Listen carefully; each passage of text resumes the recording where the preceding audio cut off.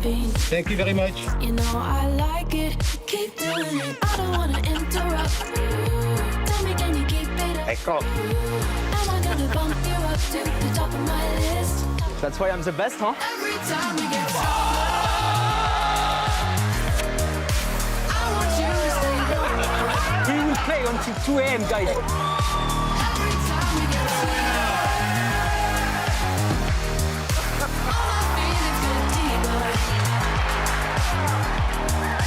Every time we get sweeter. Stamets takes the win here in Barcelona. Jason Mercier, he went with his instinct, he made the call.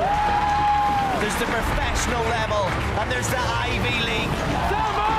Sebastian Pauli coming to terms with what he has just achieved. Nicky Corrin has done it! 2 main event titles! Sebastian Malletz has gone from poker fanboy to poker champion. This is why people love the EPT.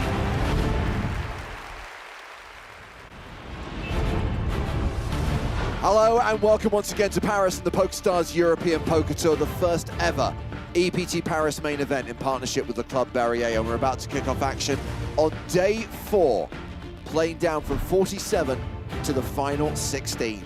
2 more days of coverage after this, Saturday and Sunday. Please do get involved. Use the live chat at twitch.tv/PokerStars or on the PokerStars YouTube channel.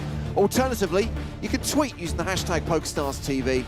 And of course, check out the extra content from this event on our Facebook and Instagram pages. I am James Hartigan, alongside me are Joe Stapleton. Hello, my babies. And Nick Walsh. Hello, boys. Thank you so much for having me today. So yes, playing down to 2 tables today, playing down to the final table tomorrow, playing down to a winner on Sunday. Plenty of action to come, and there was plenty of action yesterday.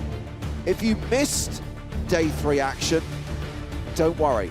I can tell you the highlights of what happened.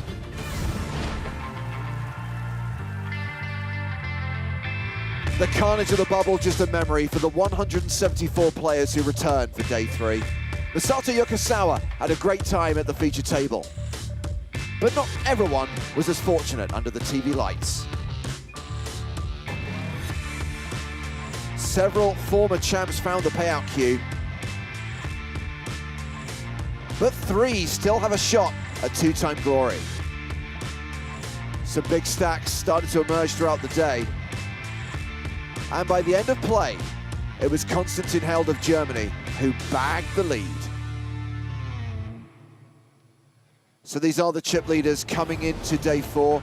As referenced, it's Held who holds the chip lead, 146 bigs, 2.9 million. Fabrice Bigot sits 2nd in chips. Nicholas Ashtet, aka Lena 900, is in 5th place. Harry Lodge in 6th, and Manic, one of the previous EPT champs, sits 7th. Daniel Wilson, a former Irish Open champion, sits in 9th. Blinds will be 10K, 20K, with a 20K big blind ante as we resume the action. And let's look at our first feature table of the day. We've got 2 former champs, Lerza and Nijinsky. Plus, we've got German pro Stefan Schillhabel. We've got online qualified Timo Campus. We've got Kenny Hallett, plus Hala Karam as well. Average stack right now is 1 million, 50 big blinds. So we've got quite a few below average stacks. We've got one of the chip leaders, and looks like cards are in the air. Looks like we're getting action underway on day 4 Just hold your cards. of the EPT main events. Let's light this candle. Are we playing or not? Looks like a slight hold up, just waiting for the okay from the tournament staff to begin the action. I guess the key question, guys, is there's 5.5 levels on the slate for today. Will we get to 16? I say no. Yeah, it feels like a stretch today, but you never know what happens here in Paris. Clock is running now. Obviously a huge field, 1,606 entries. Total prize pool in this event of 7.7 million euros, with a first prize of 1.17 million. But a lot of entries means a lot of chips in play, and yeah, 5.5 levels might be enough to get to 16. Maybe we fall slightly short of that target, but we will not play beyond that point. Tomorrow, of course, we do need to get down to a single table, whether that is a 9-handed, 8-handed, or 6-handed table, TBD. Moonchild's excited, watching on YouTube. Woohoo! A Belgian guy at the table. That'll be Kenny Hallett, who I think Griffin referenced yesterday was the World Series of Poker main event final table the year he was at that FT. Yeah, very cool. Griffin had to find a way to flex somehow, eh? Well, I mean, we've got the guy who won the Irish Open the year before he did, a guy who was at the... he just, you know... 6 degrees of Griffin. He does have a fair few results. He does indeed. I'm only joshing. Hello, ace-9 suited. So Hala Karam took some time away from poker, came back when she played EPT London last year, enjoyed the experience so much. She's made the trip to Paris. Piotr Nijinsky, winner of EPT Barcelona 2018, folding 7s to the raise. Okay, keeping it snug there. Doesn't want to come along with the smaller pocket pair. Hala here, give me Audrey Hepburn vibes with those cool glasses. And a raise and a take it. First hand of the day, hand number 1 is over. Mad respect for Hala. Yeah, those pocket 7s are just like, I don't want to get squeezed. I don't want to be in this pot. I'm not going to try and flop a set. We're just going to wait for a better spot. Obviously, we got those deluxe blind levels in play, guys. Still playing a 90-minute clock at this stage of the tournament. So still an hour and a half to go until we take the first break of the day and increase the blinds. Hashtag Grafton Deluxe.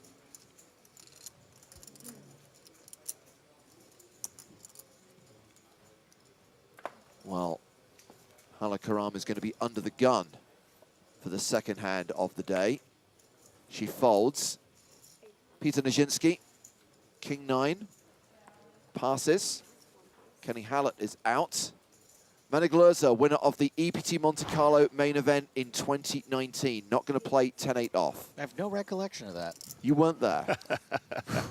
You still met him at the airport, though, right? Finally. Yeah, I felt terrible about that. I was like, see ya, gotta go. And then he's literally right behind me at the airport. I love that story. That was, I think, the last final table that, like, went into the following day. Yeah. You know, not like a 1 a.m. finish, but like a 5 a.m., 5:30 a.m. finish. Was that my EPT debut as well? It was. It was remote, but it was still my debut, I believe. Yeah. Joining us live on the line from Brighton, and we had the traffic noise to prove it. And the seagulls, exactly, yeah. But have since upgraded the setup. Still get the occasional seagull squawking in, but that's all. It's all part of the atmosphere of the stream. So Rodriguez completed in the small, I'll and do the other a little bit because it's quite a big table. Campu's decided to shove for 35 bigs, got the fold. We've got the yellows, blues, and greens in play today. The 1Ks, the 5Ks, and the 25Ks. And a reminder of the prize money for the top finishers in this event. Now we are down to 47 players. Obviously, we're a long way from a min cash. Everyone is currently getting paid at 21,450 euros. There'll be a money jump when we get to 39.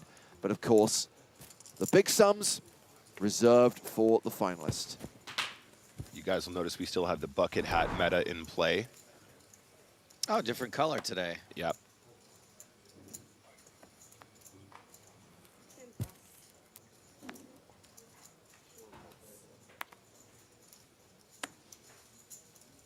King Jack offsuit for Manic.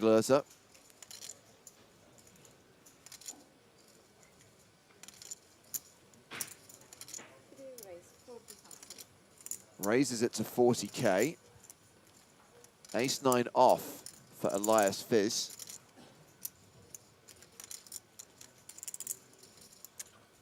You do expect Manic to be opening a little bit wider than this. But do you really? Yeah. Yeah, I think you're right, Joe. The spot exists there, but at this stage in the tournament, I think people kind of treading a little bit carefully with their wider 3-bets from those positions. Yeah, especially with so much action behind still. Yep. Ace-9 off. Exactly. Ugh. Hala Karam has defended her big blind, and we have an Ace-10-6 flop. Oh man, where's Ace-9 now? Whoops. King high still ahead. Yeah, I think Manic's got a really nice continue here with the gut shot. Gonna get so many folds on ace 10-6. He can bet so small in this spot too. 33 big blinds effective.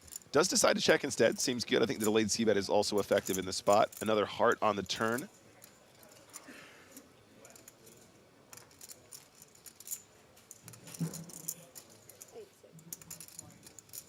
The time is now. Is he checking for hearts? I have no heart. Well, that ace-9 was going to have a heart in it, didn't it?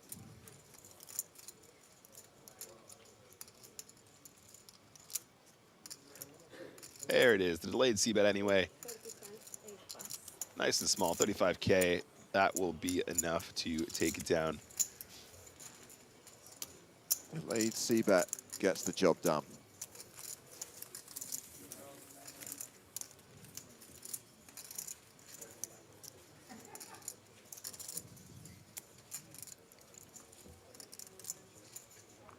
What a handsome lad. Love me some Manic. A lot of bad lookalikes coming in for Hala. Deandra Reynolds, Nastasha Kinski. Actually, Natasha Kinski's a decent shout. Who's that from? Silgarth, said Nastasha Kinski. Silgarth, you earn 10 points that have no cash value. Cool. 10 points for Gryffindor.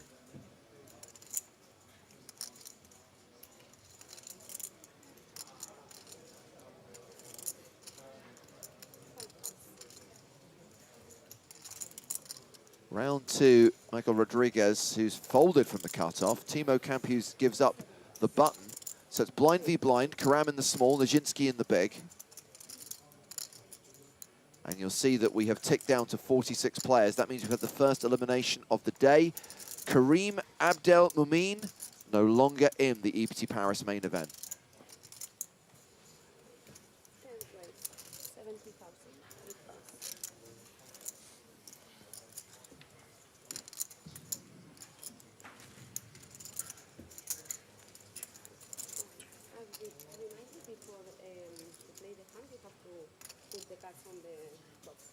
So, of course, the shot clock was brought into play at the start of day 3.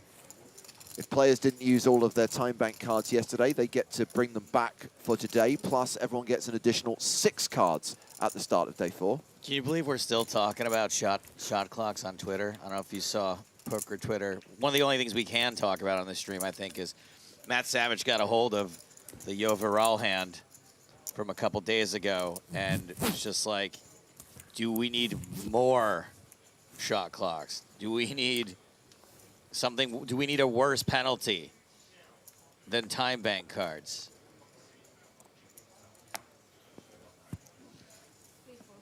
Shout out to Carrot Corner. Thank you for the raid. Always a pleasure, sir.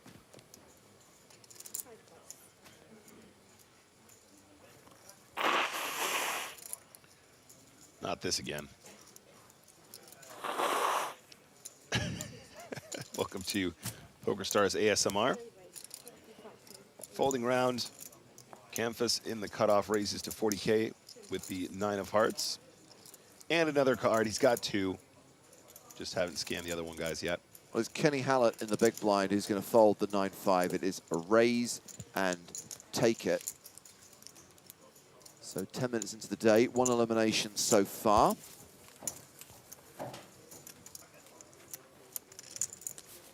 So the deal with Yovaral, right, is that he just takes bloody forever over every decision. Yeah, and there was one hand where he had the clock called on him 3 times before the shot clocks were in play. Right. I don't know, man. Like, obviously, I don't love the long tanking, but the people who like it's ruining poker, there's only a few people that do it. If everyone did it, yeah, it would be bad. I don't know. I just don't know that it's like as dire a situation as people make it out to be.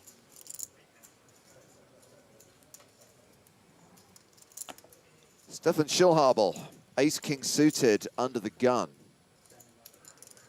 And suffice to say, he is going to open with a raise to 40,000. Ace-Jack for Rodriguez. Let's see, Schillhabel opening a 30-some-odd big blind stack. It's not like he's been super active so far.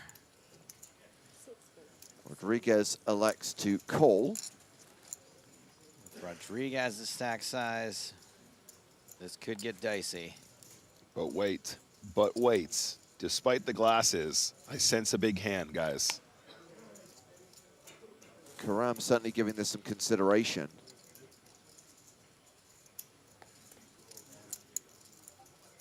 We've only seen one of her cards, 9 of diamonds. I mean, can that be anything besides 2 9s? I feel like it's got to be 9s.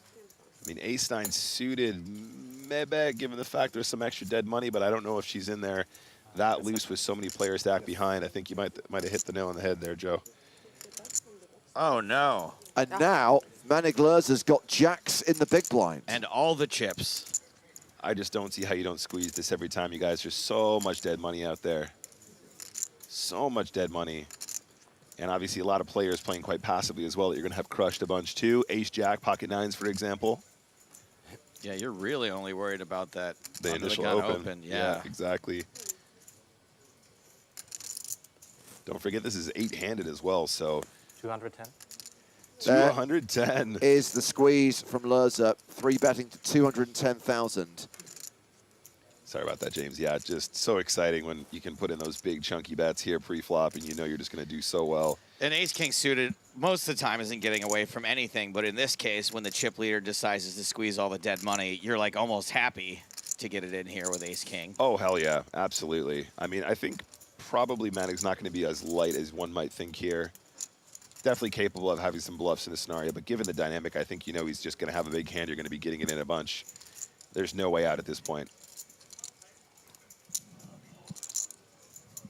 Stefan Schillhabel here with just 33 bigs behind, guys, as Joe's already mentioned.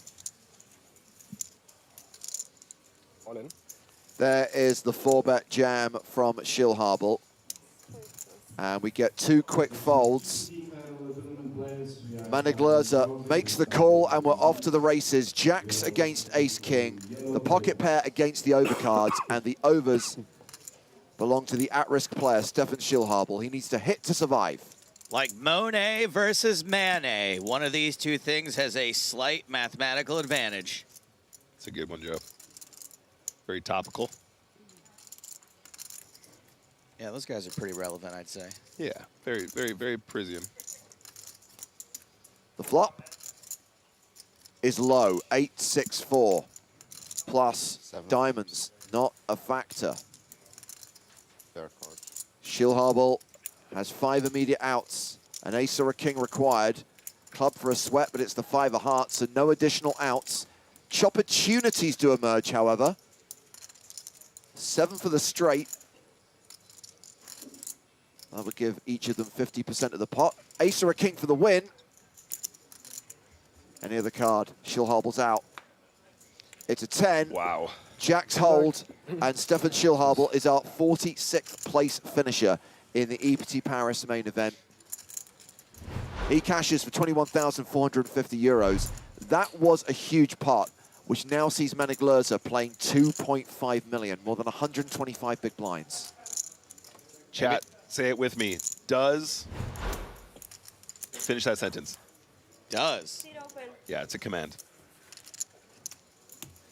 Last time it cost somebody to get their timelines. Yeah, progressive timing.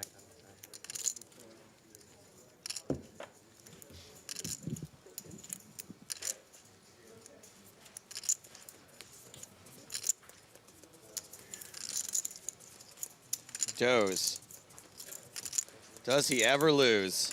There you go. So, Does he ever lose? Robis watching on YouTube asks, is Lerza the new chip leader? Well, I mean, Konstantin Held started the day with nearly 3 million. Obviously, we don't know what's happened to Held during the first few hands of the day, but Lerza's That's some suggestions like on Twitter. where definitely people going to be advocate contending for time- the chip lead right now. Time tanking issues. If you use a time bank, your cards will be shown no matter what. Yeah, I follow that discussion. I like it. It's Might be hard to like. Might create some discussions and tension at the table there, but in a way, like, not against. Against it. I think the more cards are shown, the better. Yeah. Especially in cash games. Yeah. Yeah, cash games, like, you never, like, how often do you see some of these cards? 6 plus. 7 raise, 4. So down to 45 players now. 2 bust outs so far in the first 15 minutes of play. 10 plus. And we have an opening raise from Timo Campus, an accomplished player, but he managed to qualify it for this event, I believe, via a Like 530 showdown, sat. like a guy would show 1 card for top pair, all the guys like, look, I can't win. Like, Exactly. and then mucking, like, okay. I feel like that should be introduced in tournaments too. You don't have to always show all of it.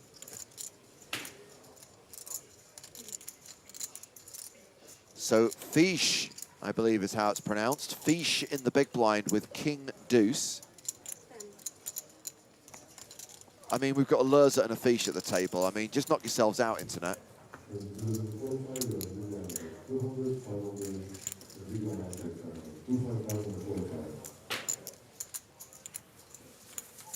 So our feature table today is table 1.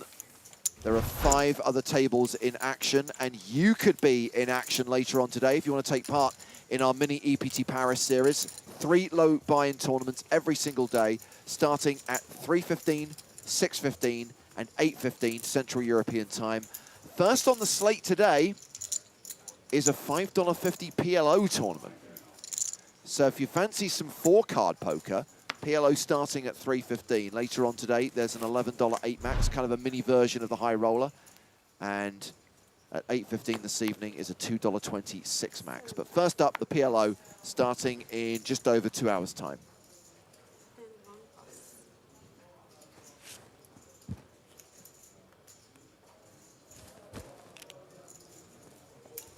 So Manic here now, 126 bigs. Yeah, With the 6s on the button. Monster stack. I know that we have people occasionally telling us how they're getting on in the mini EPT tournaments. We had one guy boast about his trophy recently, because you do get a trophy for winning a mini EPT. Nice. This time around, when we have the mini main on Sunday, Yeah. I would love it if whoever wins that, whoever gets the EPT Monte Carlo package, gets in touch and lets us know. Because if we're going to try and have an online qualifier that we can get behind on the Monte Carlo live stream, it would be awesome if it was the person who qualified via the live stream we did from Paris. Yeah, especially if it's someone that's a regular viewer. Obviously, you know, these events are open to anyone. We hope it's mostly our viewers taking part. But if it just so happens to be someone that's been watching all along and that we can easily let us know, that would be great.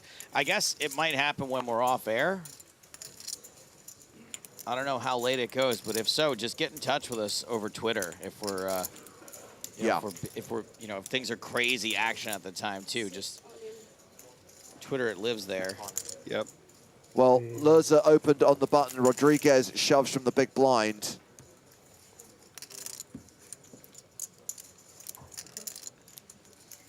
And I guess Manic has a decision here. 290,000 to call. He has made the call. It's a domination situation. Rodriguez is at risk, but is way ahead. Man, Lurs is running hot right now. I'd be watching this hand through my fingers covering my face.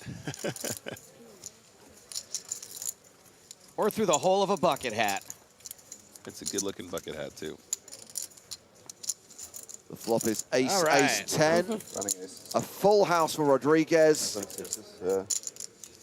And I'm guessing a 6 must have been folded, because apparently there's no way Lurza can make quads. So to double up for Rodriguez, Lurza back down to 2.2 million. Still has close to 110 big blinds. Rodriguez now playing around 35 big blinds. Average stack right now is just over 1 million.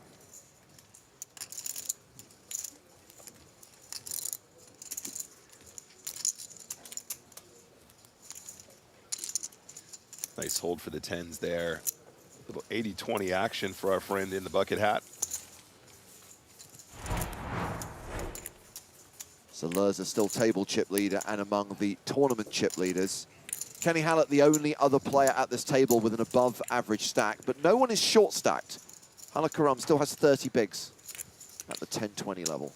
I know that loser doesn't mean, isn't that close to the word loser in German, probably, right?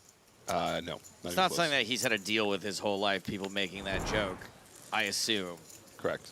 I'm sure once he started playing poker and people mispronounced it and he was surrounded by English speakers, then yeah, I imagine he has. Do you have like any choice but to become a winner at that point? So just like when people make the joke, you could just be like, well, actually, here you go. Here's my box full of trophies that I left at Nick Walsh's house. Right. Yeah. Oop, did I accidentally drop my ATM receipt on the ground? Holy, it's printed in landscape instead of portrait. Loiser actually means solver. Is that real? I'm not sure. People are all saying the same thing. That's actually hilarious. I actually had this concept. So me and Manic are friends. He used to live in Brighton. I had this concept that me and him would do a stream together, and it'd be like a podcast or something called The Biggest Loiser. But that's kind of more of an American reference. I don't know if that lands quite the same, but maybe one day we'll figure something out.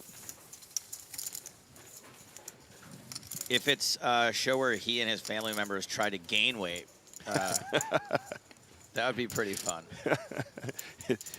Manic enters as many poker tournaments as possible and tries to lose, but simply can't. Right. Enter a tournament and bust as fast as possible. Oh, final table again. Damn, this isn't going well.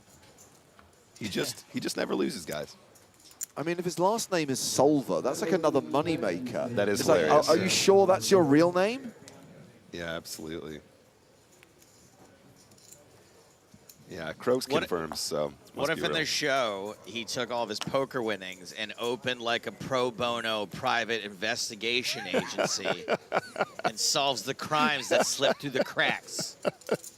The biggest solver. The biggest solver. I can tell you that Channel 5 are always looking for new ideas. Well, unfortunately, that's not new, is it?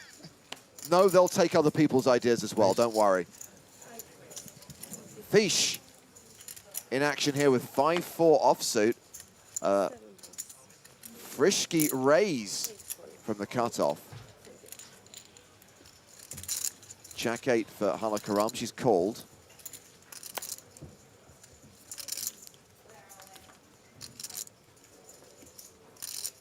And it's Jack 9-6 on the flop, so she has top pair. And she's going to lead. 25K into 110K. I like a good lead with top pair every once in a while, mix things up. Sure. I mean, this is an interesting one, though, because I think if you're an accomplished player, you can just go ahead and float here with almost any two.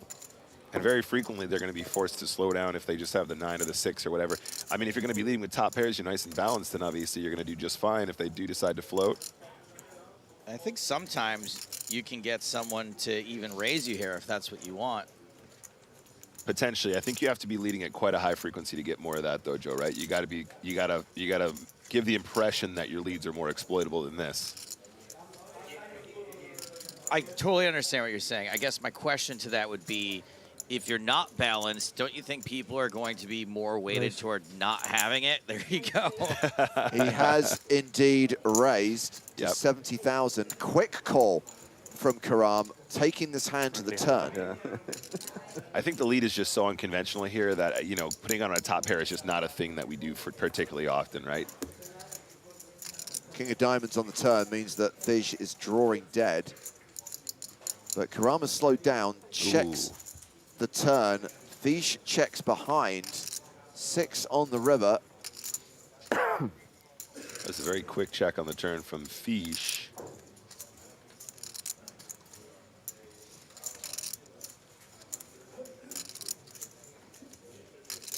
She considering a blocker bet. There was a little glance there. Nope, takes the check. Minkonomics says Fish has got that first-person shooter action hero look. That's true. I'll allow it.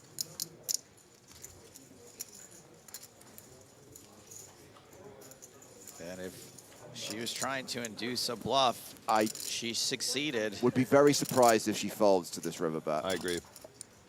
125,000.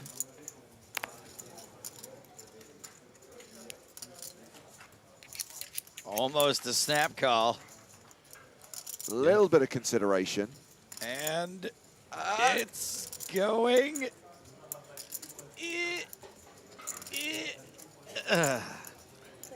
Oh, the instinct is to call. Go with the instinct.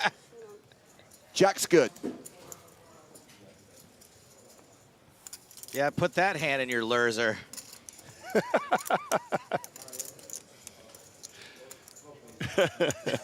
Perfect, mate. Perfect. Yeah, such an unconventional line from a player with a Jack-8 here.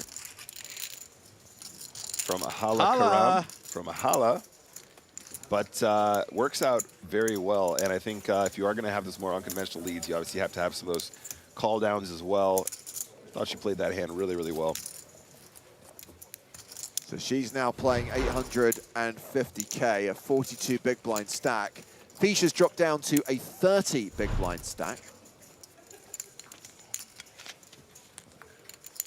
I wonder if she leads with some gut shots and stuff like that as well there, Joe, just to balance it up. That's the big question really in my mind, which is why I think maybe we see the raise, right? He's really trying to punish the gut shots that might lead in that scenario. Yeah, and like I was saying, I think when you're not balanced there, that you're going to be not super strong most of the time. Right. Even a top pair, not great kicker, I think is probably the top of most unbalanced leading ranges there. Yeah, correct. Yeah, that's my interpretation too. Kenny Hallett with aces has raised to 45,000. Manic Lurza, Queen Jack of clubs. Has he called? Not yet.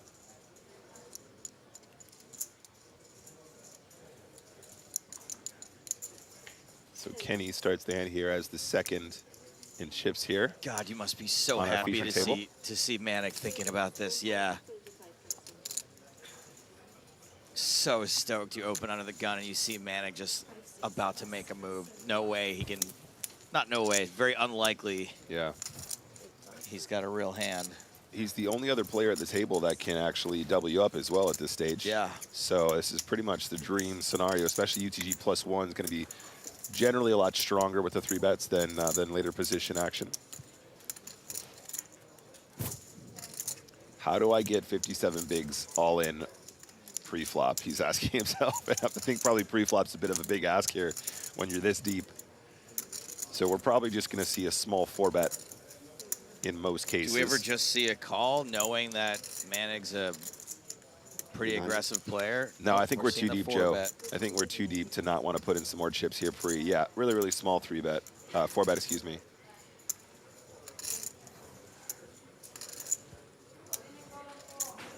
Whoops. Yep, that's the size we would expect. So 250, yeah, it's just over a 2x. It's like a 2.25x 4-bet.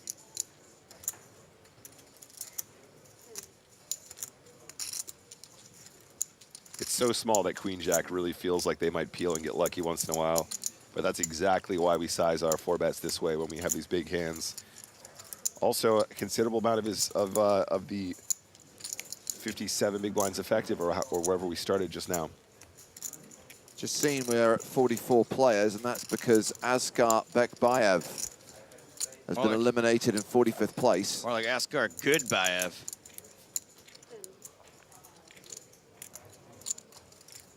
Well, Lurza has already played one time bank card and finally reaches the decision to fold. I'm going to have to give him the speech. I didn't want to have to do this. Uh-oh. And I appreciate that occasionally we riff on the appearance of the players at the table, so I don't want this to be a case of the pot calling the kettle black.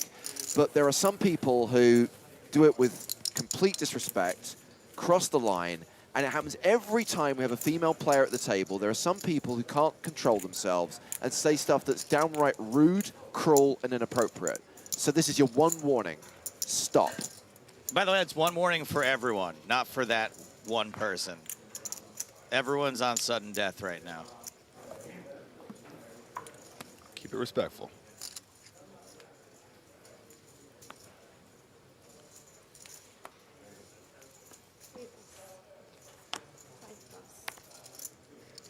Folded around 6 plus to the blinds. Pearson Ajinski in the small has Jack 3. Give him a walk. Give Kenny a walk.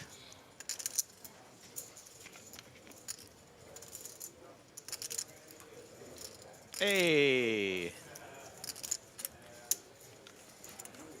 Yeah, Kenny had a decent hand. Ace-8 in the big. We'll see it on TV. You'll see it on TV. I love that people still use that line. It's right up there with I won't million.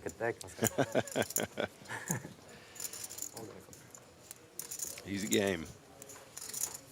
Too shallow.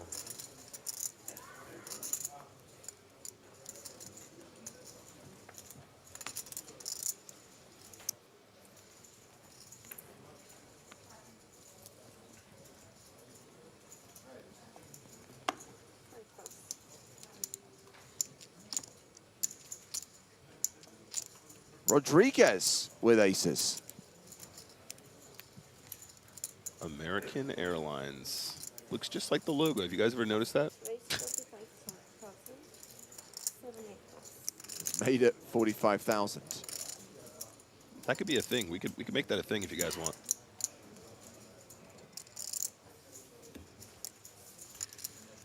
Krasinski, we've seen him be a little bit on the tighter side with his pairs thus far, but having absolute position, looks like he wants to come along and play some cards. It was Nerzinski who folded the 7s, correct? Yeah. Oh man, another hand for Lerzer. So, You know how much you have? yeah, he's asking how much Nerzinski has here. He's got about 29 big blinds behind. So Manic might be tempted to put a squeeze on here, especially after Nerzinski puts in that extra dead money that he knows he's probably going to get mountains of folds from.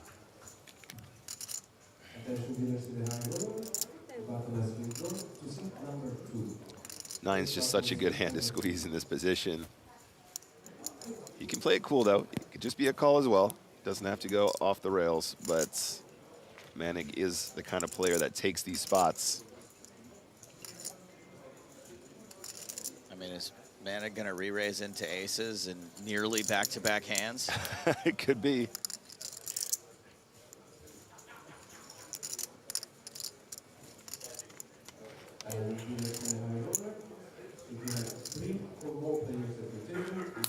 All in. Oh, he's all in. Oh wow, that is not just a re-raise. 6 all in. That is a running face first into a brick wall. Uh-oh. And suffice to say, 5s fold, but Rodriguez calls all in with aces, and we have a 1.5 million chip pot.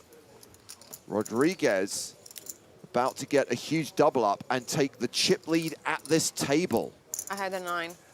Don't say that. Tell that.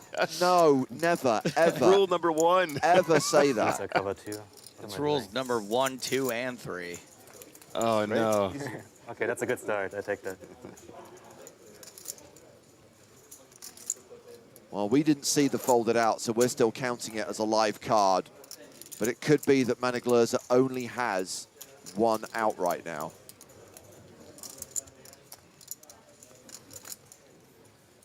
Now he has 0 outs. And that is going to see Rodriguez double up to more than 1.5 million. He's got a 75 big blind stack. Manic Lerzer no longer among the chip leaders. Drops down to 1.3 million. He's playing 65 bigs. I mean, don't get me wrong, that's still a very, very comfortable stack. But obviously half what he had an orbit ago. Sure. I mean, you can appreciate the move here, guys. Like I said, it's I think, in my opinion, it's a pretty clear, at least squeeze, not all in. But I think the squeeze all in is really strong, and you're just so unlucky to run into a bigger pair there, right? Especially for that effective stack depth. Yeah. If there's anybody that knows these spots, it's Manic, so I default to his knowledge here, and I think we're probably seeing what was a very well-played hand, just an unlucky setup.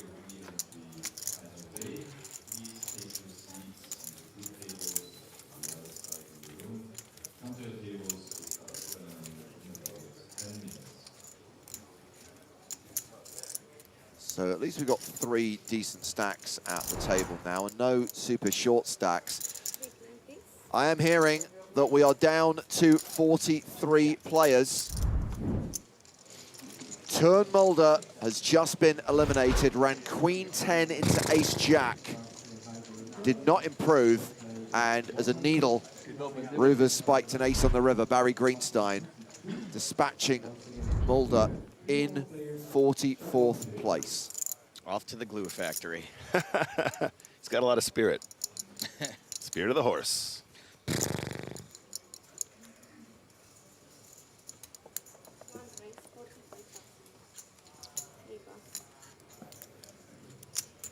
Kenny Hala has raised the button with ace-3. Elias Fish is going to defend his big blind with king 10. It's a fun hand to defend. Hey. 10-6-5, top pair.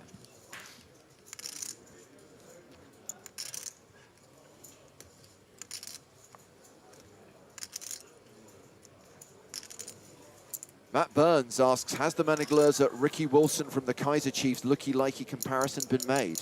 I haven't seen it. I will allow it. That is a solid bad lookalike. How do so many people know what people from bands look like? He's done a fair amount of TV, right? Was he a judge on one of those talent shows? Yeah, he was, yeah. Was it The Voice? I want to say it was The Voice, yeah. Yes, what else would they be judging other than a voice? Was it the UK version of The Voice, or was it like an American version of The Voice? I would assume the UK. You wouldn't put Ricky Wilson I from don't the know. Kaiser Chiefs on I don't American know. TV? I've got a weird vibe.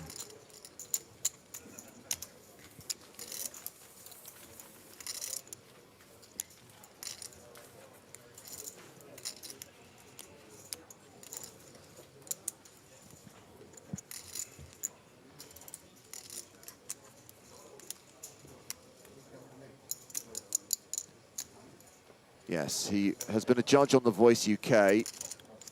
Oh, apparently he was in the most recent singer of The Masked Singer as Phoenix and finished in 2nd place. Oh, wow. Unbelievable. Kazcap is asking, Nick, shouldn't Lurzer be aware of a tighter under-the-gun range given they are raising into his big blind? Now, I have a follow-up question for Kazcap. Are you asking Nick as analyst or Nick as Manic's friend? A bit from column A and a bit from column B. Anybody that knows me knows I will be heavily biased when I answer this question. No, I think generally speaking, it's fine to get in there. And it's just nines is such an overwhelmingly strong hand. You want to really maximize folds there where there's so much dead money and the chips become so much more valuable the closer we get to the money. Of course, the under-the-gun range is going to be tighter, but not so tight that nines isn't going to be a slam-dunk profitable shove every time.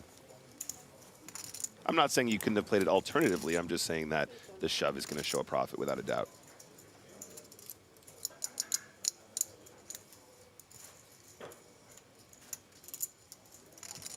Hallard opening here, 10-7 suited. King Jack and Ace Jack. King Jack in so far. Fige in the small blind. Raise 165. Raise 165. That is a 3-bet. That is a squeeze from the small. And 2 folds.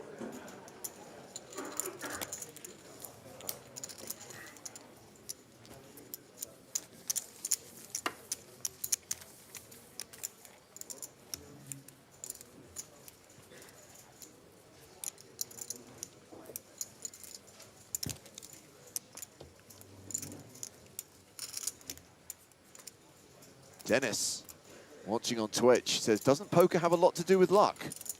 Yes. Sure. Thank you for your question. Yeah, it just seems weird. We keep getting these people, the same guys keep winning these EPT titles. Super weird. Do we still have two potential two-time winners, correct? Still in the field? Three. Three, in fact. So you've got Nijinsky. There he is. Lurzer. Yep. And Frederick Brink, nay Jensen. That's correct. Yeah, I mean, sure, plenty of luck in tournament poker. Absolutely, you need to run good to win tournaments. But these guys are fairly consistent in their cashes. And if you cash consistently, you can make a profit. You can do very well. And it looks like these guys are on track to potentially win another title, not just another big cash.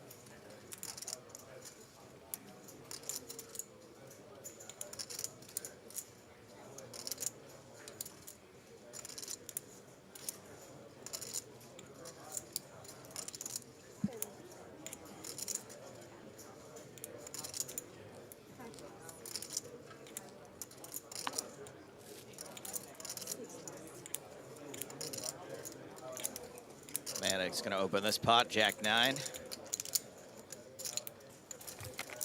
And we're going to see a defend from Camp Hughes. Hey, Nick, isn't Camp Hughes the place where you lost your virginity?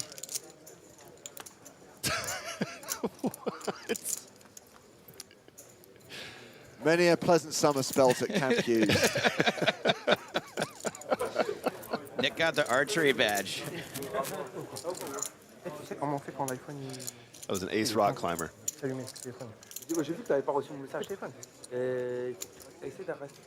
Check, check on the flop. Wheel draw now for Camp Hughes.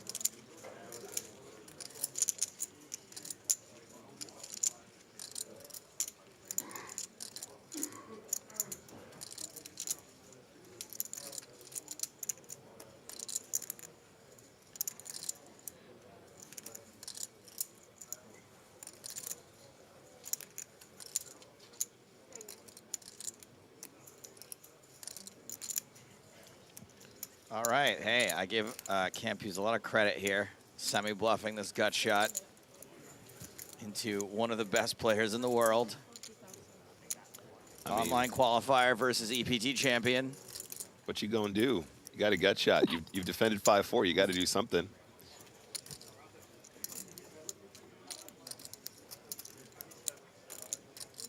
Loser with his own gut shot. Let's it go. The bet gets through. Rick Van der Breggen, watching on YouTube, says in the top right of the screen, I get the 42. What does the 1606 stand for? So you get the 42 as the number of players remaining. 1606 was the total number of entries. So it's 42 of 1,606. I think John Delano's right. I'm glad Nick's mom wasn't here for that joke. Quite right. Quite right, Joseph. I'm not sure Lisa would appreciate that one. If Nick's mom is that easily upset, I would recommend that she never watch this stream.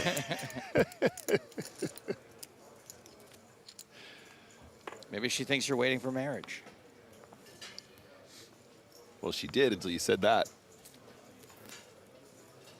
I guess she's not sending you this summer, is she? Canceling the booking now. Anyway, hand number 17, Manic, King 5 suited in the hijack. I think there's a good chance we're going to see a raise here. The good news is it's not yet March, so she gets the deposit back.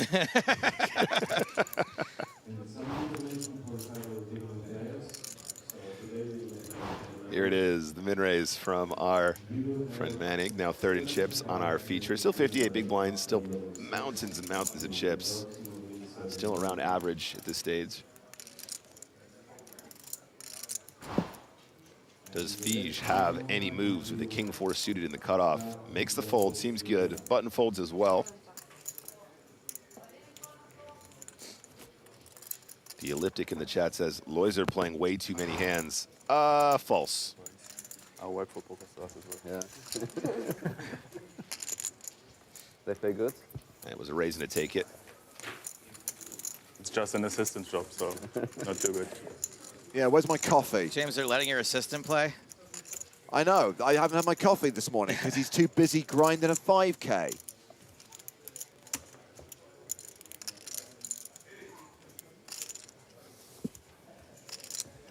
Je kan hier staan, hè? Je kan hier kijken. Oh, ga je spelen? Je kan kijken op de spel.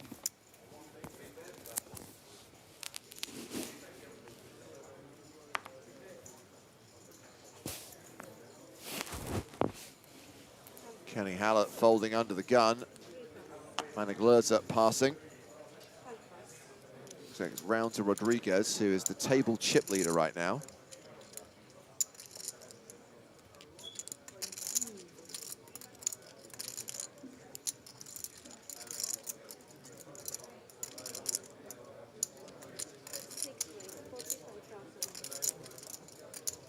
Rodriguez raising with ace-deuce. 45,000 is the bet. Kings for Campus on the button. Let's go. So guys, Campus here with about 41 big blinds. I think that rules out any trappy scenarios. Down to 41 players. Another elimination from the outer tables. Chao Fei Wang gone in 42nd place, cashing for 21,450. Wait a minute, what's going on here in the big blind? I believe the big blind has folded. I don't know, it looked like he was reaching for chips. No, he's folded, okay. Yeah, never action mind. is back on Rodriguez. That makes sense. Sorry, it looked like he was counting out a call or something really weird, but Campus has put in the 3 bets. I think the only circumstances where we'd see Campus flatting off of this kind of effective stack depth is if he thought one of the small blind or big blind players were really short, might put in a looser squeeze. Again, at this point, I don't think people are squeezing that loose with shorter stacks. They're very sensible, aren't they? Look, so I think it's not just a just 3-bet that scenario. either, and no offense to Campus, online qualifier. They're going to play a little more straightforward, a little more honest. Just to be clear, guys, because obviously, yes, Campus won his seat online. This is a guy who crushes live and online. Okay. He's a pro who won his seat via a 530 Got it. satellite. Okay, fine. I'll take that out of the equation. But still, I agree with Nick, is the whole point I'm making. Thank you. Thank you.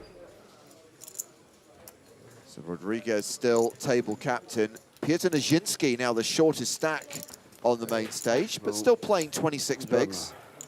Blinds going up in 45 minutes time. That's when we'll hit the first break of the day.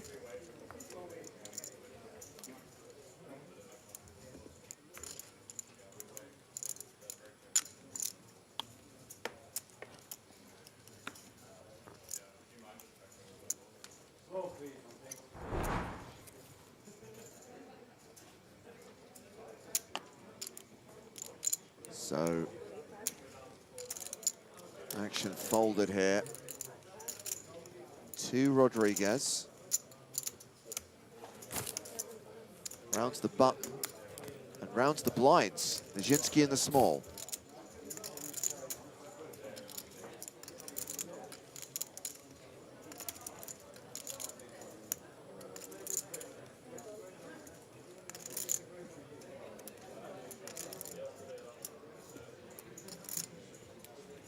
Jack 3 calls. Queen 10 for Kenny Hala in the big. And he checks his option. And we have ticked down to 40 players. Another elimination. Queen high still the best hand. I'm hearing that it's Carlos Ribeiro from Brazil, who's cashed out in 41st place for $21,450. Ribeiro exiting the arena, and we are down to 40 in the main event.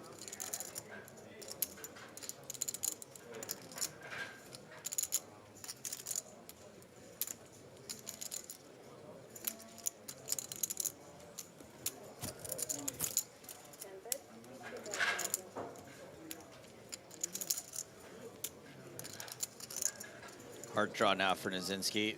Bets 55,000. So this is exciting news that I've just seen. I know we've got a hand in progress here. Well, actually, Kenny's just folded the turn. Danio, specifically talking to you, Nick, because obviously you live in Brighton. Yeah. Sky Poker, which also lives under the Flutter umbrella, is running a Sky Poker Tour event next weekend in Brighton. Yeah. What are the chances of an appearance from yourself? Poker legends Tony T.K. Kendall and Neil Channing will be in attendance. It's, again, this is going to sound so entitled. That's the weekend we're in Vegas. But otherwise, I would go. I would go. I have not been to a Sky Poker Tour event in years. Yeah, me too. And I would quite happily do a weekend in Brighton. And if Yeah. you were going to go as well, Yeah, I'd happily do it. I mean, there's a 0% chance that you would come down and I wouldn't accommodate you 100%. Poker, nights out, the whole shebang. And actually, you used to work with TK, correct? Yeah, absolutely. I've stayed in touch with him over the years. And of course, Neil Channing as well. Yeah, I've never had the pleasure to meet him. In fact, I probably have met him before, but he won't remember me. We didn't work together. But that sounds really exciting. Yeah, I think I will be attending that. Look, I did Sky Poker maybe 10, 12 times when I lived in the UK, and that actually equates to more hours than I've done doing PokerStars coverage because those shows were long. They were 7-hour shows. Wow. Also, I don't know whether you ever got to go to one of the SPT events, but they were a hell of a lot of fun. They're really good. I think I went to a couple at Dusk Till Dawn. I went to one in Birmingham, one in Cardiff, one up in Glasgow. Yeah, really love those events. I mean, you guys are kind of locked up already, but I think that if Sky Poker needed a team pro, I think I could be eligible. I mean, not being funny, I've seen more random ambassadorial signings in the poker industry. Why are you looking at me when you say that? You better believe I would wear that Sky Poker Team Pro badge everywhere.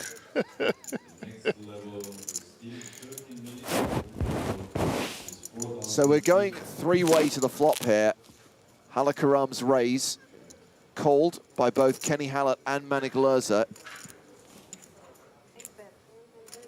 And she has continued with King High. Manic Lerza has flopped top pair. Kenny Hallett's folded.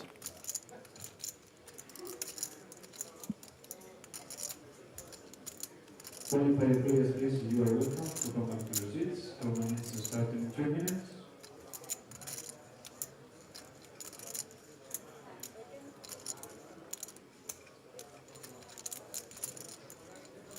Lerza calls the 100K, heads up to the turn, which is the deuce of clubs, and Hala Karam is now officially drawing dead.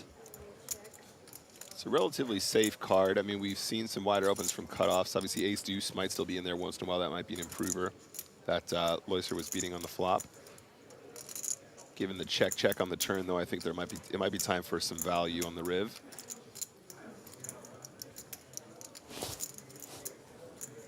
You could definitely have a hand like King Queen, for example, might c-bet this board. Okay, decides to check instead. King High's going to be happy to get to showdown once in a while, but it looks like she's reaching for chips. So 415K in there. She bets half pots, 200,000. I think Manic's just going to check call this all day long, though. Please open the bags now.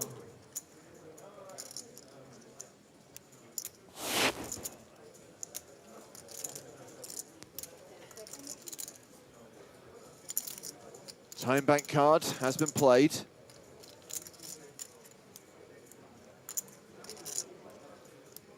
And Hala's played this in a very unconventional way again. We've seen quite a few of these more unconventional lines. Yeah, this is nuts. And putting him in a bit of a weird spot here. I don't know if he should really fold given the action. There was a quick check on the turn, and I'm not sure if ace queen misses a shot here, ace deuce misses a shot here, ace 7 misses a shot here, ace 6 misses a shot on the turn. Just seems like a very clear two-barrel scenario. Makes the call, and you're good. Another pot going towards Manic. I kind of feel Manic Lerza needed that. It's been a bit of an up and down session, and he's been on the downside for the last few hands, but now wins that pot, reclaims the table chip lead, back up to 1.7 million. Meanwhile, Hala Karam has dropped down to 20 bigs. Yeah, bit of a weird line there from Hala, this time not meriting chips. He's supposed to have like some 6s and 7s. Maybe those hands would fold. Meanwhile, we are heading to one of the outer tables where it's Frederick Brink, another former EPT champion, against Mark Ruvers. Hand has gone to the river. Brink into noise, Brink into funk. So the board is the king of diamonds, 3 of diamonds, queen of diamonds, so 3 diamonds on the flop, 10 of diamonds on the turn, king of hearts on the river. It's a straighty, flushy paired board. And Brink is betting. Ruvers checked him on the river. 130K is the bet.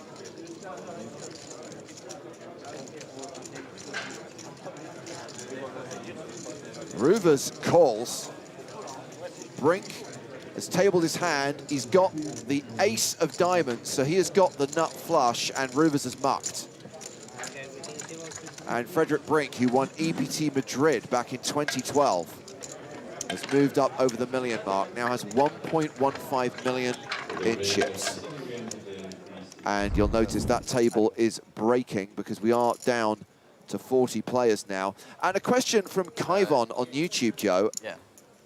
Joe, James, what was the first EPT that you two commentated together? Oh. I know what it was. It was a TV show. Oh, I know what it was too, then. Do you know what the first EPT live stream we did together was? That one, let me think it through. I went to Barcelona, but I don't think we did a live stream. Correct. And that would have been the first, that was the first stop of season 8. I remember my first one after moving to England was Deauville in 2013. Well, first of all, what was the first TV show we did? What was the That first was Madrid EPT? Grand Final, season 7. Correct, in the summer of 2011. First EPT live. Oh. Couple of top pairs here. Was it a PCA? Does that count? Oh, Hala Karam's all in. Oh. Say what? Can I have a count, please? I fear she's going to get called by Johann Schultz, who has just arrived at the feature table. Looks like he just arrived from outside. Don't mess with the Johann.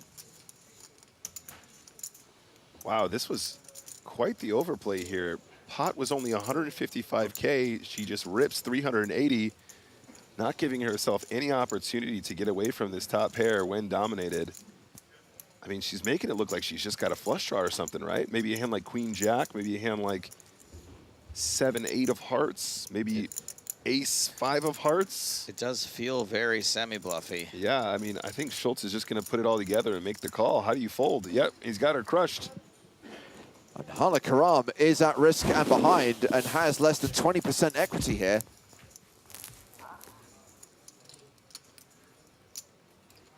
She is unlucky to be dominated in this situation, but had she played it slower, she maybe could have avoided doing a whole stack here. Just snap, overbet, jams, flop, top pair, queen high kicker. Plus all red. Needs a queen on the turn or river. Hearts not a factor.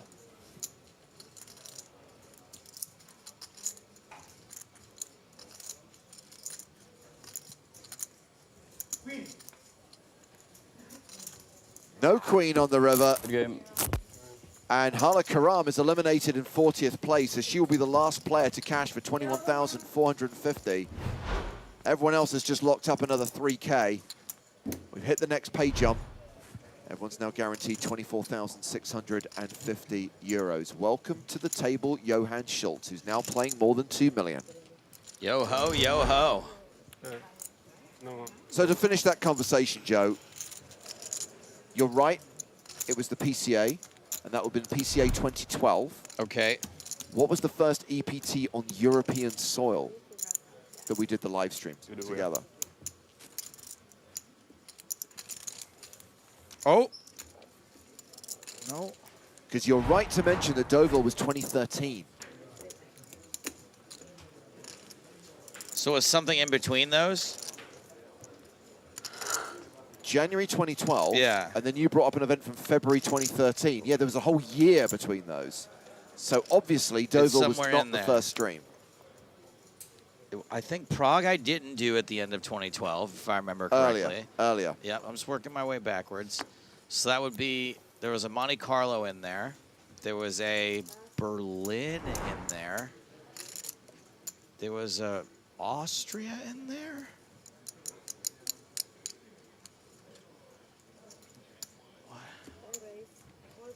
I'm gonna go with Berlin. Berlin was the correct answer. It was the Berlin Monte Carlo back-to-back trip.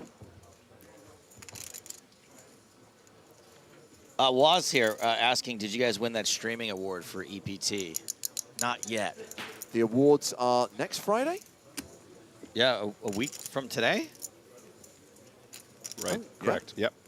Which is why you guys won't be attending the infamous Sky Poker Tour. Correct. Just to be clear, I think it would be a big ask for Joe to travel from LA to Brighton. It's a little bit easier for me. You underestimate mine and Joe's friendship. We're cool like that, and he knows if he comes to Brighton, he's gonna have a great weekend. Look, if there's a Team Pro Sky Poker audition on the line, don't underestimate. Every tournament is an audition, Joey. Every tournament.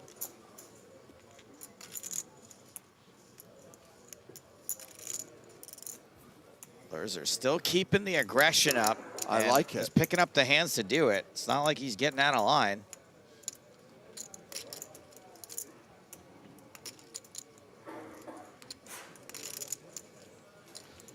Yeah, exactly. I mean, unlike some of the commentary in the chat, I feel like he's playing an appropriate number of hands, and the hands he's choosing are completely reasonable, and his methods are usually completely justified. I'm just going to throw it out there. Based on what I'm seeing today, I am thinking of invoking the Chat Pro Saturday veto. Oh, wow. But you only get one a year, right?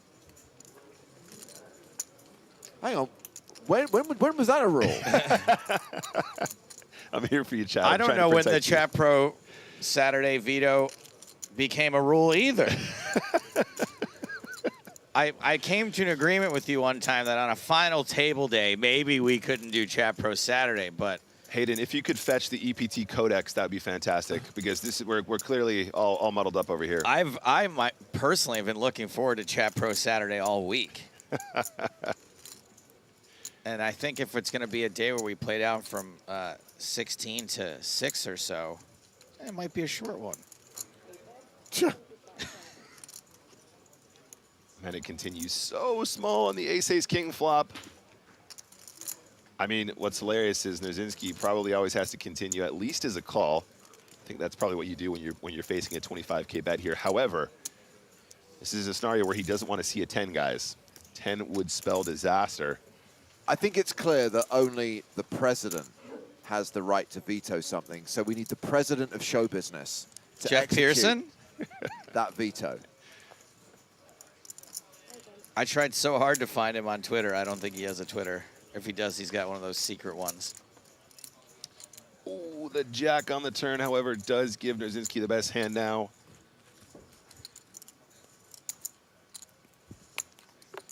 Manic has to be concerned about his opponent having pocket jacks once in a while here, as well as the ace or the king.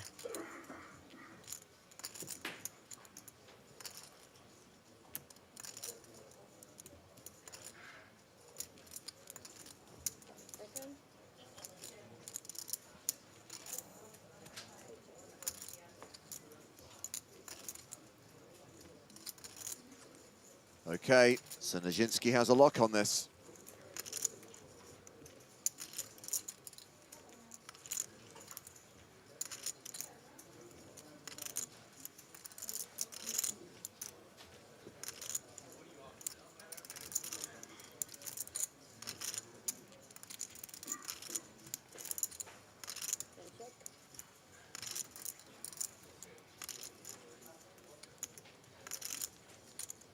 Hi, GTH. That's a nice thing to say. Don't be ashamed. We're happy to have you.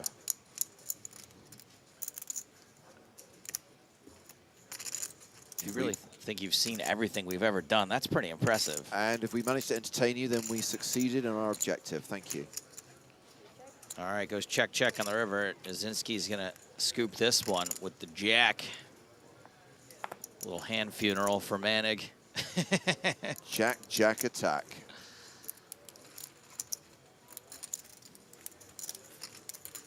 Machinio Sands says, folks, which card-playing song is your favorite? There is only one correct answer to Correct. this. There is only one correct and answer. it is Kenny Rogers. It is OAR's Crazy Game of Poker.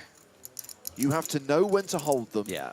Know when to fold them. It is King Magnetics, No Limit Hold'em.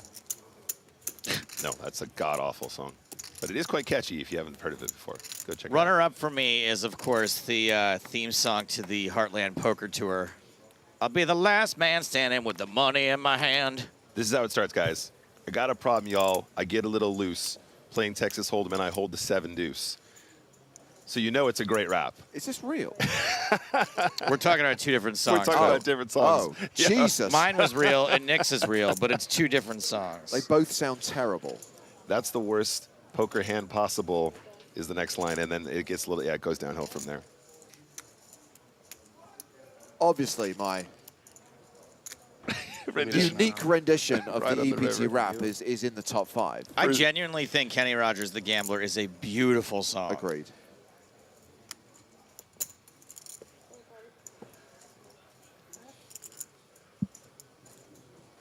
Oh, I'm so glad that there is a command on Twitch for you to auto-link to the to the rap. Ride on the river. I mean, you should have won the best broadcaster just for that. I agree. One take. Motorhead Ace of Spades is way up there too, of course. Yeah, mandatory. All right, well, we got some stuff happening here. Just over 2 million. Campuse The information. getting a little out of line with 7-6 suited is going to be up against pocket 5s and 7-4 suited somehow. And flop is 10-8-6. Does anyone actually have anything? A pair of 6s is ahead.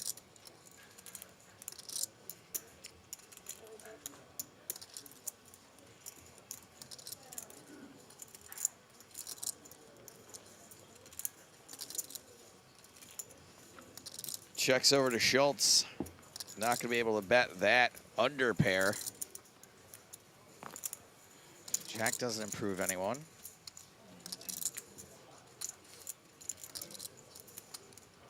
Does it check through a second time?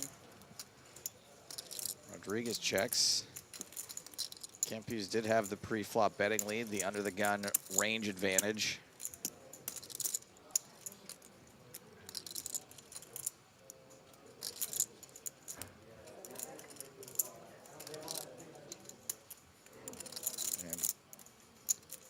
Doesn't go for it here.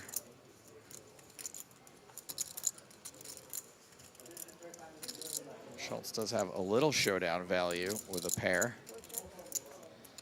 And that checks through. River's a deuce, so bottom, flopped bottom pair is going to be good at showdown.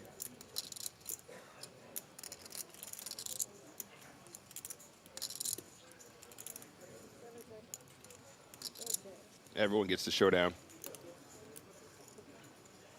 And 7-6 is going to scoop the pot. Oh. Ship it to Campus. I was going to say, how is no one commenting on this?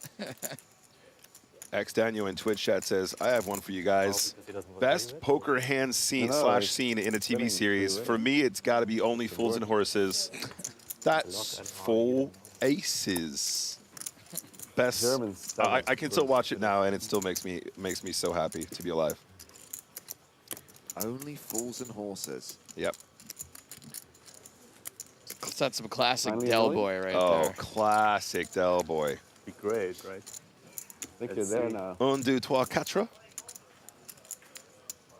Mange 2, Rodney. Mange 2, Rodney, Mange 2. I set the line at 1 orbit. I even paid my blind this time. I still have a million.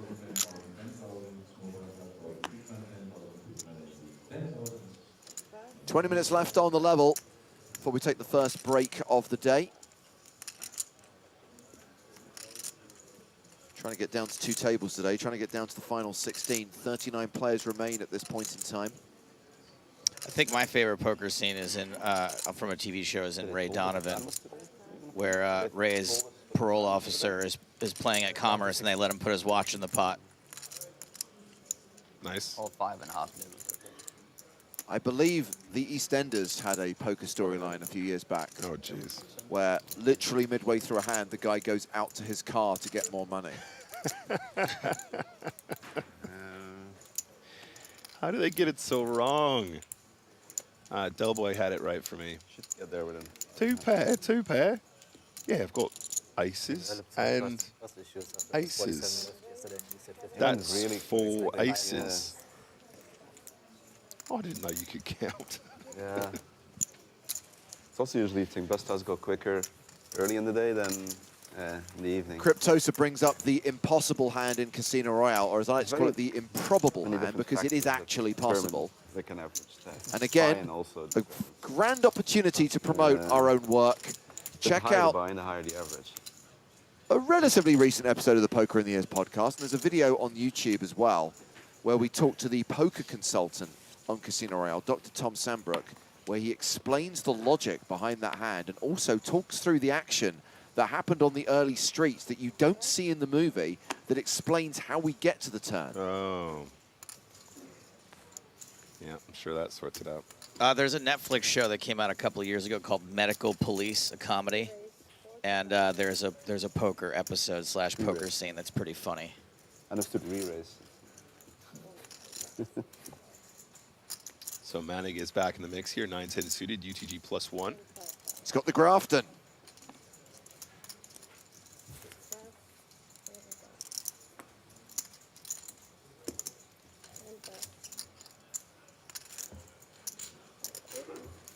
Yeah, this is 60 bit. It is above what you expect. Raising to take it.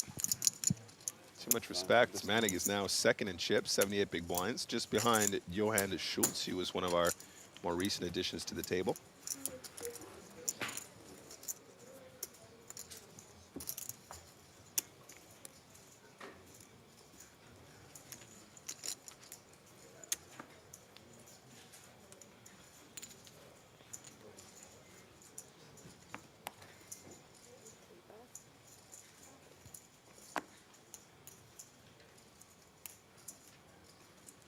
Senor Schultz going to be playing this one as well.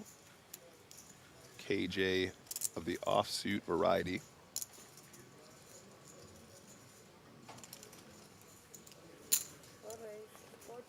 Yo ho, yo ho. Didn't we establish that there was like an attempt to reboot Kojak a few years back? Yes. And who was it? Val Kilmer? Val Kilmer is Kojak? No, it was Val Kilmer played the voice of Knight Rider. I'm going to say King Jack suited is Telly Savalas. That's Ving Rhames. Ving Rhames is King Jack offsuit. Okay. So Kenny did decide to defend his big blinds with the old 5-4 off. Doesn't really connect here, doesn't really have any hand, any draw here. So could see a delayed c-bet, could see just the direct c-bet on the flop. Got the king of spades in your hand. I think really it could go either way here. Meanwhile, Jonathan on YouTube asked, is Sam Squid playing? Sam did min cash, or min plus cash, the EPT main event. Today, Sam is one of the players competing in the 10K high roller that started in the last hour. Isn't there a mini one of those happening today also? Yeah, we've got an $11 version. It's just like the EPT Paris High Roller, but for 1,000th of the price. 8 max, single re-entry.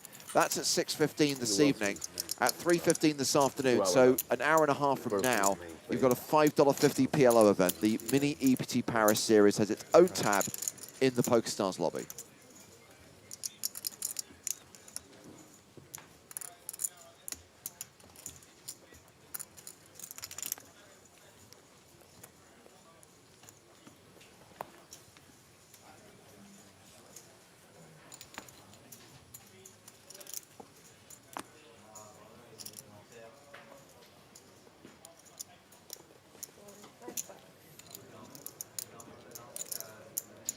Red Misty asks, does Sam have lots of money, or is he sponsored to play in the large buy-in tournaments?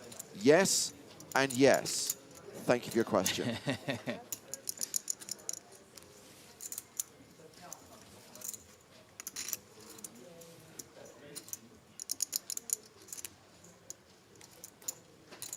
That's 10K, by the way. Sounds like it should be a fun one. I heard that 200 players have qualified for the high roller. So the field should be pretty impressive. So we got a bit of a hand here brewing, guys. Blind v blind action. Kenny decides to limp in the small blind. Manic with the 7s in the big. So Manic, of course, one of our chip leaders. Kenny with about 54 big blinds. think Manic probably does want to raise here quite frequently. Getting check raise kind of sucks though at this stack depth. But I think it's pretty normal to have a raise in this scenario. See ya. Quick fold from the small blind, and that's that.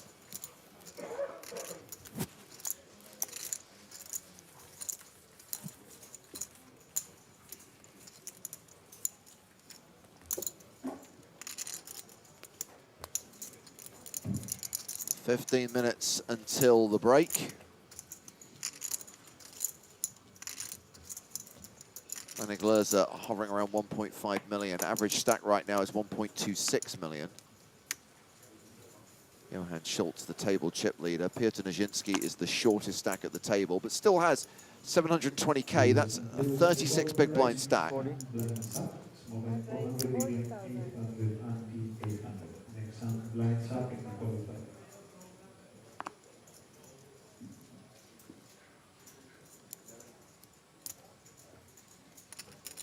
So Fish here decides to open from UTG with king queen off. Kemphius with a decision. I think I don't mind a fold here when you're facing the direct open from the UTG. I think the fold's pretty standard. In position now, ace-8 suited for Nijinsky. Fish, is in fact our shortest stack at the table now after putting in that raise.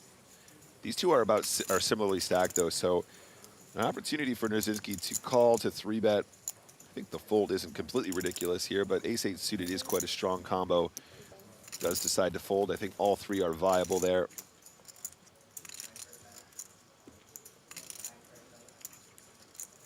We are getting very close to the final few tables, so those chips are very valuable at this stage. Round to Schultz, who has 9-7 off in the big blind. How are you not playing 9-7 here? What a beautiful hand.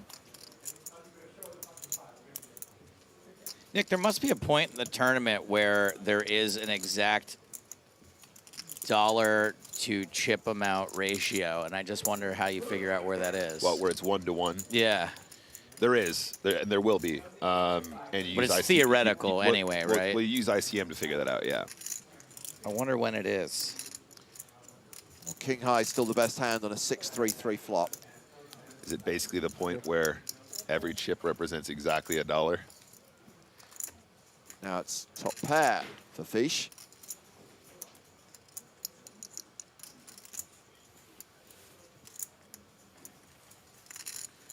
Thank you very much, Wistern, for the raid.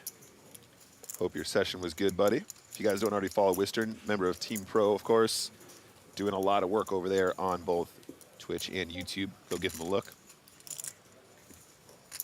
Guessing we're going to see a delayed C-bet here, and that will probably end this hand.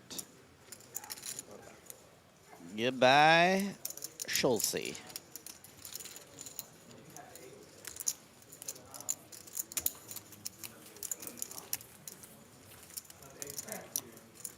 Fish hovering around the 40 big blind mark. Meanwhile, we've just seen another elimination. Sachin Joshi has been KO'd. He's the first player to cash for 24.5 grand. He was eliminated by Ben Heath.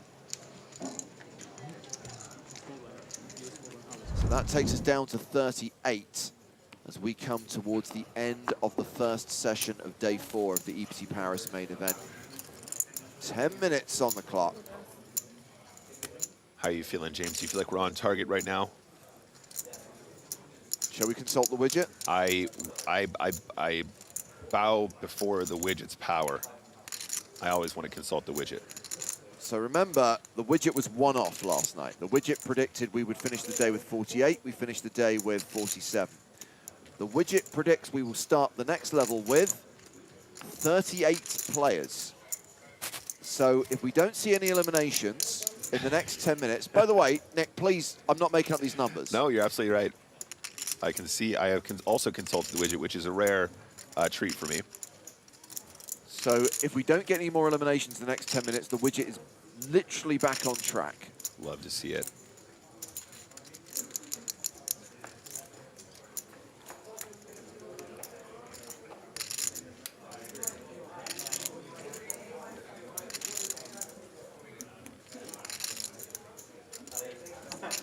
getting to the point now where we're dealing with tighter ranges, so the widget can be kind of spot on. Obviously, in the early stages, you're kind of looking at bands of 10 to 15 players. Sure, absolutely. So we arrive on the turn here, guys. Queen 5, now 86%. I think it's time to start protecting your hand, Manic.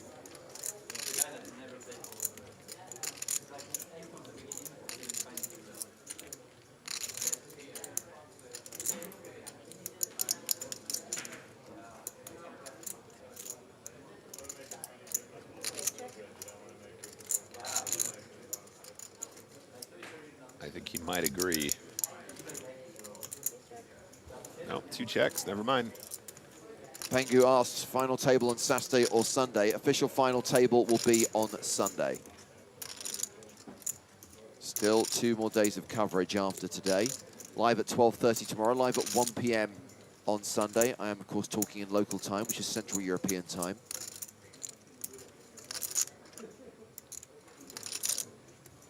If you can't do the conversion, God help you.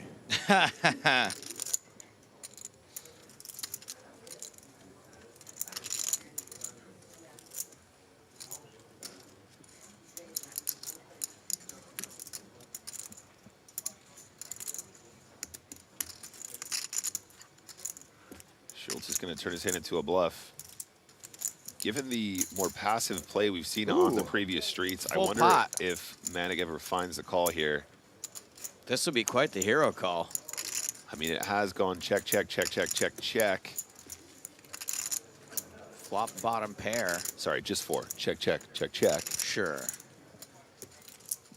I mean, definitely some 10x in Schultz's range. Certainly some 7-8 10x that was checks down.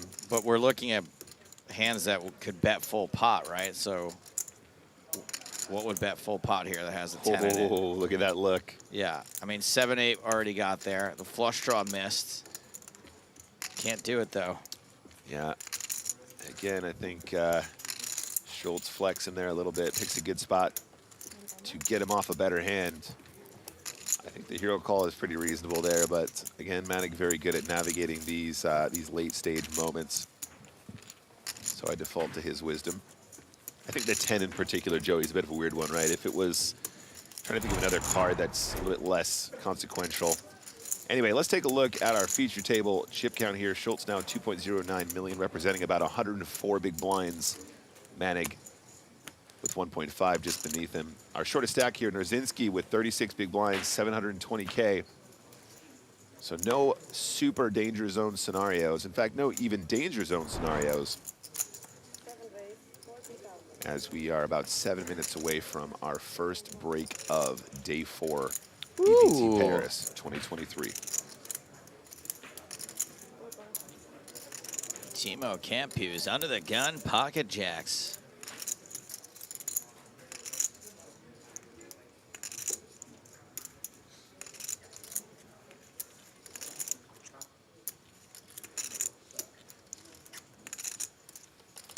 Fish with a pensive fold.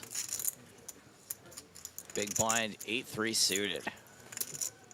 You know the rules, Joey. You got to call if they're suited. I don't like the rules. I just make them. Wait, hold on. I don't make the rules, I think. And I also don't like them. Yeah, I think there at some point it's okay to start folding some of your weaker suited hands in this position. But that big blind ante just adds so much additional, adds so many additional chips to the pot. So it becomes very difficult to get away from any hand that has any vague playability, including even your weakest suited combos. At this stack depth, though, I think you're always going to be calling with 8-3 suited, just trying to get lucky when you know you're going to be heads up. There's nobody act behind you, and you do have a suited combo. On the turn, absolutely no change. Campus still the best hand.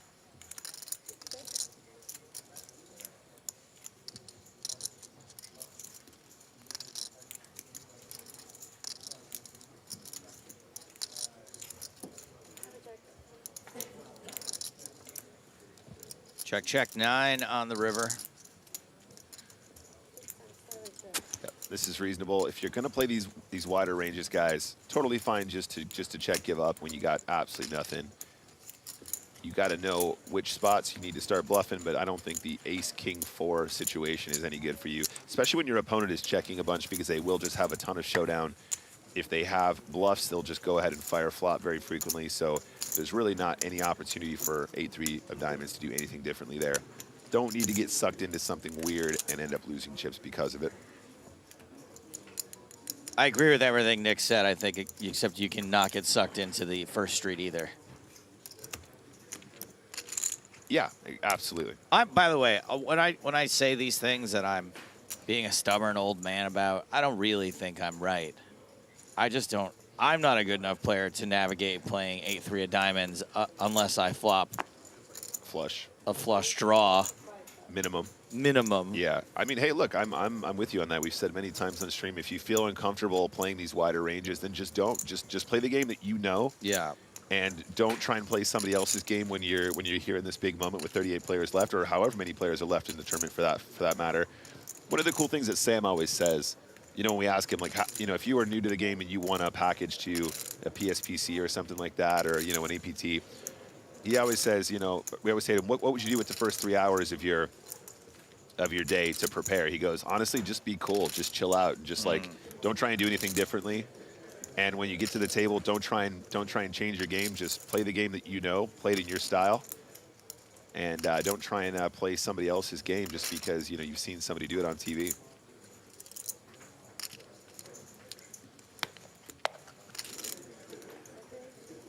So Kenny has a playable hand here. UTG +1, ace-jack suited goes ahead and opens up.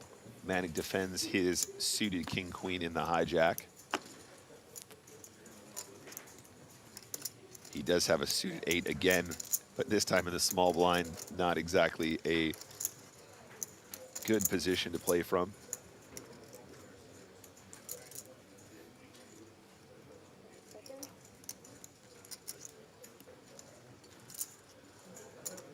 All right, Rodriguez. All right, he is going to get in the mix here.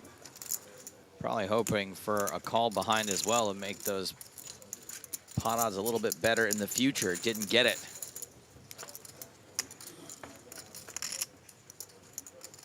And 9-4 deuce, 2 clubs. Ace high, still out in front.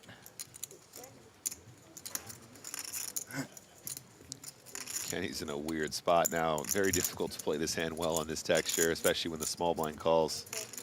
I mean, even Manic's calling the hijack can be pairs, you know, deuces, 4s, 9s, 8s, 7s, all of which really don't like to get out of the way here too often. Manic's just got such a strong hand, like, it's almost like, do you want to turn it into a bluff? I wouldn't be surprised to see a check here, but I think the bet is also reasonable when you're given the opportunity to represent. Does decide to fire, obviously gonna try and target some folds from some ace combos, maybe get some smaller pocket pairs from the small blind to fold on later streets as well, especially if the diamonds start peeling. The 10 of diamonds in particular would be really cool.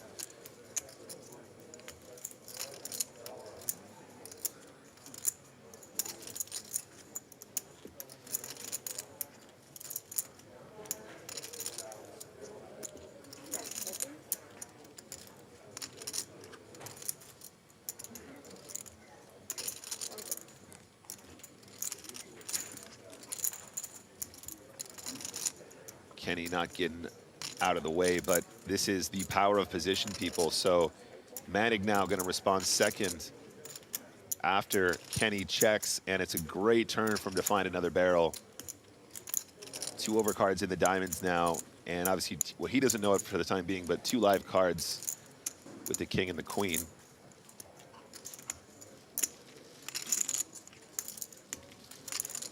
I think Manic will have more sets here. I suppose maybe that's not true. Maybe not more sets, but he does improve on the river regardless. I think given the way the hand was played, he might have more sets though. I think Kenny probably doesn't mind continuing when he flops deuces, 4s, or 9s here. Although some players will have some traps, of course.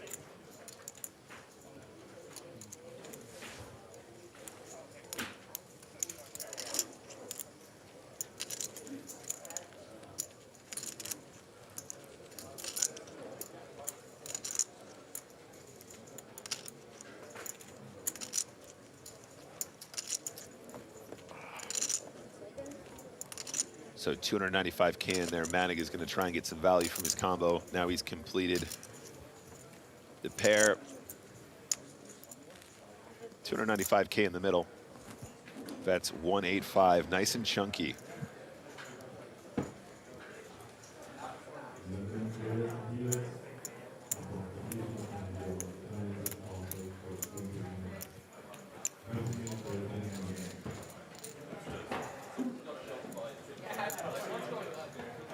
And I'm guessing that hand is going to bring this session to a close. Players stepping away for a break. 20-minute hiatus in the action, and then the action will resume. We're going to stick with this feature table for another level at least. Johann Schultz, the biggest stack. Manic above average. Michael Rodriguez around average. Blinds going up to 10,000, 25,000 with a 25K big blind ante. Day 4 of the EPT Paris main event continues on the other side of this 20-minute break.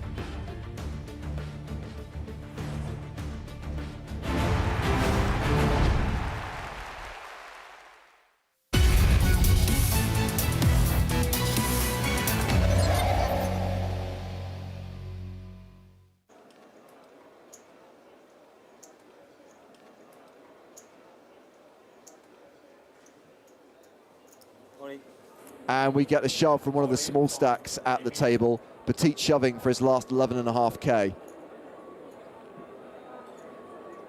Was Petit shoving from the small? Nope.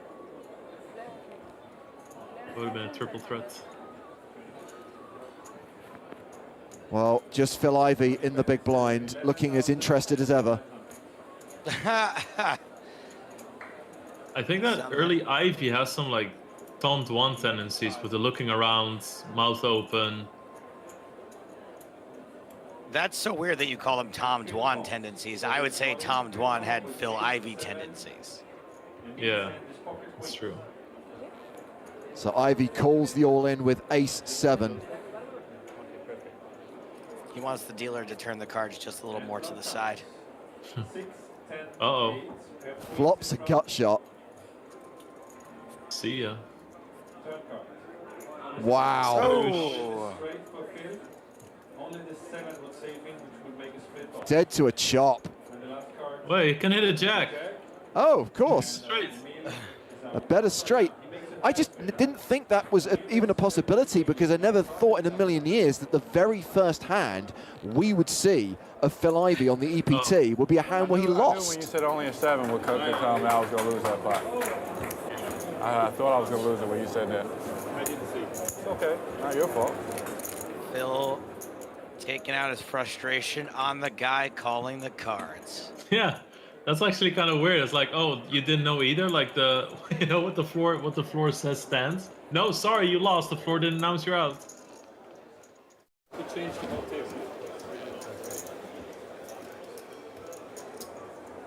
Ivey nonchalantly raises the button with king-queen. Have you done that because you have a hand, or it's because you're duty on the button? You picked the wrong guy, buddy. Yeah. Punch him, Phil.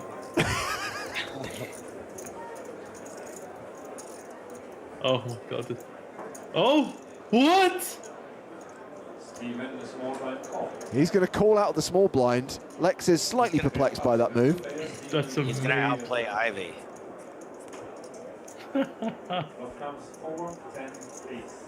Oh, please do it. So Ivey with the gut shot to Broadway. Pierce laying the trap. Here we go.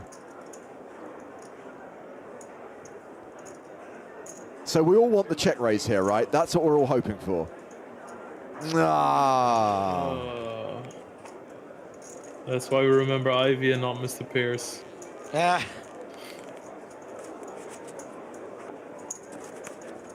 I wonder if that guy knows he's playing against Phil Ivey. I mean, I remember when the American guys, when they would come over to Europe, I remember seeing Doyle for the first time. I believe it was in EPT London somewhere. Yes. But anytime somebody made their debut on the European scene, it was always kind of a big thing. I mean, I can't believe that there was anyone playing in this event who would not know who Phil Ivey is. Mm-hmm. So what do you, I mean, boy, I really hate it with the 7-9, huh? What are you doing? You trying to flop 6-8-10 specifically? Oh, here comes Reet Petit with his ace-queen. Is it from the little blind this time? No.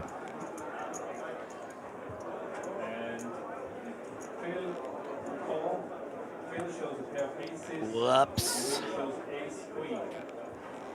Good stuff. Not a fair fight. Down to 1% equity, running cards needed.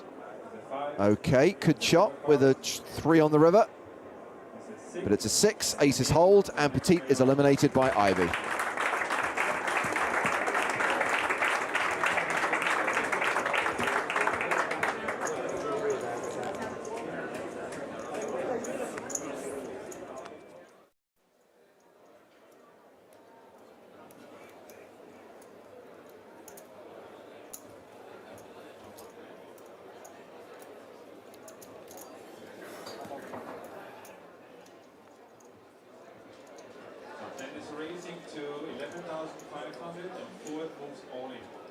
Raise with ace-king, and all-in with ace-king.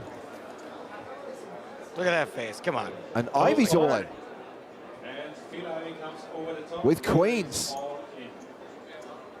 Oh, what a great spot when you're up against guys who counterfeit each other.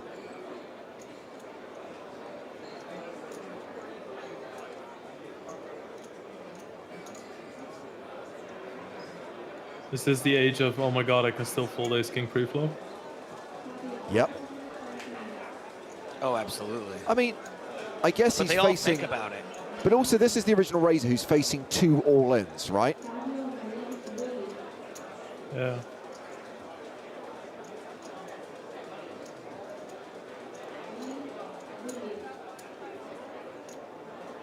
He's going to let it go.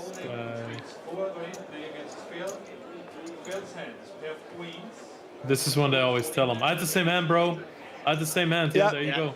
Just did it. That's really made him feel better about himself. Scheiße. Ivy's really not going to like that when the ace peels. Oh. Clubs aren't working for him either. Because You see the club? okay, that's kind of funny. Oh! Oh my goodness. That's why he's Phil Ivey and you're not. Ivy looks like the kind of guy who just spiked a set on the turn. And we can't. He's out. Oh, shake hands, shake hands. Yes.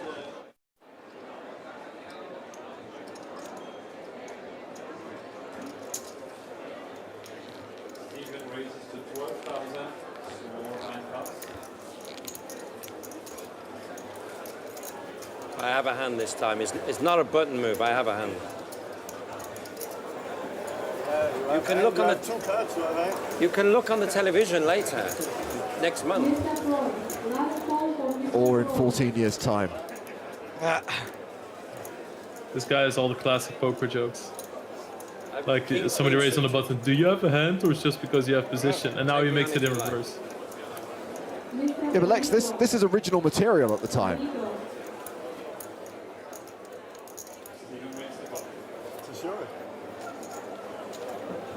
You can look the television next month, but they probably won't show this hand. I love that. So this guy basically said we're not going to show that hand on TV. We're obstinately going to include it, even though there was no consequential action.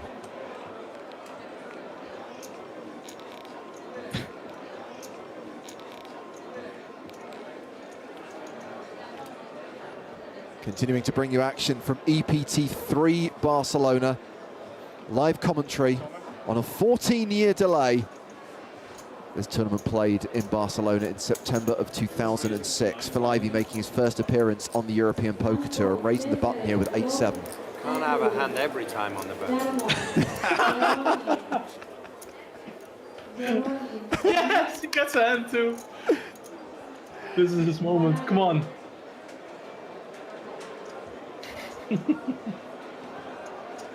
Is he going to do it with or without more chirping, though? That's the question. Yeah. Also, I think maybe he flats here.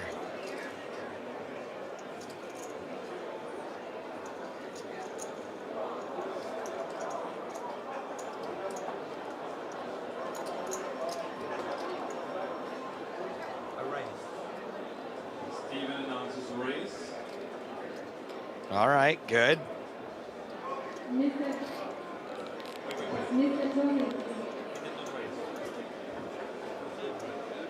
It's not big enough for a race.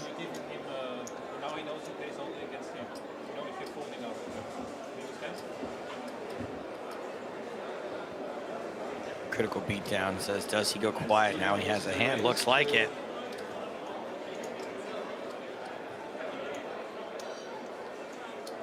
All of a sudden, not so chatty. He had a hand before, though. He said so. You can see it on TV in a month.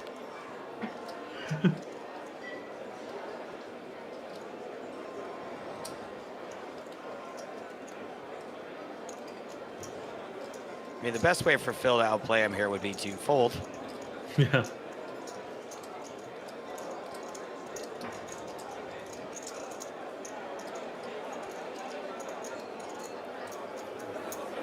I would like you to call me. Oh, God. Well, now. No, you don't. Phil passes, Steven wins the ball. I don't care what your cards are. No one wants to play a hand out of position against Phil Ivey post-flop. I love Well, it this. depends on what the flop is, but yes, you're mostly correct. Do you know that they close the ball here in practice? Beautiful bluff because they close it.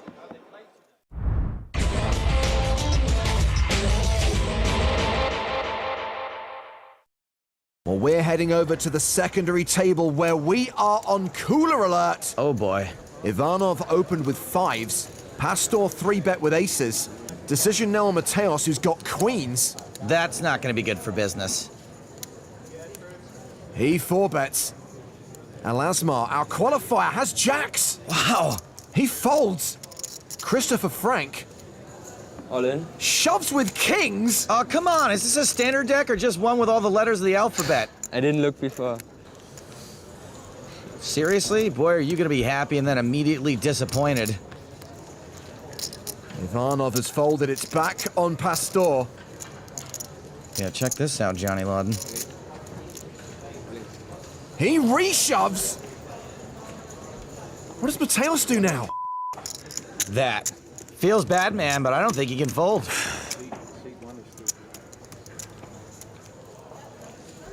What a ridiculous hand. Having aces here and having them hold, that's how you become a grand final champion.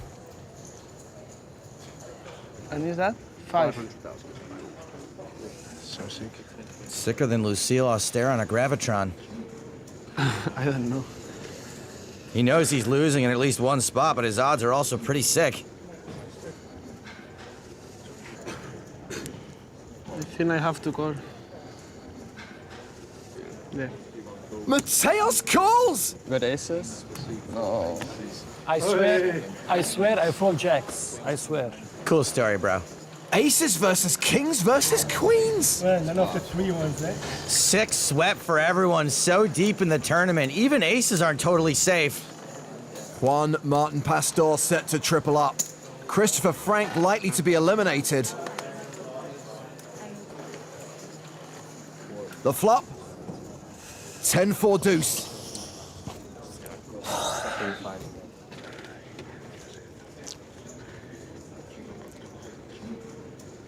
The turn card. It's a queen! I am so sorry. Buenos dias, Adrian. And now there's a 90% chance we lose 2 players. Mateos goes from worst to first, and it's a double KO! Frank out! Yes. Pastor out! That really sucks. It's never happened. I swear I fold the jacks. Not now, Hattie. Mateos is the new chip leader, and what a horrible beat for the PCA finalist.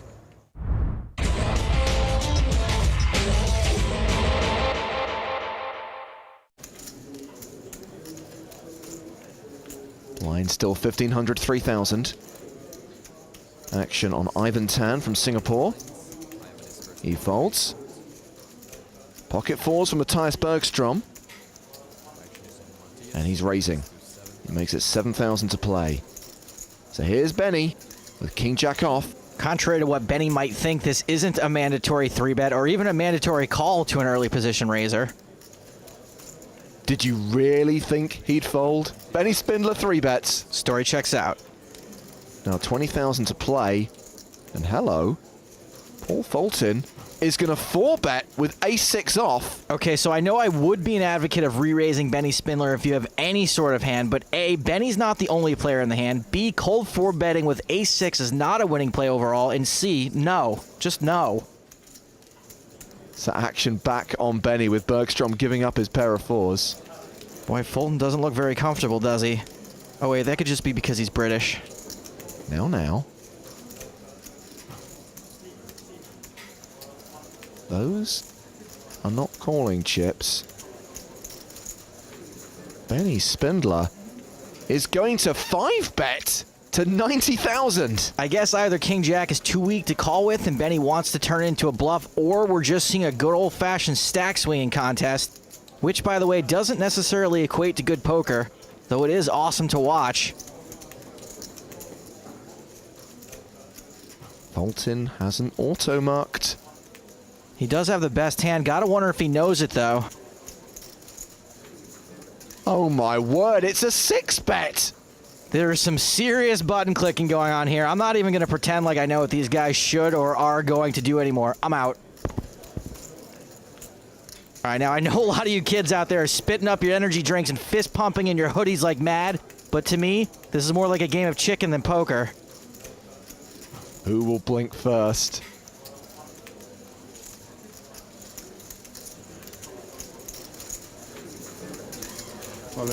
Not Benny Spindler, it's a 7-bet jam! Fulton has now invested half his chips on this hand. Gotta wonder if he's regretting it now.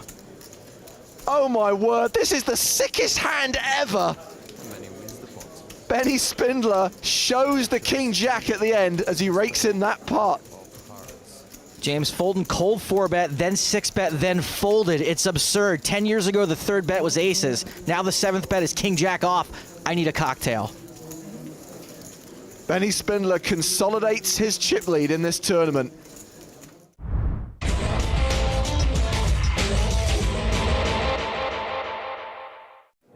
Well, Joe, it's time for you to step inside Urbanovic's brain. We're going to sweat with Dimitri on this hand. Looking forward to it. This kid could do anything except have a legal drink in America.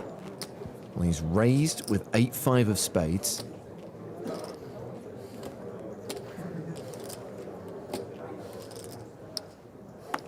Gilles is counting out a raise. He makes it 575,000. Urbanovic is not folding. He's Polish, he's no fish, and he's in position. Couldn't make it work for suited. That's a call. So 1.17 million in the pot already. The flop is King Jack 8 with 2 spades. Bottom pair and a flush draw for Urbanovic. I mean, you really can't ask for a better flop than that. I think he almost smiled even. Berniers continues. 625,000. How much? 625. I would probably just call here in case Berniers is just messing around. If you do anything more than that, you can get away from it.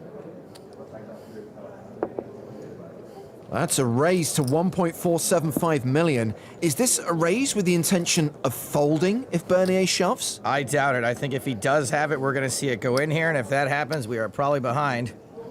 What do you think, Sven?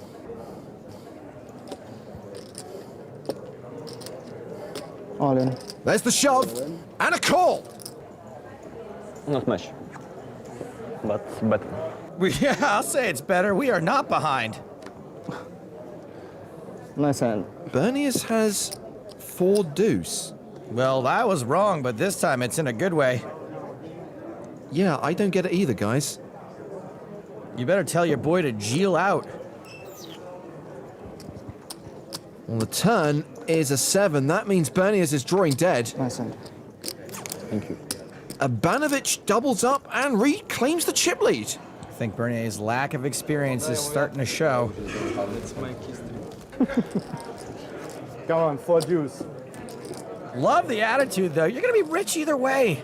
At least everybody knows now that I'm fish, you know? Don't worry, dude. Dimitri's a 20-year-old millionaire. He thinks everybody's a fish.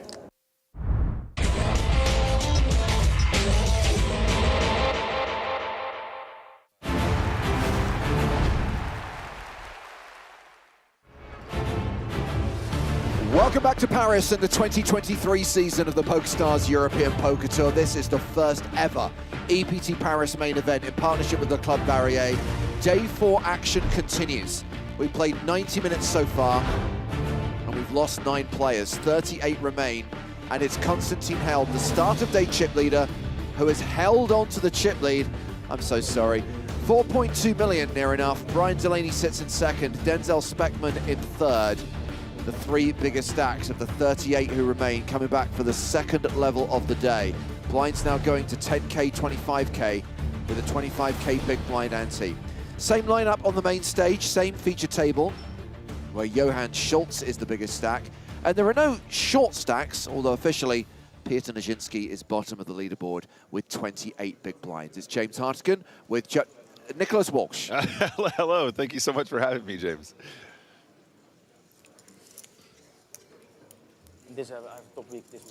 Players returning from break, and we will get cards in the air.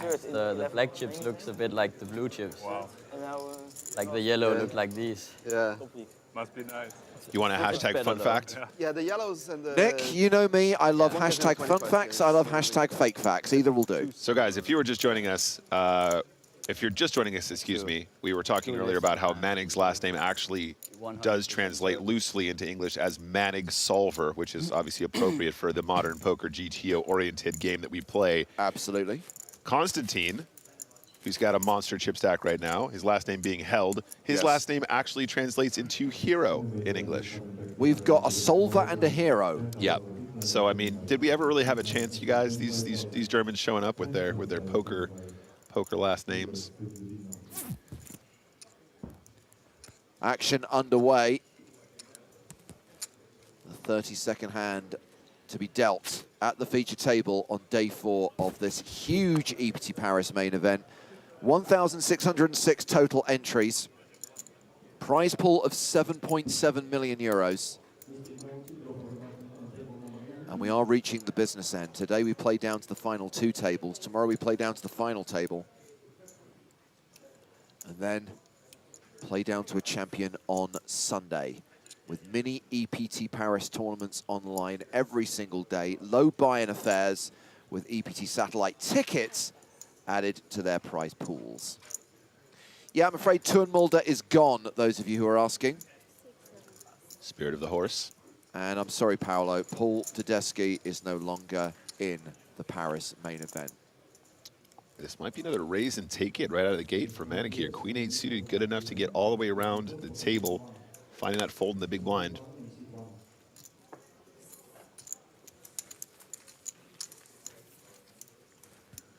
So Manic, despite losing a few pots there, up to 70 bigs as we take a look at the prize money.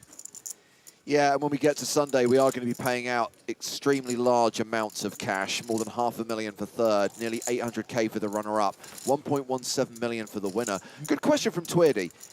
Any chance an extra day will be necessary with the restrictions on how long play can go? So that's why we've added half a level to every day. Obviously, from the outset, we've done a forecast. We kind of have a rough estimate of where we think it will/should end. We should be okay. I'm not going to lie. We might have to make some adjustment to levels on the last day. That's not uncommon on the EPT for us to reduce the level durations as players are eliminated from the final table. But we are currently on track as per the almighty widget.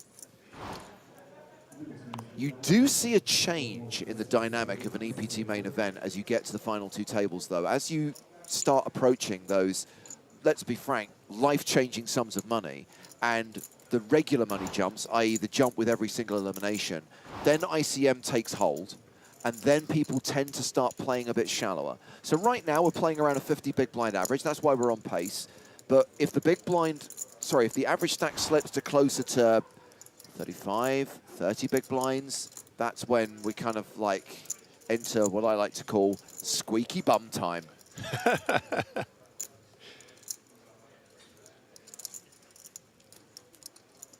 The Top Gun Academy.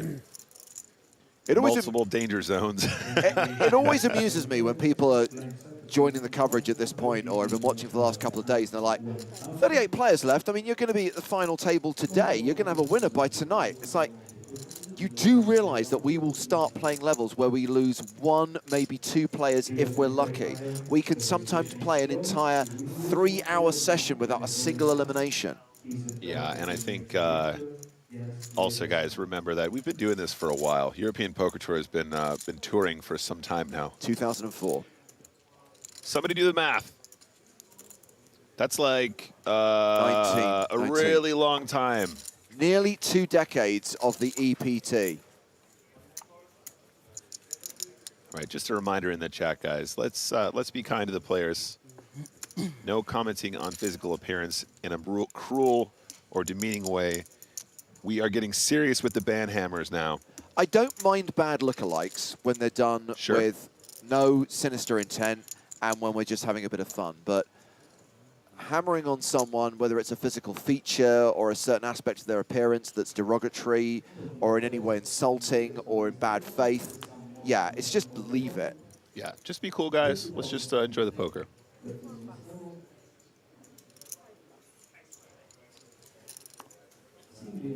All right, folding around now in the cutoff here with our friend Kemphius.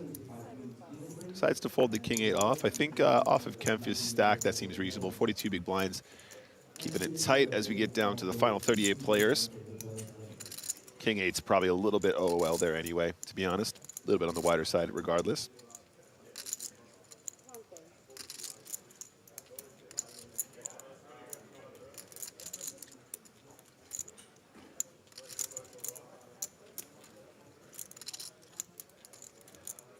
Unsteeled says, what about Lena 900, lookalike for Meatloaf? That is allowed under the rules of bad lookalikes.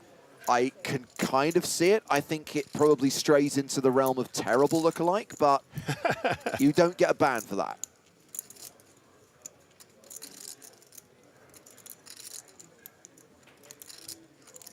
That's not a bad flop for Manic.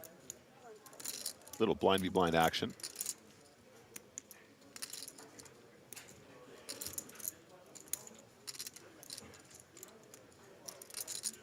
I would hope, those of you who are suggesting it, that we will definitely do something special in 2024. I think the 20th anniversary of the EPT, 2 decades of the European Poker Tour, should absolutely be celebrated.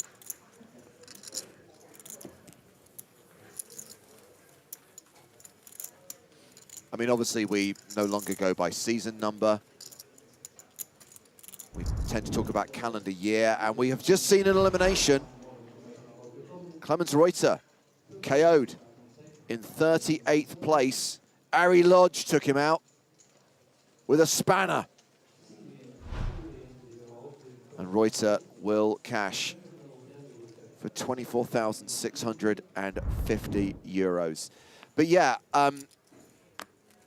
we stopped with the season numbers, kind of 2017, now refer to the EPT by year.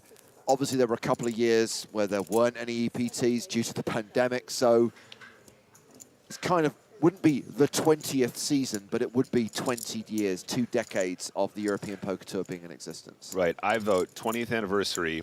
Every member of the production staff gets to play. 1 minute. 1 minute. And Thank you. we let the members of Team Pro that don't usually do commentary take the booth. I'm trying to think what that would mean. What, for the production? I'm just thinking of, like, you know, the quality of the broadcast. Spraggy, hold up that camera higher. No, Oh, no. But see, Spraggy is a regular guest commentator. That's I true. thought you were talking about the That's ones true. who we don't let near a microphone. Oh, I see. Yeah, sure. No, that would be a calamity, to say the least, I imagine. Yeah, we're going to a flop here, guys. Three-way action, and it's Kenny Hala who flops best, pairing his 10.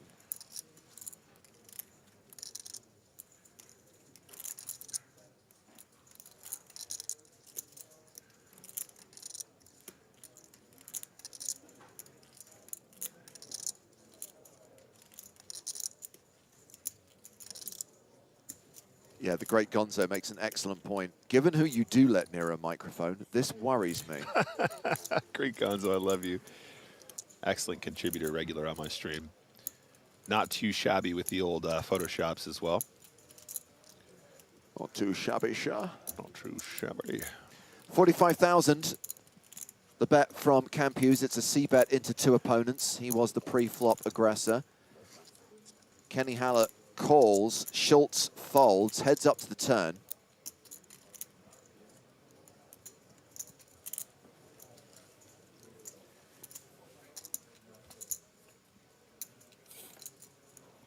And it's now trips for Hallett, who has a lock on this.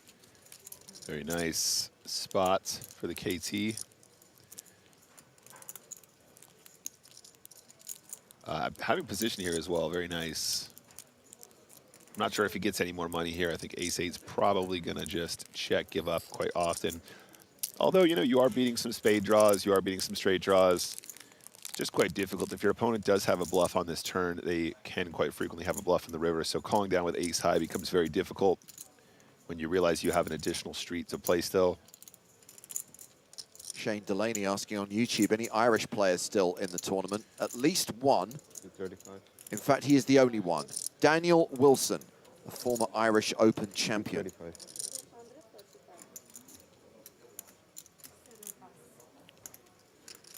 Looks like a bet and a fold. Yeah, taking it down. John Delano suggests, I think we should switch. Tom Raksha should commentate. Nick James and Joe full-time mods. There wouldn't be anybody left. The bands would be coming in left, right, and center, even more so than they do now. I just switch it to emote mode and take the day off. That's the true play. We'll switch it to emote mode, then we'll jump into the tournament ourselves. Perfect. John, you've inadvertently found the answer. So we have 5 tables in action right now. Trying to get down to the final 2 tables today.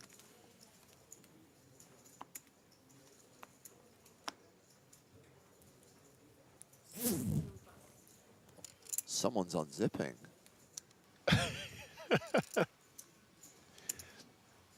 Piers Nijinsky, winner of EPT Barcelona 2018, raising to 50,000. I mean, that's pretty impressive. Barcelona 2018 was a huge field. Paris 2023, huge field. And here he is in the top 40. But wait, does Schultz ever lose? No, that's right, forgot. Got the ace-king here in the small blind. So Krasinski opening up off a 26 big blind stack here, guys. Schultz probably just going to elect to 3-bet this one and put him in a rough spot. King-queen suited. Definitely one that you do get sticky with once in a while. Sticky wicket.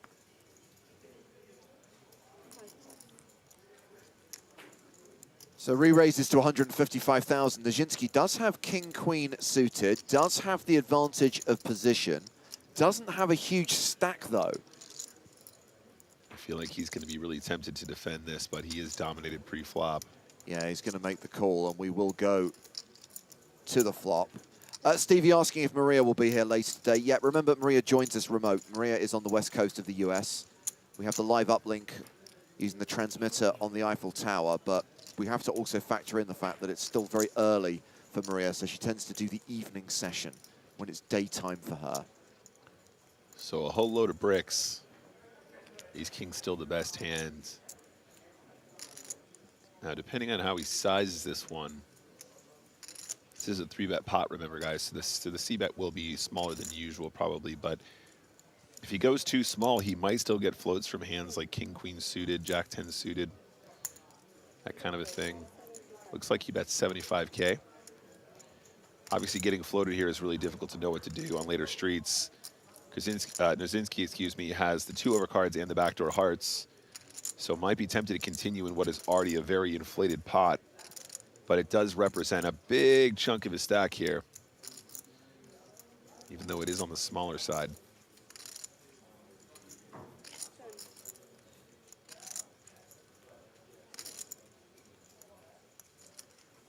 Makes the fold. Down to just 20 bigs now. Schultz wins another pot. And Schultz retains the chip lead at this particular table, playing a 92 big blind stack. 2.3 million chips. And we're in a situation where Schultz and Lerza are the only 2 players with above average stacks, the average right now being 1.3 million.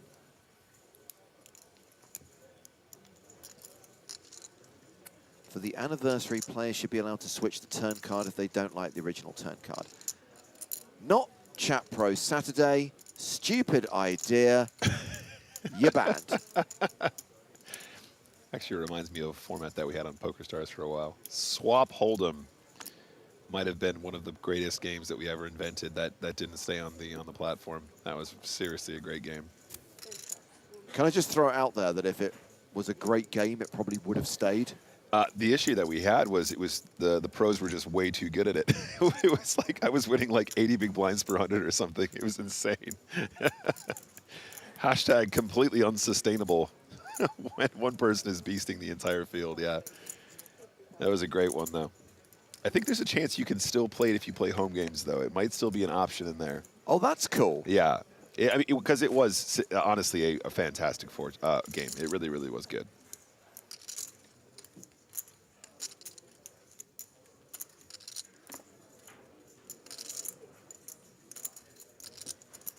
Mark says this is a nice table for sure, but James, will there be another feature table soon? I really hope to see some Dutch guys on the feature. We've got Elias Fish, right? He's Dutch. Is that a Dutch flag? I mean, Mark, come on, dude. But to answer your question, obviously we don't change mid-level. So we're going to stick with this table for at least another 75 minutes until the next break. I think there's a chance that we probably will change during the break. For those of you asking about Swap Hold'em, basically the idea was it was regular Texas Hold'em. However, at one point during the hand, and you could do it pre-flop, flop, turn, river, you could swap either one or both of your cards for the card off the top of the deck. So if you had 1 spade and there was 3 spades out there, you could swap one and make a flush on a later street. Or if you had an ace pre-flop and you swapped a card and got an ace, you would have aces pre-flop. You would be surprised how poor people play that game. It was a really fun one, though. If you ever want to play it live, though, great game.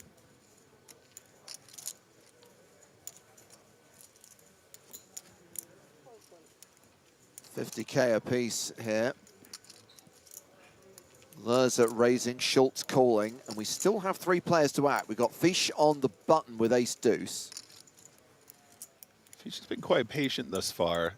I'm not sure if he's in the spot where putting in this squeeze is something he wants to do, but it would look quite strong off of a 27 big blind stack.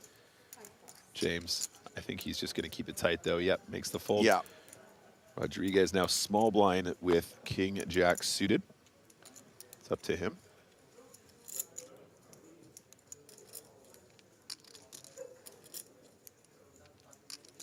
Now, Tom, one of our fantastic moderators, says, James, can we confirm that Chat Pro Saturday is cancelled tomorrow? Please. Please. See, Tom, I'm just a commentator.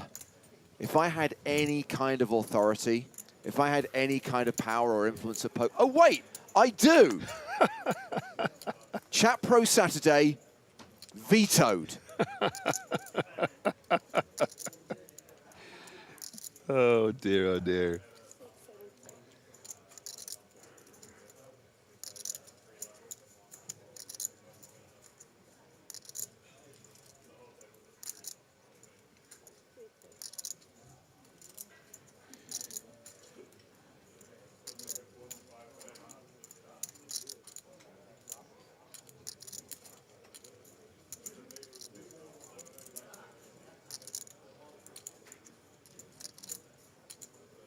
have we gone 4-way to this flop? Yeah, great question. I was just re-looking at the action here. I know, right? And pocket threes are the ones doing the betting. Well, obviously, it's Rodriguez who currently has the best hand. I mean, Camp Hughes with the big blind special, there's a throwback, has the flush draw, backdoor straight draw.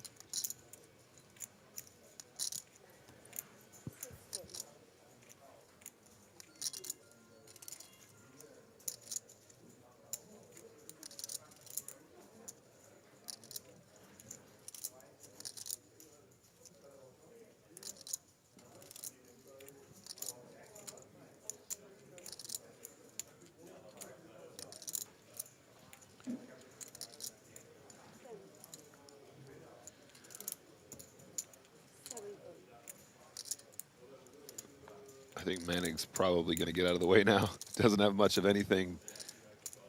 The 3 of clubs, not an option for the turn boat. That gives Camp Hughes the flush. So not too much pain on the turn, potentially. 5 of spades, still clean. KJ still the best of it.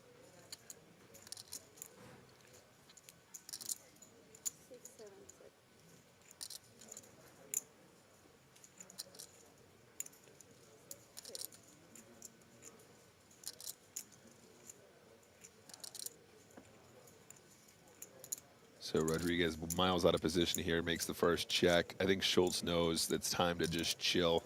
Shut down. Yeah, unless you see a 3, you're not really going to like your hand ever here on any run out. Maybe a queen once in a while, and that is jacks full. Rodriguez obviously still got to be concerned about a queen, but I think given the action on the turn, James, people just won't have a queen all that often. So I think you're going to have the best hand here an overwhelming amount of the time. Does Camphius ever decide to turn his hand into a bluff and try and represent the queen, given the check here from Rodriguez now? Schultz probably never has it. Can he rep it? Makes the check. Check it back. The only way that Schultz can win this pot is if he can convince King Jack to fold the jacks full of queens. It's a hard sell when you're not going to bet it in position on the turn, though. Check to showdown, and Rodriguez wins this with the full house. Mortz says, I love reading everyone's dumb takes on Chat Pro Saturday. I can't stop people posting their dumb takes. That will still happen. It happens every day. The only difference is I don't have to endure it. I don't have to tolerate it. I don't have to tell them that they're right. And Tom, Raksha, and Ed can still wield the banhammer if anyone says something really, really stupid. So it's just like any other day. Still plenty of dumb commentary, but with no anything goes parameters. I'm all for it. I love a Chat Pro Saturday. I think I've just had more practice putting up with Twitch chat and YouTube chat than you have.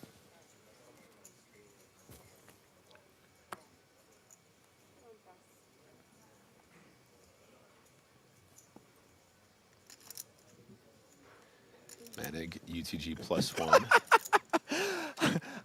Case in point, Ozben. Game of Thrones seasons 6 onwards were the best. Hey, Ozben, guess what, mate? You're banned.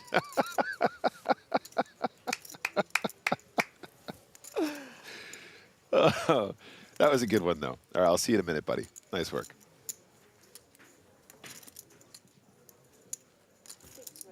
Action here folded to Michael Rodriguez on the button, has raised to 55K with Jack-9 suited. King-Queen in the small blind for Timo Campus.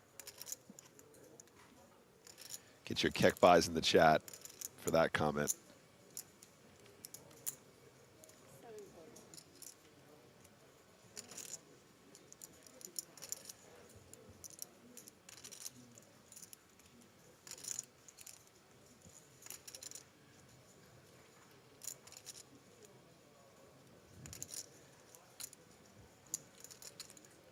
Nice little squeeze spot here for Nerzinski. He's only got 18 big blinds behind. I think this is just a push. Why 3-bet when you can be... Why 3-bet when you can be all in? There you go. I mean, it is still technically a 3-bet, but you know what I'm saying, guys. So Canfias obviously with a hand that might have enough equity to make the call, but it is a pretty decent chunk of big blinds. Yeah. I think you're probably just going to side fold here. You really hate if he has pocket tens because you're getting a decent price, right, James? Yeah, I think... Tens seem reasonable, too. I know that you've got chips already invested, but this is a near enough 20 big blind shove. It's king-queen offsuit, not even suited. I mean, it's not impossible he levels himself into a call here, but Canfias here is only sitting with 31 big blinds himself. It's not like he can just take it off the top of his stack, right? Yeah. It's gonna cost him a big chunk of his tournament life here. The thing is, he could do this with literally any pair. He could do this with deuces, threes, fours, fives, sixes, sevens, eights, nines, tens, jacks, in which case you do have a mountain of equity against those. Top analysis from some chat pro called Bowie Effect, who says, flick it in, son. That's it, Bowie. You're banned. Hey, welcome to our very own Andy Wilson in the chat, a.k.a. Bowie Effect. If there's one person who knows how to flick it in, son, Bowie is your guy.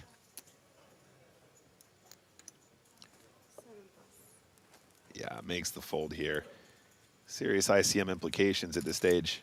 Okay, I'm going to address this comment. I'm going to be serious for a second. So the GOAT watching on YouTube says, why are you guys hating the chat so much? Guess people are trolling by now because you guys get triggered. And then follows up by saying, some people just ask dumb questions because they don't know better. They may be watching poker for the first time. No reason to ban people for that. Look, it's playful. We have a kind of love-hate relationship, and obviously we do genuinely appreciate all the interaction. And when we talk about bans, most of the time people are just being timed out for like 10 minutes.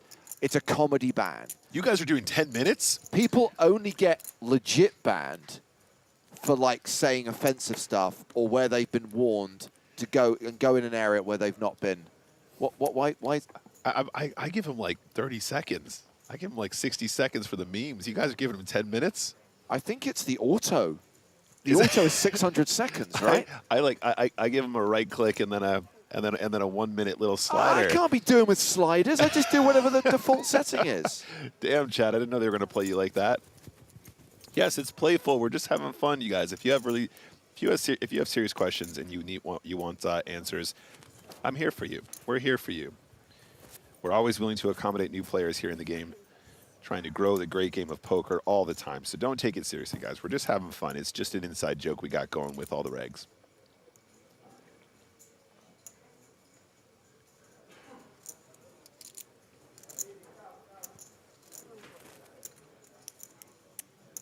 Hafiz says, answer my stupid question already. Again, I've got to scroll back up, Hafiz. Hold on. Hafiz. Unless someone deleted it. Rich says, practice ban me. Here you go. I'll show you how to use a slider. There you go. Well, I've no idea what your question was, buddy, because I can't find it. Repost. Unless the question was offensive, in which case Ed's deleted it. Anyway, little domination rotation here on this flop. Yeah, I kind of feel for Kenny Hallett here. Second pair, top kicker. Yeah, since Kenny's been on this feature table, he's getting pretty busted up. He's had a couple. Hello, never mind. I'll take it. Restoration. The official restoration on the turn. Just generally speaking, I think he's playing really solid. Just hasn't had too many big spots to pick up chips. A couple encounters with Manic to his direct left, having to fold, but playing good. Okay, thank you, Hafiz. The question is, do you have to be European to play the EPT? No, you don't. No. The events, generally speaking, because there was a time when there was an EPT in the Bahamas, but that was another era. Generally speaking, the events take place in the continent of Europe. That's why it's the European Poker Tour, but it's open to players from all over the world. So, great turn here for the ace-jack. Just give you guys a little bit of background here. Kenny's got 37 big blinds behind, about 945K behind. Pot is now 395, facing that second barrel. Just calls. And the river is the 10 of diamonds. Might be an action killer, James. See, the irony is, I think iPeds has posted this as a joke, as a terrible take. but I'm on board with it. Party in the USA by Miley Cyrus is the greatest song of all time in the history of human beings and dinosaurs. It is a great pop song.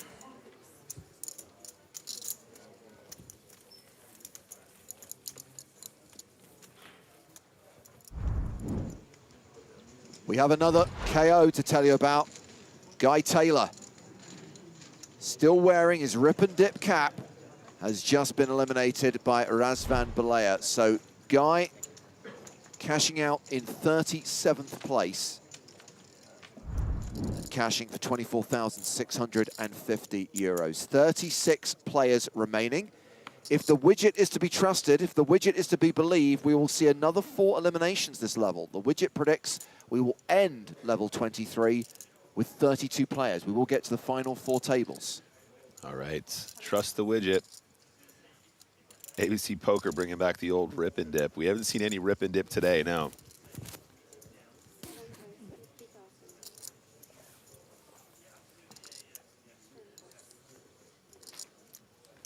Shakond on YouTube chat says Velociraptor is greater than Miley. Now, see, that's controversial. I'm not sure if we can stand for that.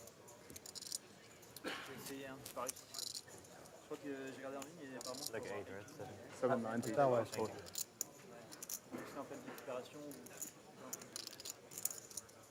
KB9 says, party in the USA, WTF is this guy saying? I'm saying it's a good pop song. Kan pushen, dat is wel heel moeilijk. Dat wordt lastig. Als koning kan zo spelen. Ja. Had je gedaan? Manic will defend his big blind. Confuse with the ace-4 offsuit. Neither player connects. Ace-4 still the best of it. Confuse now 29 big blinds behind, 740-ish K. I'll have you know, Red Misty, I worked in commercial radio for many years. My opinions on pop music have some validity. And he knows pretty much all of the lyrics to every song ever written, too, which is pretty special. Look, I appreciate that opinions are subjective, but some of the stuff that people are coming out with is just plain wrong.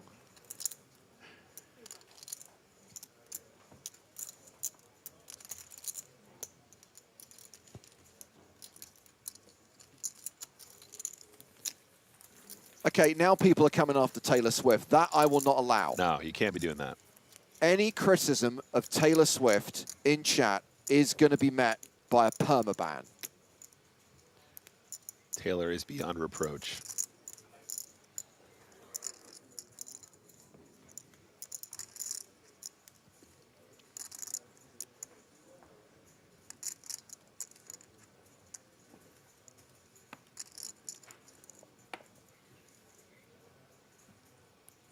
And number 42 here in Paris.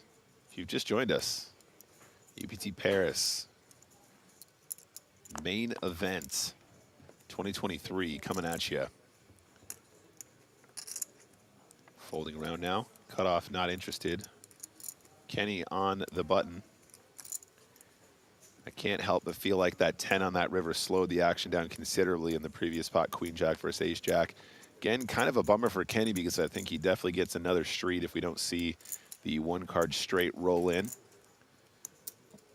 Schultz in the big blind with a pretty ugly one, though. Might be tempted just to give this one up, even against one of the shorter stacks. Does, and Kenny's going to pick up another pot.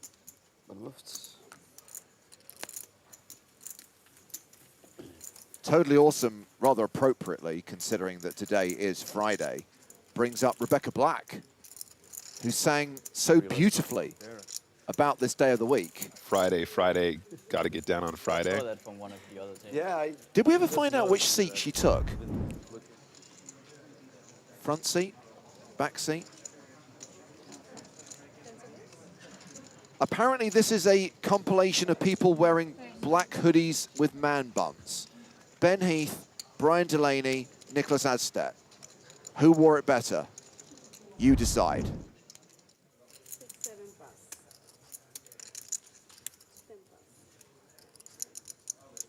You can't tell us we're not following all the action out here, guys. You're getting the good stuff. Clearly Ben Heath, Brian Delaney, and Nicholas Adstedt, all fans of the Steven Seagal size. Can we get a vote in the chat, by the way, Tom, for that? Who wore it best? Ben Heath, Brian Delaney, Nicholas Astet. Yeah, those are your options. Man bun / black hoodie compilation. Do you think they coordinated this morning? They probably did, Hey, those guys. Did you see in the Bahamas when all the Spanish guys came in the same shirts and hats? Should we do something similar with hoodies and man buns? 180. All right, my guy Manic putting in the tray bet against the open from the cutoff. Kenny just getting in the mix with that suited ace and just getting immediately punished again. Manic with the Spraggy. Or is it ace-6? Ace-7 is the Spraggy, right?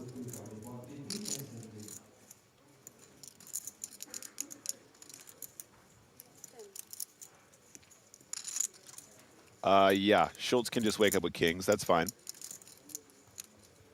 So Hallett's open was to 60K. The 3-bet from Lerza, 180K. And so far, all Schultz has done is play a time bank card to extend the shot clock.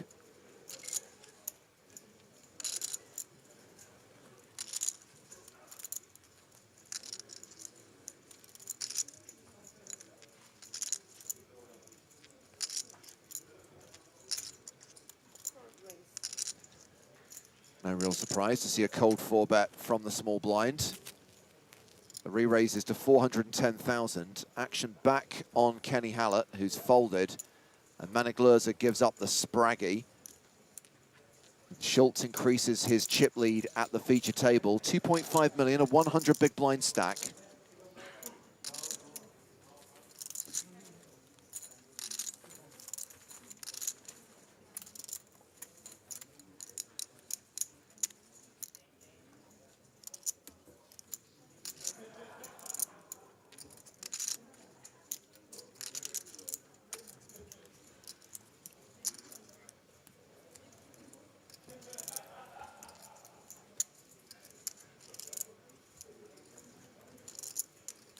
Eshi says, weren't you guys just in the Bahamas? How is there another EPT so fast after that? Well, first of all, the event in the Bahamas was not an EPT, but that's kind of semantics. Yeah, normally we don't have two big events this close together. And not going to lie, had very little recovery time, but what's incredible is that straight off the back of that massive festival in the Bahamas, Nick, how many people turned up to this event? Now, of course, obviously, it's massively appealing to French players, and there's a lot of people who don't have to travel that far. But people have come from all around the world, and many of the circuit regs, many of the pros who we saw in the Bahamas have made the trip to Paris as well. Yeah, absolutely. I mean, the appetite is here.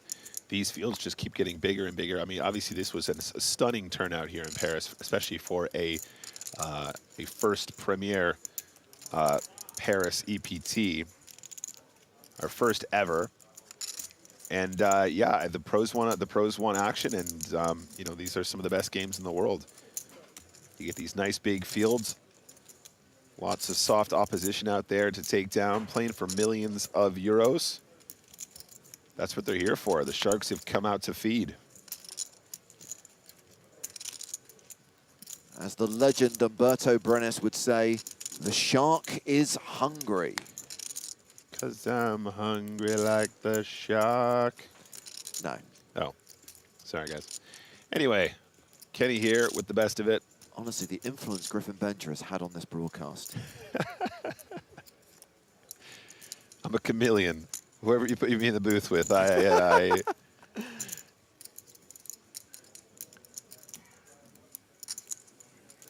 flop going check, check. So Kenny actually decides not to fire at the queen-10 queen, which I think is interesting. Looks like Rodriguez is going to try and rep it now. Very, very cool spot for Kenny. Obviously, that trap check on the flop meriting a few more bucks here.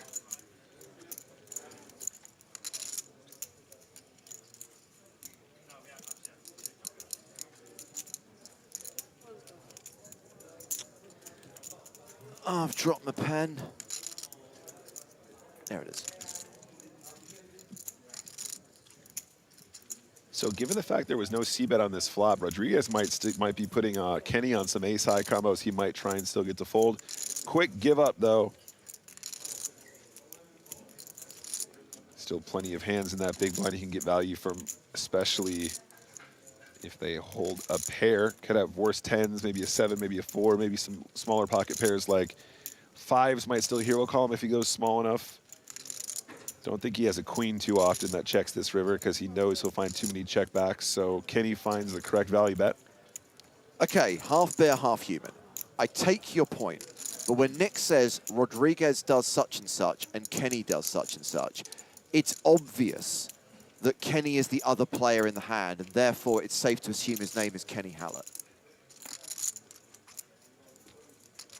As I said, I take on board the point you're making, but sometimes just applying simple logic will help you determine the answer.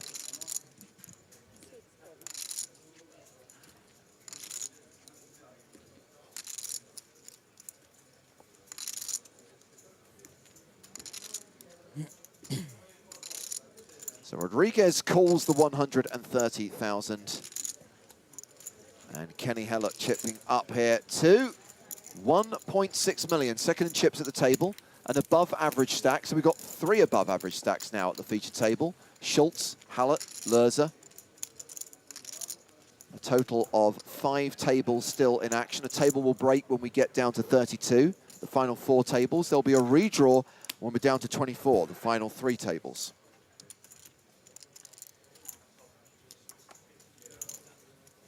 Yeah, really well played there by Mr. Hallert. The check on the flop obviously just merits him a lot more chips, and it's nice to have a mix in there once in a while, not always just going to c-bet there.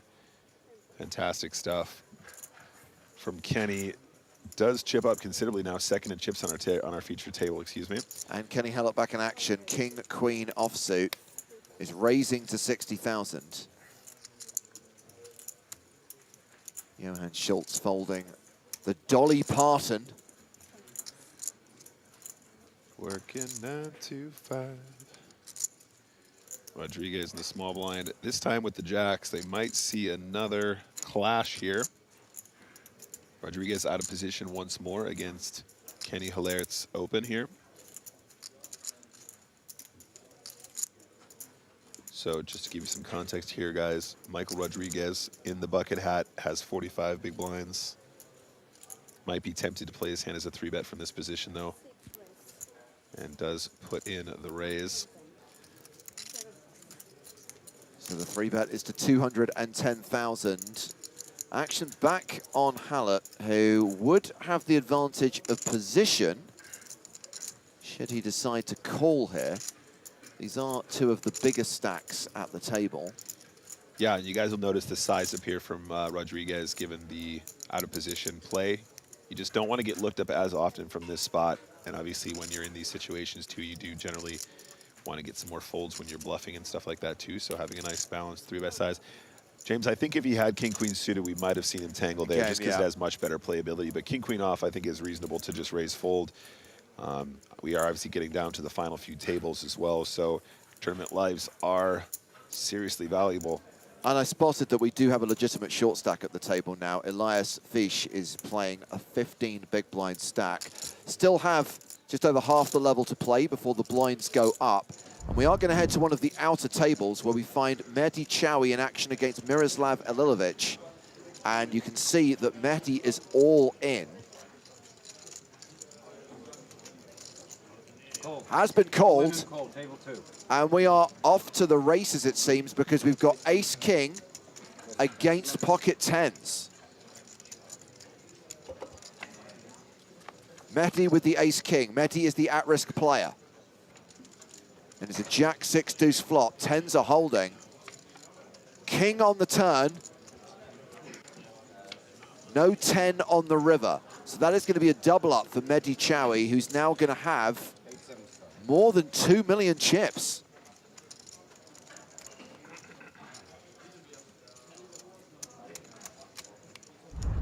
$2.2 million now.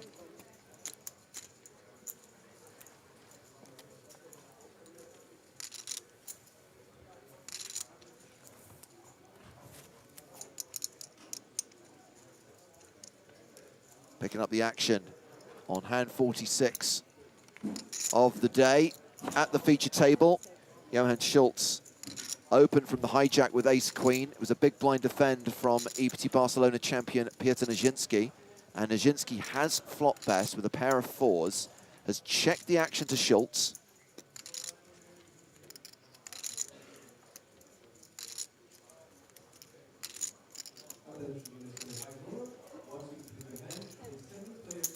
And that's a c-bet.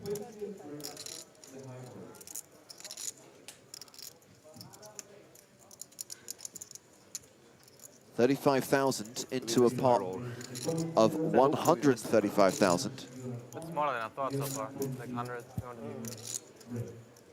Yeah, I thought there was a chance we might have seen Schultz sizing up on this sort of low, wet texture, but these are the boards that do hit the big blind pretty hard. He's given himself a lot more scope to go for additional streets if he does see a turn and river, but Brzezinski picking up on that smaller sizing and just putting in a check raise right here, right now. Protects his hand, very nice play.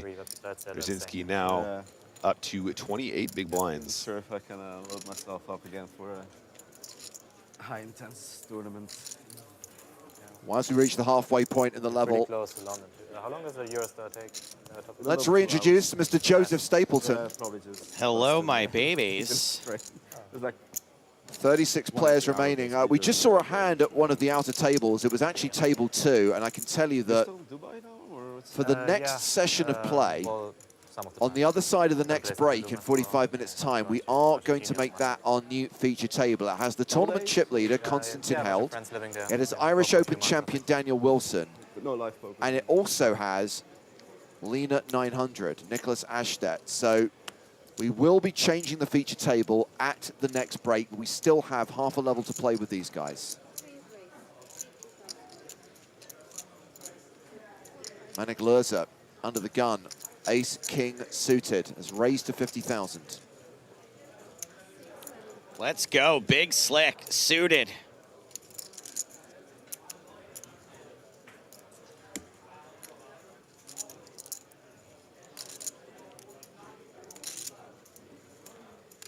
Pocket fours in the small blind. The sailboats.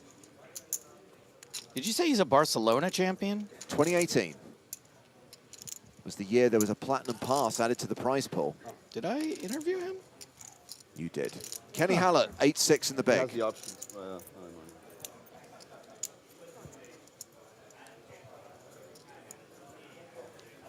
Mr. Spiky Hair. So in addition to winning that EPT in 2018, Nijinsky did get to play the PSPC in 2019 as a Platinum Pass winner.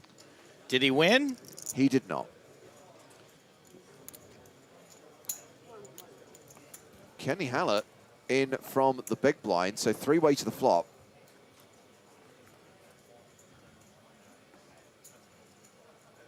Six, deuce, deuce. So Kenny flops best here. Nijinsky might not be hating this board with fours. Pretty unlucky to have that 6 hit somebody. Action check to the pre-flop aggressor. If you're gonna get out flopped, it should be an ace or a king. They get out of here with the 6. I'd even take a jack. Manic Lurza does continue into 2 opponents. He's made a bet of 40K.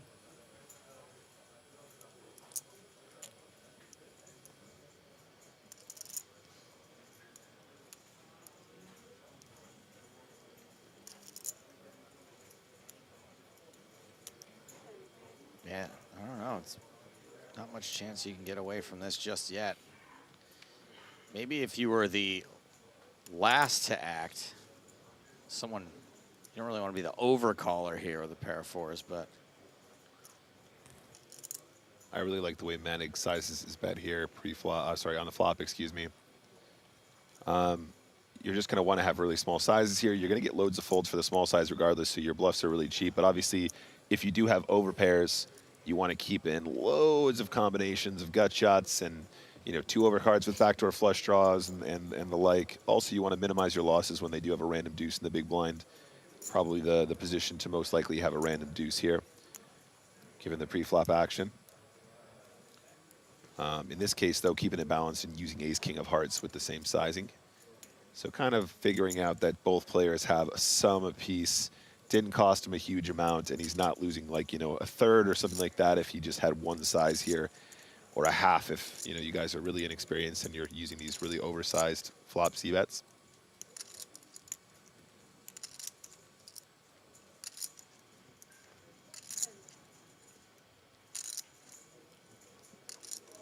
$150. Wow, he bets again. 150,000. Wow. After getting called twice. Yeah, this is really, really, really interesting, you guys. I was expecting Manic to slow down, especially given, like I said, the dynamic where the big blind will just have, like, you know, 8 deuce of hearts here, 8 deuce of spades here, 9 deuce of diamonds here. You know, all those suited combos with random deuce X will come along in the big blind here. And it just finds what is a very bold turn c-bet. It's so hard for Kenny to continue in these spots. Makes the call. Makes the call, though. Has the best hand, 86% equity. Obviously, Nijinsky folded the fours, which means we are going heads up to the river. That river card is the 10 of clubs. Has not changed anything. Hala has the best hand. Man, mad respect for Kenny sticking around here. It's definitely going to be the best hand on the turn often, but it's still difficult to do it in the heat of the moment. Respect don't pay the bills. He's got to win the pot. Does Manic fire another bullet? If he does empty the clip, the net follow-up question is, does Kenny Hala hero with just a 6? Then we'll get the respect, and we'll get the chips. Straighty, flushy, paired, board. Maybe he thinks Kenny would have put in a raise at some point. Maybe he just thinks he'll never have a deuce, and he's just always got the 6. That's how you do it right there. So 595,000 in the pot, a bet of 185K. Oh, this is so spicy for Manic. So spicy. It looks like such a value bet as well. It's not super big, but is the size just too small to get Kenny to fold? He's hating it right now, you can tell.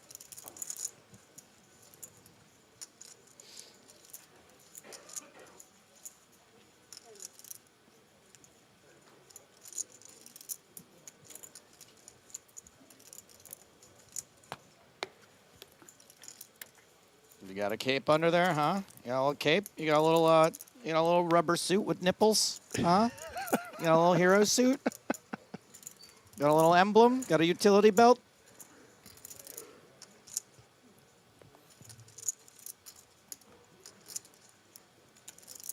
You got a secret identity? The inner turmoil of Kenny Hala facing this bet from Manic Lerza, and he folds the best hand. Lerza fired, flop, turn, river, takes it down. No nipples. Honestly, just a world-class hand of poker there from Manic. It's just everything about it was really, really well done. Even that small sizing on the river didn't need to go huge to sell the bluff. Made it look so strong.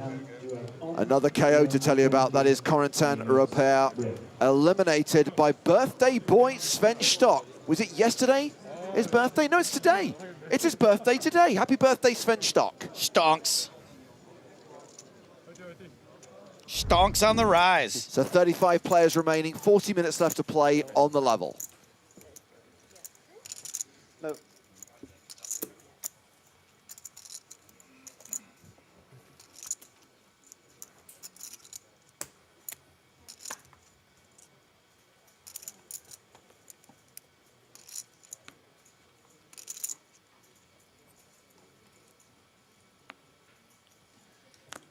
Away we go. And away we go. Action on Michael Rodriguez, 9 deuce. The Montana banana. Nope. Action has folded all the way around to the smallest of blinds. Kenny looking like he knows he got bluffed on the last hand. Oh, man, Manic just so much confidence in his game. It's really, really amazing to see. And he runs pretty hot, too. And he looks really hot, too. Sorry, I shouldn't comment on physical appearance. I apologize. All right, we're in another pot here. Jack 9-4. Kenny in another spot where his small pair is good, but he's out of position to the lurzer. Leher, Zeher. Ace of clubs on the turn after check, check.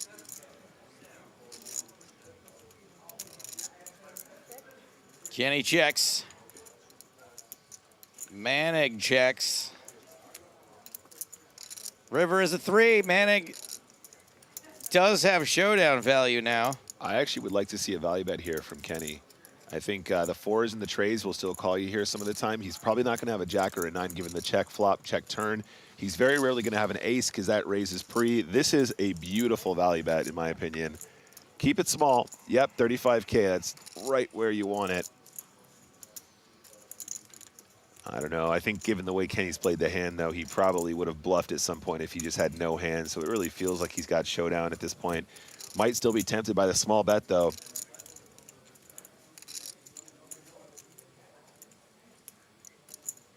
Makes the call. Great value bet. Great value bet. Look, there he from respects Kenny. it. He really respects that value absolutely. bet. He got the nod of approval. All right, so Kenny gets a little bit back there from Lurzer. Moritz, you're quite right, of course. Positive comments and appearance, welcome. I like to stay away from those two, honestly, because if saying to someone, hey, nice rack, that's a positive. Nice card rack? Yeah, you know, that kind of thing. Why don't we just, look, my rule of thumb is this, and I don't want to spend all day talking about this. If it's a choice, like you want to say, oh, this person has spiky hair, that's a choice they made. It's not really something that's attacking something they can't control about themselves physically. You want to say, oh, look at that hat, that sweater. Ooh, that's a loud shirt. All choices people have made. Other than that, dope hat. Just avoid it. Okay, fair. Hand number 49 here in EPT, Paris 2023. If you just joined us, guys, blinds are still 10K, 25K with a 25K ante. Blinds are going up. Average stack is 1.4 milli. Our friend Fish is about 15 big blinds here. And is probably going to make sure, just wants to use some of these time banks before he goes all in, you know, just in case it's his last hand. You can't take him with you. We're not going to bury you with him.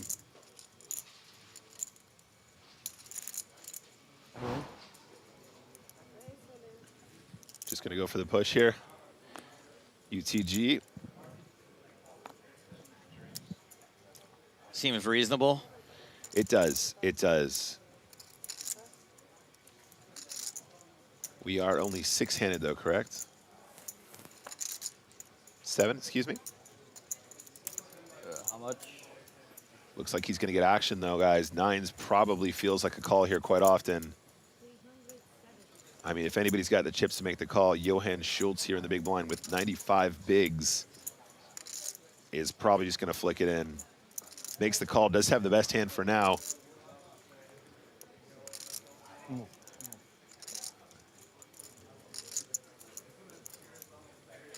So we are flipping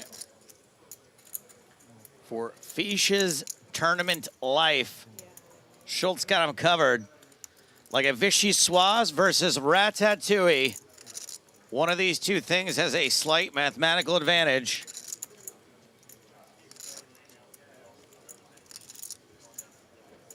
Oh, and we're down to 34. Miroslav Alilovic out in the middle of this hand.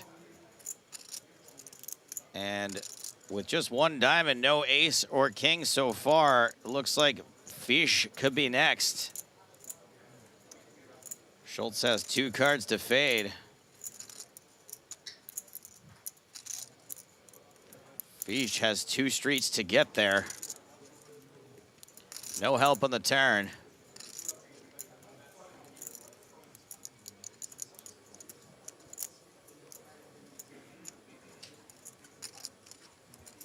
River card. It's a 6. Good game. No aces, no kings. 9s hold. Fish fried. And the rich get richer. Johann Schultz up to 112 bigs as we see Elias Fish eliminated. taking down $24,650. Eruit de laatste 13 blinden. Aas, koning eruit, de laatste 13 blinden. En 9 is big blind, ja. Flip, verlies. Ik moest tegen Kenny Hart een grote pot. Open ik vrouw. As Nick mentioned, quite a big stack there for Johann Schultz, 2.8 million, 112 big blinds with 33 players left. Yeah, I think Johann's had his fair share of good cards, but been playing really, really solid poker too. Nice card rack, Johann. Aaron Ross complaining in Twitch chat, my fish and chips jokes, not even one laugh. Aaron Ross, let me tell you something. My first fish and chips joke, 2005, okay? We're talking 18 years ago is the first time I made a fish and chips joke. I'm sorry that I don't laugh at it every single time since then. Thank you for your comment. Ace King for Kenny Haller. Rodriguez. Got about 48 bigs in the big blind. Might be tempted to just make the call. It's not unreasonable to have a 3-bet here, but I feel like a lot of these guys are going to play their weaker ace combos just as flats. At this stack depth, you don't want to get too out of line when you could just have the best hand right here, right now, and it doesn't cost you too much more to see it. However, flop 7, deuce 7, ace 4 will be the best hand here a lot versus the cutoff open range. So you have to be a little bit sticky on these ones. When you're playing great players, though, Joe, it's really difficult to get to showdown, isn't it, for cheap? Your opponents put you in tough spots, even if you do have the best hand, right? For sure. It's annoying. It is annoying. That's the aim of the game. Be the most annoying player at the table in terms of the game, of course. I mean, certainly is tough just to give up here, obviously. I think giving up's too weak, but you know, you can't blame him when you're playing really solid players. Yeah, I like the call here. Ooh, nice little improver there on the turn. Domination rotation. Rodriguez probably pretty happy to hit that 4. Yeah, I think Kenny's probably really aware of the fact he's got a really strong holding on this texture. Doesn't necessarily want to turn it into a bluff when he's just got mountains of showdown. Just unlucky there on the turn. Jack of spades, no change. Rodriguez still with the best of it. I think both players really happy to get to showdown here. There's a chance Rodriguez could have put in a little bit of a blocky there and still got called by ace high. You know what I mean? So actually a little bit of a combination value bet / blocker bet just to slow the action down against like a jack, for example. Do you think a blocker bet is not going to get raised there very often? Well, that's what I'm saying, because I think Rodriguez probably has more 7x. So even if he does have a jack or the like, Kenny can't raise that often. Exactly. So even if Kenny improved or has like an overpair or something like that he played trappy, I don't know if it's possible for him to have the raise necessarily. Check, check, and ace 4 will take this one down. Unlucky on the turn there for Kenny Hilaire.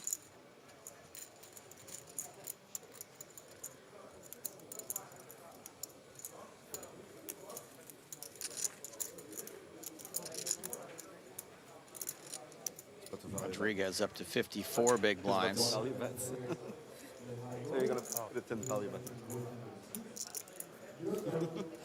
Good that you didn't. What? Good that you didn't. Yeah.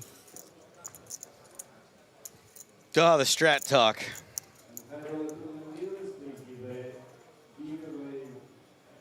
Finner in the chat over on Twitch says, Joe, what's your favorite place to eat dinner in Paris? Can I answer this one for you, buddy? Absolutely.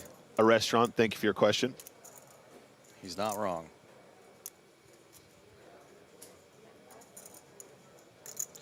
Justin Boutillier thinks that Nick Walsh's voice sounds like Paul Scheer. Who's Paul Scheer? Paul Scheer is from The League. He's an American comedian, skinny guy, bald, big gap in his teeth. Pops up on all the various comedy shows. Action folds around you. Yeah. Rodriguez, King Trey. Okay, I know the guy. I'd like to imagine I have a more husky, sexy voice. When you put that on, certainly. Oh. Rodriguez limping in. Campos. 9-7. Yeah, sure. Let's see 3, dealer. Let's see 3 cards. And that is a fun flop for 9-7.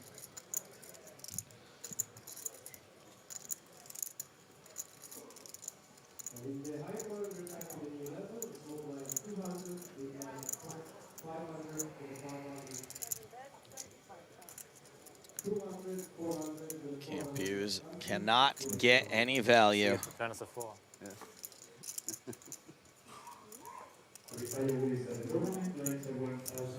The referee asked, did the dealer shuffle? Same flop.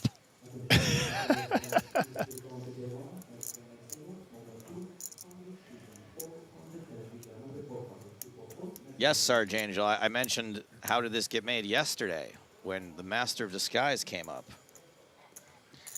I don't listen to podcasts in general, but I have heard a handful of those episodes.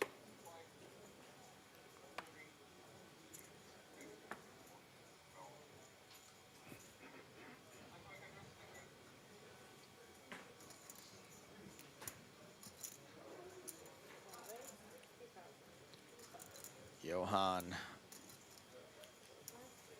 folds to the raise from Hallert, King, Queen.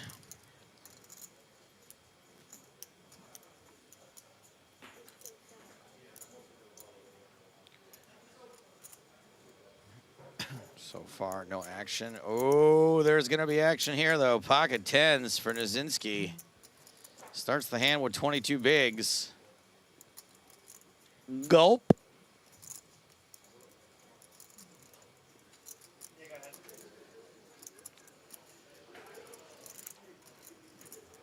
He's going to go the conservative route. No re-raise, no shove for 22 bigs, pocket 10s.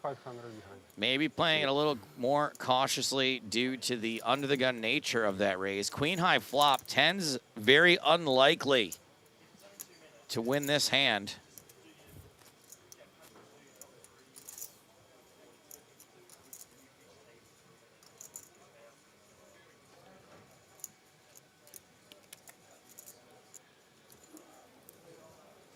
I feel like Kenny's had quite a few tough spots since we've been playing on this sesh.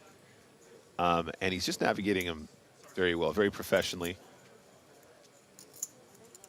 Obviously, no stranger to the EPT scene.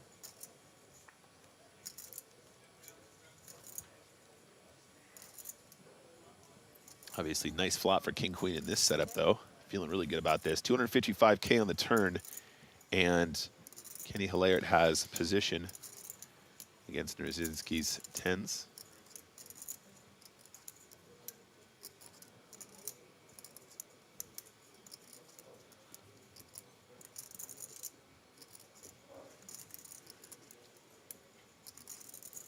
$140. Yeah, should be able to comfortably value bet this a second time. You do start to run into some hands that the big blind will have connected with here when you have a coordinated board like 4, 5, 7.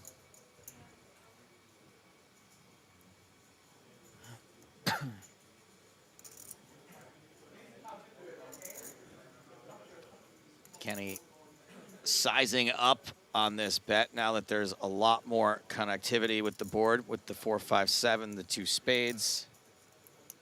Yeah, I'm a big fan of this, Joe. Obviously, a hand like 7, 8 might come along on the flop. Now all of a sudden has a pair, has a straight draw, you know, would be willing to come along if you make it like another 30, 33% or whatever. Just wants to protect his hand right there, right now. Obviously, still going to get looked at by worse queens as well, which is a big deal when you got a king queen in that position.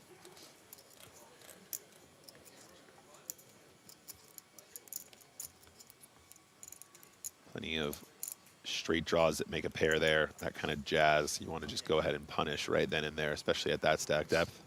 Guys, a lot of personal questions coming in for me and Nick here, which I don't mind answering. I just mean like directed at us personally, but I don't want to make the show about us specifically. We're trying to hang with these poker players. If folks keep picking up hands like Ace King, I don't mean to ignore y'all, but we got a job to do. Schultz, the table chip leader. He's going to raise Ace King and run it into Ace King. Perfectly timed, Joe. A little bit of an ace-king scenario. Scenario, as they say in France. I'm actually not sure if that's right or not, but we're going to continue regardless. Rodriguez looking down at about 53 big blinds here. Schultz, obviously, our absolute chip leader here on our feature. So this is definitely a big clash, about 50 big blinds effective pre-flop clash. How much you're playing? 1 million to... I mean,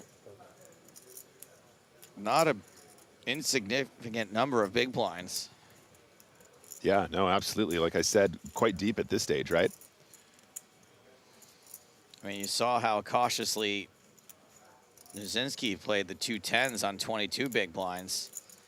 I'm not sure there's an overwhelming urge to get 47 big blinds effective with ace-king off. No, it feels terrible. It feels terrible at this stage. Yeah, I mean, you've got a really healthy stack. So Rodriguez, just as a reminder, guys, has about average stack here to start the hand.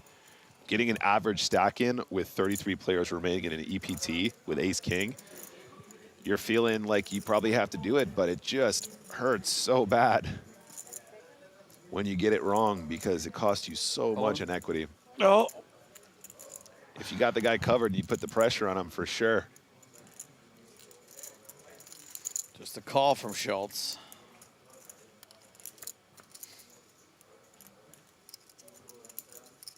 Nine, 9, 4. 2 spades on this flop. Spade on the turn would give Schultz a bunch of ways to win this outright. Yeah, but you'll notice the slower action pre-Joe. I think you kind of hit the nail on the head there, buddy. Just even Schultz is one of our big chip leaders, not loving the idea of just like, you know, getting all those chips in the middle right here, right now on the pre-flop, excuse me. On this board, though, ace-king going to be the best hand a lot. And Rodriguez is following up that pre-flop aggression with a post-flop continuation bet. Less than a third of the pot. It's probably going to be small enough that ace-king is going to call one more street. Yeah, I mean, if you think that ace-king had the equity pre, nothing changes, right? Nothing changes. And on this board in particular, a lot of the hands that might 3-bet you not necessarily improving. So 10 on the turn, that actually might be a card that interacts with a 3-bet bluffing range a little bit more often.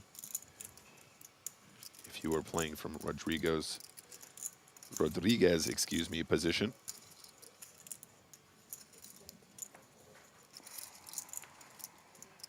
Check, check. 6 of hearts on the river. Schultz has got to absolutely love that check on the turn, Joe. Yeah. I mean, that's really like, now you're going, okay, ace-king, you're good, you're good. And I think both players are thinking the same thing. Just let me get to showdown.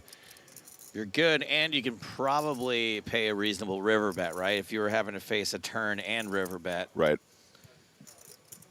Obviously, they go up exponentially. The bigger the pot on the turn, the bigger the river bet's going to be. So when that pot size doesn't change, you can maybe even call a river bet. Looks like this is going to go check, check. However, ace-king chops with ace-king.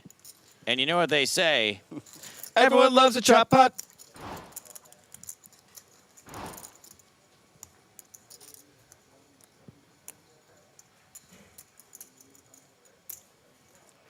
sure you guys are very surprised by the outcome. So within both ranges, I guess.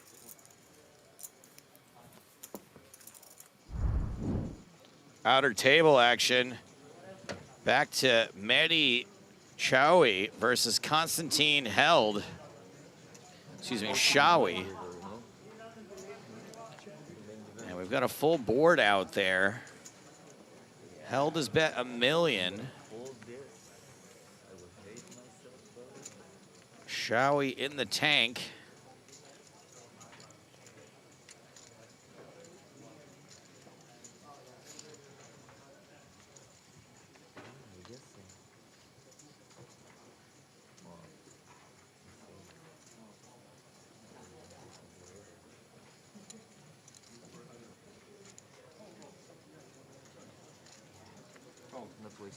Chaoui lays it down. And we get shown king, queen for a bluff. Probably a bluff with king high. Bluffing with the best hand. Who's your idol, Nick or me? Anyway, that's going to be the feature table after the break. We know Showie and Held are there. Daniel Wilson also still there and alive in this tournament. Nicholas Oshtet and Aurelian Russo coming to the stage after the next break. And we have got action here. Campus opened ace-10 suited, got 3-bet out of the small blind by ace-4 suited, Kenny Hellert.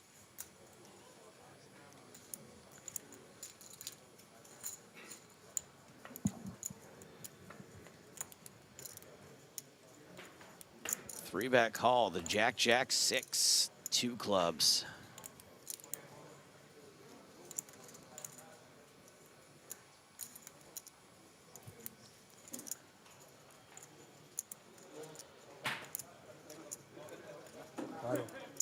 Hallert with the betting lead.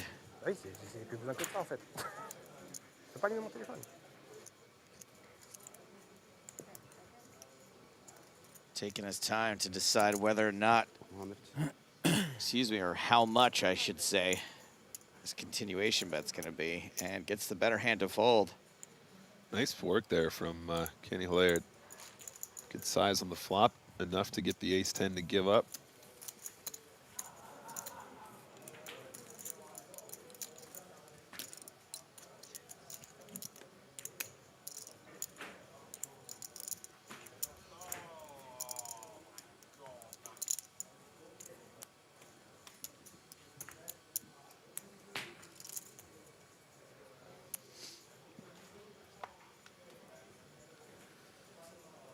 Have we seen many of the black chips in play yet?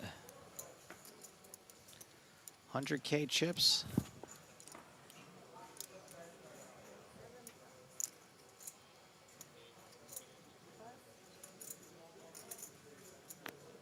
First person to spot a black chip in a pot. Oh, there's one. There's one. There's some.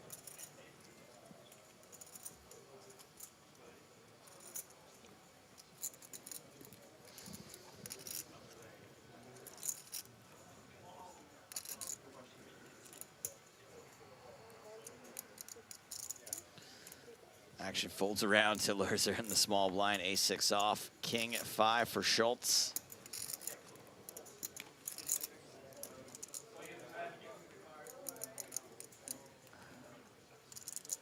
And Schultz is gonna raise it. Yeah, I was about to say, I think king 5 off blind v blind is a really nice one to have as an ISO versus limp. I don't think Manic's going anywhere. That's actually not the worst combo to use as a 3-bet bluff now. King Joe. 5 off? No, ace-6. Oh, ace-6, sorry. Yeah. But I think the limp call at this stage in the tournament, especially against another one of the big stacks, is what you want to do. You're going to have the best hand here a ton. And sure enough, king 5 off is one of those combos that opens. Not the worst flop for Manic. 10-10-6. No, not at all. And obviously, we're expecting a C-bet from the king 5 as a bluff on 10-10-6 very often as well. So might be a little check call scenario for Manic here on the flop.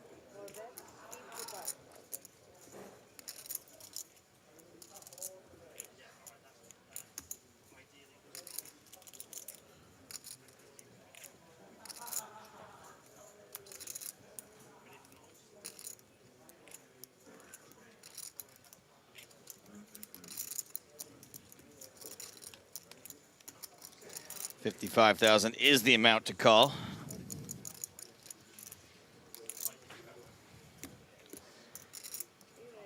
And Manic ain't check calling. Love it, love it. He is check raising. Just cleaning it up right here, right now. Is check raise legal in France? I know they've got some weird rules here. Let's it go. Another pot for Manic. Very clean now. Second in chips on our feature table, up to 74 bigs.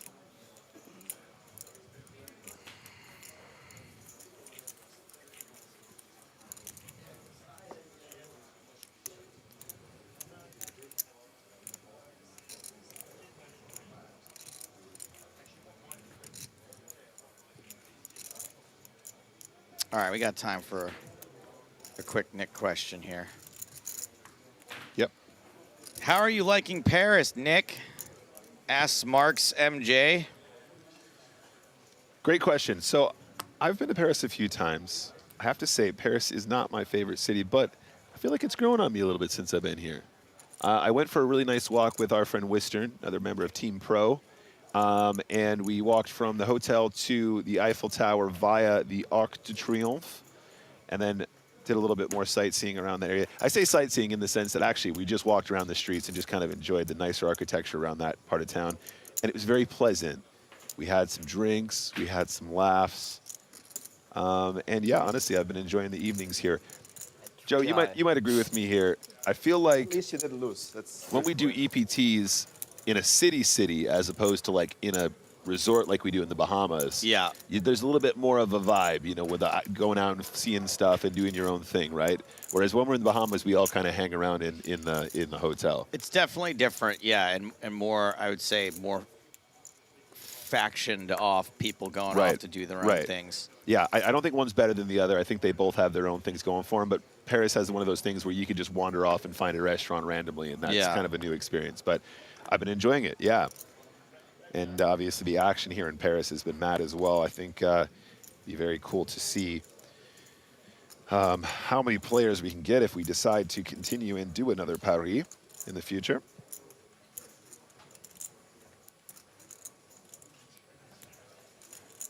Manic back in the mix there. Previous pot, we kind of glazed over it, guys, but no action for the Kings. Very standard open from ace-9 suited in the cutoff for Manic here.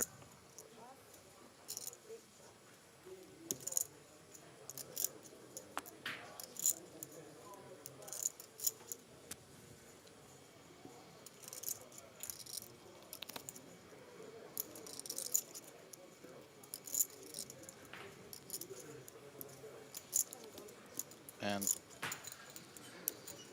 Campus is going to call with 6-5. Ace, 7, 10, all spades. Lurzer with top pair. Campus does have the only spade.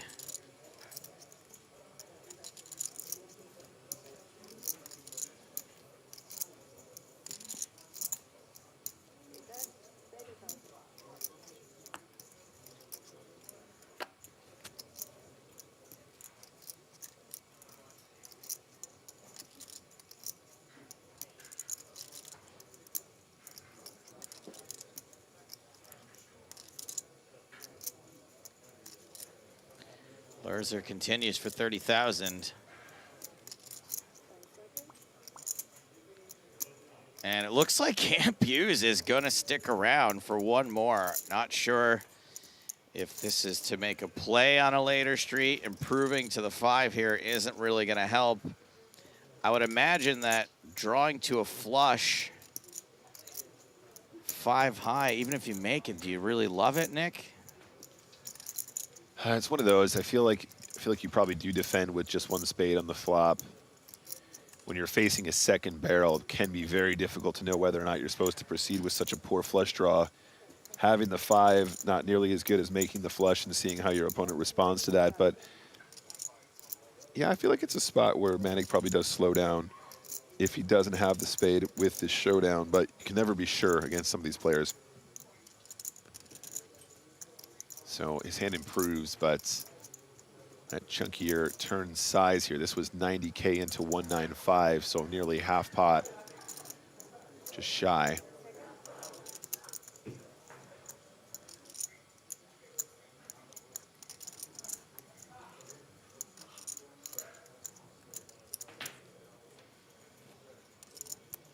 Time card used.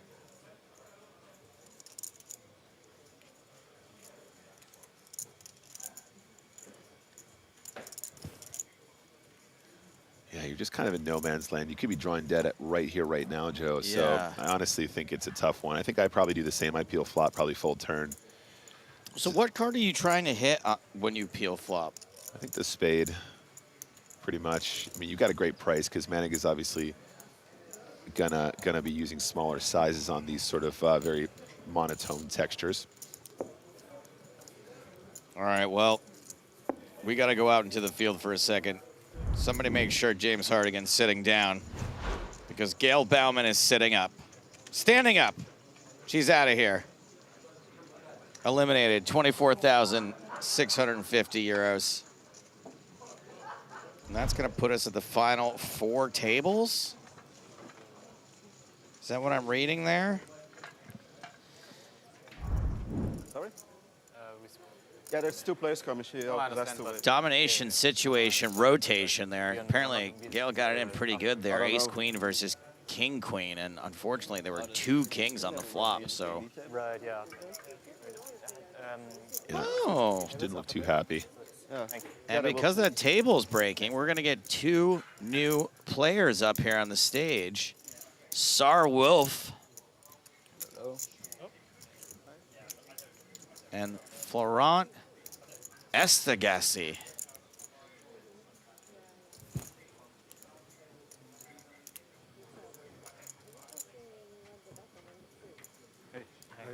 There's Sar Wolf.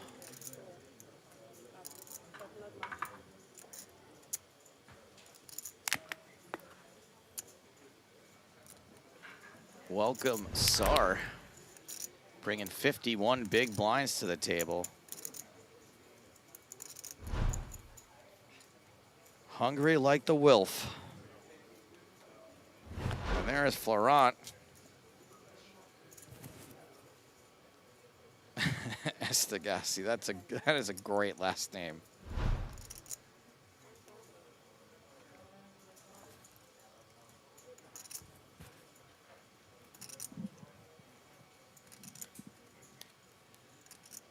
There's her folds. Schultz, ace-7. Schultz still the chip leader here. 5 minutes to go on this level.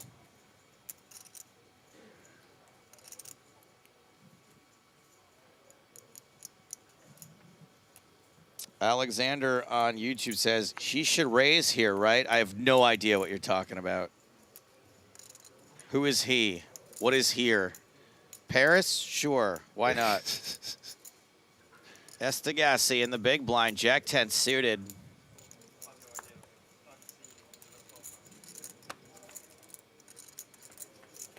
That's right. It is the Spraggy Want Wings 24. And the Spraggy, as it usually does, whiffs here, except for some backdoor clubs. Estegassi has got a gut shot and 2 live cards as well.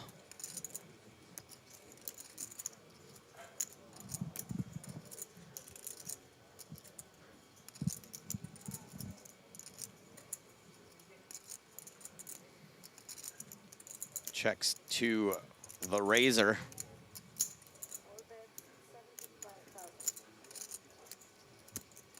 Pretty chunky size bet here, guys. That was 75K into 145. So close to half pot here. I think he's definitely been studying those flop sizings.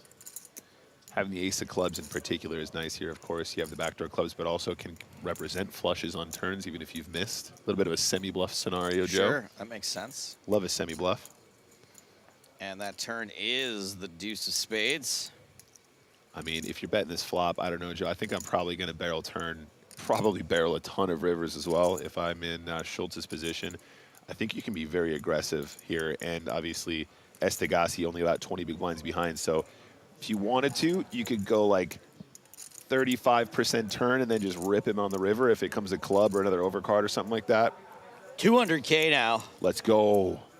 Decides to try and just take it right on the turn there. Love to see it.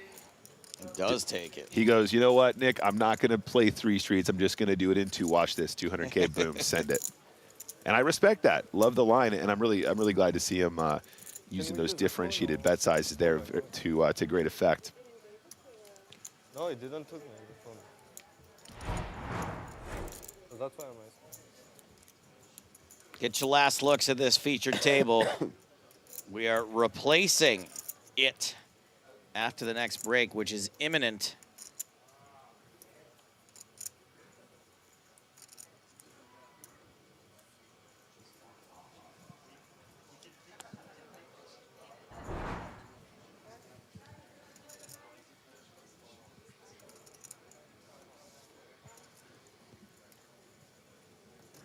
Will Sar Wilf? Sar won't.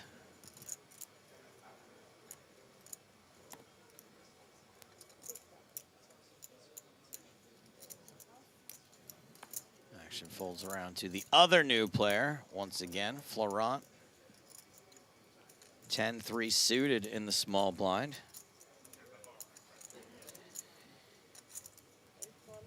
Looks like a call to me.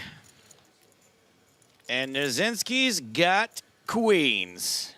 Nazinski, our shortest stack here, 16 big blinds after he puts in his big blind and his big blind ante. So started the hand with about 18 big blinds. Les Rennes. Just make it 2.5 big blinds pre-flop. That's the raise size. 2.5. Looks like a 3-point-something big blinds. Say what? And that's going to do it. A little bit on the chunkier size there for that effective stack depth, but that works too. I'm not sure if he gets any action from the 10-3 of diamonds, but at this stage in the tournament, all chips are good chips.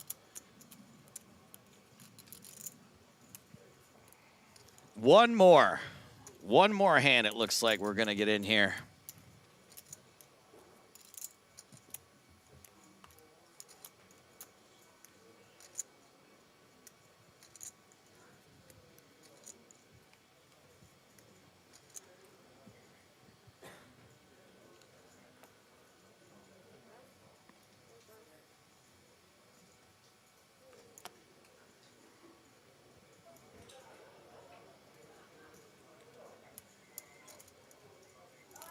Nine, 8 suited for Sar.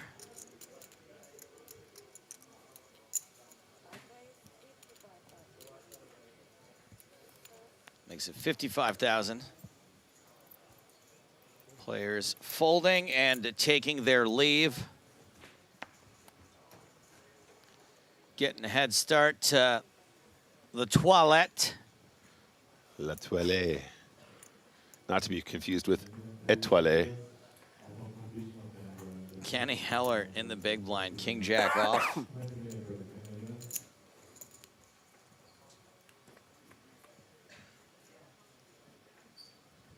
Ace, Queen, 6, 2 clubs. King Jack misses, 9-8 misses, spades miss.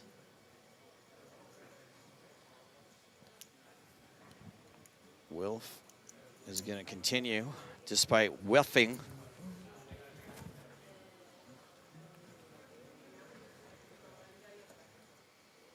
Quite a small bet, 35K into 145, so I think you're always going to at least call with the gutter ball. Your opponent from that position can bet and give up as well on later streets. Looking for a 10.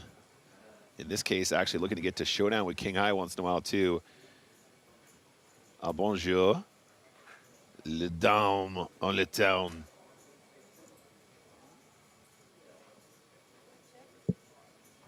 Check from Heller.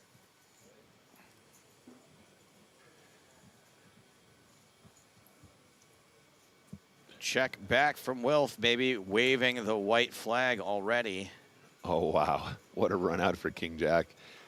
Gonna have the best hand here so frequently. And it's pretty tough to get any piece of this board to fold at this point, or any pair, or even King High.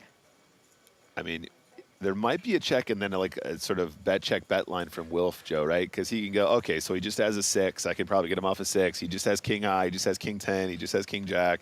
Maybe he has Jack 10. If he puts in a big bet on the river here, he can definitely get some folds. But will he on the new feature table? He's only just arrived with us. Does he find it? Wow. With the 9 high bluff, Wilf bets 100,000, just under half pot. This is totally callable if you are Kenny Hilliard with King High. This is absolutely a calling situation. However, it will work some of the time. It does make the fold. Nice play there. Good run out for the bluff as anticipated. And we're headed to a break. So Wilf shows up to the feature table with 51 big blinds. We'll be heading to break with 47 big blinds. Through no real fault of his own. Players getting demiked because they are headed back out into the field. These are those fellas. I mean, we only have 4 tables left, so a quarter of them are feature tables. Brand new feature table when we get back. We are taking a 17-minute break.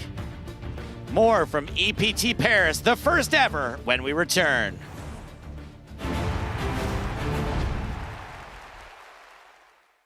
There's a certain amount of artistic license, and the truth is he did outplay me, so it wasn't, you know, it wasn't like they were making something up. Chan was a much better player than I was at that time.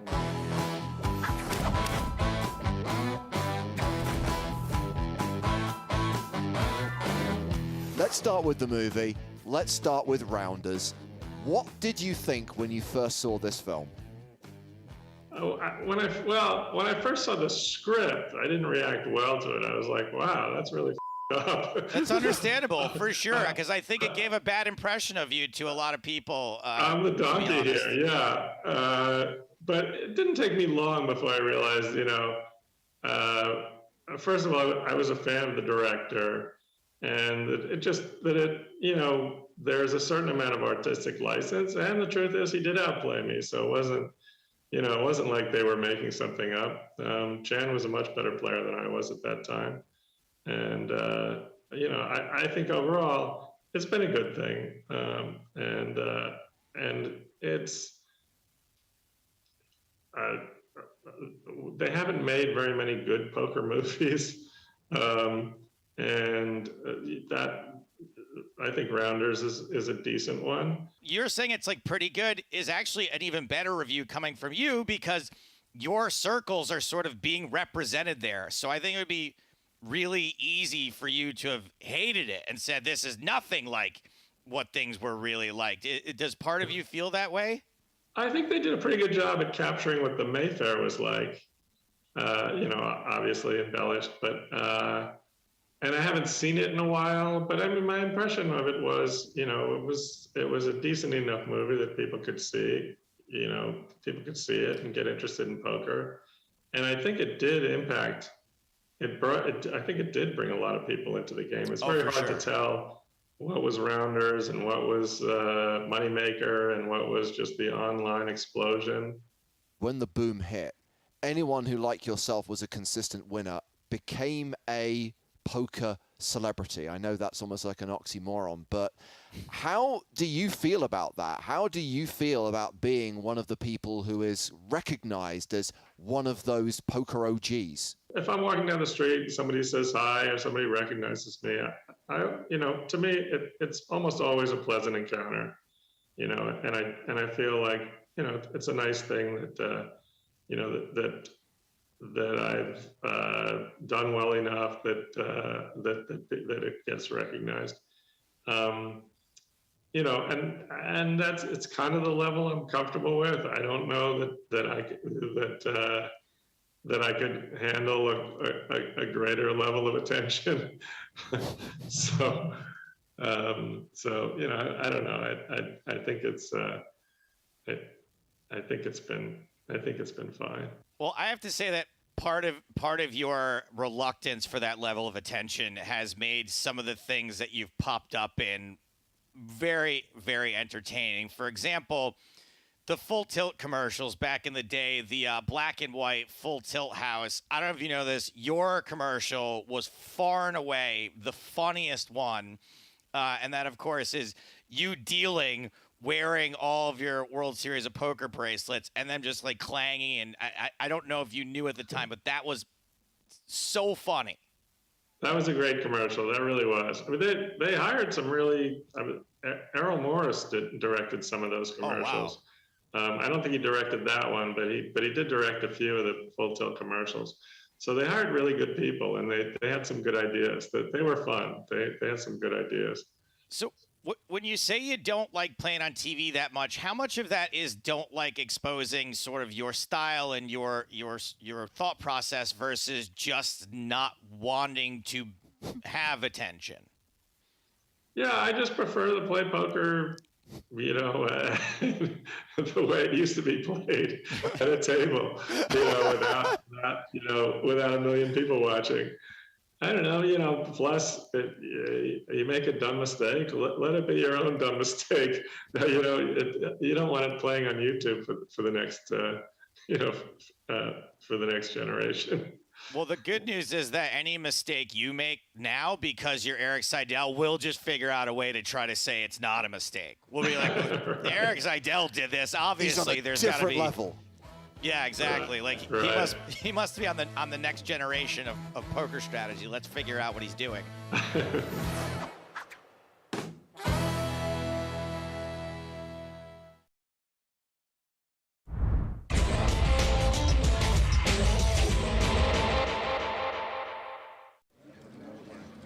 Playing down to 2 tables today. Once we've hit 16, they will bag and tag and come back for the penultimate day of this 5K main event. Tomorrow they'll play down to the final 6, and Friday is final table day, when 6 become 1. And we see another player become an EPT champion. Could be a 2-time champion. Mateos, Danchev, Antonius, and Katai still in. Sickos. I did call it on the first day that I predicted it, but I will do that at everyone, so at some point I gotta look smart.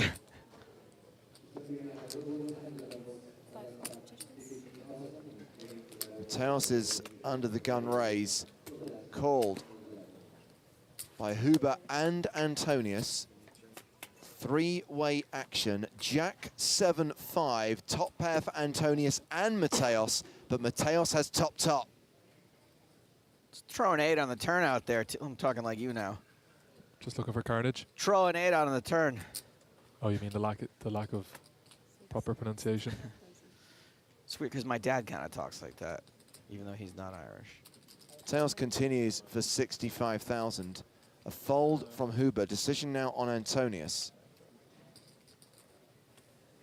Pretty interesting to see the snap fold from the 2-8s. I think it's quite reasonable given that Mateos is under the gun, continuing to 2 people, but it is a pretty dry board. It's going to be continuing with hands like Ace-King, King-Queen, maybe Queen-10 with backdoors. I'd imagine that Mateos will be looking for 3 streets here versus a big blind that's going to have a lot of Jack-X. Potpourri says Huber's not going to see a turn. Correct. Clap, clap, clap.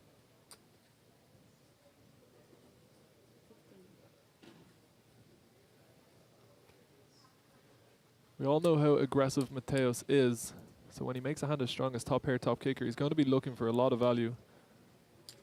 And I feel Antonius just has a hand that's probably going to have to call 3 times, provided that we don't see a really scary river. The 8, the 9, the 10 of hearts, kings, queens, aces, obvious ones. Well, king would give him 2 pair. Mateos fires a second barrel, 180K. Still hard for Antonius to get away from this. Pooh face, man, is calling Patrick Antonius Yondu. I think he's slightly more attractive than Michael Rooker, but not by much. So the river is an 8, which would have been a rivered set for Huber, but he folded the flop. It's irrelevant. Point is, Mateos is still ahead. Antonius still has top pair. We'll probably see a 3rd barrel from Mateos. The question, Vincent, is will Antonius call it? It will take away some of Mateos's bluffs. If he has a hand like 8-9, is he going to bluff the river? I feel like he should, but some people might not expect him to. If he has a hand like 9-10 that double barreled, he's now got there. I think it's going to be a very tough fold to make, but apart from missed hearts, it's hard for Mateos to have a lot of natural bluffs here. Well, this is chunky. It's 2/3 pot. Mateos betting 400,000 and leaving himself 600K behind. It's a very tricky spot. If any man who can stare down Mateos and work it out, though, it might be Patrick Antonius. Now remember, the shot clock is in play. Yep. Patrick has 30 seconds to make a decision. He has still got some time bank cards. He can use those. Antonius is ticking. To buy extra thinking time.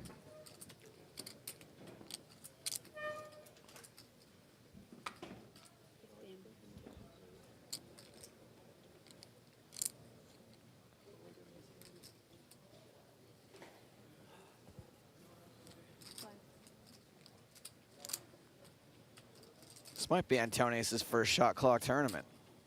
Did he play the super high roller? He may have done. Either way, he can't have played many of them. He don't get around that much anymore. Hopefully, he's aware.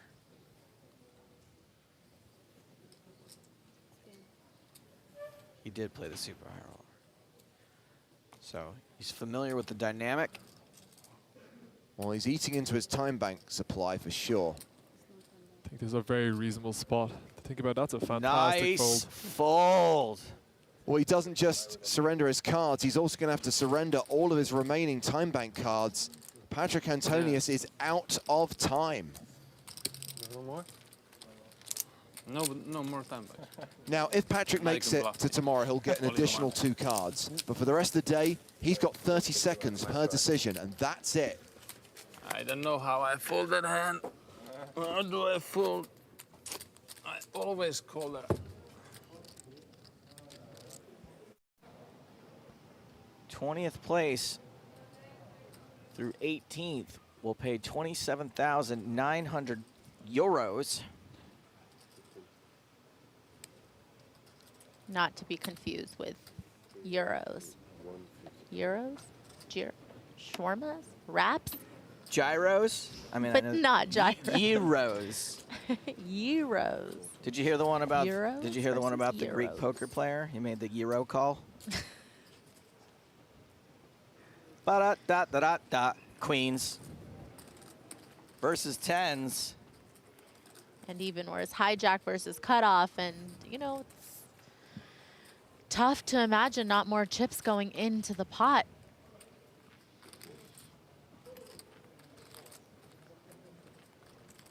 Andre Akari's been hovering around a 35 to 18 big blind stack all day, and they are getting it in.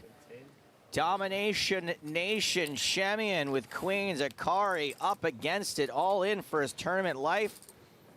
And 80% of the time, he is going home to Sao Paulo. This could be the end of the 15.5 O's at the end of Vamos streak. It might be down to 2 O's. And they belong in the words, oh no.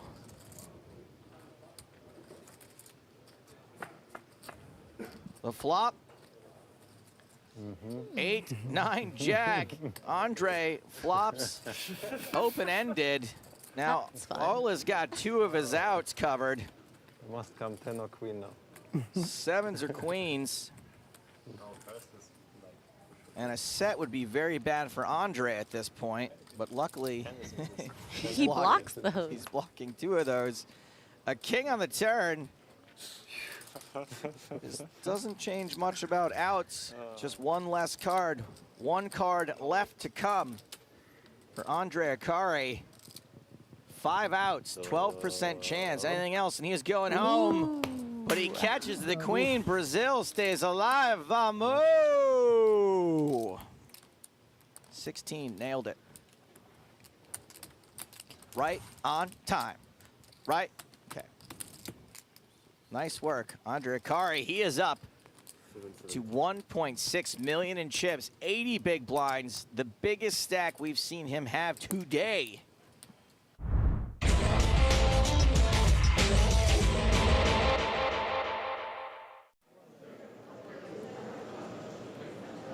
Oh, kings for Notkin under the gun. Cowboys. Hang on a second. Here we go. So Notkin raises, Miller moves all in. What's Miller's hand? King, queen. Jacques with a decision in the small blind. He's got ace-10. Hi-ya. And he reshoves.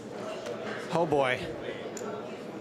What is happening? What does Rivers have? How is he even thinking about this? He's got 2 8s.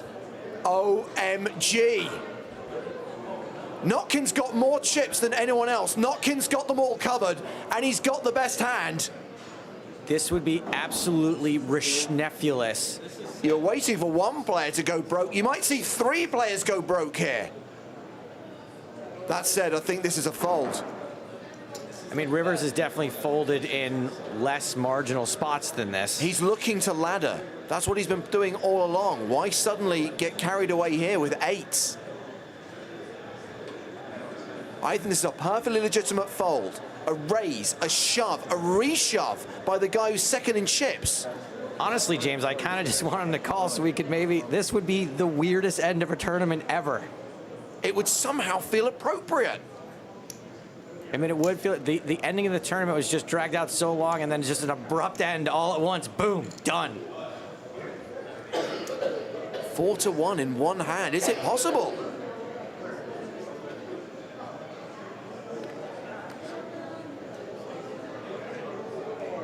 I'm pretty sure that Rivers is folding. It's not a simple case of just Miller shoving. It's the fact that Jacques has shoved over the top of him. And Notkin is sitting there knowing that he's going to snap when the action comes back to him. Oh, boy. How do you even stay in your chair? And you better, because they might kill your hand. He's in! He's all in! Holy shnikes! And Notkin calls, putting the other 3 players at risk. I have never seen a 4-way all-in at a final table where the guy with the other 3 players has got them covered. This is crazy town. If kings hold here, we go from 4 players to a champion. And Robert Notkin, the online qualifier, who got his seat for just $30, has won the Canada Cup. Notkin could be knocking all 3 players out in one hand. I guess I could set all it. What a ridiculous hand. So just to clarify, Notkin ahead with kings, Miller all in with king queen, Jacques all in with ace 10, Rivers all in with 8. 5 cards to come. He's got half the equity 4 ways. Good luck to the dealer trying to work out side pots. Did anyone fold an ace?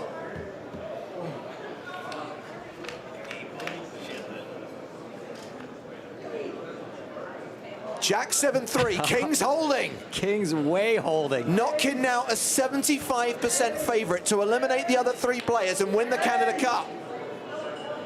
Way bigger favorite now. 88% favorite, the river card. As a man once said, it's a brick, and Robert Notkin has won the Canada Cup. Notkin knocks out everyone. What a way to win the tournament. Can you hear me knocking? His friends and family came all the way from Toronto to see this tournament, and what a hand for them to witness. A 4-way all-in, which sees Robert Notkin claim the title, the trophy, and $366,000.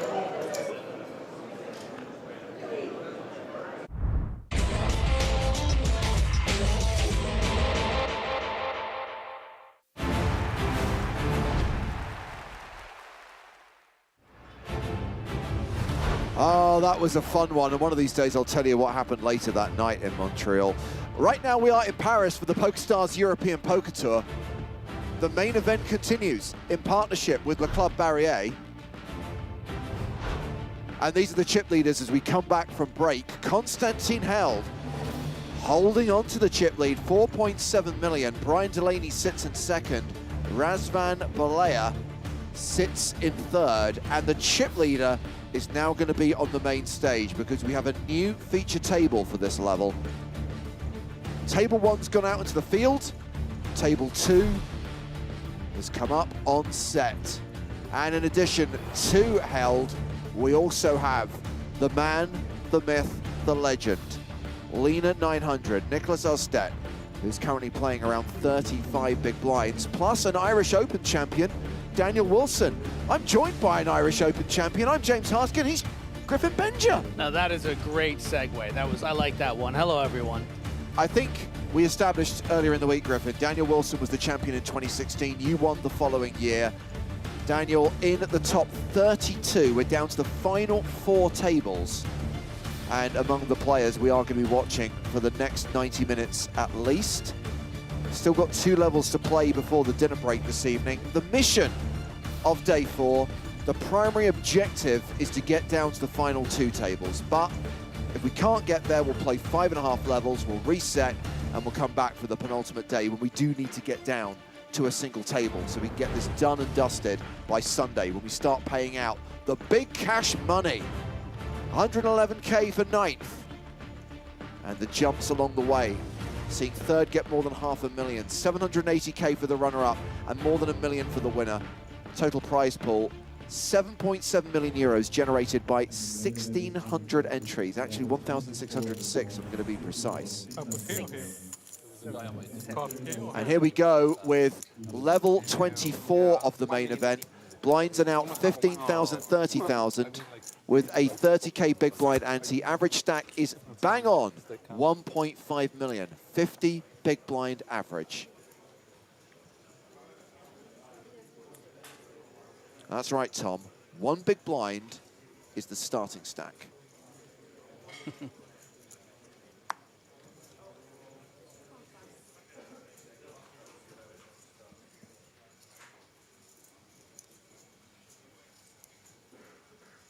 So Peter Jogner has folded under the gun. Mehdi Chaoui is raising here. And we've only caught one of his whole cards, which is the 7 of diamonds.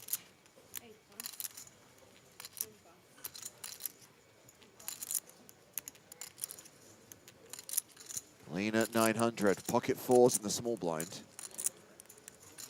Quite a bit less chips than we're used to seeing Lena play. We saw yesterday up to around 1.6 million. Has slipped since then. Is going to have to play a bit more cautiously. Yeah. Not going to be able to set mine out of position and the like. So we are on a pay jump right now. Current payout with 32 players remaining is 24,650 euros. 700. If you can ladder to 31st, you've guaranteed yourself 28,350. And we have gone heads up to the flop. Aurélien Rousseau defending the big blind with 10-8 of clubs. And it's a queen 9-7 flop. Yeah, and a really juicy board for the most likely hand. It's under the gun 1 open, which is 2 7s. Obviously, ace 7 of diamonds would be another one we might expect. Maybe 7 8 of diamonds. Yeah, now they have a beautiful timer. 7 9 of diamonds, of course, isn't possible. So it's going to be curious to see, but a lot of reasons for Rousseau to continue here with this open-ended straight draw, the backdoor flush draw. Yeah, facing a bet of 50,000. And Rousseau is going to call.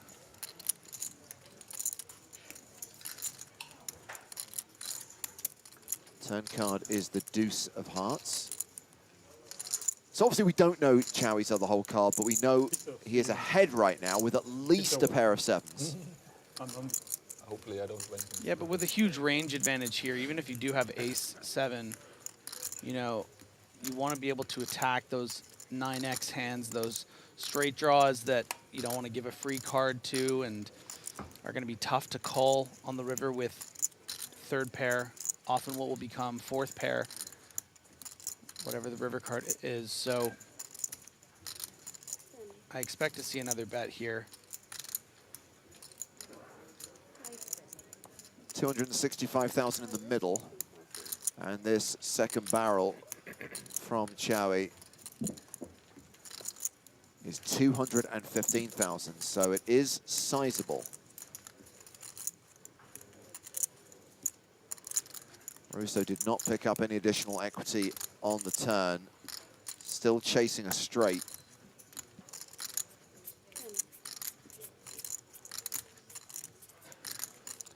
Yeah, and the great thing about, you know, having bottom set in this spot, if that's what Chao has, you know, you unblock the 9s and the queens, so it makes it more likely that your opponent, you know, has one of those top 2 pairs. So it gives you a little license to size up in this spot. You're probably expecting the straight draws to fold anyways, so you may as well get paid. One time back card played already. Russo folds. And Mehdi Chawi chips up. There's an above average stack right now with 56 big blinds. Russo is the table shorty, the only player at this table with a sub 20 big blind stack. He's got 18 bigs right now.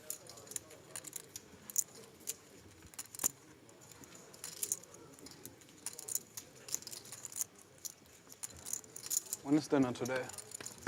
2 more levels. We play poker. Actually 2.5 more levels, but We play 6, right? who's counting? They can't hear you, James. 16 maybe. Maybe after dinner we have 1 level more? Possibly. Depends how many people. This is the 3rd level of the day. We'll then play level 25. Then there'll be the dinner break, and the evening session is going to be 11.5 bolted together. 2 hours, 15 minutes of poker to close out day 4. Now, should we get to 16 towards the end of that session, chances are we'll finish early. If we don't get to 16, we will just play out the scheduled 16. levels and come back with however many players, 18, 17. Can you give me change? Yeah. Thank you. And the chip leader has opened here with Jack 10. And Bernard Vu, who was on our feature table a couple of days ago, has 5s in the cutoff. Bit of a precarious position here with 2 5s and 22 big blinds. You know, you're going to get so many raised folds from the chip leader here, but you still have 3 players behind to worry about. You're not deep enough to set mines, so you really have to either just go for it and take that spot and hope, you know, Held is raising light, as he often will be, and then no one else wakes up, or you just got to fold. And at this stage, I think you might want to, you know, you're not that desperate with these long levels. Yeah. To put in, you know, a risky play like that.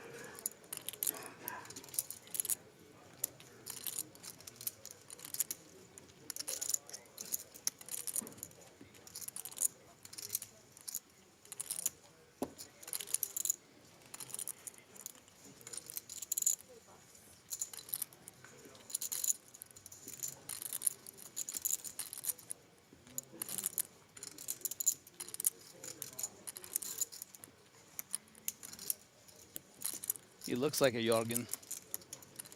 Are we like all playing slower because it's the TV table? No, I don't know. Same yesterday. We played pretty fast, right? Before we played pretty fast. Yeah. Very quick. Yeah, I like it. Actually, yeah, playing. Very enjoyable. Somehow I agree. Even Somehow you agree. We have big decisions. Obviously keeping an eye on the action at the 3 outer tables. So we focus primarily on the players on the main stage. Hopefully we can get a message down to Russo. Can someone please tell him, big fan of Winter Soldier, loved Infinity War. The Grey Man, not so much. Such a bad movie.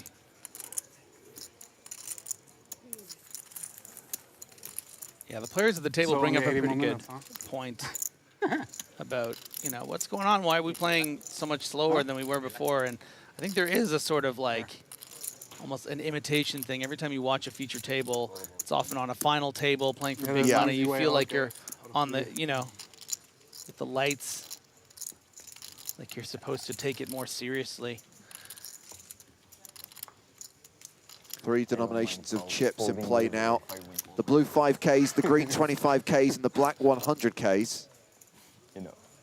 And I think it will sway players in 2 different directions, maybe based on their personality. I think some players might be more wary of making big calls or things that'll make them look silly, and then there's other players that I think will be more inclined to, you know, kind of flex their muscles a little bit and make bigger moves.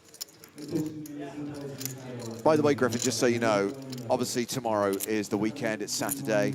I have already vetoed Chat Pro Saturday based on some of the commentary I've seen today. For example, Mo says they don't make good movies like Heat anymore. I mean, that is just an objectively incorrect statement. I appreciate what you're trying to do, but I don't know if you can stop Chat Pro Saturday. Oh, I can.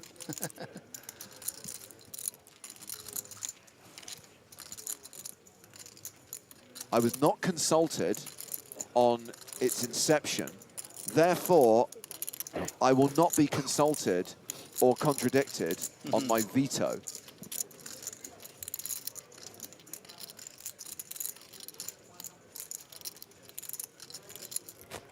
I mean, there have been a lot of movies like Heat that are... That's the thing. Look, not even just they're great movies, but they're also like movies like The Town is, you know, it's a bit of a poor man's Heat, but it's still pretty good. Look, The Departed. Heat is an excellent film, but to say that there aren't films like that anymore is wrong. Yeah. Also, there have been great films since Heat. This was hard to skip. This one was hard to skip. They keep this one for sure. This Interesting 3-bet with the King 10. Outside of here. Outside of here. I'm a bit surprised by this, especially the extremely small sizing. I guess Jorgen just trying to say, I got a monster here and you should fold your ace-jack, but that's not what Vu has. And Vu moves all in for his last 675,000.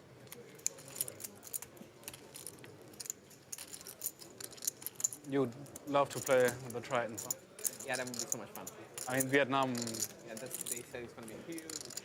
Yeah, especially for like because it's the memorial of Ivan Lea. Someone said, but Departed is different from Heat. Yeah, but like a talky crime movie. I don't know. Talky crime movie that isn't directed by Guy Ritchie. I don't think you need to pick on movies from that specific genre or oeuvre. Ultimately, there are still great movies being made today. It's true. Within the last decade, there have been great I really movies. need to go to Cyprus. Like everyone says, it's great. Yeah, Cyprus. My brother lives there anyway, so. Cyprus is like the best place I played. Like the Merit. Yeah, in Merit, like 100%. Yeah?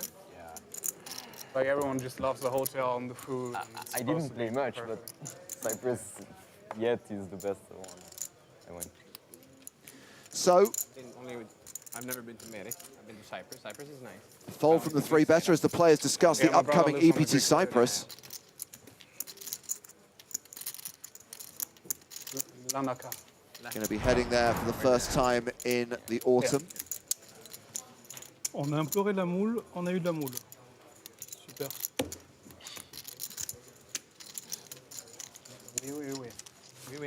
Ooh, I got to take this spot here, James. Yeah, I'm trying. Cheese Monster says, just watch Swiss Army Man, great movie. I actually had dinner with one of the producers of Swiss Army Man the other night. I think you do need to kind of flesh out that you were Joe's +1. I was Joe's +1. Yeah. I mean, you didn't need to do that, but you decided to. And now I only look cool as an extension of Joe, which is already my entire identity. You'll always have your Sia story.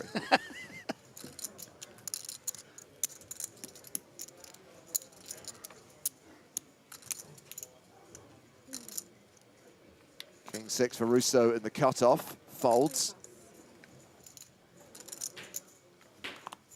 Peter Jorgner. 9 deuce on the button. That goes in the muck. Mehdi Chowie. Do you know how much? 60? 600. Okay. 7-6 in the small. Florida, so I would just like to go anyway. Yeah, would be probably a nice vacation too. Like, it's insanely expensive, but you can. Dr. Colossi says, Arrival is great, but really Heat is amazeballs. It's mental. Put that on a DVD cover. So Chowie's completed. Yes. Woo-Sok Kim is in the big blind with ace-4 and has checked his option. Yeah, at 20 big blinds here, I think this needs to play as a shove or a check. And Kim is Yeah, looking maybe to you go should for go the after lower Vegas, variance bring your route. girlfriend You know, Chow's going to be and limp folding do a so bit of a often here. vacation, and then I think like one of During summertime, it's just I'm already thinking. And the like, great should thing I go about to checking Vegas? back is that you are Just, so 2-3 under months repped. during summertime, And you it's can really start like, making yeah, some money sucks to go post flop. to You know, if the this turn way, is a 50 9 or degrees. an 8, yeah, when it's guarantee really you a nice and sweet, I 4. get it. Yeah, that makes sense. It's never the During winter time, sure, very nice to go.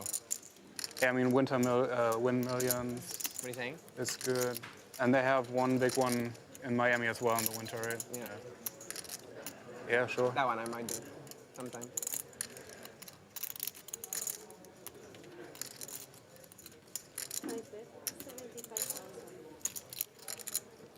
Open-ended But straight that draw. would be taxed as well, right? Like everything in the US is. Just to 35 that they keep, or sorry. Trying to attack those, you know, king and queen high floats and those 5x type hands that are going to have trouble calling. Of course, Kim Just with if the you 2 wanna go, pair ain't going yes. nowhere. It's quite some additional rake, but you're not. You can afford it. If you lose, doesn't really matter. That's the spirit. Very surprising to see a raise here from Kim. It's almost this raise to see where you're at type play, and it's giving Chow quite a price. Just a click back of the bet. You know, you are still drawing to the nuts 2 ways.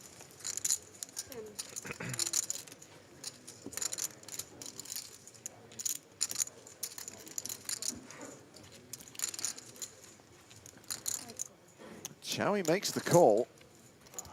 And we go to the river, which is the 10 of diamonds. Has not changed anything. Kim's 2 pair is good.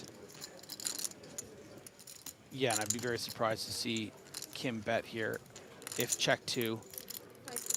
One of those very rare raise to see where I'm at situations.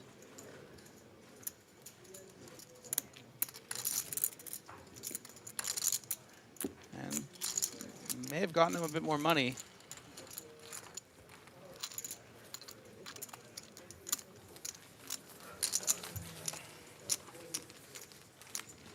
Kim playing just shy of 30 big blinds. What's the nicest spot in Sweden that you have to see? If you go to Sweden just for like a weekend, Stockholm for sure. Amazing food in Stockholm, really amazing. If you do like more like a week, there's many places you could go. Yeah, like the archipelago of Sweden, outside of Gothenburg, between Gothenburg and Oslo, amazing. Yeah, during summertime, that's great. But yeah, weekend Stockholm, I would definitely recommend. I heard lots of good things. Yeah, I mean, Stockholm is great. Yeah, very international city, amazing food. Gothenburg, I wonder what Swedish Batman is Beautiful like. as well, actually. I've never been to Stockholm. They don't go straight No? to the list.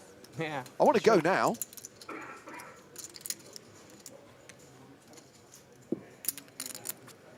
Just very expensive as well, probably, right? Yeah, it is. I mean, Vienna is not cheap either, is it? It's okay. Is it? Kind of. Maybe it is. Prague is cheap though, so maybe. Yeah, I mean, yeah, it's not as cheap as Prague. I think for like a capital city and a rich country, it's okay. Vienna. So Jorgen has opened in the cutoff with jacks.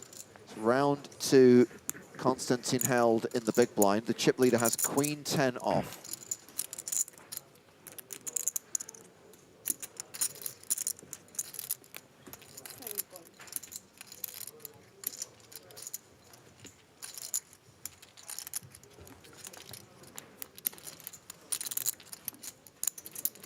Ace 10 9. Jack's still good, but always an ace on the desk. Not going to feel too comfortable. Yeah, the ace, of course, can give you pause, but you're going to get value from all the 10x's. You know, you don't want to just give a free card to something like 7-8. And And with queen 10, queen of clubs held, is definitely going to hold onto this hand. Yeah, calls the continuation bet of 75,000. Turn card is the 5 of spades. Jack's now near enough a 9-1 favorite. And I'm curious how Jorgen plays this turn card. Probably don't want to give another free card to those 10Xs, and you really set the price here when your opponent does have those ace-X type hands. Not expecting a check raise very often. I'm surprised by the size up. You know, betting half pot here, you really are paying quite a big price when your opponent does have the ace-6 off. I maybe would have leaned a little smaller with this sort of block / value bet.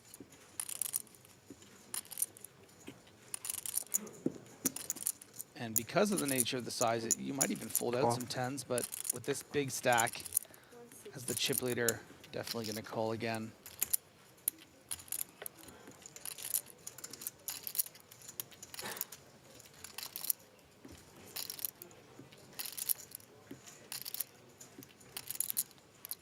Eight, 9, 10, no.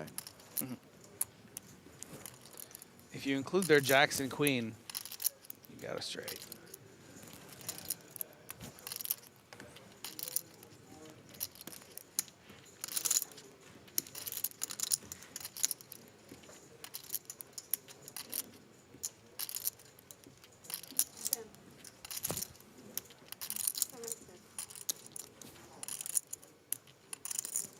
So Held checks for a second time.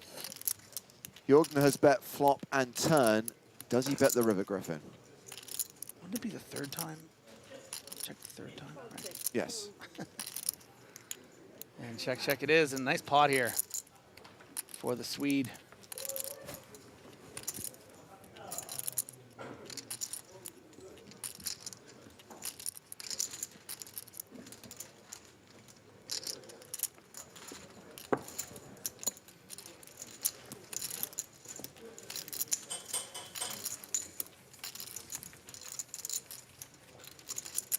So Peter Jorgen, second in chips at the table, a stack of 2 million.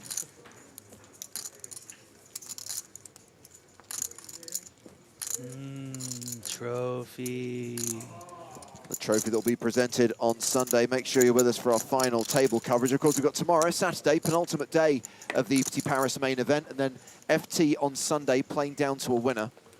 2 more days of live coverage to come from the French capital.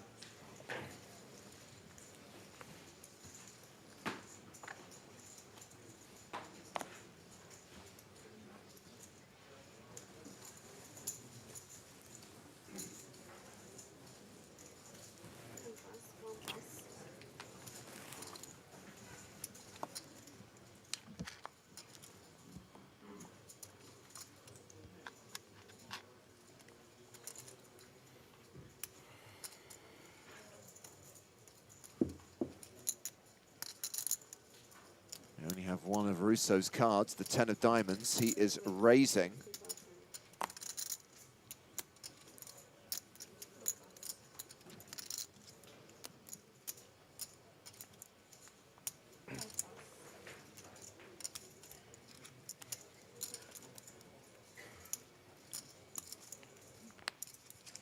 And has Russo absolutely crushed based on our math.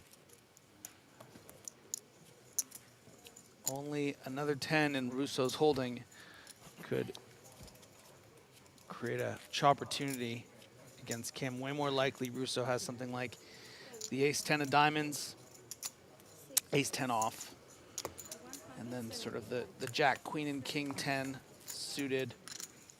We'll also find some raises in this early mid position sometimes. And Kim is going to play for stacks here, raising with the intention, surely, to get in the 19 big blinds of Russo. He doesn't have to get it in. And don't call me Shirley.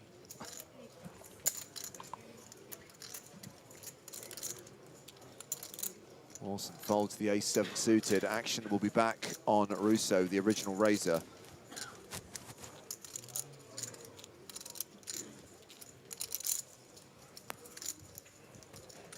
Bin Min says, I want to see Lena 900's table. Sorry, can't make it happen.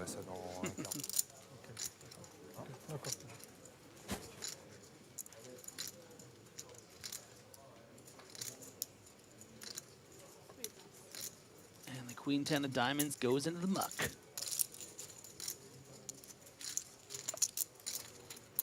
So Kim, continuing to chip up, moves over the 30 big blind mark now. 25 minutes into the level. Blinds currently 15,000, 30,000. Being the third of 5.5 levels that we expect to play on day 4 of the EPT Paris main event.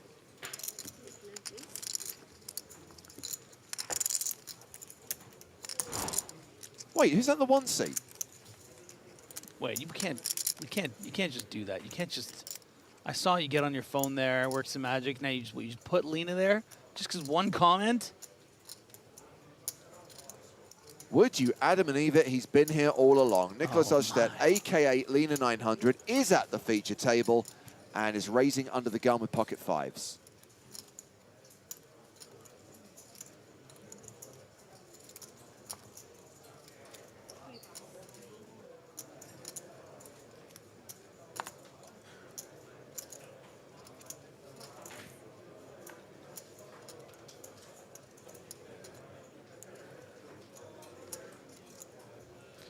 I mean, this is just great content here from Mochin Hosan. The gentleman behind Russo could play BJ Blazkowski in a Wolfenstein movie. 100% agree.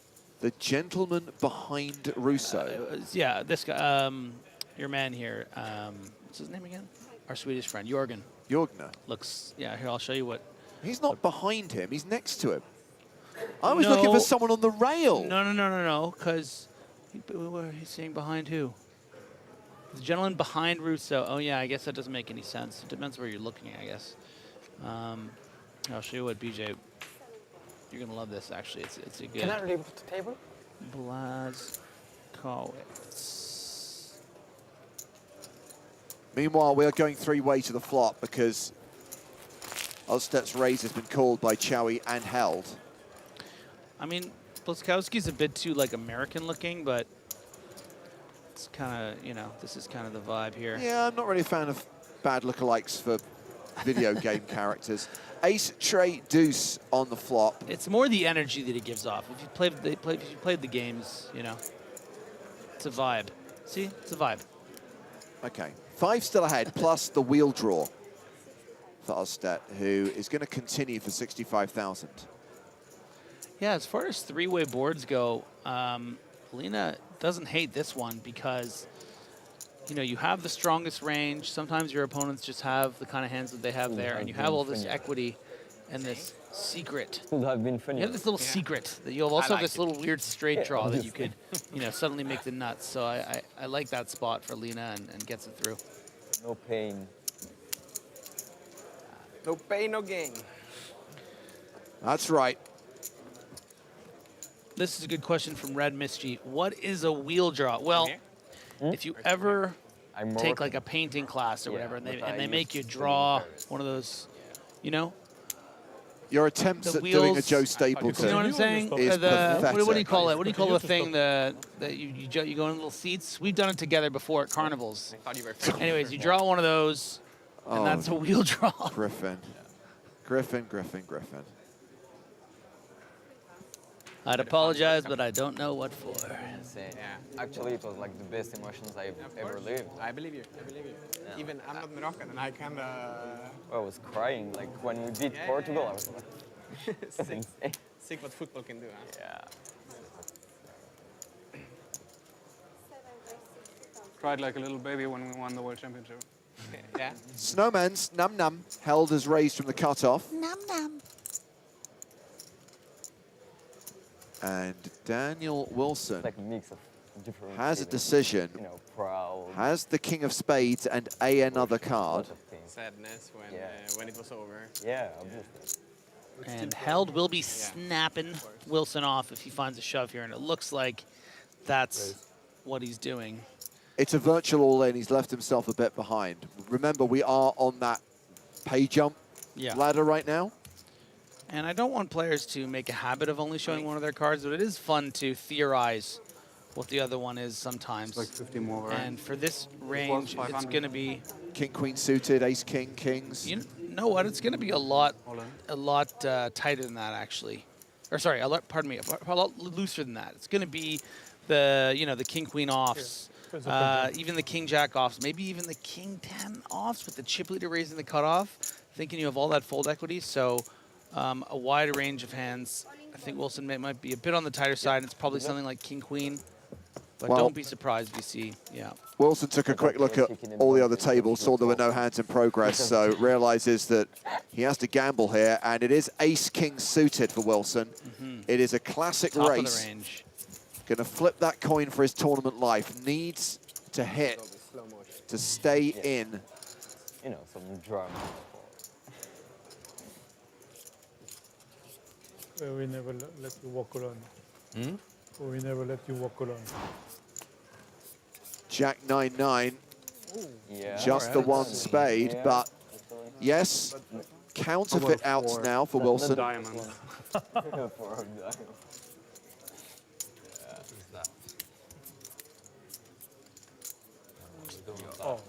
That is going to seal the deal on the turn.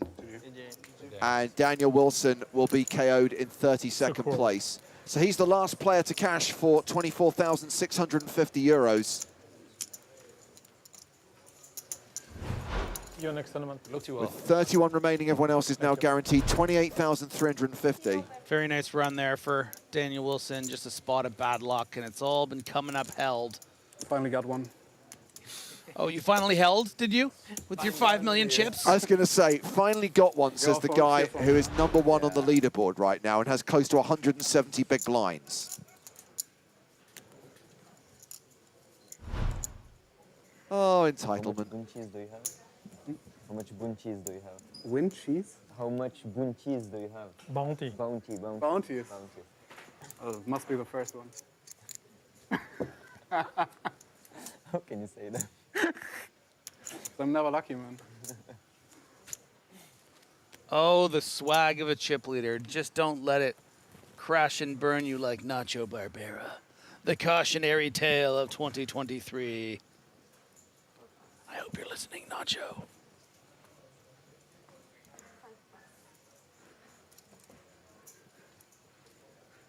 Ace-9 suited for Held.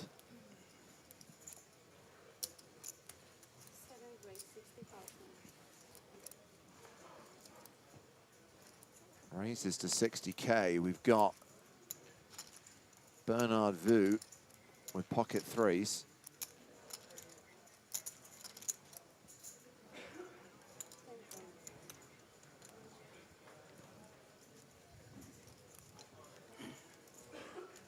And now that Vu is closer to the 25 to 30 big blinds, and one seat over on the button instead of at the cutoff when he had those fives, has decided to set mine. I don't like it. I don't like it one bit, but I understand why he's doing it. He doesn't like it. No, I'm not going set mining against the chip leader who's gotten all this swag and has to go along with it. And now, Russo is coming along as well from the big blind. If they were ducks, James. But they're not, Griffin. No, they're not. They're crabs. And crabs can't fly. No, they can't. Oh, they can today. Flop a set, the day that crabs got wings. But note, Held has the nut flush draw.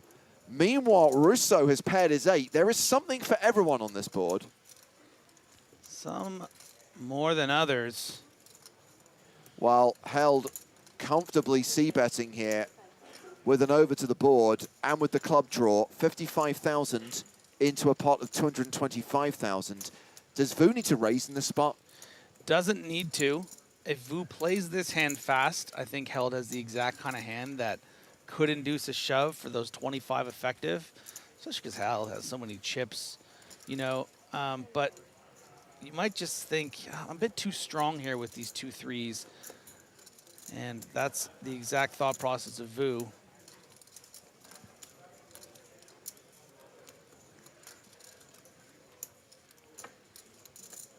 Oh, Russo.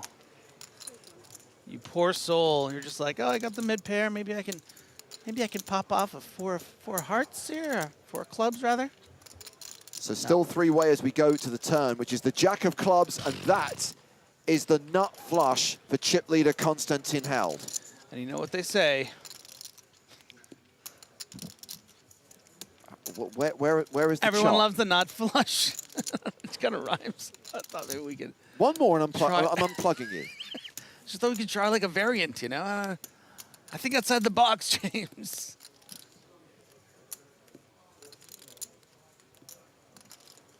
And there comes the second barrel. So Vu's going to need the board to pair. And if it doesn't, there's going to be a room with a Vu very soon. Like go back to his hotel room because he busts. Yeah. I'm warning you, my finger's hovering on the button.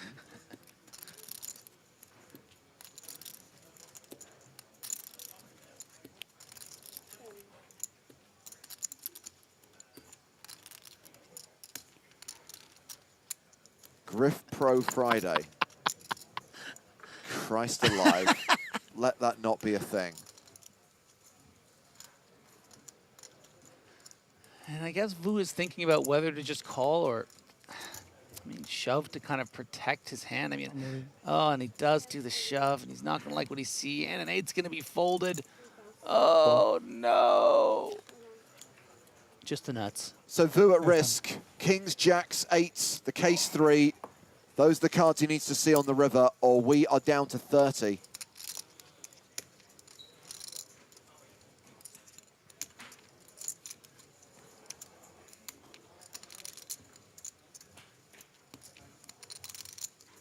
Let's see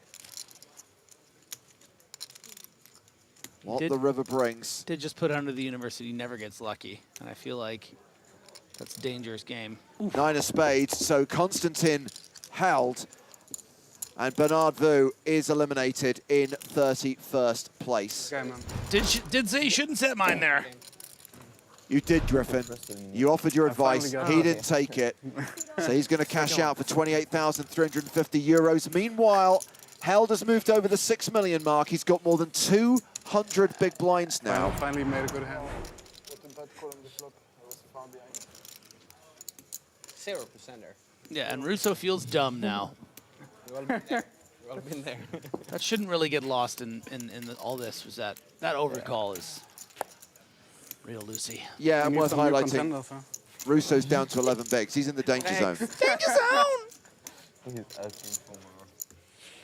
Are you guys enjoying the show? Yeah. Better than.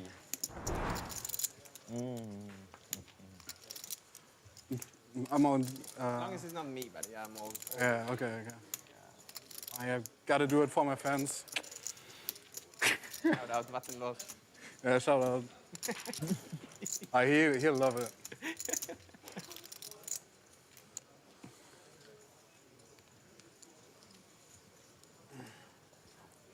Zach de Sieben also will be on fire. Like the German trash talking Rex Skype chat. Yeah.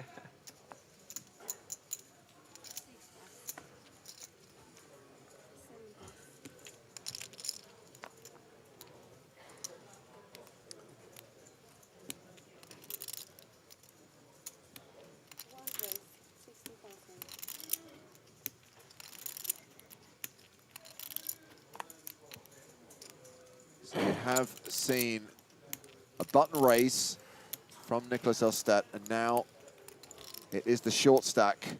Aurelien Rousseau in the small blind. I am from the future, and Russo goes Can I all maybe in. get change for?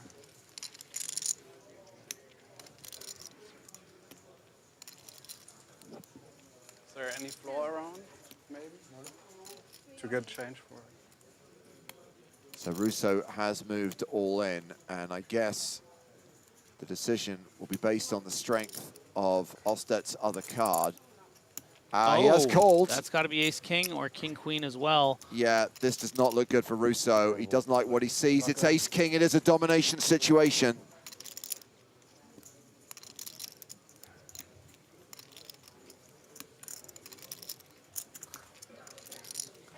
Widely considered one of, if not the best player That's evil. in the world is Lena. Queen of spades. Okay. Do you know But who you're main up event against? live success has eluded him, and this is going to be a nice little spot. Oh, yeah. This is going to be hard for Russo to come back from. Down to 2%. 99% equity. Hey. Hey, guys. I can hear you. Good game, sir. And drawing dead on the turn. So we lose Aurélien Russo. Cashes for 28,350 euros. And Russo will officially be our 29th place for you finisher. Some action finally, huh? Finally some action. Because we After all have those lost disgustingly boring pizza tables. a player from the outer tables. We have lost someone else in 30th place. Our first hour, or our first level, would have been sick here. Oh yeah, that's for sure. Ostet up to 1.6 million. So while that hand was playing on the main stage, There wasn't one race. as we witnessed the elimination of Russo, on the outer table, we lost one of our EPT champions, Piotr Nijinsky. So Nijinsky also cashing for 28,350 euros, but officially 29th, sorry, officially 30th place finisher with Russo going out in 29th. And Nijinsky was dispatched by Tsar Wilf. King Jack versus tens, tens held. And Nijinsky is heading to the rail, and we are at 28 players. Also,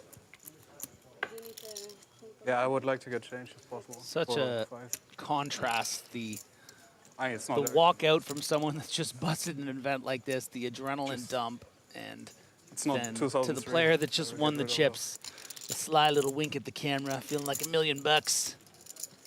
Well, you could be $1 million if you get to Sunday and find that 1.17 first place prize.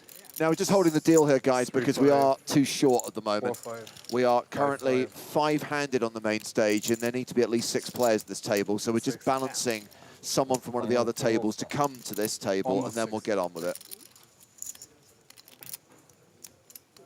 Yeah, I'll just come back on to the final table. We are too short. You ever listen to Too Short back in the 90s? Nope. 639.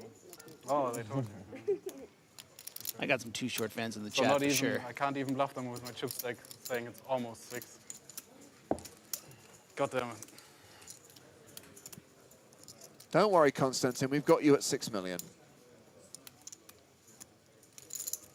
As things stand, Kim is the shortest stack at the table with 31 bigs, but looks like we are going to have a new player coming in.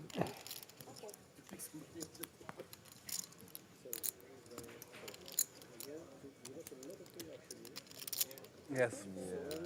Yeah, we'll be over this low. Nice. Was him.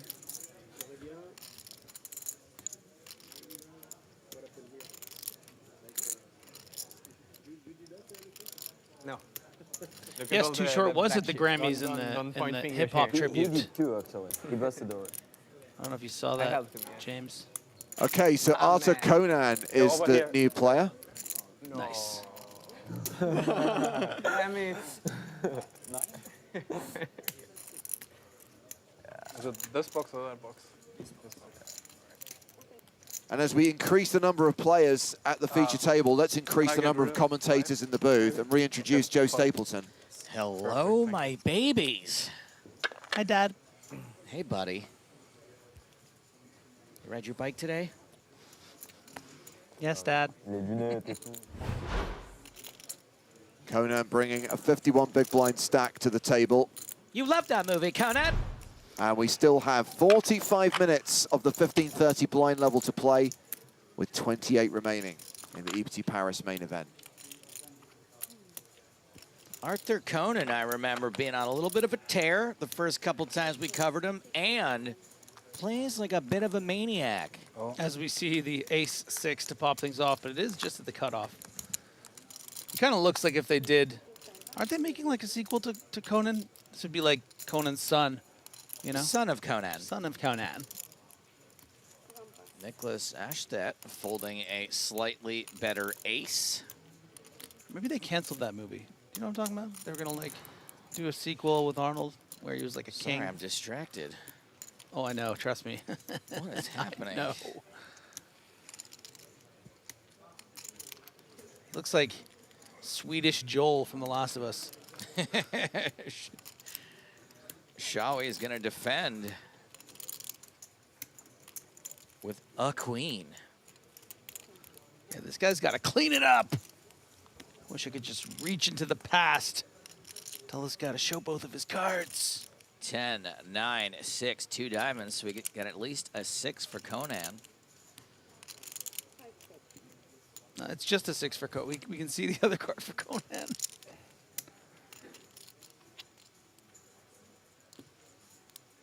Shawi checks.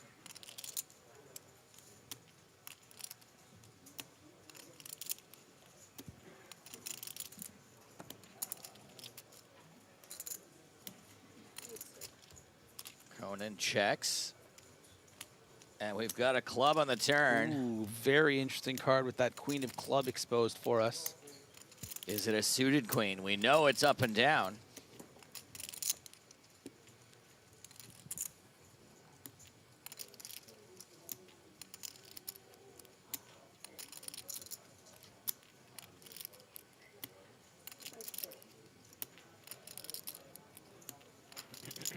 Shawi checks again. Can Conan fire bottom pair again? Pretty dicey board.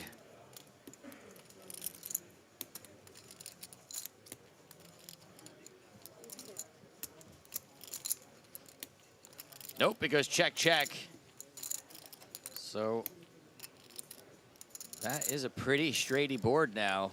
The flush draws miss. I think the fact that Chow is checking this down with the queen of clubs exposed leads me to believe that he probably has the best hand a lot of the time here, or if not, will probably come out of the woodwork here. You know, something like queen 8 or king queen, that nutted will be betting by the turn because you unblock all those pairs, but you know, something like queen 9 off would check again on the turn.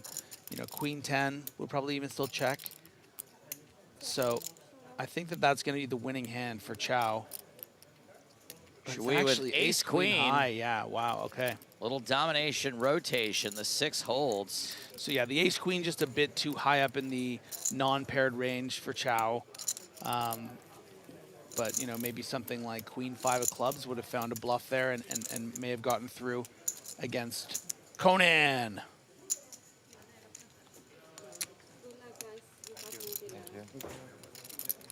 I like how you're going for Conan the Barbarian. I was going for yes, perfect. Thank you. Conan the O'Brien. O'Brien. Where are we at for Mini EPT Paris? We got another event starting at 6:15 today, so in just over an hour.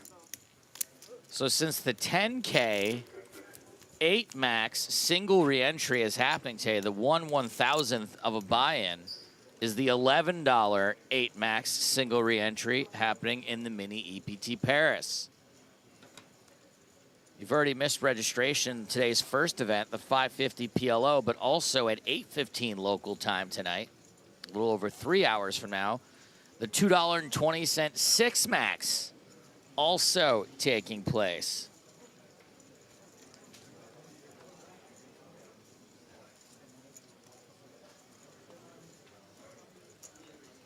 And we're all working our way up to the mini main event happening on Sunday. EPT Monte Carlo package for the winner. If that should happen to be you, let us know, because we want to follow your progress at EPT Monte Carlo. And you play your cards right, you might even get on the Poker in the Ears podcast. You might even get on the Poker in the Ears podcast. That is correct. Conan back in action, 8-7 suited from early position.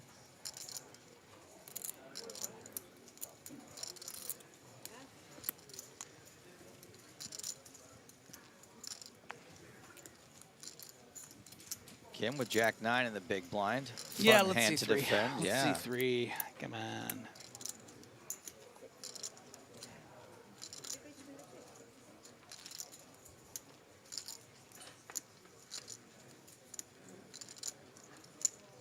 And plenty of shared board interaction here. Nice. Up and down for Kim. Middle pair for Conan. A spade for Conan. 6, 5, 6, 7. No straight draw yet. 6, 7, 8, 5, 7, 9, 10. No, okay, no straight draw yet.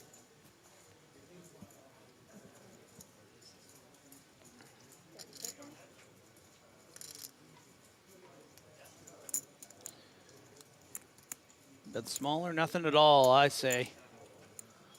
You want to get some value from the worst hands and from those draws, but you also want to leave yourself a little room to be able to call check raises if they come. Board pairs on the turn. And as far as turn cards go, Conan likes that pretty decently, because it makes it less likely your opponent has a 10. And he's not losing to anything new. And Kim with the very small bet of 40,000. I think this is trying to set a price for getting to that free river with all those outs. You can see almost 30% A cheap for river. Kim. Yeah. But if this was just played as a pure check, Conan may have bet the turn sometimes and force out the Jack-9.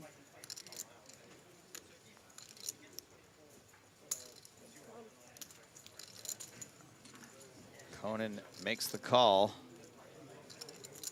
And the river is the 4 of spades. So one straight draw did get there. Not the one Kim was holding. Also helps when you block with the 7 here. Less likely a little bit for the to be 6-7. I don't really think we're seeing Conan fold against a river bluff here. And more than that, I don't think Kim necessarily has that desire, that gear to really blast off to a degree that Conan would even consider folding. Conan taking a little pause because that small turn bet kind of looks like either the kind of hand Kim has or like maybe like a 5x. That might call a river bet. And yeah, Conan is making a pretty sick thin value bet here. It's not often you get, you know, stop and go on the turn here and then still go for value with this particular hand. Now, if Kim goes all in, that'd be sweet. Kim's got a call 120, which would probably never happen here with Jack High. Has 770 behind. So does have some fold equity.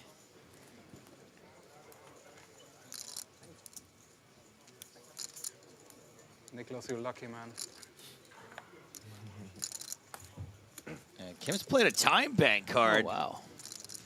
Which leads me to believe that there is one other move besides folding here. Nope.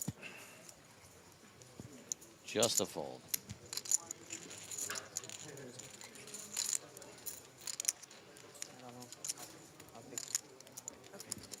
And Conan picks up another pot, up over 60 big blinds.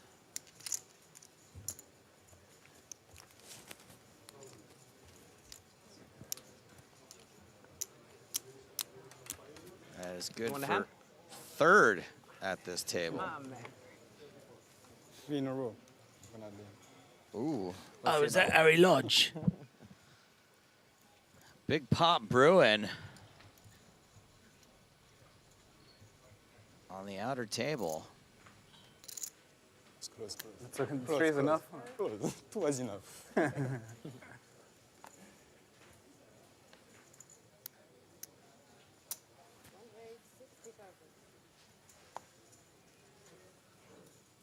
And Lena 900, Nicholas Ostedt Gonna raise pocket fours here. 41 big blinds on the button here. I think I like this as a pure call. I think ace-10 off. You want to maybe mix in some 3-bets to kind of just try to take it down pre-flop. But ace-10 suited, the playability.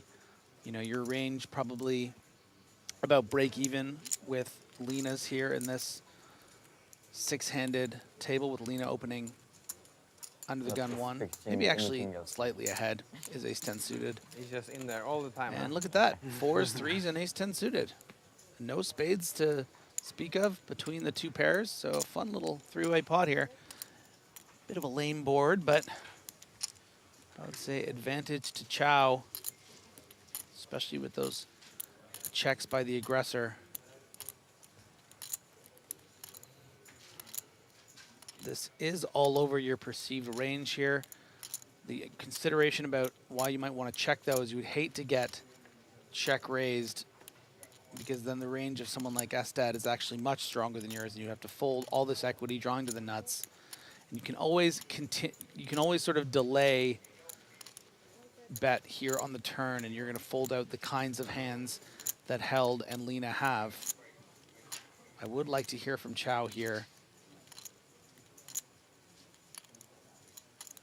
But again, doesn't go for it. And that's going to be nice, though. All right, river in that 10. But some pause from Lena. No. And One pair. I have one as well. I beat that. Oh, oh. Oh. Got him. I guess I rivered you. You're playing Shall in the we? big leagues, huh?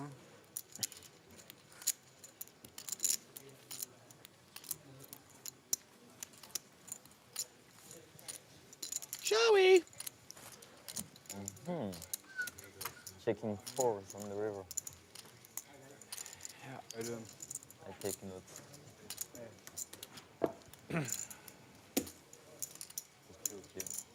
Right, kind of big hopes too.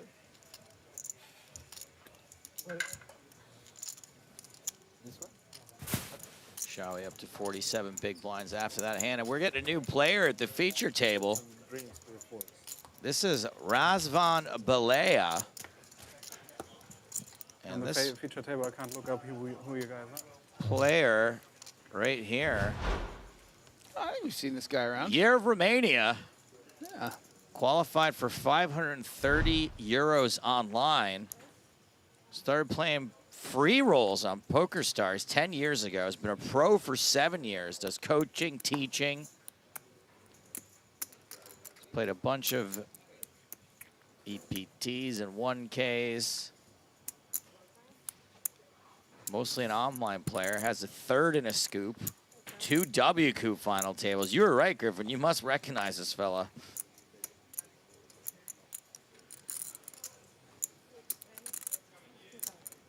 Says if he can manage to go the distance here, wants to give some money to his family, his wife, donate to some charities.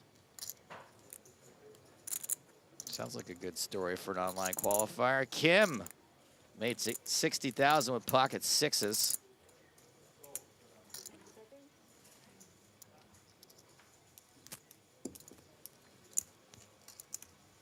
Race 190. You know, I think if Conan had a similar stack in the big blind, that Held might elect to just shove. Oh boy! For these 23 effective. And that's why you don't just shove for the Yeah. 23 effective. Well, it wouldn't have been 20. Yeah, it's 60 effective with our boy Conan. Be curious to see how Conan plays this. Certainly, hand strength wise, you could just 4-bet shove, but maybe with 28 people left, you'd rather just. 440. It is playing as a 4-bet. 440. And the benefit in doing something like this instead Can't of wait just to see the 5 on TV. Another pot for Conan. I miss those anyways. Somehow. Was cheaper than it should be. And good for him for not even thinking about You just got to make the right shoving. mistakes. We've seen crazy stuff like this happen You can ask me. with these suited wheel aces. But he won't know. You can tell me. The machines keep telling us not to fold them, Joe, but sometimes you just can. It's been proven. 1.5. Certainly after that We'll know action. soon. I'm not even listening. Yeah.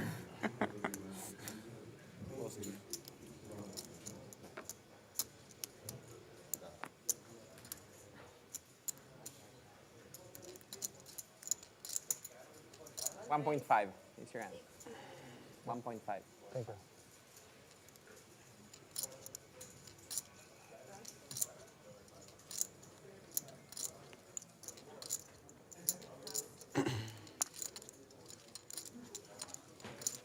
Nicholas Asset back in action with ace king under the gun. Ace 10 for held on the button.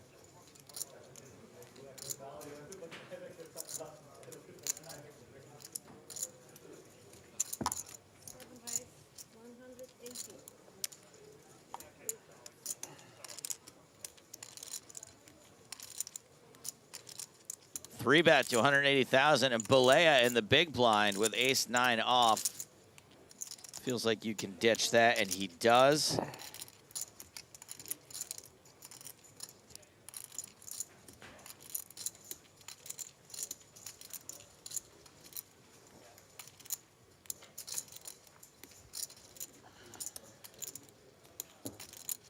Gosh, that will be going nowhere. I called 1-900 lean a lot. We are back. That is a 4-bet. And that will be the end of this hand.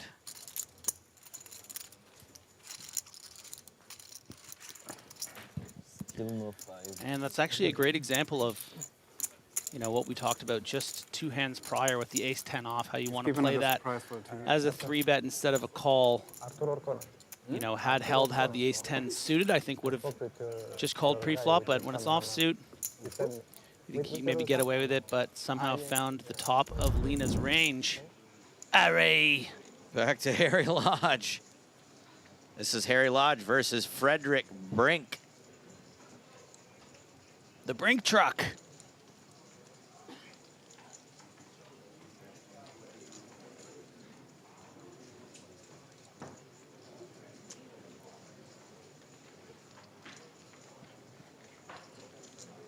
Big online legend. And Harry Lodge was playing a time bank card facing this massive river bet from Brink. Brink always has Lodge it. calls. Brink shows ace king. Lodge mucks. That looks like an ace, 9, 7, 7, 10, 2 hearts. And there we go. And Brink up to 2.5 million-ish. Oh, see? Little smile for the camera. What a beauty. Skin him a Brink. Oh, that's why he was buttering him up for change.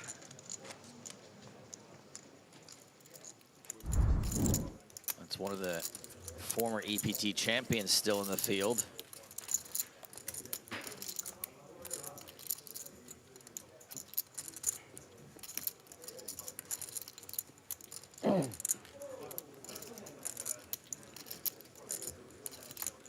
Why do I feel like Adrian Mateos has won more than one EPT, but he's only won one? Well, it was He's a just big won one. everything else. It was a big one. It was a And grand every- final yeah, at the he's won time. everything else.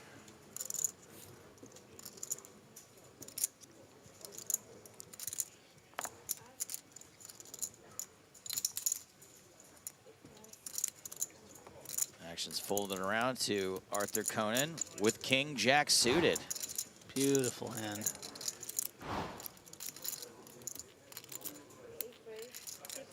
Wonder if that cloak is made from one of the hounds of Baskerville.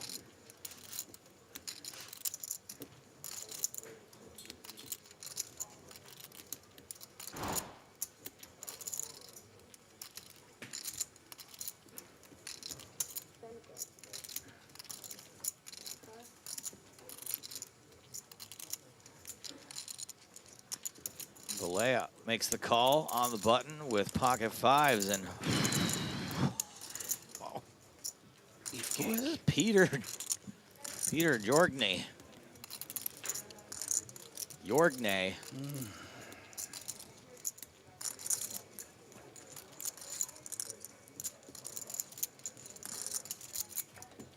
Makes the call out of the big blind. One eye open. 8, 7, 3, 2 diamonds. What do you think if you had to choose between Balea's hand or Jorgney's hand, just knowing one of those cards? What do you like better, Griffin? Jorgney. You like Jorgney? What's it going to be under there? The only card that would be not good would be like the offsuit queen or, you know. Right, because offsuit that's 10's much pretty it. good. The Yeah, jack's ace not 9. terrible. Offsuit ace 9 is the worst hand you can really have. Like, think about it, like 9-6 off probably folds pre. So 9-6 suited is diamonds. 9-10 of diamonds, jack 9 of diamonds, 9-5 of diamonds, 9-7 of diamonds. Even like a 9 deuce of diamonds is not I terrible. mean, you might find a little more folds with that combo, but yes, it's possible. I think we're paused. Maybe the pot isn't right. He's checking if there is like 5K. There's 5K too much. That's it. It's good. My bad then. Pot's good. Checks around. Yeah, I'll check. They all check. Sorry for confusing you guys. No problem. 4 on the turn. So Balea's got a he's back, you know. weird little gut shot now. Finish. Yeah, and I think based off, seeing a check here makes me think maybe it is one of those combos for Jorgne that is not paired or have a big draw.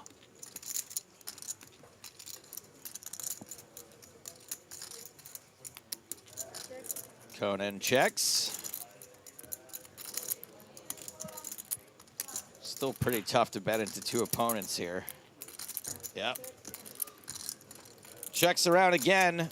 Another free card, and it's another 8.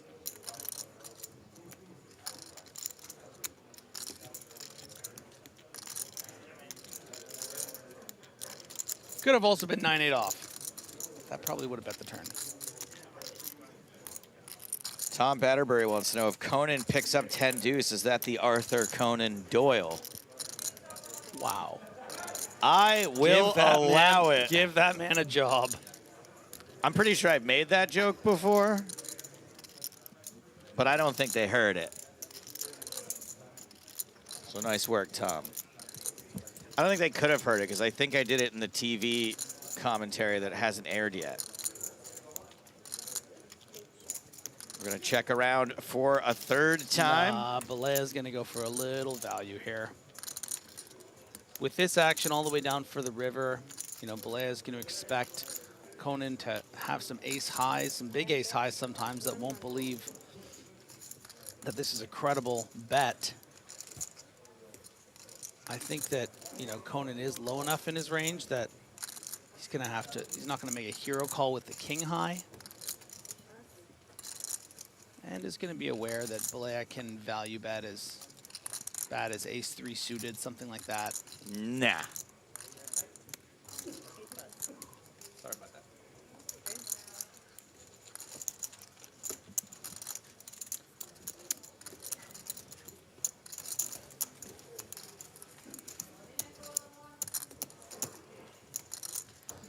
And welcome to the table, Razvan Balea, Year of Romania. I was wrong. Down to 27 players, so we're, excuse me, 28 players, so we're approaching a redraw.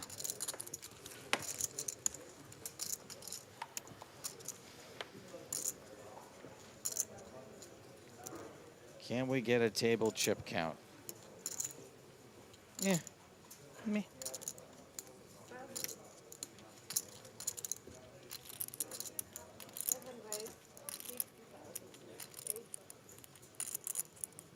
9-8 suited for Held this time around.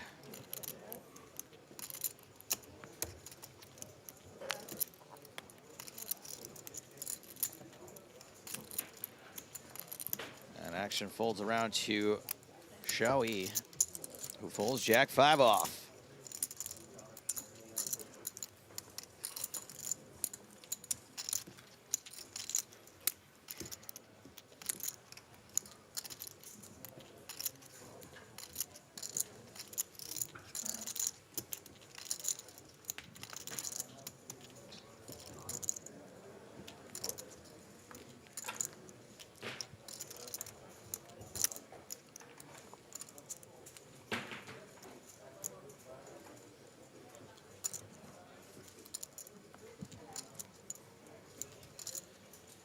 Held's gonna bump things up again.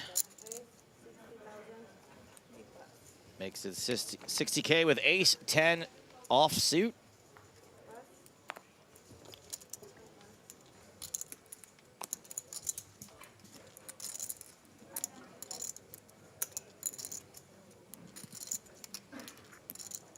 Jorgne with king 9 on the button, king 9 off. The dog, woof woof.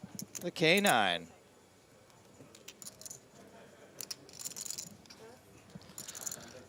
I feel like king 9 off is a Pretty little loose, yeah. Yeah, okay, cool. Oh, yeah. Really need to run the toilet. Kim starts the hand with 21 bigs. You know what to do, Kim. All of it except a couple of chips because of the pay jump. Is there one on 27? Or is it just a redraw?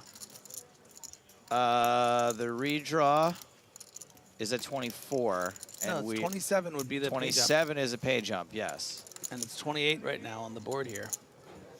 So why are you asking about a redraw? I'm not. I'm saying that because of the pay jump, we might see Kim put all but 1 or 2 of the chips in. I see. But then how many time banks do you want to see? It's so much easier when there's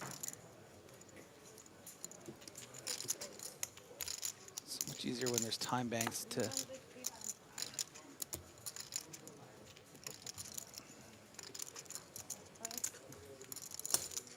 And this is another reason you don't flat the king 9. You open yourself up to some squeezes.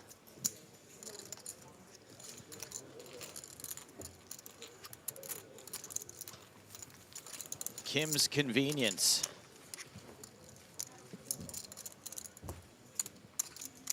Oh boy, now, we said there are 28 players remaining. Don't make me a liar. But there are fewer than that now. There goes Estigassi out in 28th place, which means the next person to go out does make the ladder. And that player is Campuse right there, passing through the foreground. So now we're down to 26.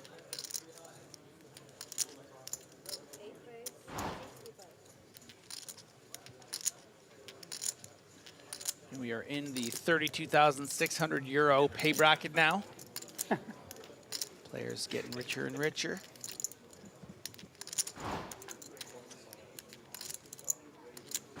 Play 3. Maybe I would know. Did they put my cards in the box?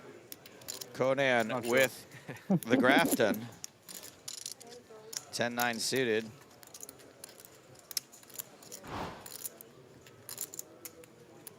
And This is the lovely thing about being deep stacked, because you can be set mining and doing things like this a little bit more, 70 effective against Conan.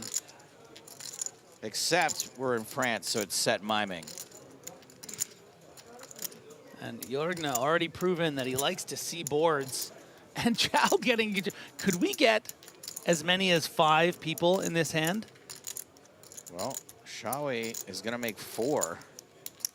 And then the big blind, the chip leader, you have to imagine, full range for the extra chip.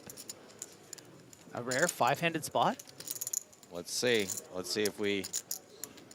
No! Oh, no. God, it's just such a correct decision, too. It's just I know. It's just annoying for us. Yeah. Oh, yeah. What Gonna a have to defender. settle for four-handed. And a street flash combination situation. The 7, 8, 9, 10 of hearts.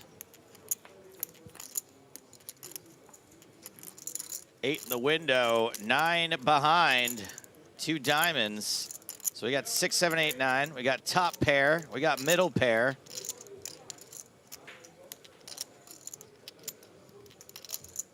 Been checked to Conan.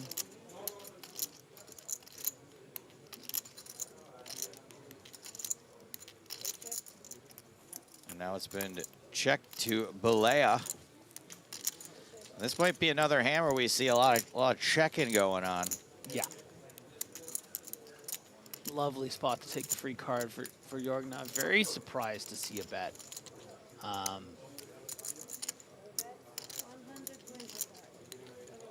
So many better draws are going to continue. Sometimes you're going to be facing some check raises that you can't defend against. It's just a nice spot to take one off. Try to hit a 5 or a 10. As we can see, this is not going to get by the top pair of Conan.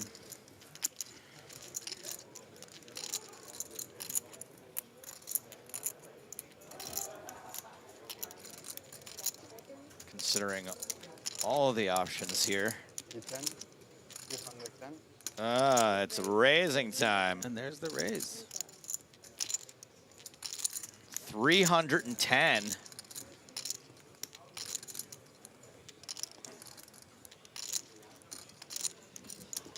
And is really going to charge Jorgna to draw.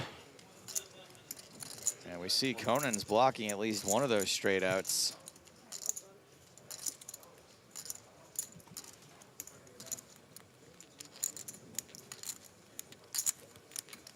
Ten would be messed up. The 10 of clubs. That is not a straight card. Well, it is a straight card, but not a straight for Jorgna.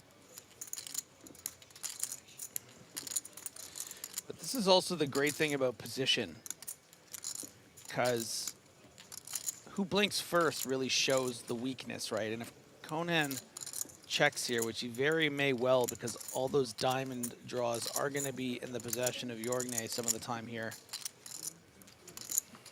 Jorgna might just go for it. Conan checks.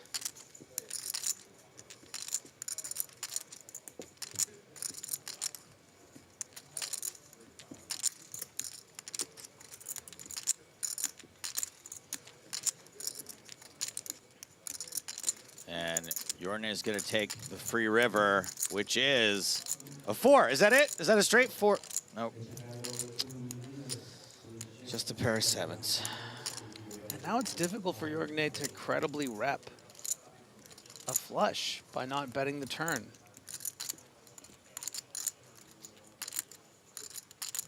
I know it's easier said than done.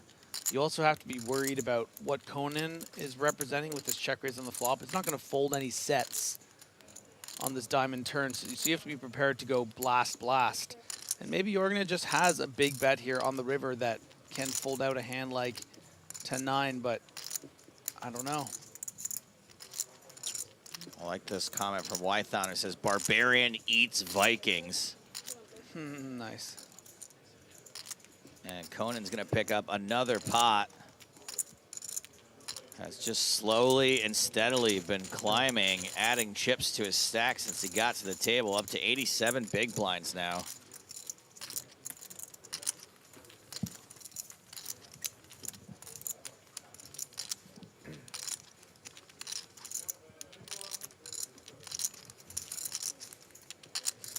Niklas, do you recall playing with my brother yesterday or today earlier? You probably didn't. Yeah. German kid, no hair. Was he here on this table? No, not on the feature table. He busted in like hundreds, something. Okay, never mind then. I thought maybe you knew. I'm brother. going through. Probably wore a green jump sport thing. I don't think so.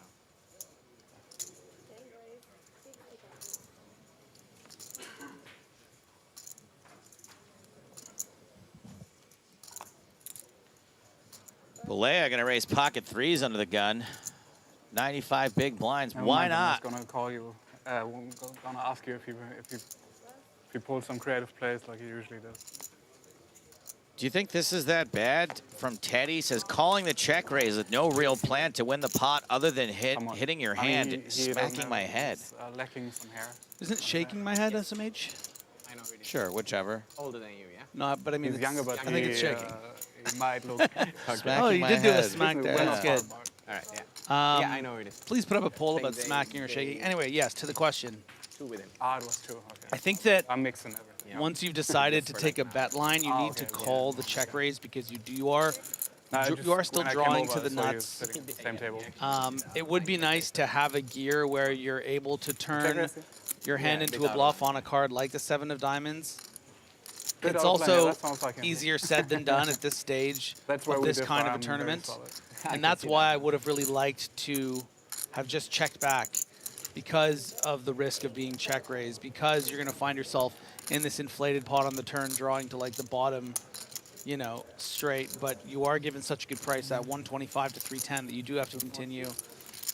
And yeah, when you see the cards, you would love, you know, Jorgen to just have this 400,000 chip bet on the turn, which probably would just even fold out the open-ended straight draw and the top pair because of all the perceived flushes that Jorgen can have. But yes, if you don't mind. So you should neither be smacking nor shaking your head. Give him some chips for it, and everything's fine. Once you bet, you need to call. But the other thing too is that, like, let's not forget that the way that Conan decided to play that hand is very scary when you're up against it, right? Under the gun open, then the check raise on that board, which seems very, very, very strong. And then the check could be a flush. The check could be a set, which is what he was representing by check raising. The check raise could be, you know, 2 kings with a king of diamonds. So, you know, I don't fault Jorgen not for going for it on the turn, but maybe trying something big on the river would have been kind of cool. I agree, that would have been kind of cool. Ashset under the gun, ace-queen suited. Balea in the big blind, 4 deuce, also suited.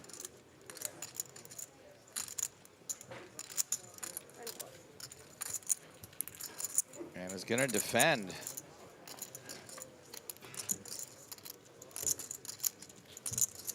King 8-7, 2 clubs. Ask that with the backdoor royal flush draw.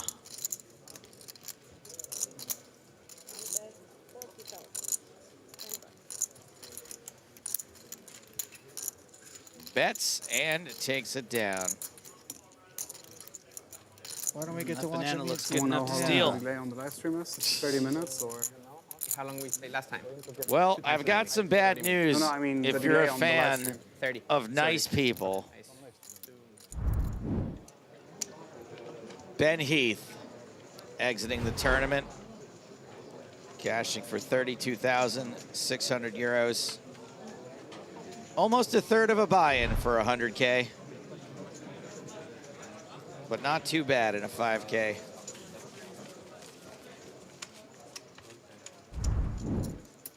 And that takes us down to 25. Is it? Yeah. Then it's gonna be different. Then we might be going. I guess so. So one more elimination.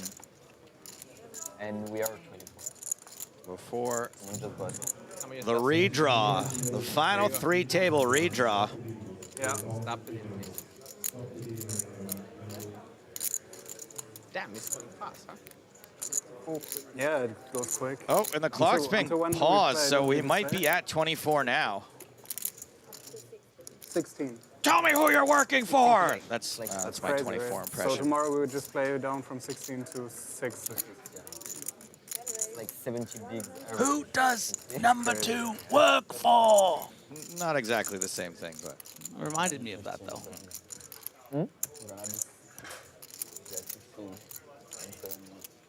So it's a blind on blind here. No. Yeah. Yes.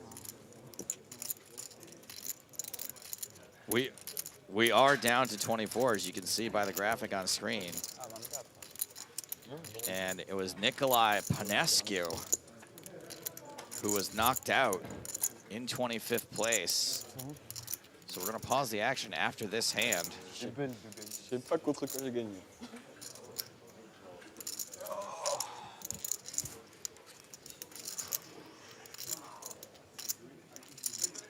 Both players with not much to cling to here. 10 high is winning. I call this a belay continuation bet. Okay, you do that. See that laugh, guys? He just got it. Got that it was a delay pun. Our step But folds. you guys got it the whole time, didn't you? It looks like some mild congratulations going around for making the final 3 tables. So I guess what we're going to do is we're going to take the break early. There's 7 minutes left on the level. So we're going to take the level break and the redraw break at the same time. Wow. So it's going to be a decent-sized break here, probably at least 25 minutes. And that will mean, of course, that we will have a new feature table. Maybe not totally new, who knows how many of these same players will end up at each other's table again. But we might as well take a look at the chip counts before we head to break. It was quite a good level for Arthur Conan, who I think came to the table with 50 some odd big blinds, now has over 80. Razvan Balea, Year of Romania, with over 100 big blinds. And Konstantin Held holds the lead at this table with 182 big blinds. We're taking a break. Gonna be at least 25 minutes. See you soon.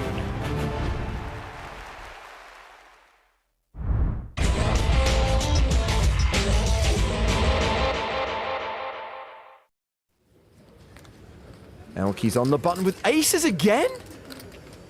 Okay. He raises. Marius Patea has arrived on the main stage. 9-5 of clubs.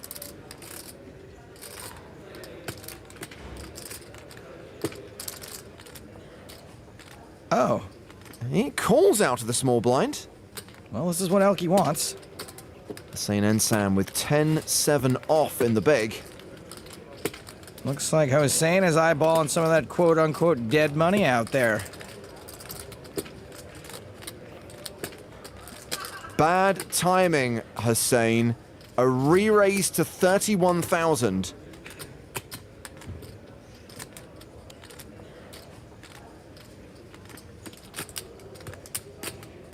And Elke counting out a 4th bet. A re-raise to 82,000, and Patea couldn't fold quickly enough. What? This is exactly what Elke wanted. Ensam blasts off. Oh, Runs 10-7 into aces. Oh, my hand, 10-7. Love this guy, but this is a massive punt. It's not done yet. Yeah, 10-7's a good hand. My favorite hand. It's about as good here as it is in bowling. There's no need for Ensam to stand up. He's not at risk here. Well, he may need to walk it off. The flop. Queen, Jack 4. So far, so good for Elke. Now a 95% favorite.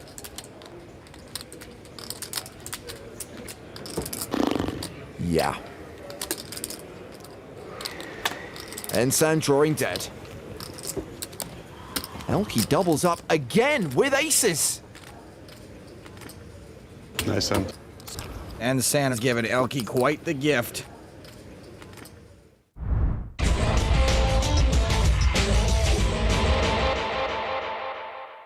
Action folded here to Douglas Souza.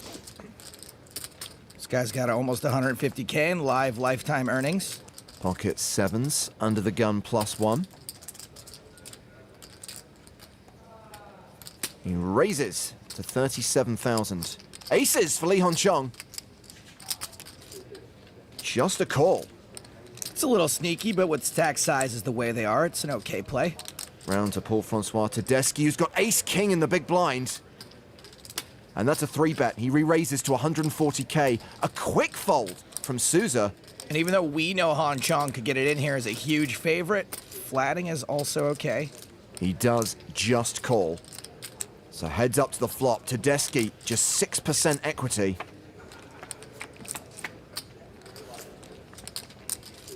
But what a flop. Top pair and a flush draw for Tedeschi.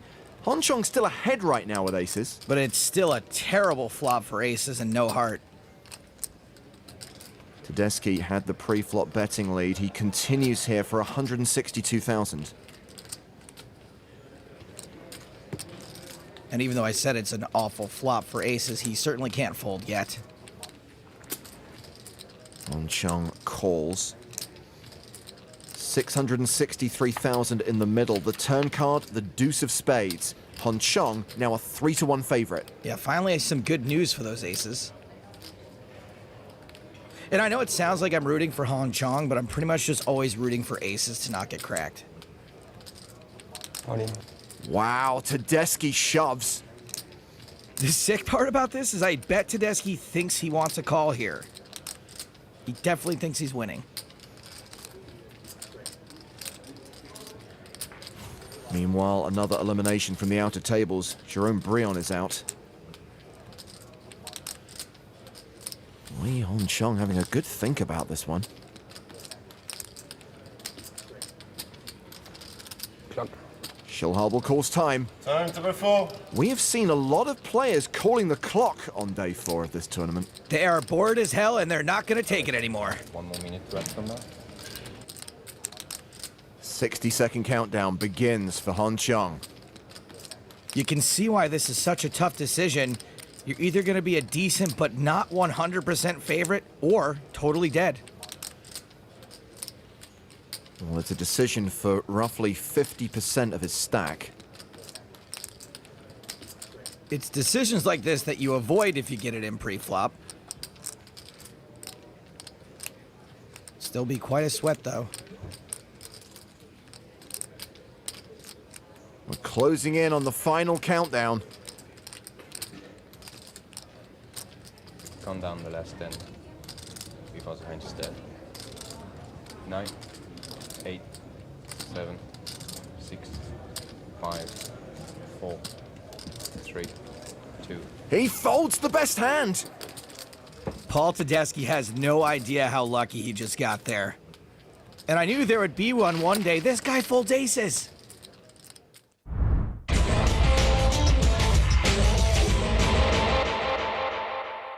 Blinds are up to 80,000, 160,000 with a 20,000 ante. That is going to put pressure on Michael Kolkovich.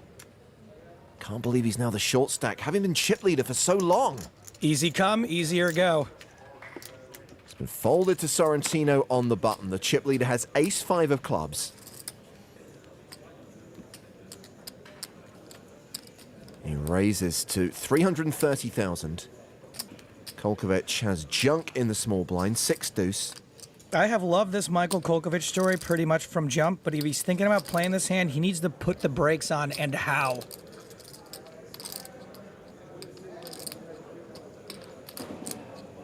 I am all in. What is he doing? Oh, no. It's about 2 million. Count, please. The good news for Kolkovich is that a call here isn't a slam dunk. However, as I've said before, he's kind of got a rep for having an itchy trigger finger. And well, man, oh man, Rafael could very well be smelling the poison ivy. 1970 total? Yeah. Call. Sorrentino calls, putting Kolkovich at risk. At least the Frenchman has 2 live cards. I'm trying to see a positive angle to this. I also cannot see one. No matter what happens here, it's going to be sad. Good luck. Good luck. 5 cards to come. Will they spell the end of Kolkovich's amazing journey? Wow, 5-5-4. Trips for Sorrentino. A straight draw for Kolkovich. You flop trips and you still don't have 6 deuce drawing dead. What a crazy game. Mikulkovic is looking for a 3. And Sorrentino is sweating it hard. The turn card is a 7. Additional outs for Kolkovic. Never easy. He can now hit an 8 or a 3 to survive. But Sorrentino is still a big favorite. The river card is a 7. Kolkovic is out. Yeah, thanks. Sorrentino KOs the unpredictable French amateur. Good game. Good luck, everybody. He cashes for 147K. Yeah, very well. It was a pleasure. Yes. Thanks. But considering he had the chip lead for the better part of 3 days, no doubt he'll be disappointed with his 5th place finish.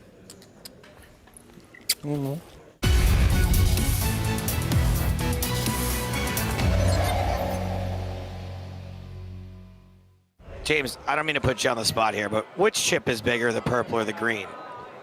Oh, that's a good question. I did say it at the beginning, didn't I? It must be green, because there's purple in the middle. Purples are already. 100, greens are 1,000, Okay. browns are 5,000. Here comes Alex Stevic.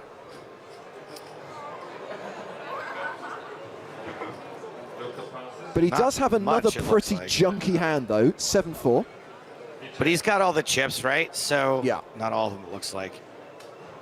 Well, Looks Roback, like he's the chip leader, so opening light. All right, I'll allow it. well, Roback is the other big stack at the table. What a flop for Roback. All the equity under the sun. Please tell me it goes running diamonds. I mean, look, Stevic has 2 piles of chips.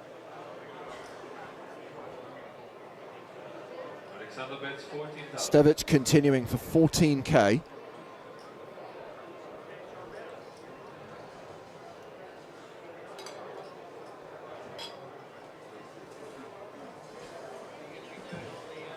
So all options available to Roback. Yeah, Well, raise, obviously, fine, totally fine. He has announced raise, and we see a check raise to 50,000.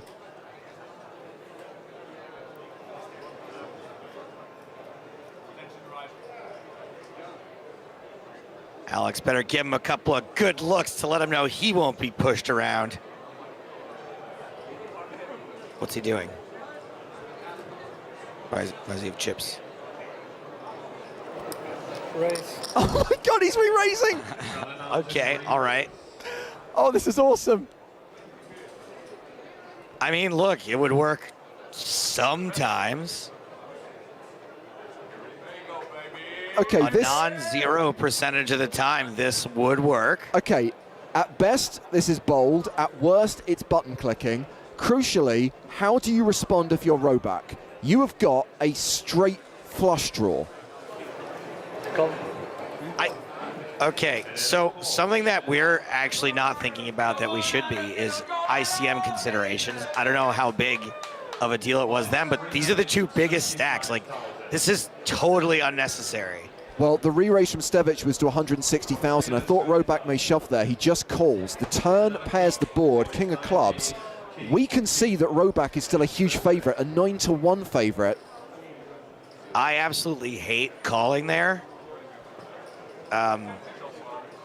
Personally, I just can't ever call there because you can't.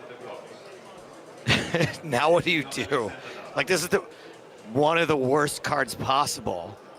Well, he checks, and Stevic is loading up for another bluff.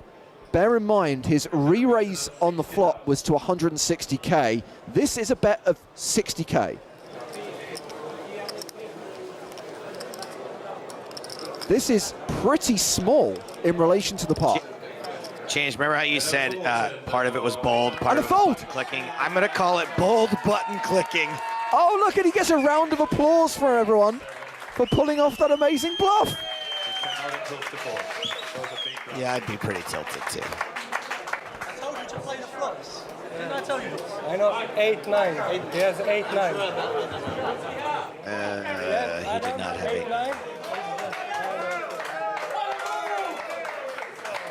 8-9, for sure. And the blinds are up. 5,000, 10,000. I miss some of this creativity. I miss creatively peeling your cards. I miss creatively stacking your chips.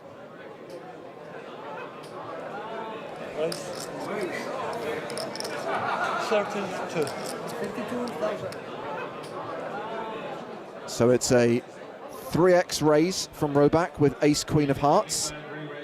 And there is a shove from O'Callaghan with 7 deuce. Wait, what? Okay. This is just for the lulz, right? O'Callaghan at risk and slightly behind. They knew about 7 deuce back then, right? Maybe the 7 deuce game was being played. It wasn't like seatbelts and smoking while pregnant. They knew that 7 deuce was a bad hand.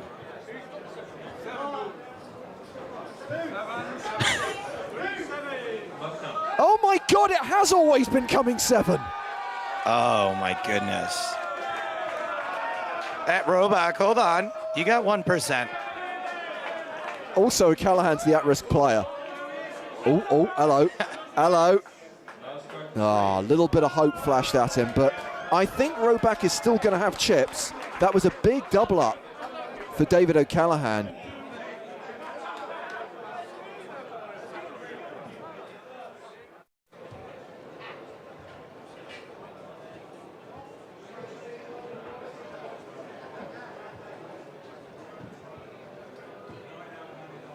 Ace 4 of diamonds for David O'Callaghan. He's all in. That makes sense to me. Luca Pagano has ace-jack in the big blind. And he is going to call all in, so Luca at risk, but he does have the best hand. Domination Nation. Ace 4 of diamonds. Luca is all in with ace jack of hearts.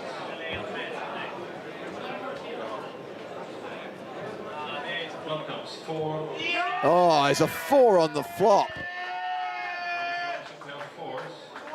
And I fear, Joe, this is where the trend starts. This begins a narrative that will become prevalent on the EPT for the next 10 or so years. Luca Pagano gets done dirty. And he is out in 3rd place. His first cash of many on the European Poker Tour in the inaugural event. 20,000 euros for his 3rd place finish.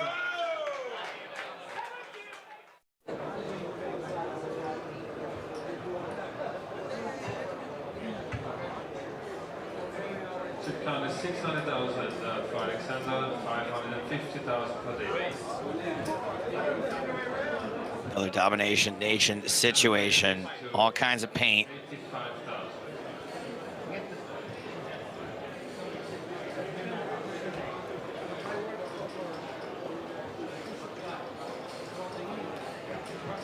David calls. So Stevic raises to 85,000. O'Callaghan calls, and once again it's Domination Nation. And it's a queen high flop. David checks. Is now the time for justice. Justice.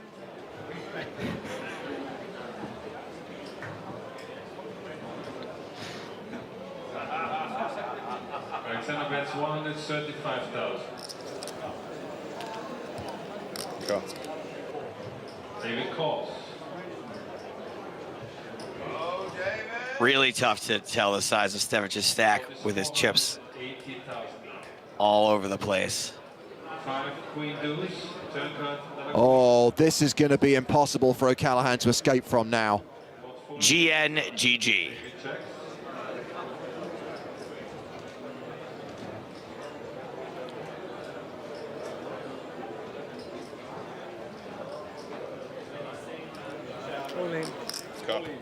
All in and a call.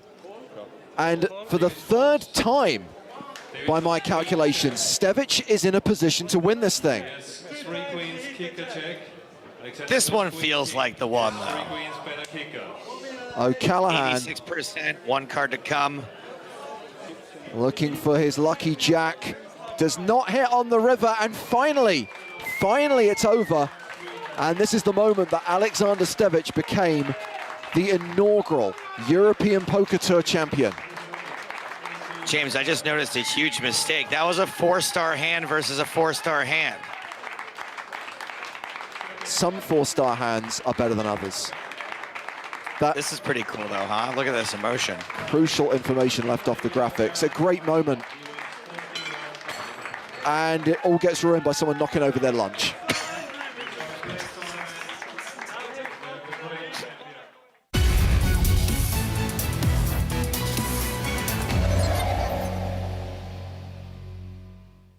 Wow, look at the trophies. I love the trophy cabinet. That's so awesome. I have so good background physique for you.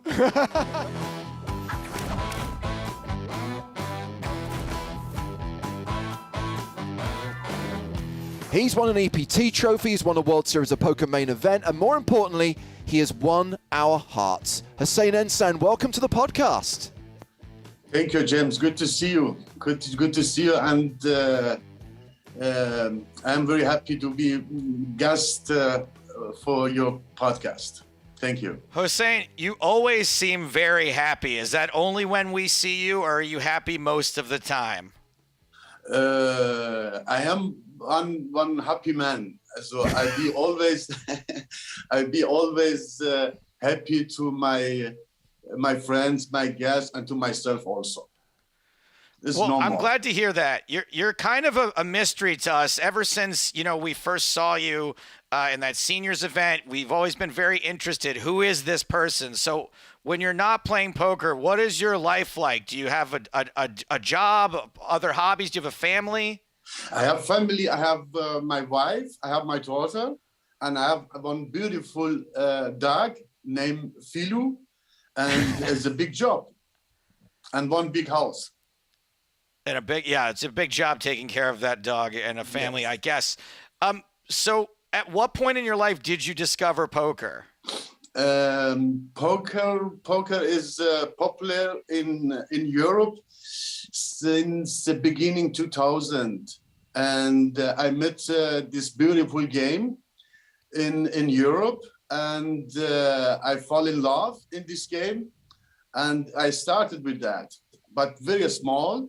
And as I see my success, then I try to play higher than before. And so from 2001, yes. Got it. Okay, so do you consider yourself to be a professional poker player? So professional poker player, but what can I say? So I play a lot, and I take a lot of events in year, and professional poker player. What can I say? I'm professional poker player. Yeah. So before you discovered poker in the 2000s, what did you do before that? So I am original civil engineer. Oh, cool! But I didn't work in this job.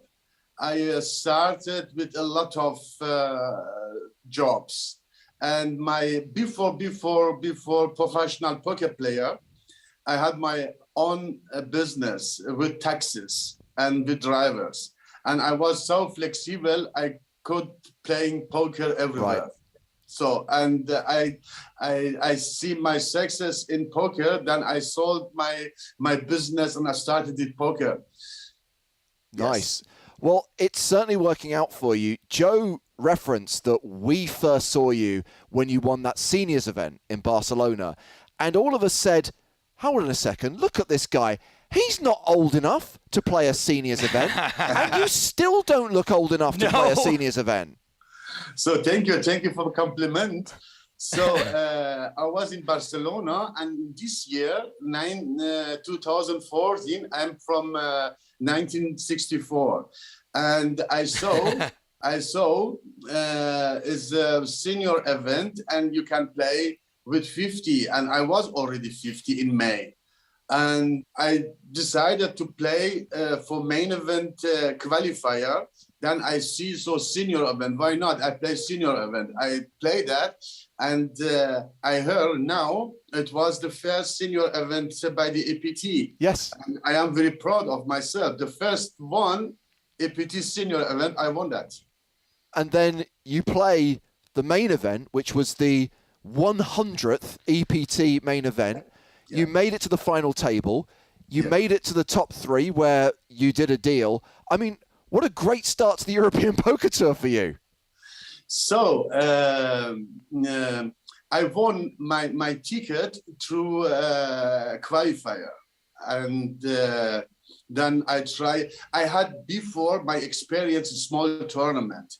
And I tried to use my experience, all my experience I was so focused in this tournament. And so fortunately I got last 3 player. And after deal, I was very happy with my game and with my result. And this event changed my poker life. After that, I had my bankroll. I could playing some higher than before. And it was just over a year later, of course, that you find yourself heads up at EPT Prague. You became a main event champion. And the biggest takeaway is I now know never to mumble at the poker table, because you need to be very clear whether you're saying I call or good call. So it was James, I heard always dealer, they give card, and my opponent. And I think she was, the name, I forgot this name. And she said to me, call. And that's why if I have nothing, I fold my hand, like always. And I said, I heard call, then I said, I have nothing, I have just 5. And he said to me, the runner-up, Club Tremsing, he said, no, I said only it's good call. Then after that, I think about that. He cannot call with 8 high. That's why I was, I accept this good call. Yeah, we really liked the way that you guys handled that. I mean, that was a very, very sporting way of handling it and being fair about it, not really having to push an angle. What I love best is the fact afterwards when you both realized that I thought I was bluffing, but I had the best hands. Please don't bluff, but you had nothing. You had nothing either. It was a great moment. Yeah.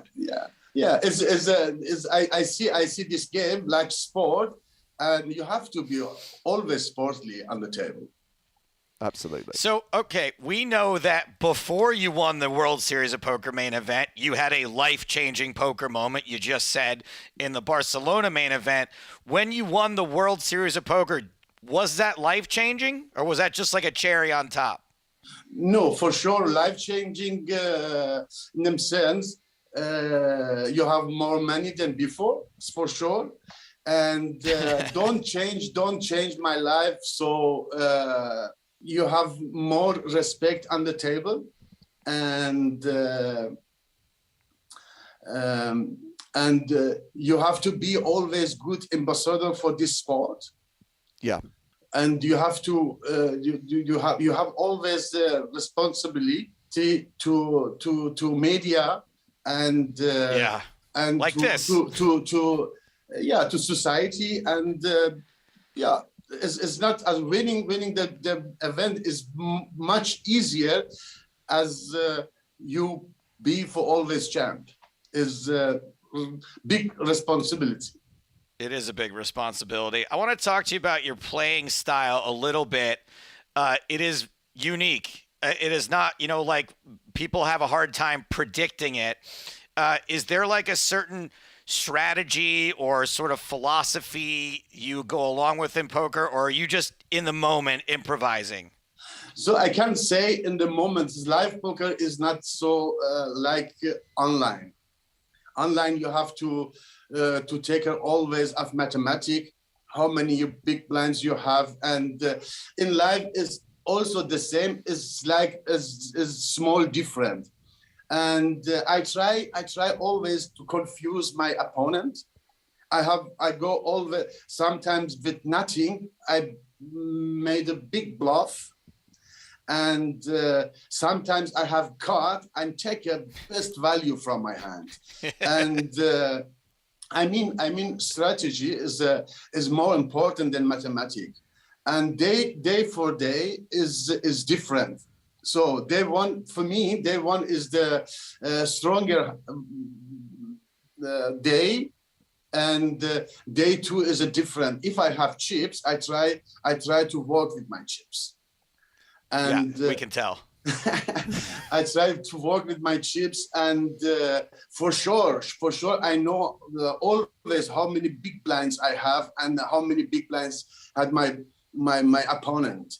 And I try, if I have good hand, I try to get the best value from my hand. If I have nothing, I try to pressure my opponent.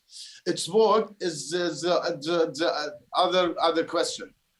So what he's saying really here, to translate, guys, is that no matter what happens, he's trying to win every single pot, which we can all attest to. We have seen that. Hossein, one last question for you. Obviously, we talked about Barcelona as the first place. You popped up on our radar. Does that mean Barcelona is special to you? Is it a special place? And will you be there this year? So, Joe, I have two favorite city, three, Vegas also. before Vegas and Amsterdam. Amsterdam is not far away from my home. It's only two hours drive. And I have to say, I learned my poker game in Holland and in Germany. Cool. And two favorite city, first one, Barcelona, they changed my poker life. And it's beautiful city for sure. And Amsterdam also, and Vegas for sure. Hossein, I'll tell you what, if I get the chance, we're going to meet up in Amsterdam. How about that? Yeah, I come to London, and I see you in London for main event. Okay, we'll see you in London then. Hossein, Yes. it was great to relive your past successes, and obviously we expect to see many more on the EPT in the future. Thank you for coming on the show. Thank you for talking to us today. Thank you for inviting, and all the best. I hope see you soon in Prague or in London or everywhere of this planet. Thanks, Dad. Love you. I love you too, Joe.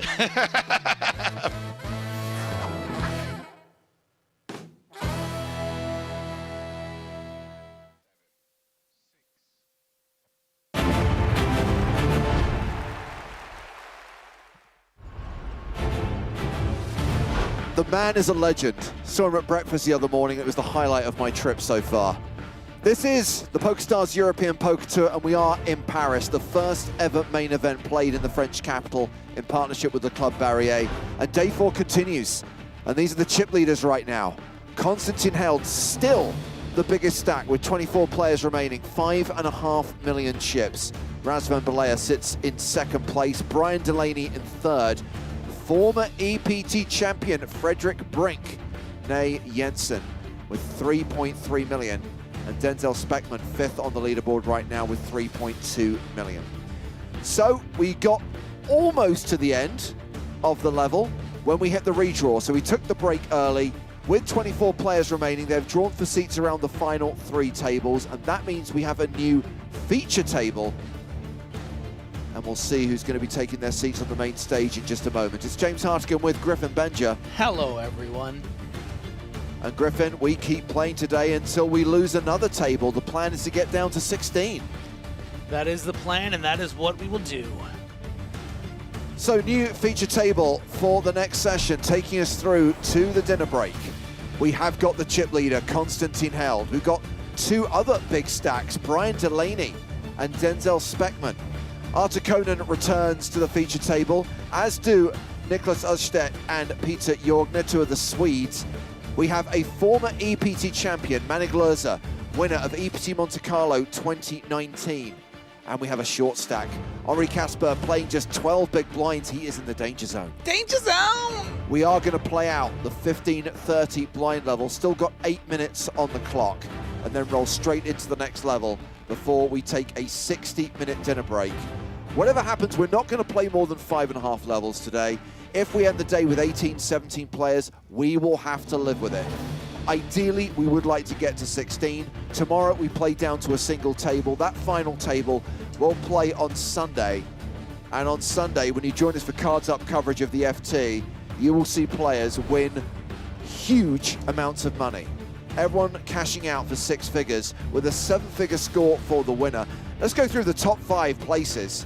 More than 300k for 5th, more than 400k for 4th, more than €500,000 for 3rd place, close to 800,000 euros for the runner-up, and yes, more than a million, 1,170,000 euros for the winner of the first ever EPT Paris main event. A prize pool here of 7.7 million, created from the 1,606 entries that we saw.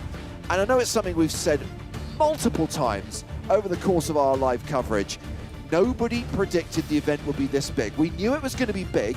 We predicted Prague-like numbers, Griffin, maybe around 1,300 runners, but 1,600. We have never had an EPT main event this big outside of Barcelona. Yeah, you were wrong, James. You thought it would be around 1,300. It was closer to 1,600. You're usually a little sharper than that. I'm sorry, Griffin. I did not want to disappoint you. I did not want to let you down. Players Get the in next their one within seats. 100, and you'll make up for it. Should have consulted the widget. For 8 minutes, that's what it said. Yeah, your second bullet has been considerably better. I saw you playing with the widget there actually a bit last level when Joe and I were. What do? You sort of check up on it and see. You got a nice little relationship with the widget, I think. It's drawing the lines when the days are expected to end. It's just an aesthetic thing. Yeah. Your first bullet? The one we started together. Yeah, very good. So we are still in level 24, and the widget predicted we would end this level with 24 players. We are at 24 players. Wow. The widget predicts that once we play through level 25, which is the 2040 blind level, and hit the dinner break, we will be at 19 players. See, this is fun. This is a fun sweat.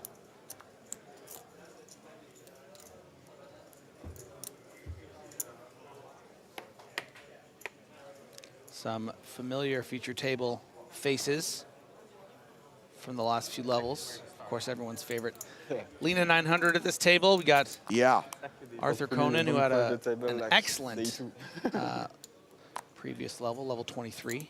Or I guess it was technically still 24. We're still playing the last 7.5 minutes here. We are. We haven't rolled into the new level just yet. A few more hands to play with 1530 blinds. And action has been folded here to Arthur Conan on the button. He's got ace-6 offsuit. Yeah, got to come in for a raise, but going to be pretty wary of how capable these blinds players are, like the famous Niklas Astad. And has been dealt a pretty good candidate for a 3-bet.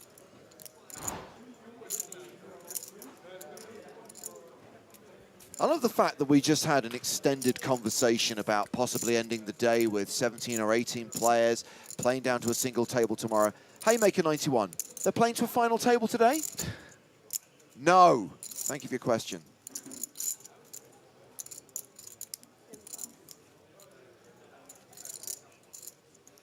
This is going to be pretty obnoxious for Arthur. It almost feels obvious, you know. First hand, I get dealt this lame little ace on the button, and I just have to raise, fold it to a lean 900.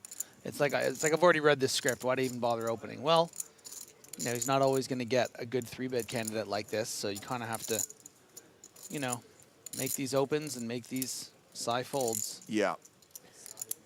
So the current payout with 24 remaining is 32,600 euros. That's what these 24 players have locked up. Now, there's normally a money jump.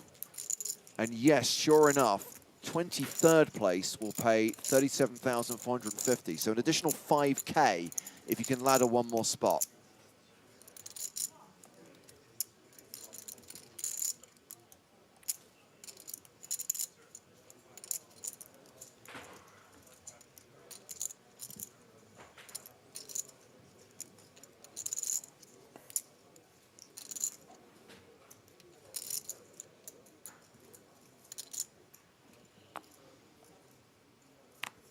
And 85 of the day. Ace-6 for Peter Jorgner.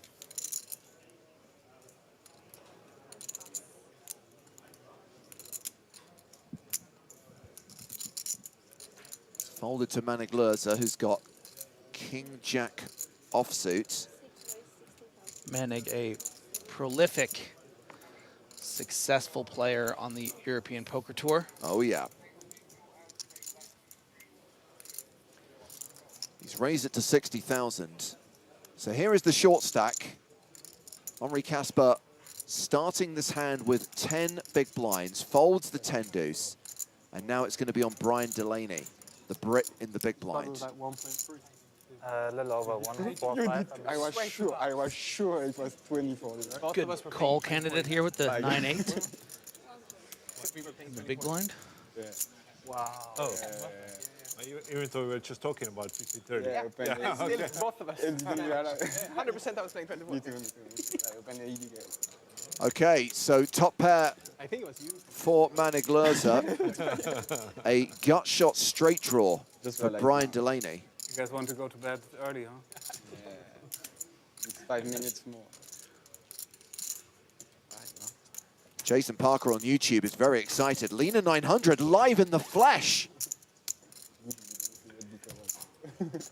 And this is certainly the deepest run I've seen Nicholas Hofstedt make in any of our live events.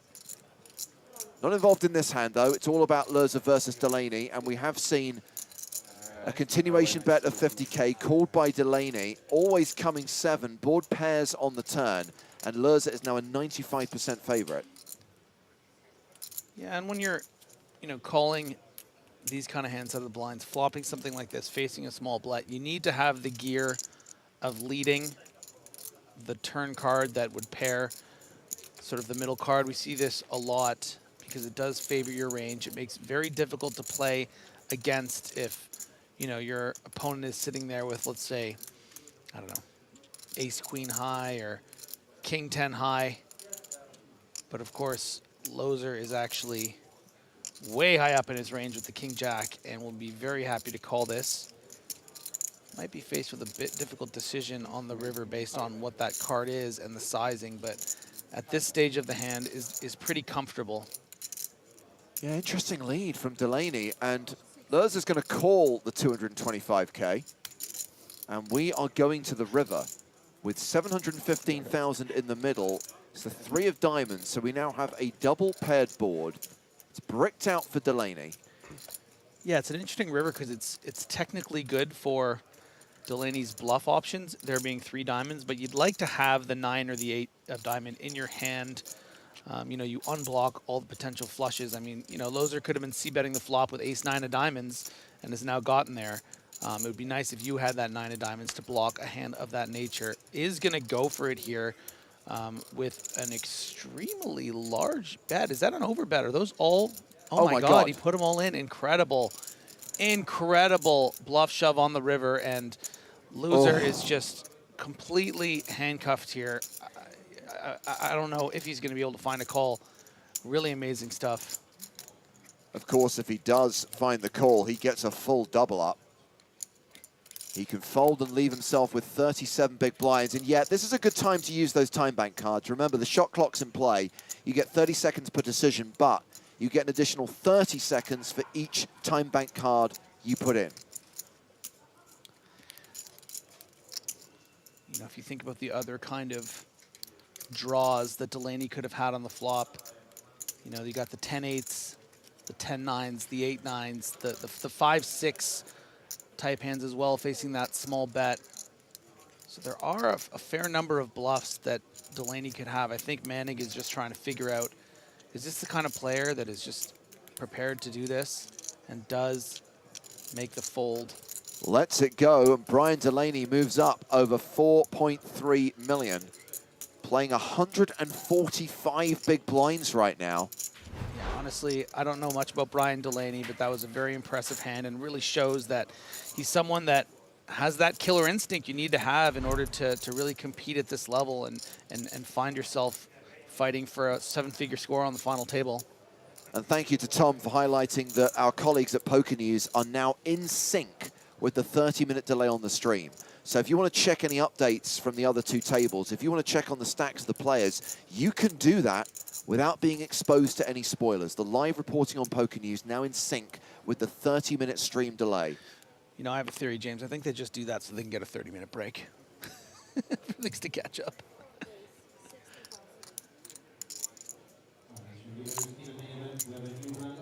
Denzel Speckman has opened under the gun with 7s. Arthur Conan's got 8s in the hijack.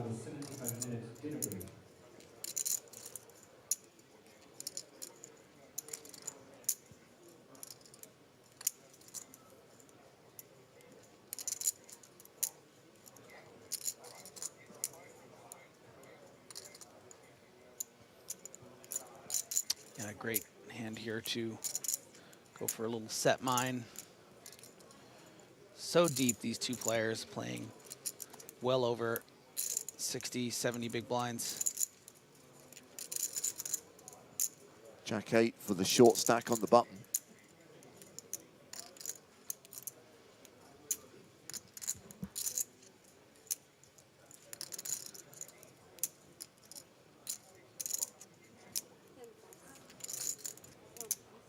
Round 2, the blinds. Constantine has folded. So we are going heads up to the flop. It's always coming 7. So they say. But not this time. Ace 9-4 on the flop. 8 still ahead. The snowman's num num.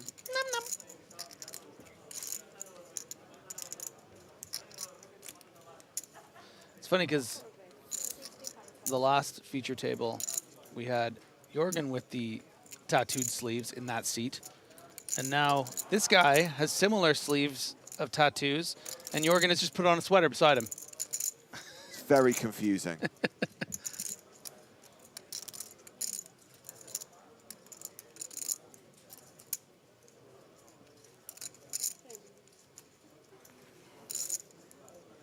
See, even the cameras on Jorgen, they're confused.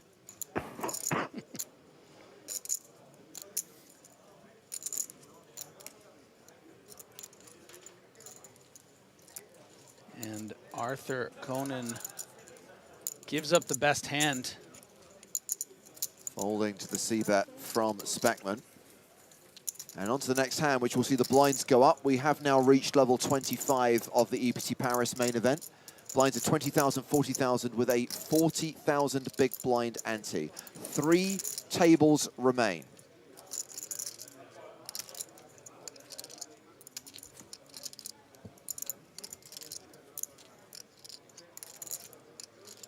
By the way, if you're watching and you're thinking you're the first person to make an Arthur Conan Doyle reference / joke, you're not. There was one, I don't think you're here for it, there was one good joke though. About the 10 deuce. If he gets dealt 10 deuce. I heard it. Right up my alley.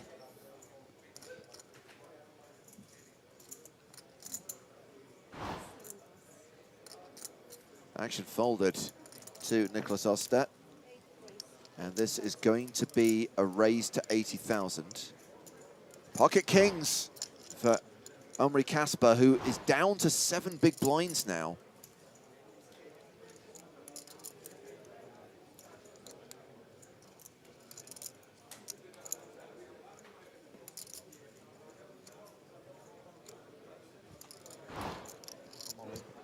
Yeah, and at this price, you know, about 7.7 blinds. Ested might have to call, but I can promise you, whatever decision he does come to, this is something that he's going to know this math pretty perfectly. It's pretty awkward with ace 8 because you are crushed so often, but it's just too short. I think also, no disrespect to Kasper, but, you know, it's also player dependent, right? Does Kasper look like the guy who's getting it in super light here? Right. But he has made the call. Crazy how big the table is. Kasper is at risk with kings. Crazy how big the table is. I can. Ostedt has an ace, has an overcard. And the cards are huge also. The cards way bigger also. Yeah.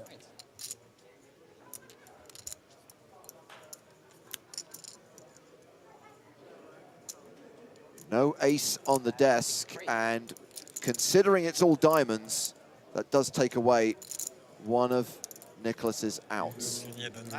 Casper, 92% favorite.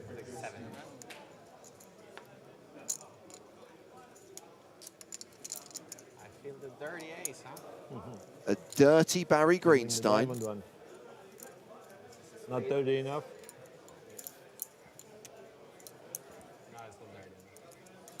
Ace of spades or the ace of hearts required.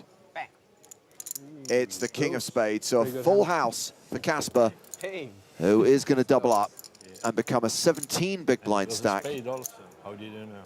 Nicholas Ostert dropping down below the 50 big blind mark now. That's correct.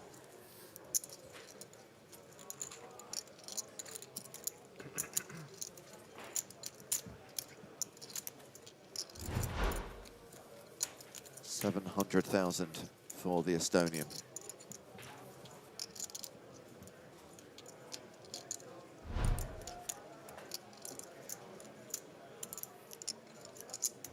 So still at 24, 3 tables of 8.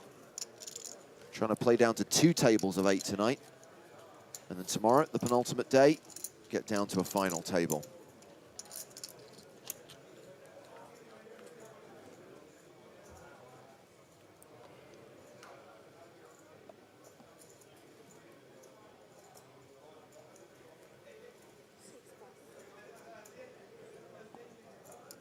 Action folded to Nicholas Ostert.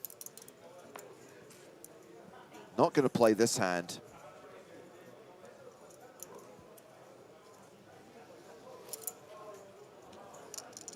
Casper.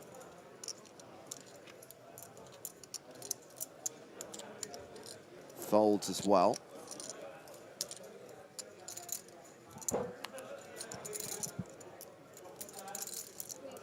Button raised from the chip leader, Konstantin Held. Where does the Lena come from? I wish I had a better story for you, but no, nothing really. I was 18 and thought it was funny with girl names. Okay. I had a bunch of different sites, different girl names. I have no idea why. Yeah. There you go. The origin story. What an anticlimax. I was making a bunch of online poker accounts at the age of 18 and just used a series of girls' names. That's where Lena came from. Henry? Where are you from? Sorry. Distance.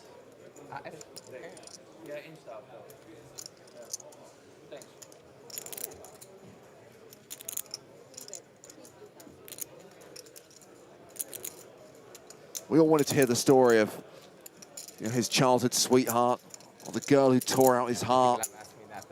Yeah, exactly. Like, is it the mom's name? Yeah, that's all. First name, whatever.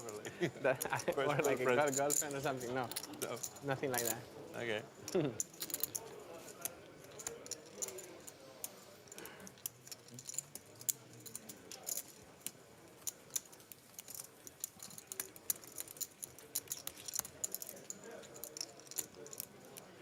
I mean, Lena 900, one of the most feared players online, one of the most accomplished players online.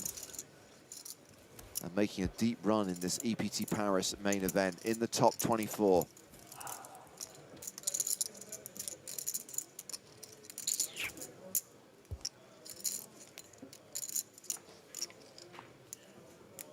No one asked him where the 900 came from. Random numbers, Shirley. And don't call me Shirley. I'll keep that airplane reference to once a day. Once a day? That's fair.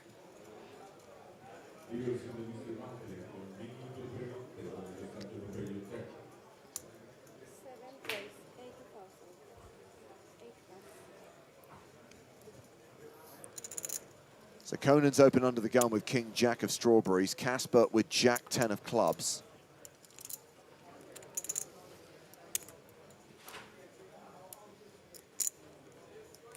Yeah, 19 big blinds, 18 big blinds. You just kind of have to fold this in this spot.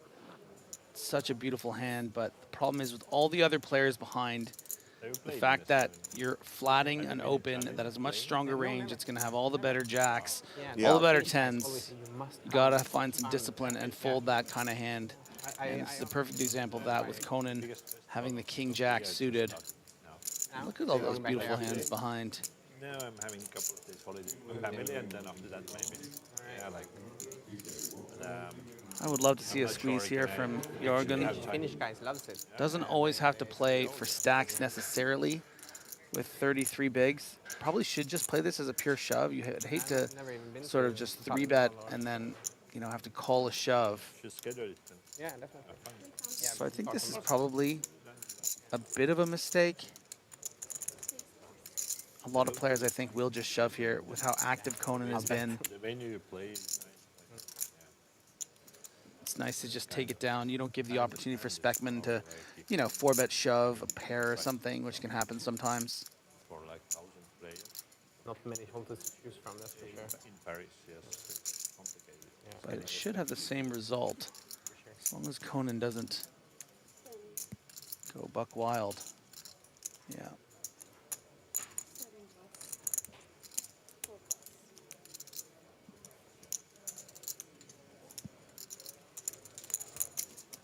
If your man wants to get buck wild, go back and hit him up style. There's a blue Cantrell reference, Griffin. You're not going to get my too short references. I'm not going to get your blue, what was it? Blue Cantrell. Blue Cantrell. Featuring Sean Paul. Oh, maybe I should have gotten that then. Early 2000s pop. That's my jam, baby.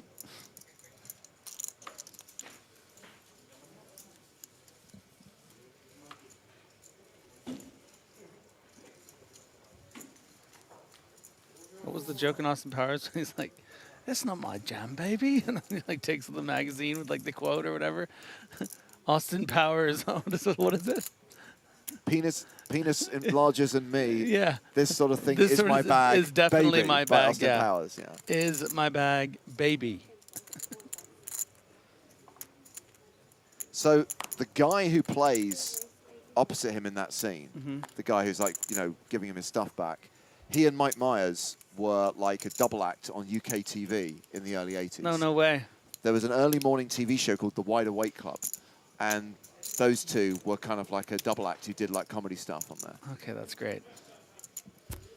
They did have good chemistry in that scene. But Mike Myers is Canadian. What is he doing like British? He spent a lot of time in the UK. Oh, wow.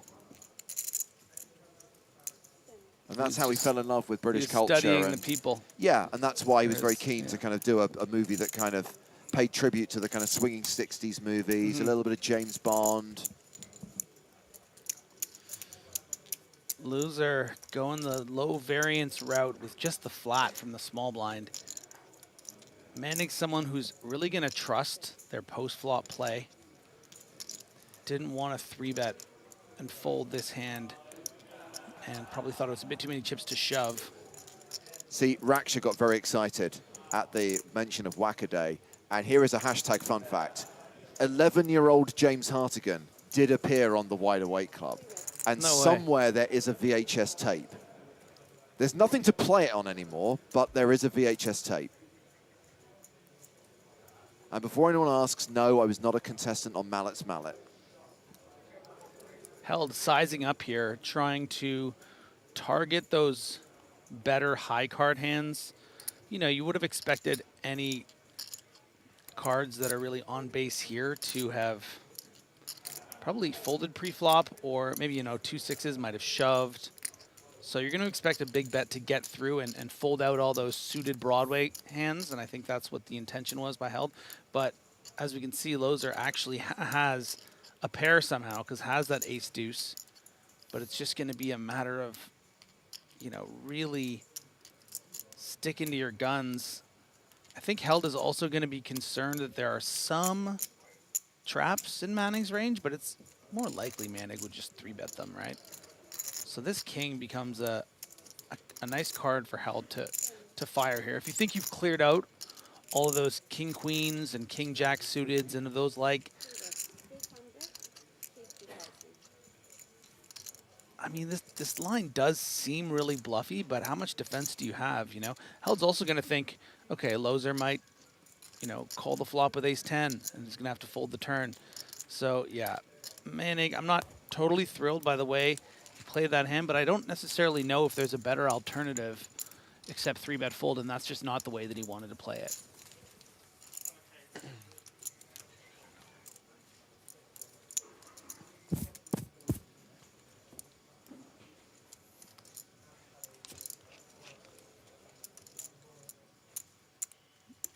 You got to be real careful when you're playing against someone that has almost 6 million chips and you only have 1 million. You know, they might just 4-bet shove into you very light. Sorry. If you take that as a 3-bet. So can't fault Manic, just didn't get the kind of board where he could hold on.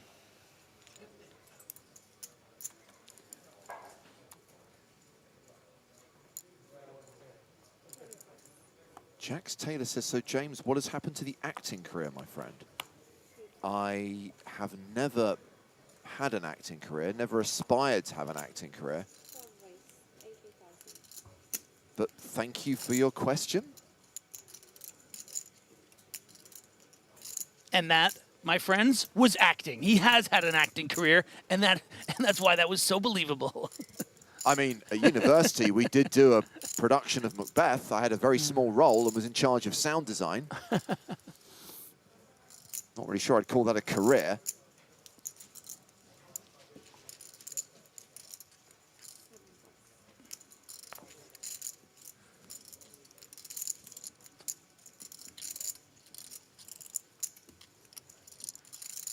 So raise with King 9 by Speckman, and last step with 5s in the big blind.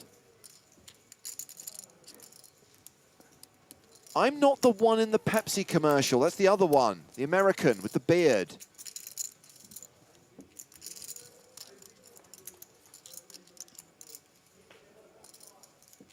Six trade deuce on the flop.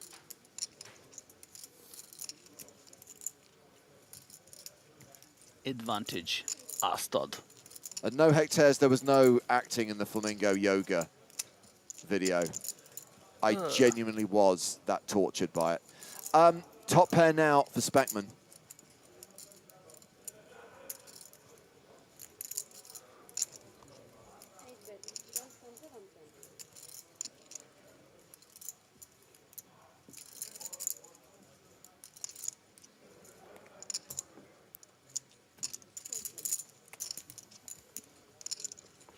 $110,000. 4-ball. No, it's a 10. So check on the flop, the lead from Lena on the turn.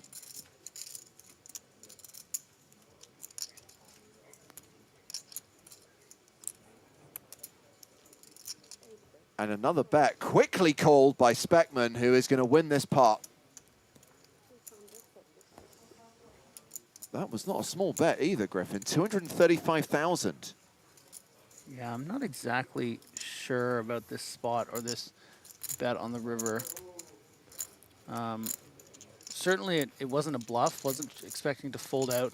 And he's really thinking about it now. This is what I like about watching Lena, is that he does wear it on his face when he isn't sure about a spot. And I think in that spot maybe was leveling himself a bit into thinking that his opponent has a lot of ace highs that might be willing to make some hero call, and that 5s were as good as any other pair to bet.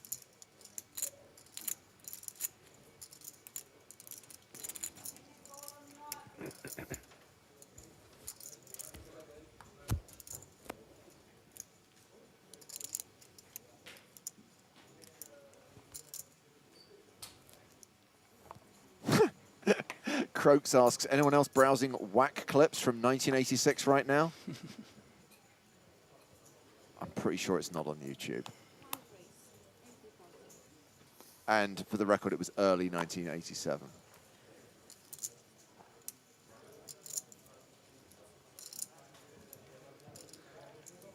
And another great ace-10 example, where if you are going to enter the pot, I think you need to do it as a 3-bet. Of course, we can see Jorgna is technically ahead of Delaney, but, you know, it's better to represent a stronger range, clear out hands from behind as long as they aren't too strong.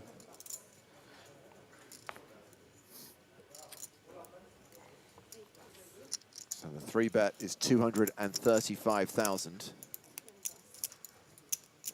How much did you start with? A million or 1.5? 1.5. Okay. More than a milli. I mean, Delaney can certainly afford to call. It's not something that I think you want to make a habit of doing with a hand of this nature when you raise an early position and get 3-bet. But Delaney, obviously someone who plays a lot of confidence, having seen that brilliant bluff with the 9-8.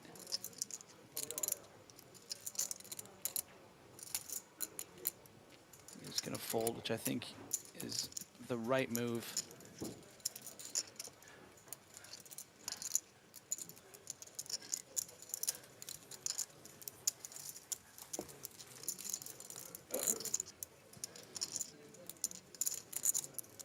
Well, we are going to step away from the feature table and capture the last stand of Mark Ruvers, who has just been eliminated by Razvan Balea. And we are down to 23 players. Ruvers will be the last player to cash out for 32,600. There is now a money jump.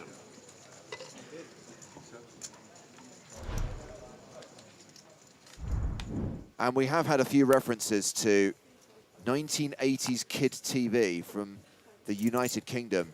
Kazcap remembering Funhouse with Pat Sharp and the Twins. Here's another hashtag fun fact. I worked with Pat Sharp. He was a DJ on London's Heart 106.2. I did the entertainment news on his show, and he nicknamed me Captain Showbiz. Wow. A very, very nice man. I've worked with plenty of presenters who were not nice people, but Pat Sharp was a really lovely fella. Mm.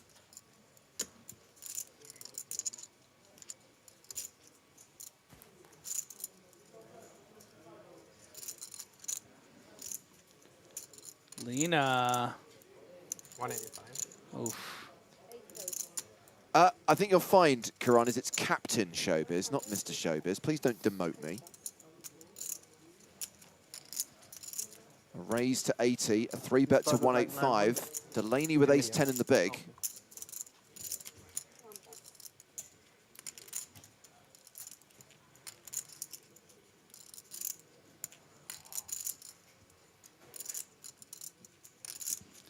Very aggressive play here from Niklas Ashton.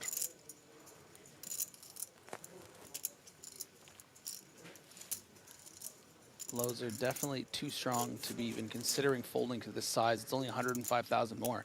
So the question just is it going to be a call or a shove? And I agree, a call is going to be nicer than just shoving it into a big hand. Try to flop some equity here. Oof, oof.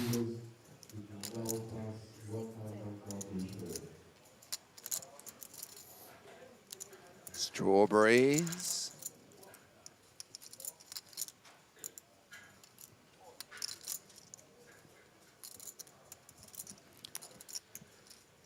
You know, a decent amount of queens in Loser's range, but not as many as you'd think, right? You're blocking the king-queen with your king in hand. You know, the queen-jack and queen-10 suiteds will be calling this small 3-bet pre. You're just hoping your opponent here has something like, you know, ace-9 of clubs. Maybe jack-10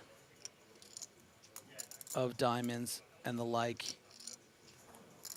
Manic, I think, can very comfortably just check shove here and take it down. That's probably what I expect to see. But you never know. Manic might even just click it or something. I don't expect to see just a call. No. Happy with all that dead money already out there.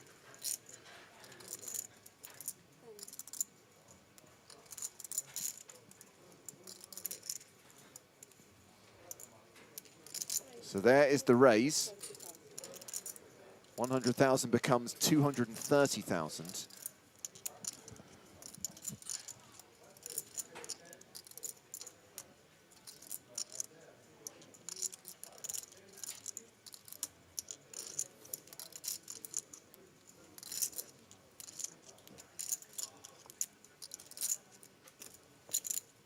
And Arnstedt folds the king 8. So 25 minutes into this level. 23 players remaining in the EPT Paris main event.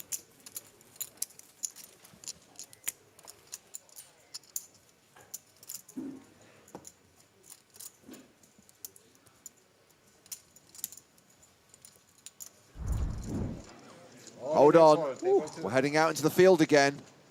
I see aces, I see ace-king, and it's the ace-king player at risk. It's Kim Woo-seok.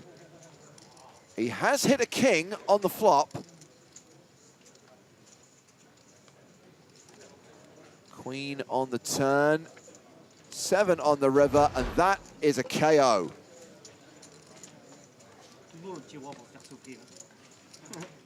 Cash is for 37,450 euros.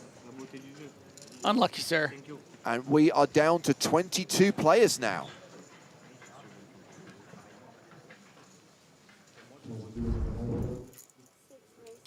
Sorry, Kim, it's not you, it's the widget. It's gotta knock people out.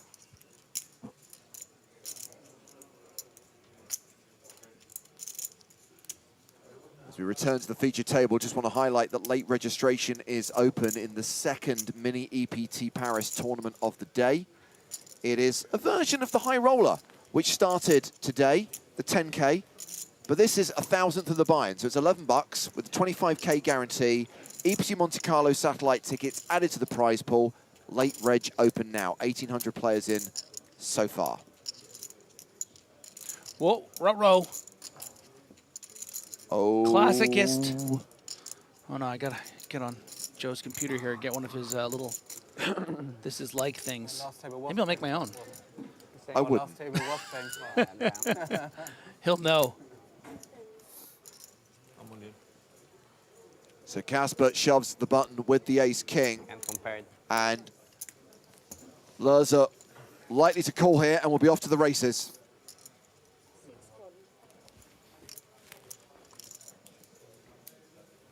Good luck, boys. Classic race underway at the feature table, a race that Casper has to win to survive.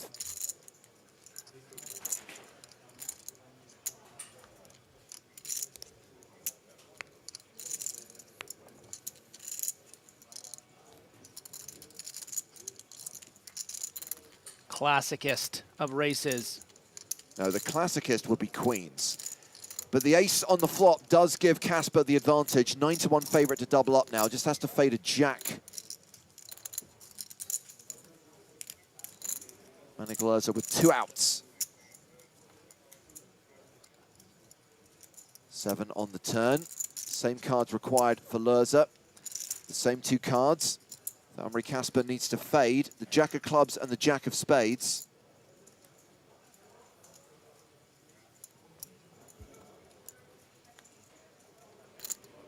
It's another ace on the river, an inconsequential Greenstein. Flaming Barries, fire him up. And Casper doubles up again, now playing a 32 big blind stack.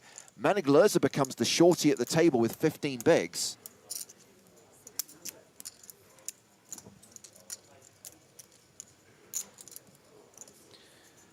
Oh, cute little noob question from Cybersteps.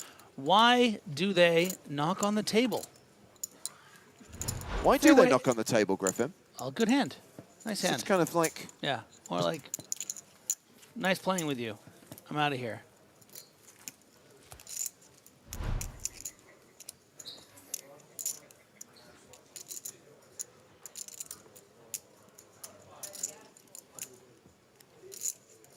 What have we got going on here at the outer tables? Someone's dropped something. Oh, the drama. Back on the main stage.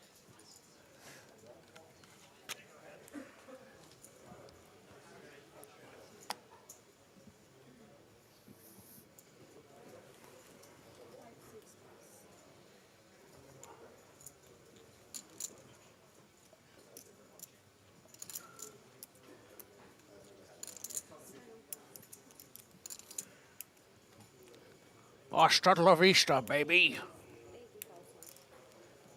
Pocket jacks. I stand by that joke, but I didn't do a very good Arnold, so maybe I'll try again. Hasta la vista, baby. Nah, I don't do a good Arnold. You do a good Arnold? Hasta la vista, baby. That's pretty good. In honor of Mr. Schwarzenegger, actually it's not in honor of him, today I am wearing a watch known as the Seiko Arnie, which is the model of watch that Arnie wore in the 80s in Raw Deal, Commando, Predator. Nice, it was probably just his watch, right? It was his own personal watch, Yeah. yeah. And this is a modern reissue. But I'm wearing it because there is a Parisian connection. And just in case we do have any of the watch nerds out there this evening, I want you guys to try and guess why this particular model of watch is relevant to the city of Paris. If you know me and you know my movie obsessions... Yeah, it has something to do with Bond. It does not have anything to do with Arnie, let's just put it that way. Ooh, nice little spot here for Ashtad. An overpair, the backdoor heart, and held with a little piece.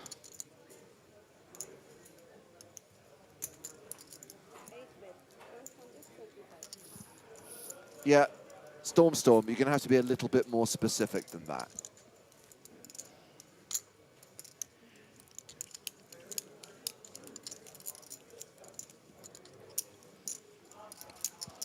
Again, Lord Barry, you're not a million miles away, but you're going to have to be... Oh, we might have an answer. We might have someone who's got it.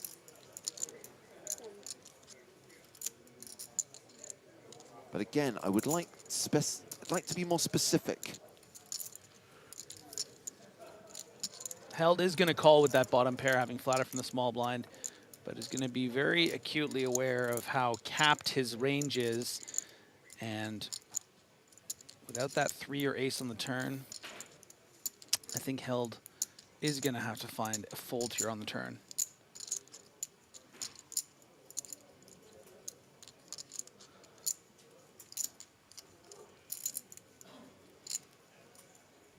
$175.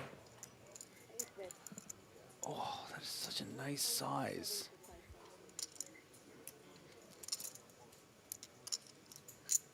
It's kind of just like this perfect size for what Held has, you know.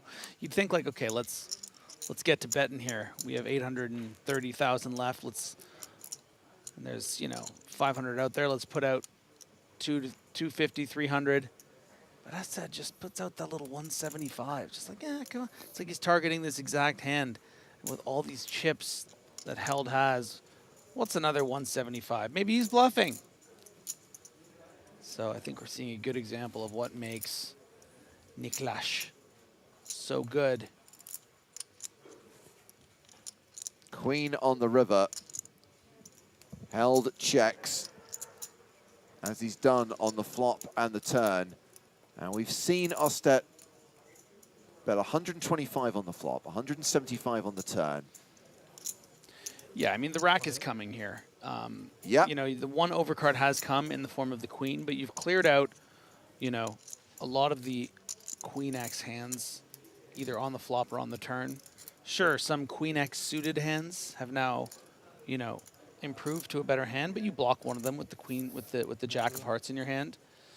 So really, you're expecting your opponent to have a lot of 10x, and then the kind of hands that Held does have. You know, ace 3 suited, ace 6 suited, ace 4 suited, maybe pocket 7s or 8s or 5s. So what comprises almost all of his range are hands jacks are beating, and you feel very good about shoving. And we talked about this earlier. Held has so many chips that he might feel inclined like he wants to make some huge hero call on the final table against Lena 900 and send him packing. You know, you don't block any of the flush draws. What if Lena had ace jack of hearts here? Would be taking the same line. Ace 5 of hearts, ace 8 of hearts. So, you know, and that's the design of that smallish bet on the turn as well, is to have a little more chips on the river to make this look like a credible bluff, a credible all-in.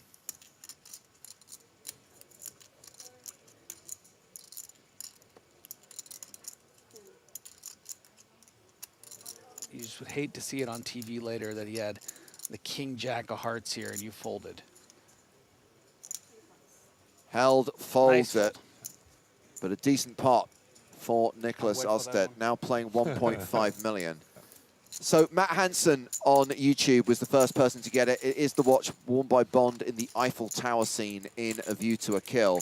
A bit of a fashion faux pas, because in that scene, having lunch with Monsieur Aubergine, Roger Moore is wearing a tuxedo. Griffin, you can see this thing. It's not a subtle watch. It should not be worn with a tuxedo.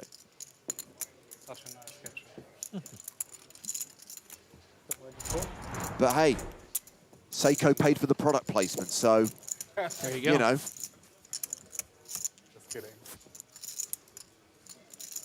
Stacks of the 8 players we're watching right now at the feature table. 3 tables in action, 22 players remaining.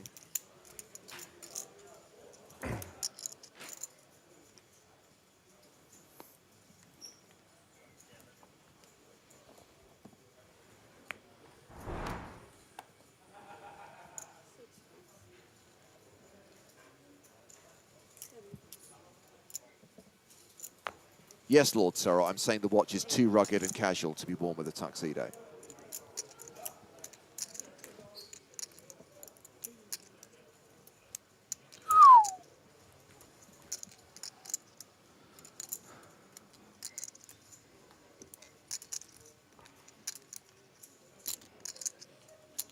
Kudos to Casper here for being pretty balanced. Most of the time when he starts looking like this, he decides to fold. But this time he's got the birds.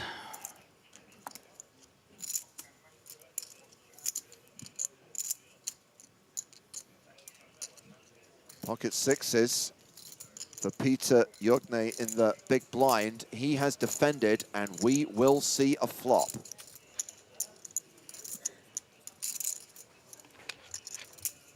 That flop is 10-9-9.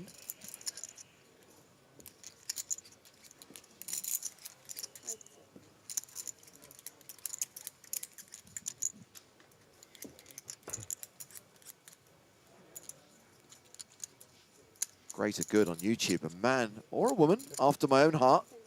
Cartier with a tuxedo. Correct. Both players now with full houses. And under-repped is Casper, which might give Jorgen a reason to just fire something out here, get value from those ace highs that wouldn't really think this makes sense as any kind of value hand. Should be leaning more bluff. Like, what do you have here? How do you have a full house? What do you just have a 10? But Casper has a little bit better than the ace queen off, and has very effectively trapped Jorgen here, who is drawing stone dead. And what would appear to be a reluctant call. Remember, it is a 10, so Jorgen just got counterfeited.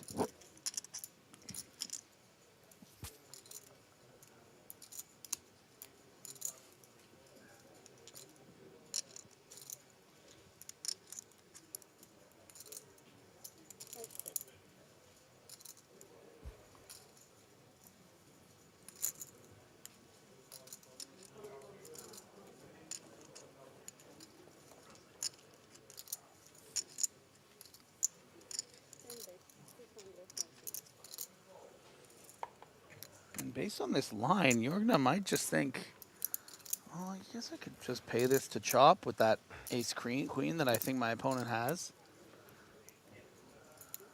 What, he really just checked back? Jacks through aces. Does he have a 10? Nice fold.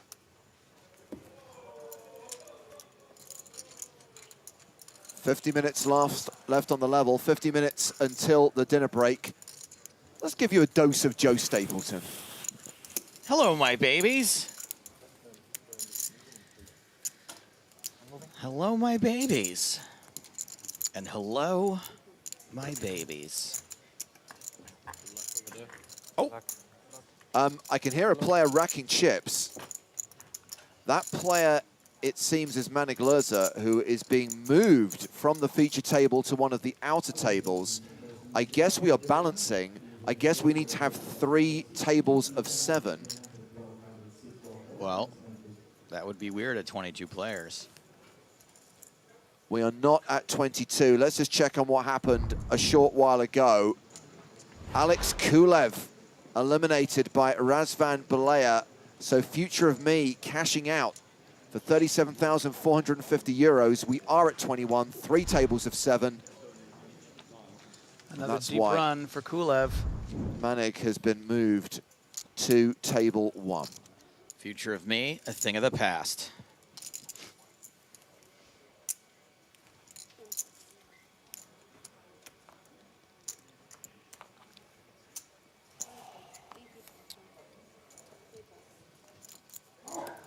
Was Delaney included, Brian Delaney included in the Man Bun Black Hoodie compilation? He's my top pick then. The Dark Horse Delaney, opening 6-5 suited, Speckman in on the button with 6s, and Jordan pocket aces. Yeah, there's some weird kind of poker gods are messing around with us right now. This last hand exactly was Jorgen with the 6s and Casper with aces, and now Jorgen gets the aces and Speckman gets the 6s. This is an in Jorgen it. Nope, doesn't work. Lee strong hand. Looks down at aces and goes in Jorgen's face. In Jorgen face. Delaney. Yeah, why not? It's such a cheap price. You're not going to get married to any 5-high or 6-high boards. You're just trying to crack things up. You expect Speckman's going to overcall. This is a very unorthodox, sort of unbalanced pre-flop sizing, which I think might be sort of by design for the strength of Jorgen's hand. And you end up getting a little more money, but you do run the risk of getting screwed, but that's not going to do it. That's a pretty dry board.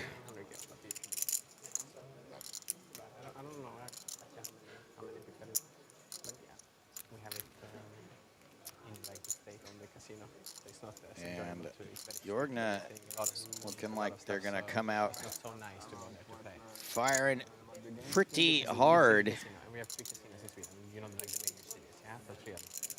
350,000, and this should go full fold. If I give you 100 euro, you will get like, you're not welcome for 6-5 suited out, pocket 6s. Daniel Mata says, Jamie Lannister? Sure. Same in Sweden. Very. I mean, this guy has both his arms, but whatever.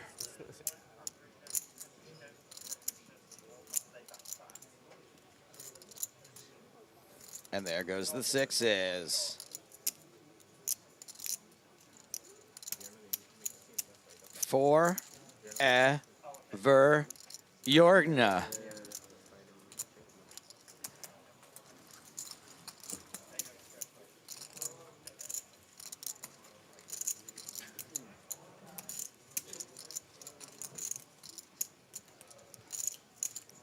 Got Sar Wolf. Igor Yarshevsky still alive in this table, all right. Kenny Hollert, the megalomaniac, in the 7 seat.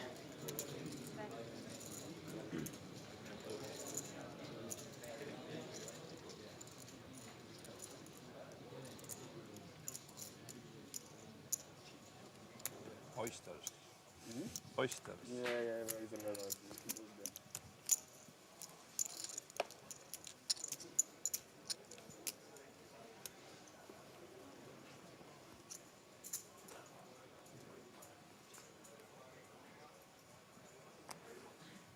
Casper, Berg, Casper.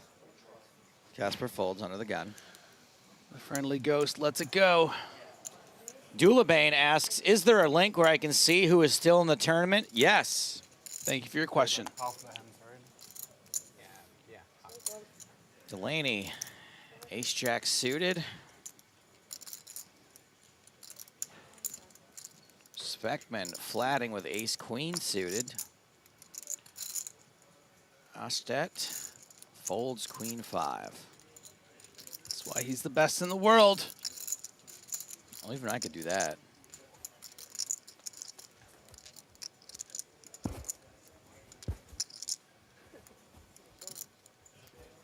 King 8 Jack. 2 hearts. Domination rotation. Give me Speckman's hand here. You want Speckman's I hand? want Speckman's you hand. got it. Oh, Consider it given. Delaney checks.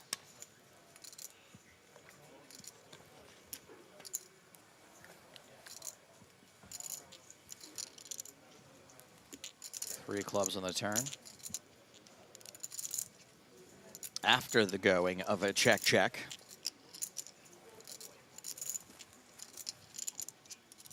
And now Delaney with the delayed C-bet.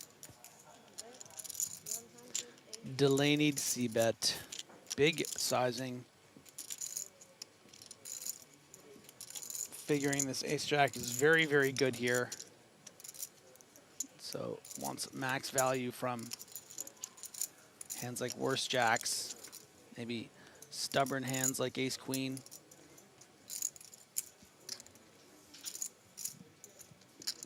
Repeat king on the river. And I think that's actually going to probably even get Delaney even more comfortable with his hand. And fire out another river bet, trying to target hands like queen jack suited, jack 10 suited. That would have flatted pre-flop. And you really expect you can get pretty much anything up to 400 here pretty comfortably. So Delaney's really thinking about it now.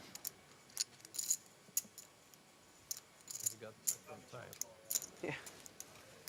A better table for toilet breaks, though. very much so. I'm so not in sync. I don't know. I start to And you're right, Griffin. Here comes Delaney. 55 minutes. Yeah, I guess so. Yeah. Drink too much. What do you say? You played much faster in the previous table?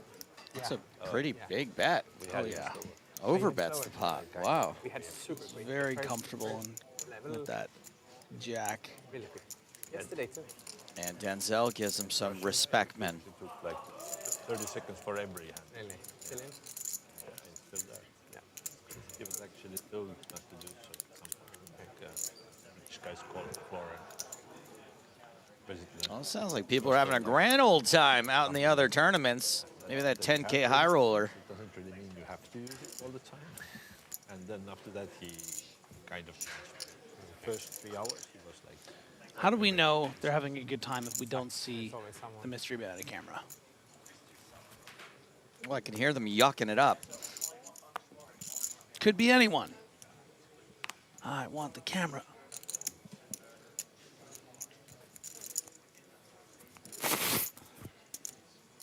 Extra folds around to Arthur Conan, who is out. Is that it? Is that it? Queen 9 in the small blind for Lena 900. 110.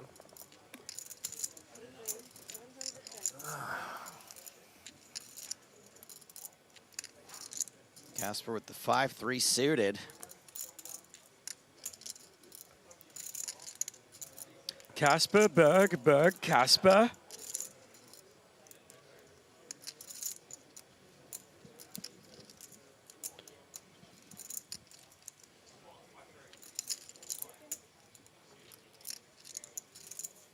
Let's see a flop. All right.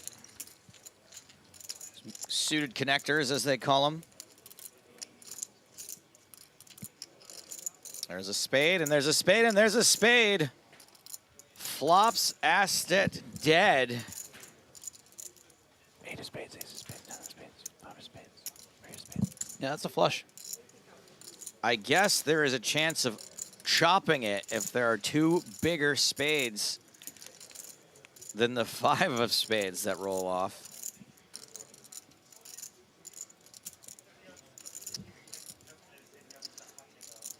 The human calculator says the odds of that happening are somewhere around 1%.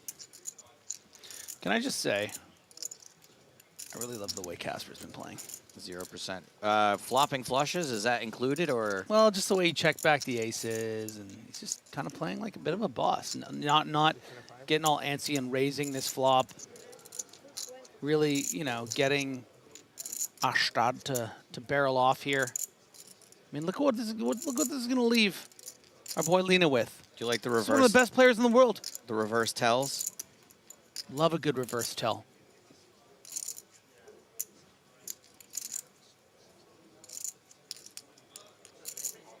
Rib says, is the human calculator reading from the screen? I'm the human calculator, not the human book reader. Oh, just call Casper. Be a boss. So easy to be tempted to come out of the bushes now and protect what's out there.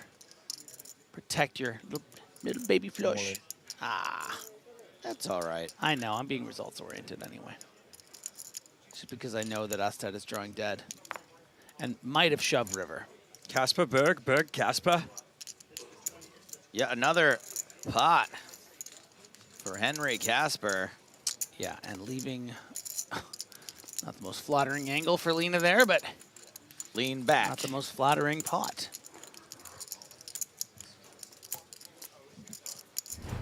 Yeah, and well said by Only Bets the Nuts on Twitch. Lena let off the hook. I think a lot of us were expecting Lena might go all the way there.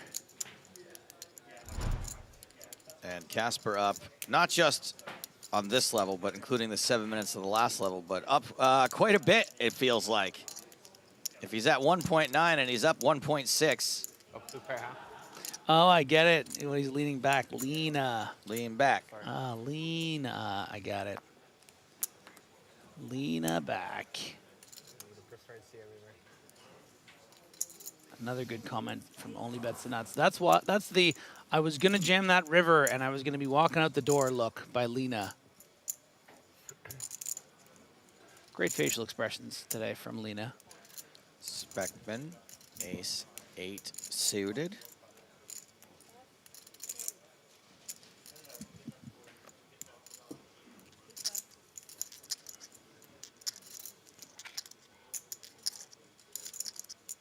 Action folds around to Casper with king 5 in the small. Bye-bye. And speaking of BB, oh, the BB is already folded. Denzel, my man. King Kong ain't got nothing on him.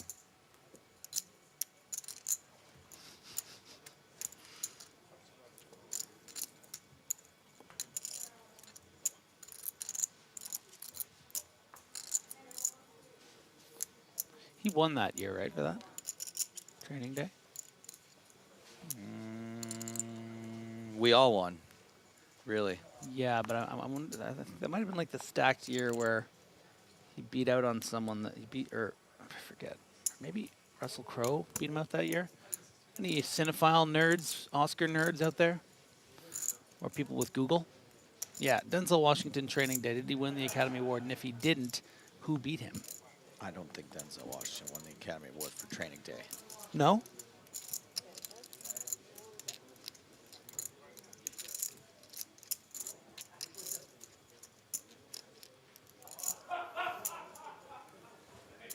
Someone wrote Training Day indeed. I don't know if they mean the reference was Training Day or if Griffin is indeed correct.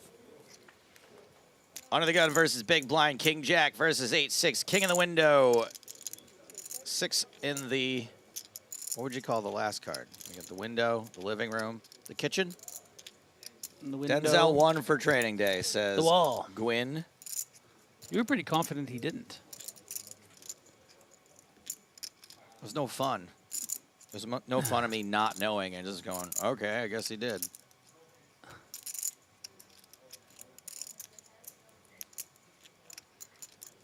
Speckman bets 70,000.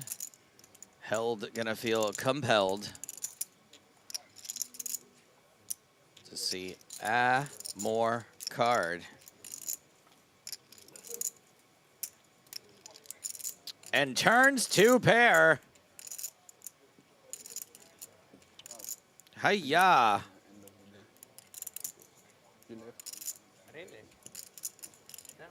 Speckman not really going to know that this 8 hurt him. I don't know how.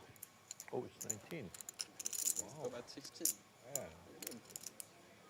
Really far. That's 180,000. Just 21, so like. What a cooler with this turn card. And if Held elects to raise this, is really going to put Speckman More than welcome to try. in a coffin.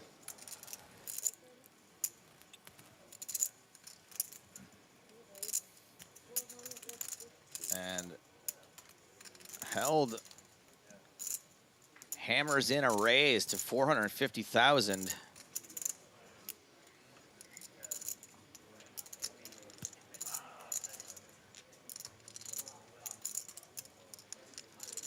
Not an easy fold to make, but also not a spot you expect to be bluffed from super often. You also block some of the draws. Well done. With your jack in hand. Oh, I thought that was the cards going in. Full house on the river for Held. Never mine. That was not a fold. What did you have? Double gutter? Yeah. Queen jack? Nice. Okay. That's why, of course, you would left. And Held. You might get it all if you just call. They're talking about it. You might get it all if you just called. Casper and Lena. Had a spade with it? 900,000. 3/4 pot bet. So let's have a little thought experiment here. You're sitting in Speckman's shoes. Yeah. You've raised under the gun. The chip leader has called you. You've bet the king, queen, 6 with your king, jack, and you've been check raised on the 8 turn. Maybe I would have improved. What are the bluffs? Well, there's not a lot of semi-bluffs, I can tell you that much. Right. There's no flush draws here on the turn. So our hands like 9-10, as we see a nice fold from a Speckman. A hand like 9-10, that's going to be calling the flop? Would it ever do some ambitious check raise and then blast on the river up against an uncapped range when you could be sitting there with 2 kings or 2 queens or king, queen? So I don't blame Speckman for calling the raise on the turn. You can't just be bet folding in that spot or you're going to be folding too much. And you can also improve if your opponent has something like 8-6. So nice hand all the way around. Michael Rodriguez eliminated out in 21st place. And there goes Igor Petrushevsky, also, sorry, Sergey Petrushevsky. Meow. Likes to go by the name Gary. Out in 20th place, so we're down to 19. Yeah, I confused Petrushevsky with Yaroshevsky. Apologies. Yikes. I'm a Polishevskis to the Shevskis.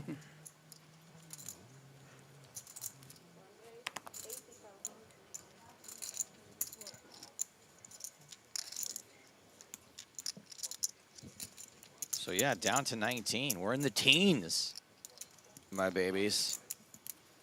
Oh yeah.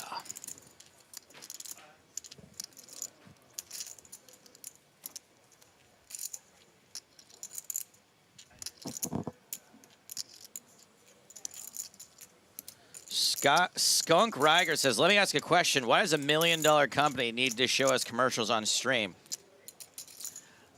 Why does a free Twitch viewer need to ask a question proving they know nothing about how advertising or broadcasting works? Or how much a company is worth. Or how much a company is worth, for that matter. Or which company is forcing you to watch the commercial. Yeah. Or how free broadcasts work. Lots of questions to follow up your question. Thank you for it, though, and your band. 19. If we keep going like this, there won't be a dinner break. We just go home. It's crazy, right? It's crazy. I don't think that we will stop playing immediately if we get to 16. I don't know, though. Yeah, just enjoy the pay jumps. Check your privilege. So you're gonna leave us, probably. You're gonna leave us probably. It's 18, so 6-handed, and You love that movie, Conan. they're fast. That's you. If not that fast, that's me. Arthur Conan. I know. No. Ace-6. Yeah, not yet. Under the gun, suited. Yeah, He's going to run into a pipping ace. Yeah. Lot of Looking, action. Jorgen looking for the Arthur Conan foil. Ooh, nice. AKA Dr. Moriarty. Jack, 4, deuce, 2 clubs. Yes, see, but Arthur was, of course, looking for that Pretty deep. 10 Queen Jack 10 all hearts board for the Arthur Conan Royal. So dumb. Still a bunch of shorties around, but I mean, it's relative. Of course. Feels like a C-bettable board. But Jorgen has yet to act. 16 super early, It seems. play, or Nope. always stick with that? I'm not sure. Jorgen did check. And there's the C-bet. Usually finish this tomorrow.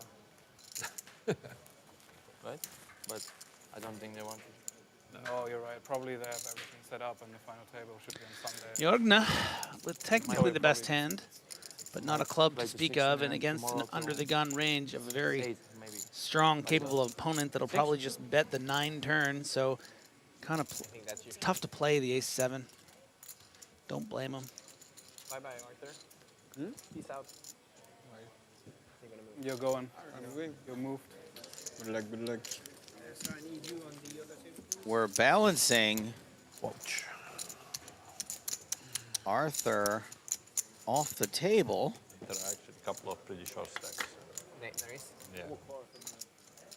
Guess. These might actually go very quick. Does that mean Maybe I'm one of them. Maybe not.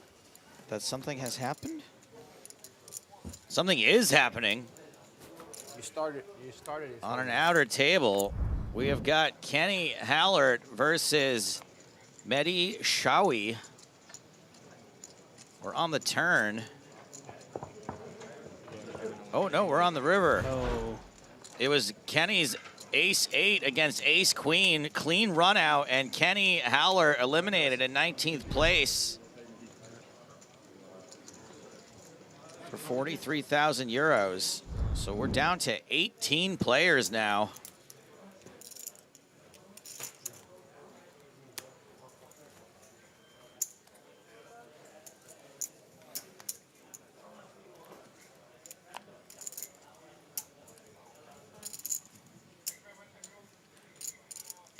Kenny Hallert, definitely a candidate for who loves it more.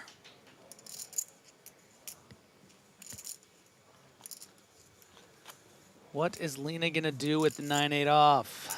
Try to flop some equity on your 15 big blinds. Sure. Certainly, he's done the work on spots like this. But there's also actually, it's tough to know what to do three-handed. Back in my day, we called this the stop and go. There's the stop. You flop or an 8 or a 9, and then you go.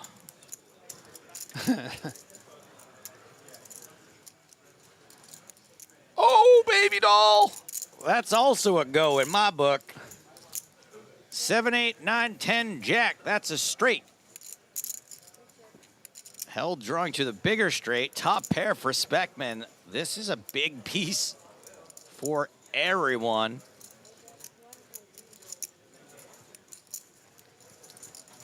And I think Ashtat might be too high up in his range here with the nuts and no flush draws on the board to be raising here, which will give an opportunity for Held to come in there for 100K. And then there's a couple cards that you could actually lose a hand. It's incredible that he's only at 67% to win here.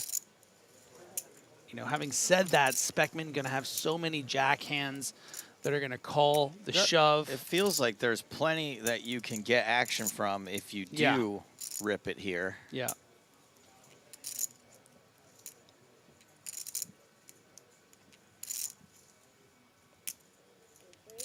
There it is. I like the shape of that.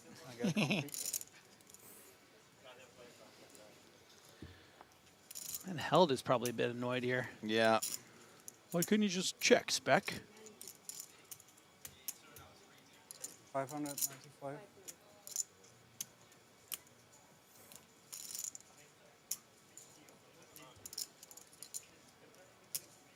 Held is counting out chips. Yeah, 2 overs. Might think that king and queen are live. Might think that Speckman just has like a jack he would need to fold. I mean, Held's the only one with a chance in Held to win. Speckman folds top pair, has Held beat for now. And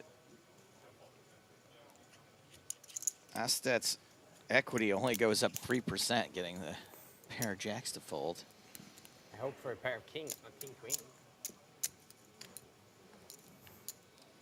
Lena 900 needs to fade to stay alive. That's a fader right there. No spotter, huh? Damn. Just 7 outs now. no spotter, he says. He wanted the sweat. What a sicko. One more for the sweat. One more no spotter? Yeah. I prefer like just a 3-side. River card is another deuce. One more. Magic ones. Running deuces. Safe for Oshtet. Double up. Dangerous. Danger. From the danger zone to 37 big blinds. Cool. Yeah. What are you saying? Yeah. You happy with it? Yeah, that's fine. Easy. Easy cheesy. Would be pretty cool to see Lena 900 take home an EPT main event trophy to go with all of the online accolades. All in the fold. I got him to break.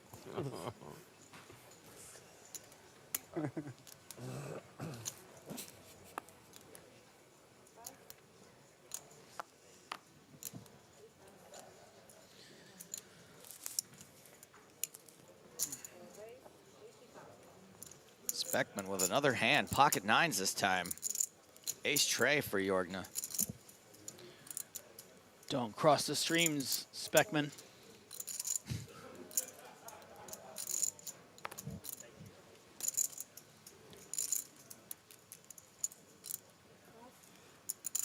Nicholas out with ace deuce off.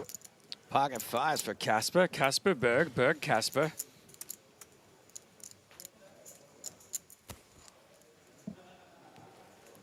Cool.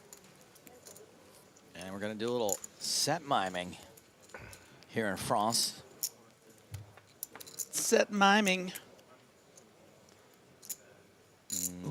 No set, no bet. King 8-4.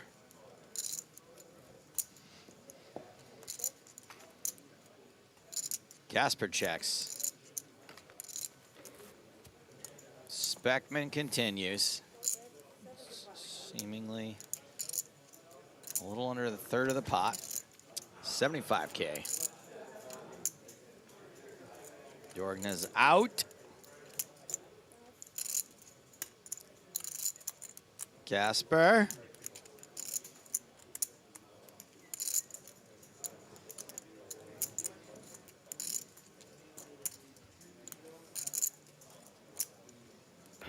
Right after I make a Ghostbuster reference for Speckman, goes up against Casper. You know that Speckman, is that you trying to combine Spangler, yeah. Spangler and Venkman, Venkman? yeah. Okay. It's really highbrow. Ghostbuster. That's what I was thinking, how Yeah. highbrow it was. Yeah.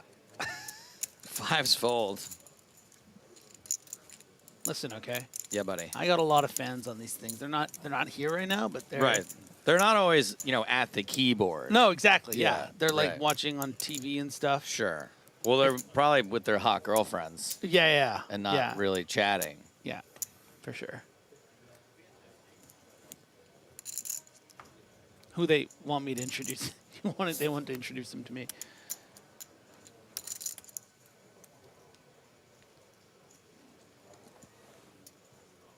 20 minutes left on the level. Then a little din-din. A little bon appetit. There you go. Jay Comey says, I'm a Griffin fan, and I am at the keyboard. Hot girlfriend is working upstairs. It's Jay Comey's birthday, too, today, Griffin, if you want to wish him a happy birthday. Oh, happy birthday, Jay Comey.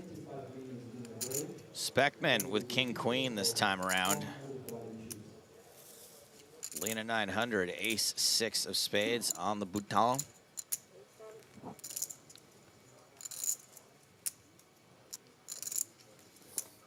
Space Velociraptor, you joke, but Griffin's girlfriend is from Canada.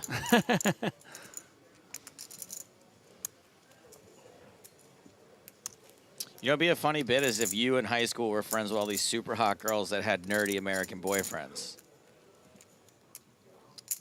that they never got to go visit. Yeah. Delaney, It's all checking out. Delaney also calling out of the big blind with ace 5. As a queen and a jack and a tray, 2 spades. This is a dream for King Queen.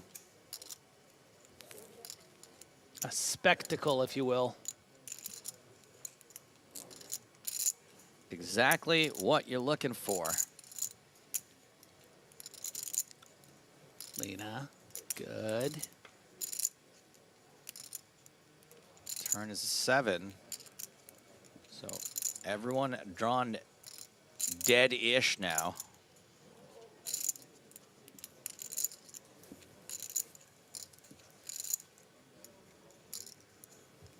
Speckman now taking a stab.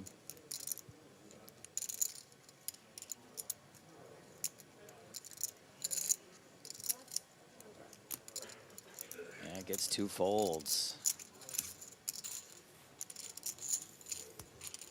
Nice hand, Denzel.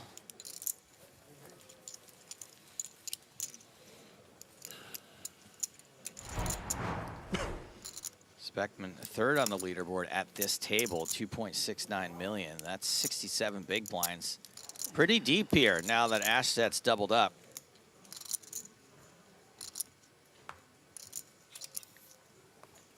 That shortest stack is 35 big blinds, 131 for held.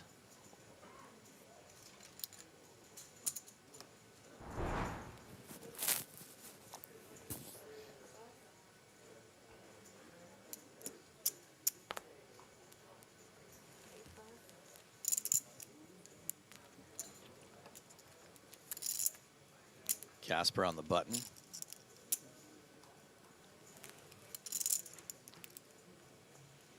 KT for K. Asper. Makes it 80. Snap fold from the small blind. Constantine held with ace 4 off in the big.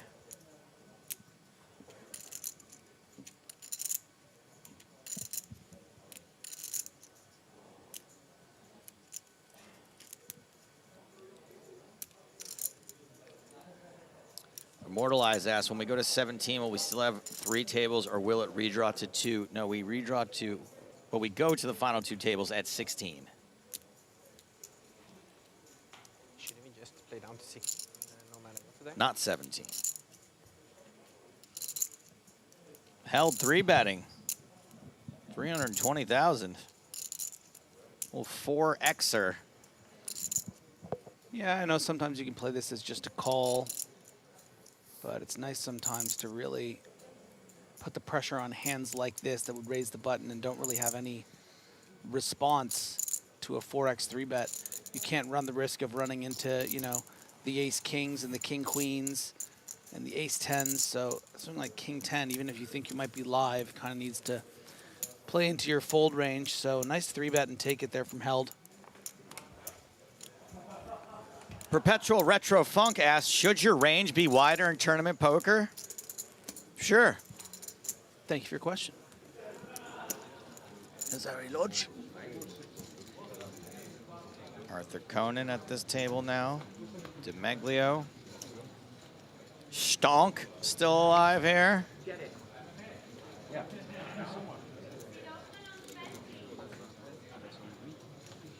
Someone standing entirely close to the too close to the table. Maybe take it 20 minutes and then just play, and then everyone can go have a nice dinner. Yeah, I'd love that.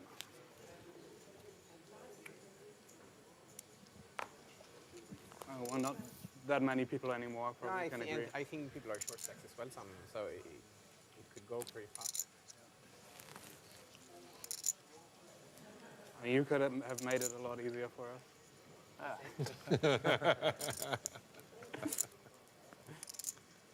Nuts, baby. Only, right? Only. Everyone forward. And I have to get it in with the drawing. I was happy rather than. I was happy that you were gone. Otherwise, you would have to pay half. Yeah. Makes sense. Christian writes in to say they know they can just normally answer a question instead of being like this, right? I think so too, yeah. Yes. Thank you for your question. Also your band.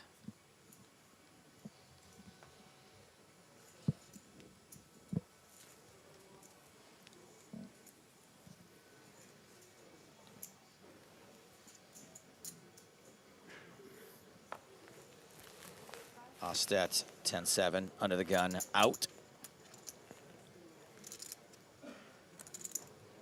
Yellow Cathead asks, if Caspar is the friendly ghost, who are his 3 wicked uncles? Somebody knows way too much about Casper. That's a lot of Casper lore. Yeah, yeah. Has anyone ever heard of Casper's 3 wicked uncles? Has anyone dove that deep?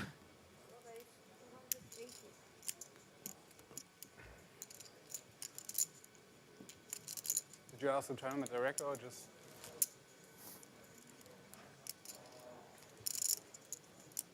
Oh, the old 9-8 versus 9-8. He should. And 9-8 wins. Yeah, that was a bit big. That was a bit big. That was double of what I tried to do.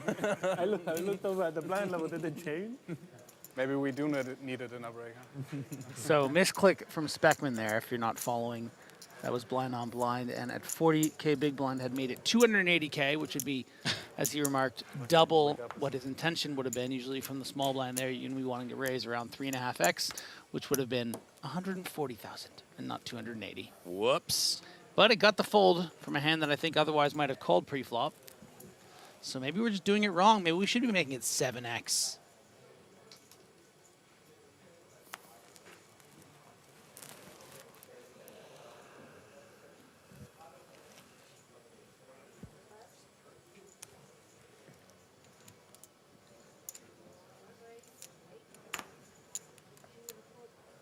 Delaney, a.k.a. Brian Delaney, Queen Jack, makes it 80,000. Pocket sixes for Jorgna. About 45 big blinds effective. Yeah, let's Calls. see a flop.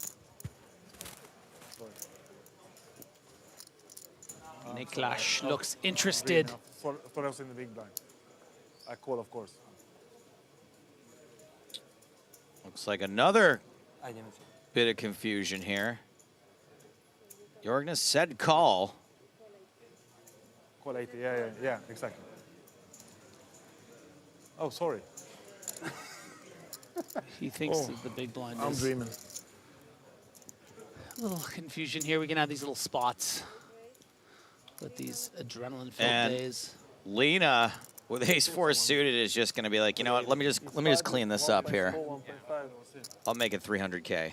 And then I say, okay, it wasn't a... I'm not entirely convinced this is going to get through Delaney. He seems like someone that is acutely aware. I mean, it's not a great hand to do it with. There's not a lot of room here. You know, what do you do? 625,000. Oh, wow. Did it. 625.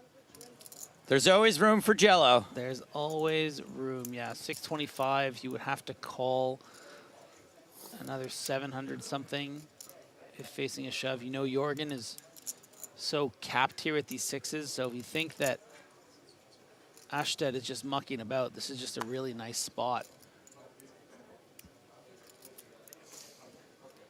Always puts a slick little paint job on things. Yeah. I think he just said we'll do 60 instead of 75. When there's a perceived mistake. They're gonna. Yeah, the sharks smell the blood in the water when there's So just 60 and 70. someone who accidentally fell into the off the boat, which is what Jorgne did there. And Lena. Yeah, I don't know. I'll just eat later. Anyway. Is Lena going to add another level to this bean dip? 60. One-time bank card. Burnt.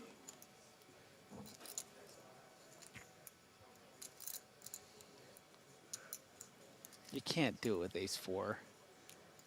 You know, 625 of your effective 1.4 is in the middle there. Yeah, you just gotta a little take annoyed. your medicine and feel owned if your opponent Well, that got didn't fucked have it, with which you will find out on the dinner break.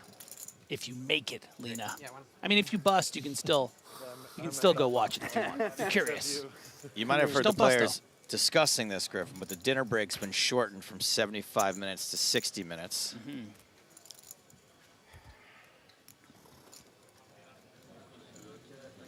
No dessert tonight.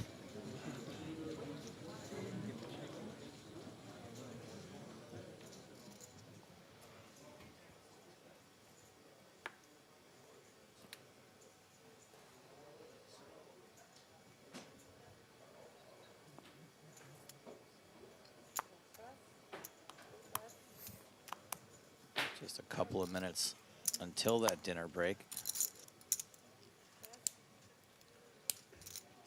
If we have to do the dinner break, surely we ask for 75, right? I personally don't care. I mean, fine with either. In this case, I'd rather have 75. We riot, right? No, actually, I don't care. Rush to find Yeah, I'm not. grab. Don't have a Yeah, dog you in could this do like fight. 20 minutes or 75, in my opinion. But Absolutely. you're okay. Okay, so maybe we should get back to them. Because 60 or 75 doesn't matter to me. If we have to No, do it's like the 60 same, but there as well. for the people who are dining, it's Yeah, more or less, sure. yeah. Yeah. 75 it is. It's 60. They said because there's only so few players, it's 60, but 60 makes it rush. No, it's bad. It's bad. of So course. 75 I also on- think so. yeah.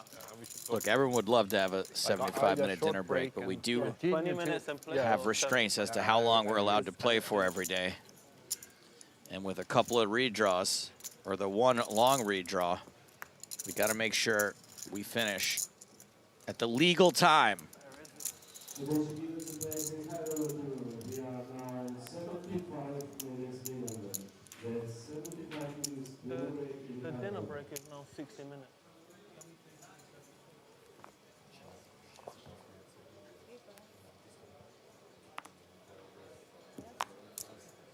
Quick shout out to our mods who are doing a great job today. People are, there must be a full moon or something.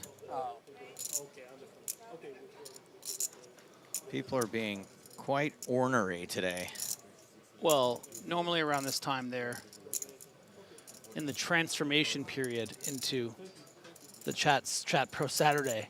That's true. Demons. Right? But the metamorphosis. Yeah, the metamorphosis is in the middle of there. You know, and we're kind of like, what's going on? Why is everyone? But James has pulled rank, I'll say, and has said that Chat Pro Saturday is not a thing tomorrow. I don't know if you heard about this. He put his foot down. He put both of his feet down. I saw him do it. James just responded, they did it to themselves. Ostead versus Delaney. You know what? I actually was going to fight James on getting rid of Chat Pro Saturday tomorrow. I really was going to fight him. And I feel like today, you know, it's like when your teacher writes the word pizza on the board. And if they're like, if every time you misbehave, I'm going to erase the letter. But if you don't, if I don't erase all the letters, you get to have a pizza party on Friday. Yeah. The letters got erased today. Yeah, they did. I think they lost Chat Pro Saturday privileges for tomorrow. Honestly, I'm with James on this one.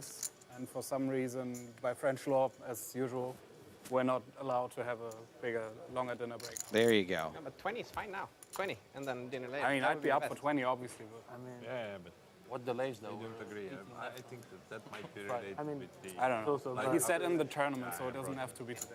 Ah. I don't know. Schedule I it. guess with like the 5 minutes in every Just break, for a nice 5 dinner minutes. tonight. I don't. I agree. Like once I start with French law, I just don't You question can- it. Smart. It's always easy to say that this Yes. is by French law. But there That's is how the discussion very- ends always, right? Very weird French law. Ridiculous here. also. Yeah.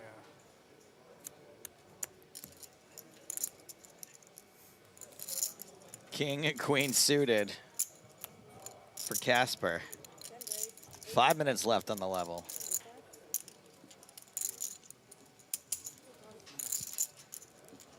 Oh, where's the respect held? No respect. Respect is Didn't being even- withheld. Yeah. Couple of clubs on this flop. Good news for Casper, who's got those and some overs. Yeah, but held is on one right now. I wouldn't even be surprised if we saw a check raise with this club in hand, the back door. I mean, I would like to see. Oh, and that looks like a check. Ooh, and a jack on the turn, the offsuit jack. Just let him get there. Enjoy the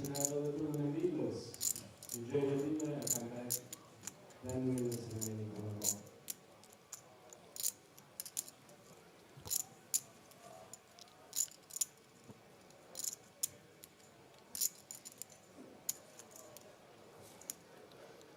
And Casper now putting a bet out there.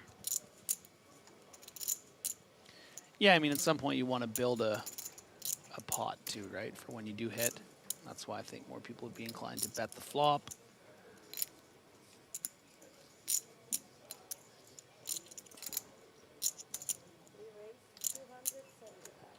Well. Wow, very interesting. To the person in chat who said, I would check raise with the jack-6 here, AJ Fig. Are you Constantine held? Top marks to the Fig. And Casper, I do not think can fold. Absolutely not. River card is a king. So not the club, but the king is good enough. And holds up. Now, All right, after you get raised on the turn, is this still a slam dunk value bet? Yeah, for sure. Casper does not bet. Oof. Woof. Checks back. And Does he knows pick up it. the pot. He wears it on his face.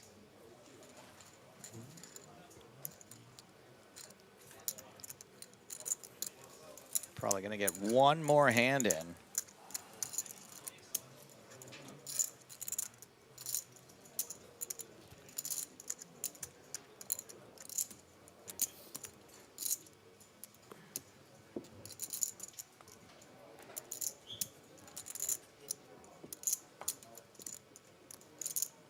Vineet Shah asks, why do the chips lose value? Can we not cash those chips out at any time? No, sir, not in a tournament. Not how it works. You get your money when you lose your chips, if you're lucky. Yes, the chips have a theoretical value to them right now, but you cannot cash out of a tournament.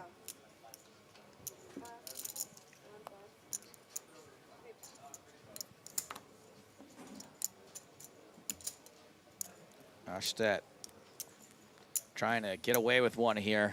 Very loose open from Ashtet here. You know, we are playing 6-handed, so under the gun +1 isn't your average 8, 9-handed open, but with very capable players on the table. 290. Between held and how aggressively and astutely Delaney's been playing, I just think this is not good, in my opinion. Nicholas could at least tank to get us to the dinner break. But I also think there's something to be said about sort of the flow of live. And I think in a spot like that with the King-8 that, because it doesn't feel like a very standard open to me, I think Lena might be coloring a little outside of the range that he knows is correct there, because, you know, maybe he thinks he's never getting 3-bet light from Casper, for instance. Maybe he doesn't think that Delaney's going to go after him again after that 4-bet hand. Maybe Held is going to be holding back, pardon the pun, a little bit after losing that pot against Casper. And that Speckman's been playing kind of an honest game.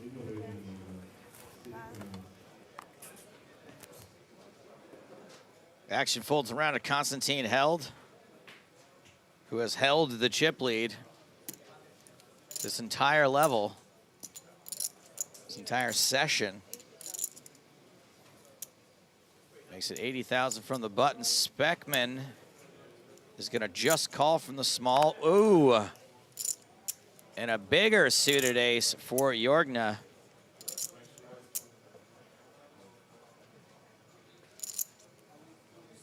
This will be the last hand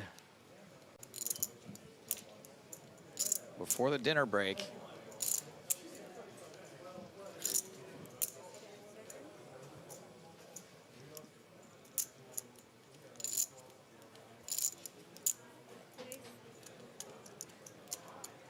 Re-raise, and it looks large. 360. So a little more than 4x.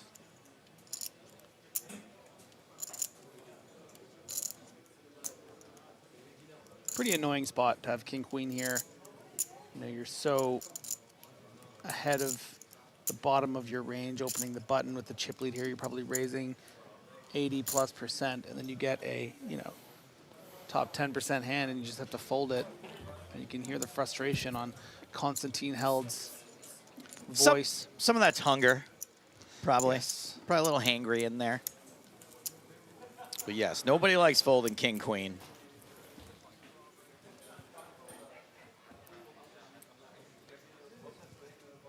Time for the dinner break. Let's take a peek at the chip stacks as we head for Bon Appetit. Constantine Held still out in front with nearly 100 bigs. Brian Delaney's got 88. Speckman, Casper, Jorgna, all with semi-healthy stacks. Ashtat the shortest, but still has plenty of room to wiggle. Big hands from today to take us through dinner. More from EPT Paris after we eat.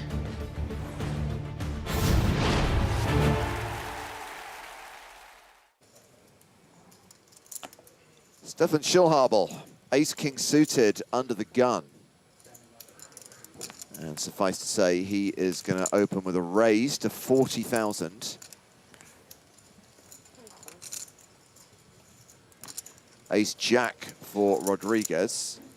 Let's see, Schillhabel opening a 30-some-odd big blind stack. It's not like he's been super active so far. Rodriguez elects to call. With Rodriguez's stack size, this could get dicey. But wait.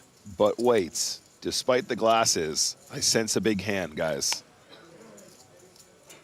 Karam certainly giving this some consideration.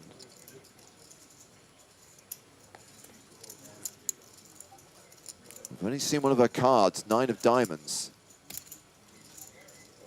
I mean, can that be anything besides 2 nines? I feel like it's got to be nines. I mean, ace-9 suited, maybe, given the fact there's some extra dead money, but I don't know if she's in there that loose with so many players stacked behind. I think you might have hit the nail on the head there, Joe. Oh, no. And now, Manic has got jacks in the big blind. And all the chips. I just don't see how you don't squeeze this every time, you guys. There's so much dead money out there. So much dead money. And obviously a lot of players playing quite passively as well that you're going to have crushed a bunch too. Ace-jack, pocket nines, for example. Yeah, you're really only worried about that. The initial open. Yeah, exactly. Don't forget this is 8-handed as well, so. 210. 210 is the squeeze from Lerza, 3-betting to 210,000. Sorry about that, James. Yeah, just so exciting when you can put in those big chunky bets here pre-flop and you know you're just going to do so well. An ace-king suited most of the time isn't getting away from anything, but in this case, when the chip leader decides to squeeze all the dead money, you're like almost happy to get it in here with ace-king. Oh, hell yeah, absolutely. I mean, I think probably Manic's not going to be as light as one might think here. Definitely capable of having some bluffs in the scenario, but given the dynamic, I think you know he's just going to have a big hand. You're going to be getting it in a bunch. There's no way out at this point. Stefan Schillhabel here just with just 33 bigs behind, guys, as Joe's already mentioned. All in. There is the 4-bet jam from Schillhabel. And we get 2 quick folds. Manic makes the call, and we're off to the races. Jacks against ace-king, the pocket pair against the overcards, and the overs belong to the at-risk player, Stefan Schillhabel. He needs to hit to survive. Like Monet versus Manet. One of these two things has a slight mathematical advantage. It's a good one, Joe. Very topical. Yeah, those guys are pretty relevant, I'd say. Yeah, very, very, very Prisium. The flop is low, 8-6-4, plus diamonds, not a factor. Fair card. Schillhabel has 5 immediate outs, an ace or a king required. Club for a sweat, but it's the 5 of hearts, so no additional outs. Opportunities do emerge, however. 7 for the straight. That would give each of them 50% of the pot. Ace or a king for the win. Any other card, Schillhabel's out. It's a 10. Wow. Jacks hold, and Stefan Schillhabel is our 46th place finisher in the EPT Paris main event. He cashes for 21,450 euros. That was a huge pot, which now sees Manic playing 2.5 million, more than 125 big blinds. Rodriguez with aces. American Airlines. Looks just like the logo. Have you guys ever noticed that? Made it 45,000. That could be a thing. We could make that a thing if you guys want.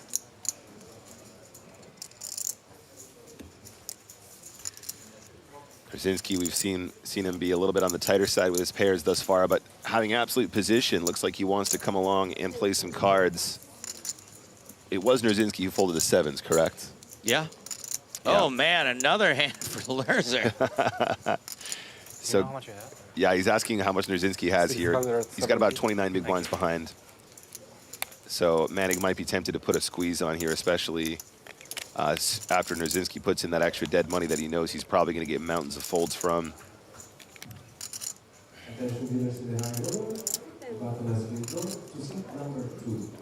Nine's just such a good hand to squeeze in this position. He can play it cool, though. It could just be a call as well. Doesn't have to go off the rails, but Manic is the kind of player that takes these spots. I mean, is Manic going to re-raise into aces and nearly back-to-back hands? It could be.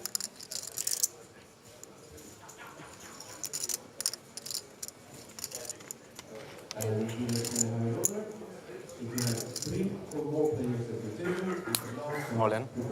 Oh, he's all in. Oh, wow. That is not just a re-raise. That is a running face first into a brick wall. Uh-oh. And suffice to say, 5s fold, but Rodriguez calls all in with aces, and we have a 1.5 million chip pot. Rodriguez about to get a huge double up and take the chip lead at this table. I had a 9. Don't say that. No, never, ever. Rule number 1. Ever say That's that. a cover 2. That's rules number 1, 2, and 3. Oh, no. Okay, that's a good start. I take that. Well, we didn't see the folded out, so we're still counting it as a live card. But it could be that Manic only has 1 out right now.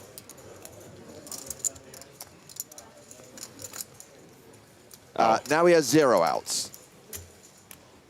And that is going to see Rodriguez double up to more than 1.5 million. He's got a 75 big blind stack. Manic are no longer among the chip leaders. Drops down to 1.3 million. He's playing 65 bigs. I mean, don't get me wrong, that's still a very, very comfortable stack. But obviously half what he had an orbit ago. Couple of top pairs here. Was it a PCA? Does that count? Oh, Hala Karam's all in. Oh. Say what? Can I have a count, please? I fear she's going to get called by Johann Schultz, who has just arrived at the feature table. Looks like he just arrived from outside. Don't mess with the Johann. Wow, this was quite the overplay here. Pot was only 155K. She just rips 380, not giving herself any opportunity to get away from this top pair when dominated. I mean, she's making it look like she's just got a flush draw or something, right? Maybe a hand like Queen Jack, maybe a hand like 7-8 of hearts, maybe Ace 5 of hearts. It does feel very semi-bluffy. Yeah, I mean, I think Schultz is just going to put it all together and make the call. How do you fold? Yep, he's got her crushed. And Hala Karam is at risk and behind and has less than 20% equity here.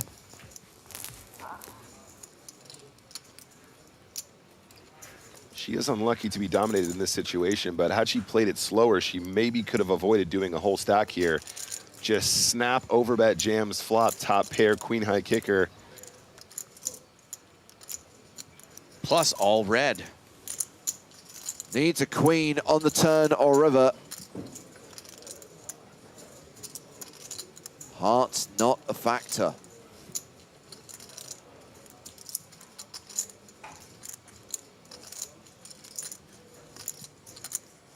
Queen. No queen on the river. Good game. And Hala Karam is eliminated in 40th place, as she will be the last player to cash for 21,450. Everyone else has just locked up another 3K. We've hit the next pay jump. Everyone's now guaranteed 24,650 euros. Welcome to the table, Johann Schultz, who's now playing more than 2 million.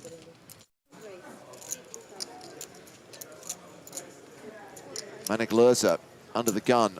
Ace, king suited, has raised to 50,000. Let's go, big slick, suited.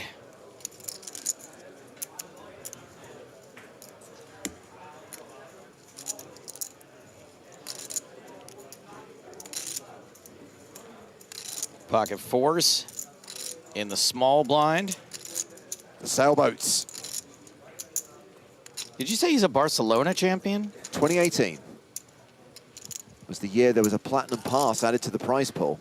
Did I interview him? You did. Kenny Hallett, 8-6 in the big. Has the options. Oh,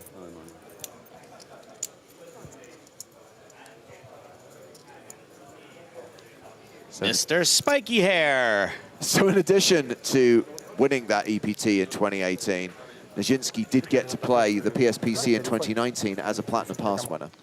Did he win? He did not. Kenny Hallett in from the big blind, so three-way to the flop.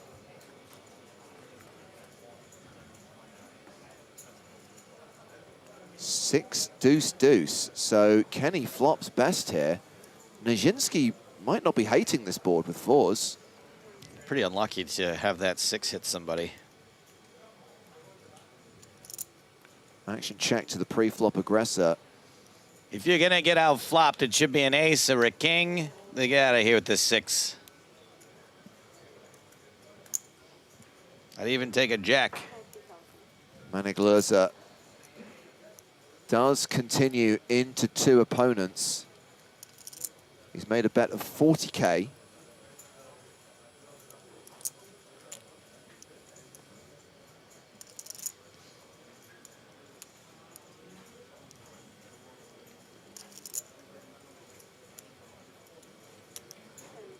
Yeah, I don't know. It's not much chance you can get away from this just yet.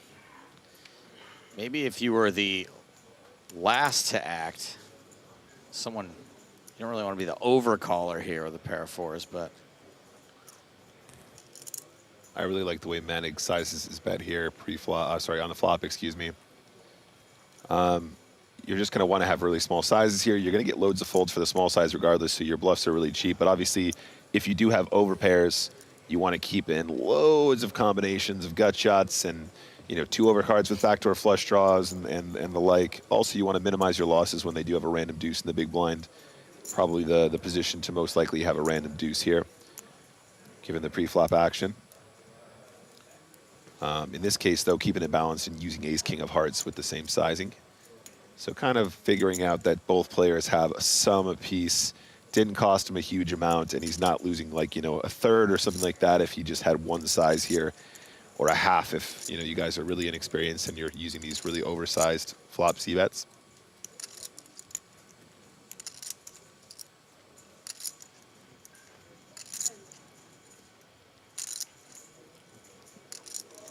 $150. Wow, he bets again. 150,000. Wow. After getting called twice. Yeah, this is really, really, really interesting, you guys. I was expecting Manic to slow down, especially given, like I said, the dynamic where the big blind will just have, like, you know, 8 deuce of hearts here, 8 deuce of spades here, 9 deuce of diamonds here. You know, all those suited combos with random deuce X will come along in the big blind here. And it just finds what is a very bold turn c-bet. It's so hard for Kenny to continue in these spots. Makes the call. Makes the call, though. Has the best hand, 86% equity. Obviously, Nijinsky folded the 4s, which means we are going heads up to the river. That river card is the 10 of clubs. Has not changed anything. Hala has the best hand. Man, mad respect for Kenny sticking around here. It's definitely going to be the best hand on the turn often, but it's still difficult to do it in the heat of the moment. Respect don't pay the bills. He's got to win the pot. Does Manic fire another bullet? If he does empty the clip, the net follow-up question is, does Kenny Hala hero with just a 6? Then we'll get the respect and we'll get the chips. Straighty, flushy, paired, board. Maybe he thinks Kenny would have put in a raise at some point. Maybe he just thinks he'll never have a deuce and he's just always got the 6. That's how you do it right there. So 595,000 in the pot, a bet of 185K. Oh, this is so spicy for Manic, so spicy. It looks like such a value bet as well. It's not super big, but is the size just too small to get Kenny to fold? He's hating it right now, you can tell.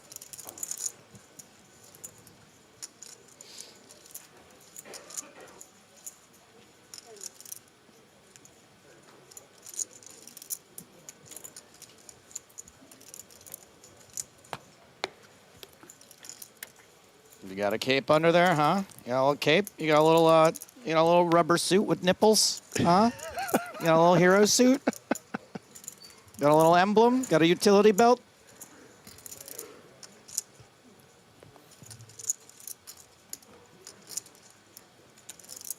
You got a secret identity?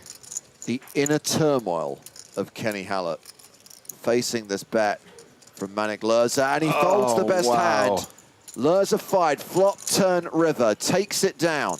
No nipples. Honestly, just a world-class hand of poker there from Manic. It's just everything about it was really, really well done. Even that small sizing on the river didn't need to go huge to sell the bluff. Snowman's Num Num held as raised from the cutoff. Num Num. And Daniel Wilson Like a mix of different has a decision, you know, proud. has the king of spades and another card. Sadness when it was over. Yeah, obviously. And Held will be snapping Wilson off if he finds a shove here, and it looks like that's what he's doing. It's a virtual all-in. He's left himself a bit behind. Remember, we are on that pay jump ladder right now. And I don't want players to make a habit of only showing one of their cards, but it is fun to theorize what the other one is sometimes. Like 50 more, right? And for this range, it's going to be... King, queen suited, ace, king, kings. You know what? It's going to be a lot tighter than that, actually. Or sorry, a lot looser than that. It's going to be the, the king, queen offs, even the king, jack offs, maybe even the king, 10 offs with the chip leader raising the cutoff, thinking you have all that fold equity. So a wide range of hands. I think Wilson might be a bit on the tighter side. It's probably something like king, queen. But Well, don't be surprised if you see, yeah. Wilson took a quick look at all the other tables, saw there were no hands in progress, so realizes that he has to gamble here, and it is ace-king suited for Wilson. It is a classic Top race. of the range. Going to flip that coin for his tournament life. Needs to hit to stay in. You know, some drama. We never let you walk alone. Hmm? We never let you walk alone. Jack 9-9. Yeah. Just the one spade, Yeah. but yes, counterfeit outs now for Wilson. Diamonds.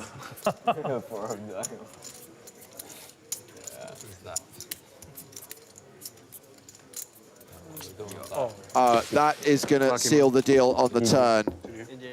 And Daniel Wilson will be KO'd in 32nd place. So he's the last player to cash for 24,650 euros.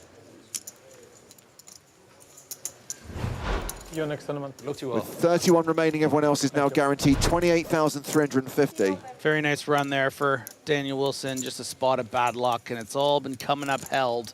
Finally got one. Oh, you finally held, did you? With your 5 million chips? I was going to say, finally got one, says the guy who is #1 on the leaderboard right now and has close to 170 big blinds. Oh, entitlement. How much cheese do you have? How much bun cheese do you have? Wind cheese? How much bun cheese do you have? Bounty. Bounty. Bounties. Oh, must be the first one. How can you say that? I'm never lucky, man. Oh, the swag of a chip leader. Just don't let it crash and burn you like Nacho Barbera. The cautionary tale of 2023. I hope you're listening, Nacho.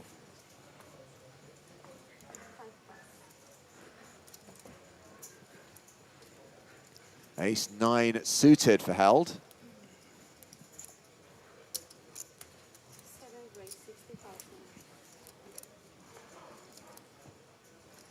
Raises to 60K. We've got Bernard Vu with pocket threes.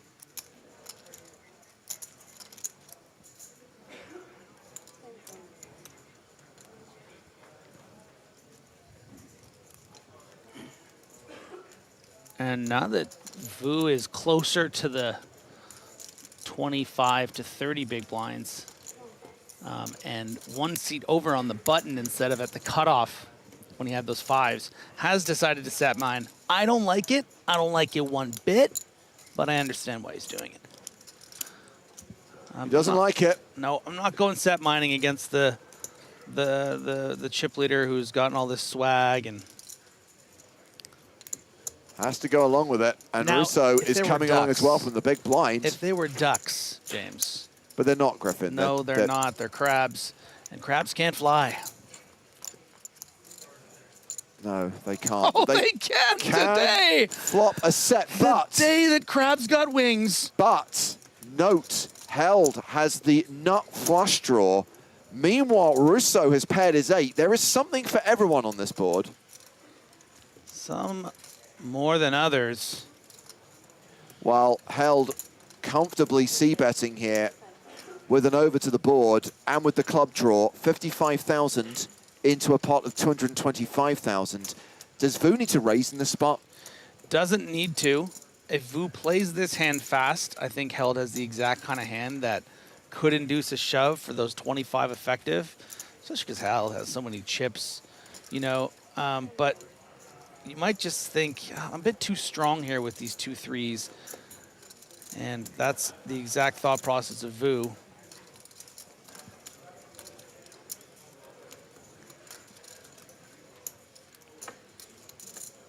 Oh, Russo. You poor soul. You're just like, oh, I got the mid pair. Maybe I can pop off a four hearts here, 4 clubs rather. So still 3-way as we go to the turn, which is the jack of clubs, and that is the nut flush for chip leader Konstantin Held. And you know what they say.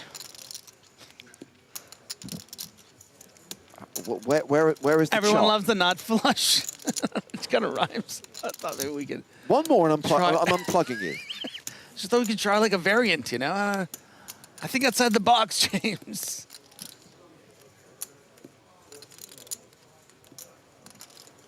And there comes the second barrel. So Vu's going to need the board to pair. And if it doesn't, there's going to be a room with a Vu very soon. Like go back to his hotel room because he busts.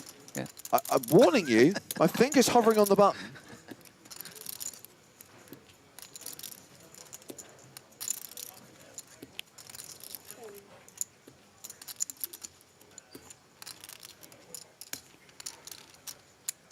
Griff Pro Friday.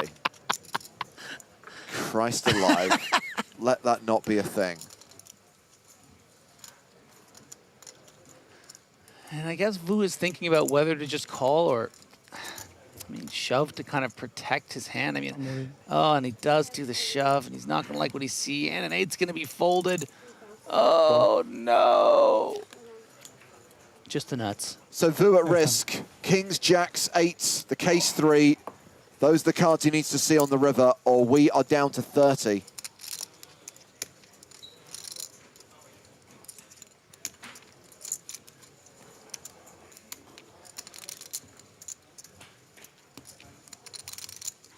Let's see what the river brings. Did just put under the university, never gets lucky. And I feel like that's a dangerous game. Oof. 9 of spades, so Konstantin held, and Bernard Vu is eliminated in 31st place. Okay, man. Did say you shouldn't set mine there. You did, Griffin. You offered your advice. He didn't take it.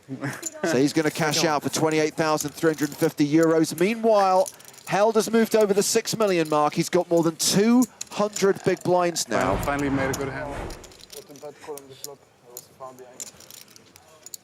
0%er. Yeah, and Russo feels dumb now. We've all been there. We've all been there. That shouldn't really get lost in all this, was that overcall is real Lucy. Yeah, and worth highlighting. Huh? Russo's down to 11 bigs. He's in the danger zone. Danger zone! Are you guys enjoying the show? Yeah. Better than...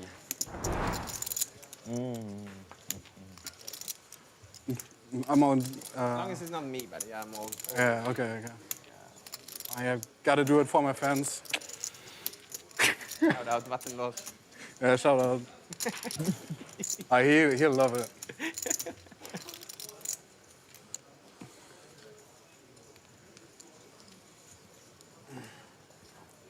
Zach de 7 also will be on fire.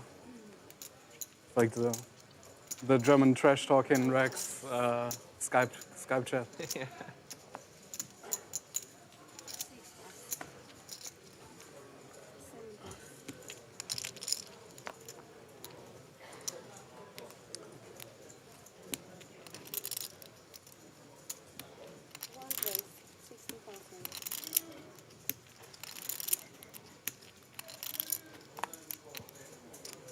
So we have seen a button raise from Nicholas Ostedt, and now it is the short stack. Aurelien Rousseau in the small blind. I am from the future, and Russo goes Can I all maybe in. good change for...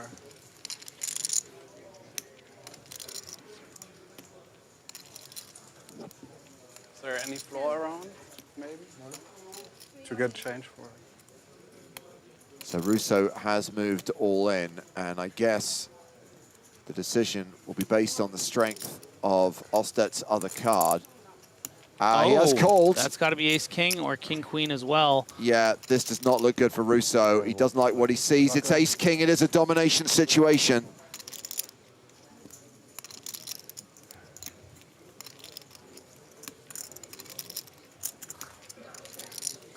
Widely considered one of, if not the best player That's evil.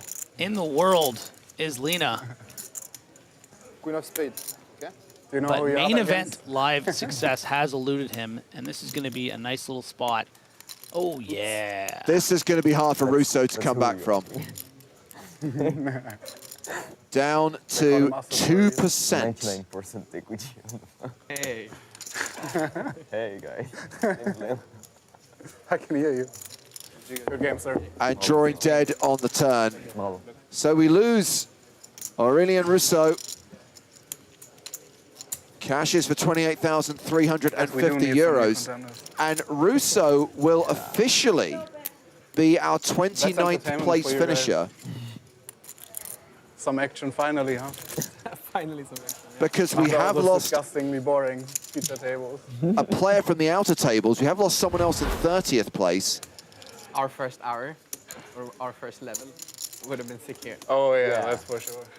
Arstedt up to 1.6 million. So while that hand was playing on the main stage,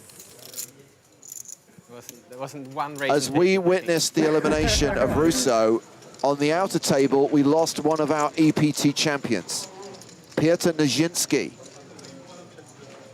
So Nijinsky also cashing for 28,350 euros, but officially 30th place finisher with Rousseau going out in 29th. And 85 of the day. A6 for Peter Jorgner.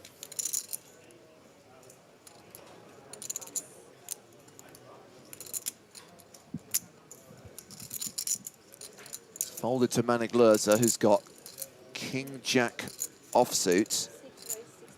Manic, a prolific, successful player on the European Poker Tour. Oh, yeah. He's raised it to 60,000. So here is the short stack. Henri Casper starting this hand with 10 big blinds, folds the 10 deuce, and now it's going to be on Brian Delaney, the Brit in the big blind. Like 1.3. A little over 145. I was sure it was 24. Right? Good call candidate here with the 9-8. The big blind. Yeah. Wow. Oh. Even though we were just talking about 50-30. Yeah, okay. both of us. 100% I was playing 24. Okay, so top pair I think it was you. for Manic Lerza. A gut shot straight draw for Brian Delaney. You guys want to go to bed early, huh? Yeah. It's 5 minutes more. Jason Parker on YouTube is very excited. Lena 900 live in the flesh. And this is certainly the deepest run I've seen Nicholas Arstedt make in any of our live events. Not involved in this hand, though. It's all about Lerza versus Delaney, and we have seen a continuation bet of 50K called by Delaney, always coming 7, board pairs on the turn, and Lerza is now a 95% favorite. Yeah, and when you're, calling these kind of hands out of the blinds, flopping something like this, facing a small bet, you need to have the gear of leading the turn card that would pair sort of the middle card. We see this a lot because it does favor your range. It makes it very difficult to play against if, your opponent is sitting there with, let's say, I don't know, ace-queen high or king-10 high. But of course, Loser is actually way high up in his range with the king-jack and will be very happy to call this. Might be faced with a bit difficult decision on the river based on what that card is and the sizing, but at this stage of the hand is pretty comfortable. Yeah, interesting lead from Delaney, and Lerza's going to call the 225K, and we are going to the river with 715,000 in the middle. It's the 3 of diamonds, so we now have a double paired board. It's bricked out for Delaney. Yeah, it's an interesting river because it's technically good for Delaney's bluff options, there being 3 diamonds, but you'd like to have the 9 or the 8 of diamond in your hand. You unblock all the potential flushes. I mean, Loser could have been c-betting the flop with ace-9 of diamonds and has now gotten there. It would be nice if you had that 9 of diamonds to block a hand of that nature. Is going to go for it here with an extremely large bet. Is that an overbet? Are those all? Oh my God, he put them all in. Incredible. Incredible bluff shove on the river, and Loser is just completely handcuffed here. I don't know if he's going to be able to find a call. Really amazing stuff. Of course, if he does find the call, he gets a full double up. He can fold and leave himself with 37 big blinds, and yet this is a good time to use those time bank cards. Remember, the shot clock's in play. You get 30 seconds per decision, but you get an additional 30 seconds for each time bank card you put in. You know, if you think about the other kind of draws that Delaney could have had on the flop, you know, you got the 10-8s, the 10-9s, the 8-9s, the 5-6 type hands as well, facing that small bet. So there are a fair number of bluffs that Delaney could have. I think Manic is just trying to figure out, is this the kind of player that is just prepared to do this and does make the fold? Lets it go, and Brian Delaney moves up over 4.3 million, playing 145 big blinds right now. Yeah, honestly, I don't know much about Brian Delaney, but that was a very impressive hand and really shows that he's someone that has that killer instinct you need to have in order to really compete at this level and find yourself fighting for a 7-figure score on the final table.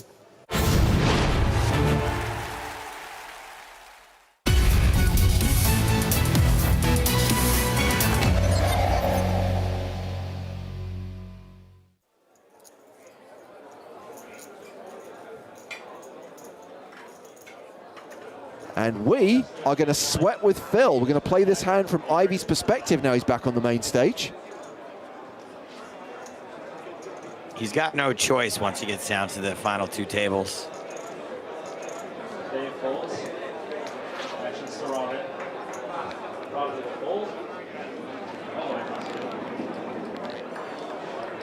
Over to Noah. Johnny folds. You know what's weird is a lot of poker terminology obviously has evolved over the years, and a lot of the stuff people said back then doesn't get said now, but we still say sweat with.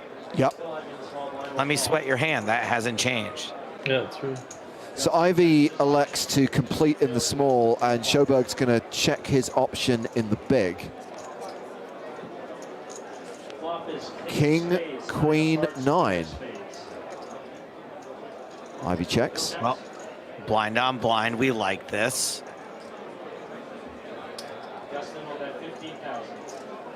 Seems weird that there wouldn't have been a raise pre-flop. If we were up against a king or something that connects super hard with this board, but whatever, maybe. Call. Uh-oh. This board's getting straightier. I like that card a little bit less now, obviously. Goes check, check. It is the 8 of spades. Now we have a straighty flushy board.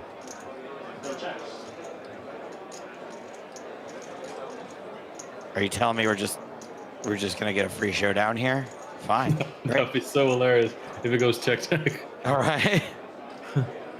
I think we're going to get put to a decision. 25K is the bet.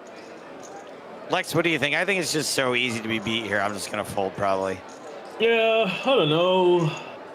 I think that flush draws try to bluff the turn because there's a 1-card straight. I don't mind a call here because I think people don't bet a king, so you're not losing to a single king. I think that a flush they will bet the turn with. A jack is going to bet small on the turn, but they could have a jack.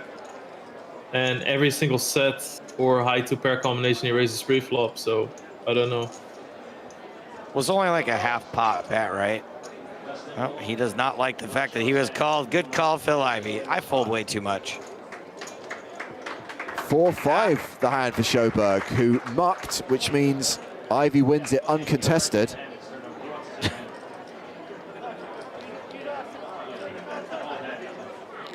I think it's so silly to not give the information what you bluffed with, because if you're going to muck, everybody knows that it's going to be 6-7 or some 7-high type of trash. So everybody knows that that's what you had. So you might as well get the information what your opponent called with for blind on blind. That's so important.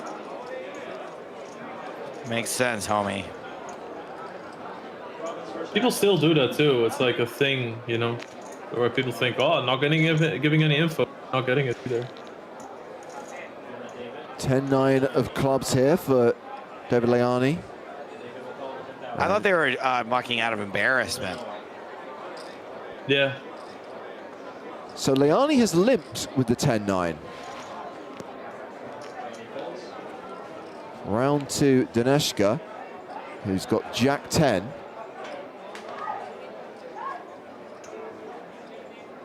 Got to get a soul read before he calls.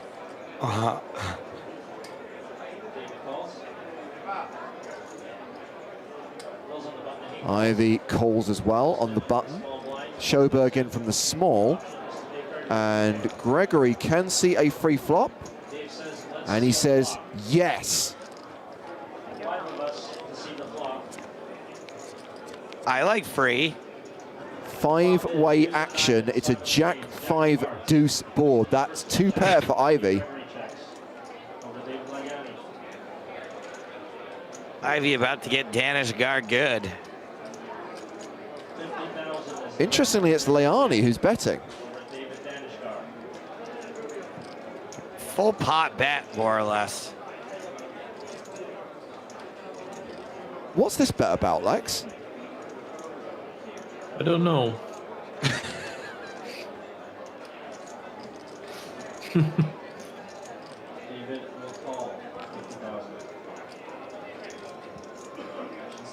I mean, look, into 4 opponents, it looks strong.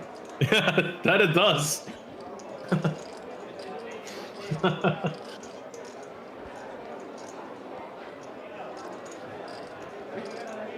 Ivey with a big brown tower here. Remember, those are the 5K chips. And that is a raise, an additional 100,000. Looks like another 100,000. Yeah, 100,000 more. Could still catch running cards to make a straight. Maybe it's worth staying in. Sorry, how is there 300,000 in the pot now? That's crazy. Over to David Danishgar. Wasn't there 50 in the pot? And Homeboy led for 50,000 and Phil made it? There were 2 calls. 2 calls. 2 calls, okay.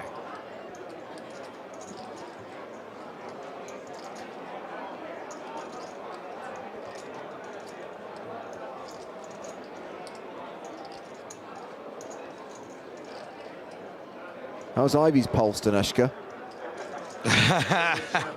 Wow, what a fold. Yeah.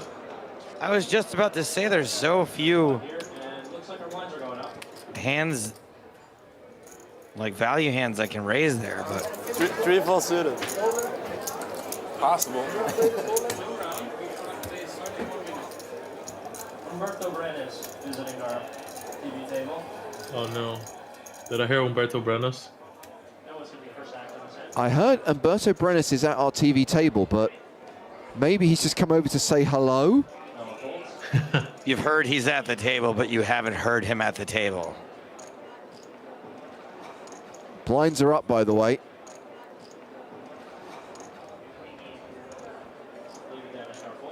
And here is Ivey.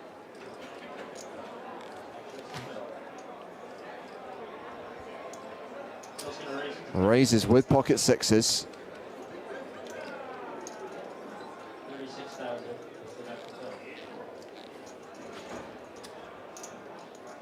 Dave Gregory on the button folds. So does Rob. Round to Leani in the big blind, who's got aces. Okie dokie. Ah, he's doing it. He's doing the all. Oh, I'm so stressed out with these aces. Okay, this oh man, I'm so disinterested in this hand. I don't even really want to be putting chips in, but I guess I'll raise. Full disclosure, this is a hand I have seen a fair few times. This is one that we bring out from the archives during the breaks on live streams. I'm pretty sure it appeared in the best of the EPT highlight shows as well.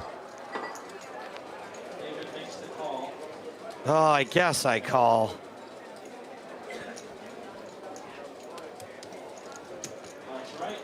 Crazy that he slow plays it from the big blind. You didn't really used to see that back then that often. And there's the 6 on the flop.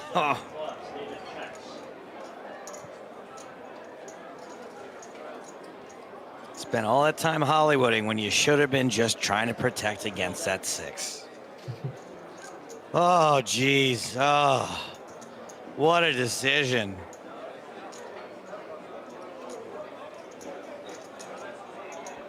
This is him pretending to think again. So much pretending to think.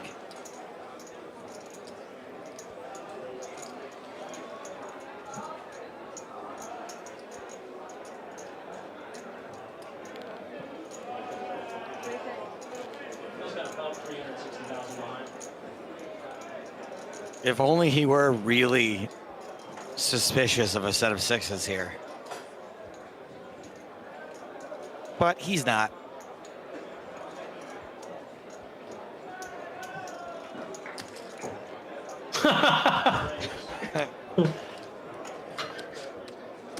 His timing's slightly off here. Boom. 100,000 total.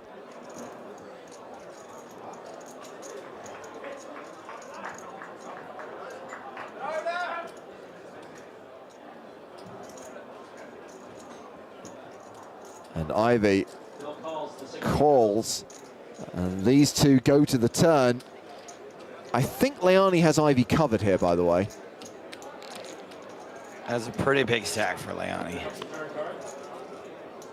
10 of clubs. David is first.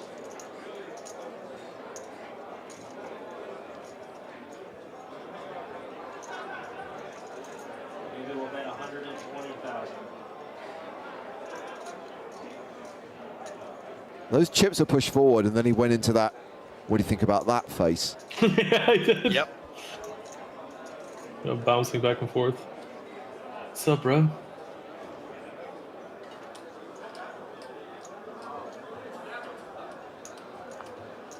Phil's got his face pulled back like that to stop from smiling.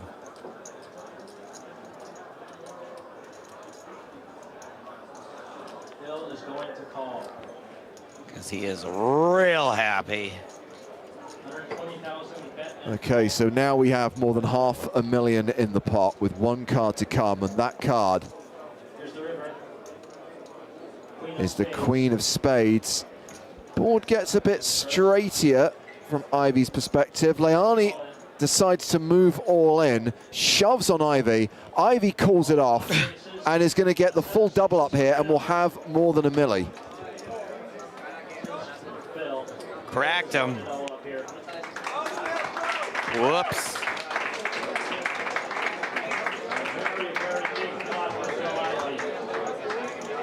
Never a good feeling.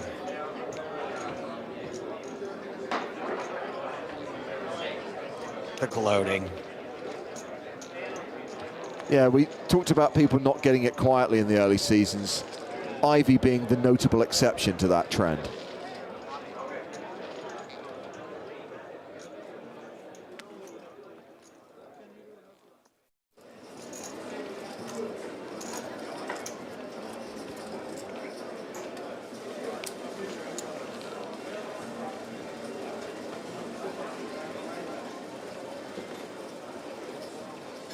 What a squeeze. No, thank you. Dave? No. Here's the other Dave, Dave Gregory. Ivey on the button.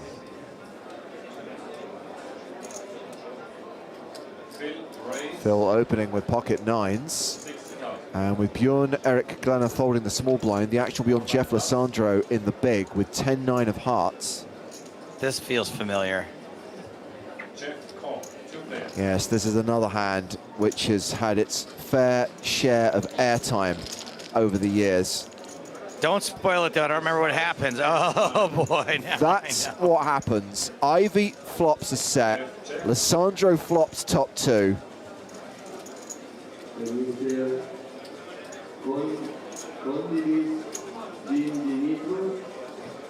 Lissandro playing in flow, checks the action to Phil.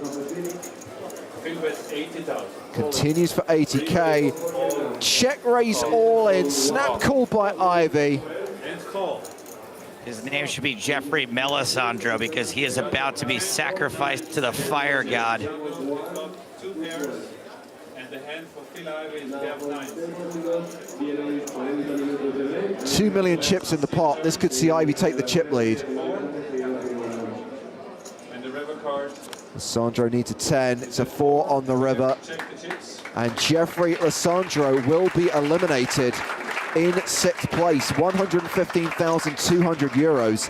It takes us down to 5 players, and it does give Ivey the advantage. Big old stack for Phil Ivey. 15-30 blinds.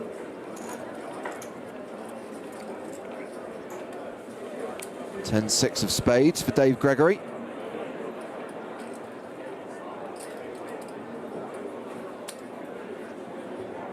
Just calls. Ivey just calls as well. Pocket 5s. Pocket 9s for Bjorn Erik Glenner.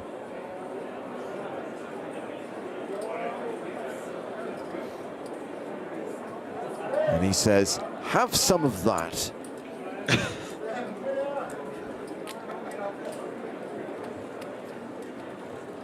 This might be trouble for Ivey. Yeah. Actually has a lot still though.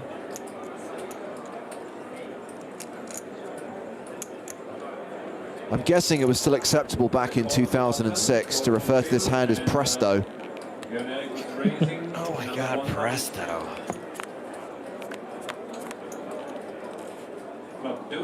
Ivey does not flop a 5. Huge dog here. He got the Presto, he did not get the change-o. Bill checks. And Björn bets 150,000.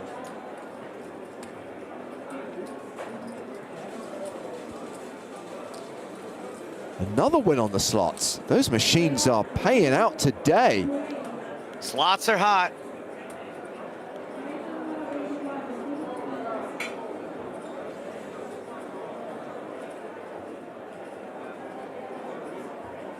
Still another 15 years till Ocean Magic gets invented, so I'm not interested in slots right now.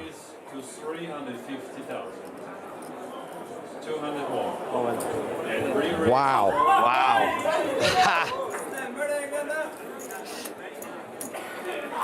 Glenner with a sizable chip lead at this moment, shoves on Ivey.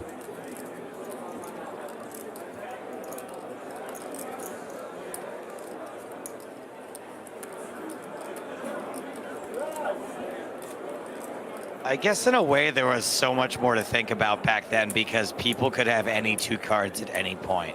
Yeah. Like you would have to include Jack 8 as a part of his range here.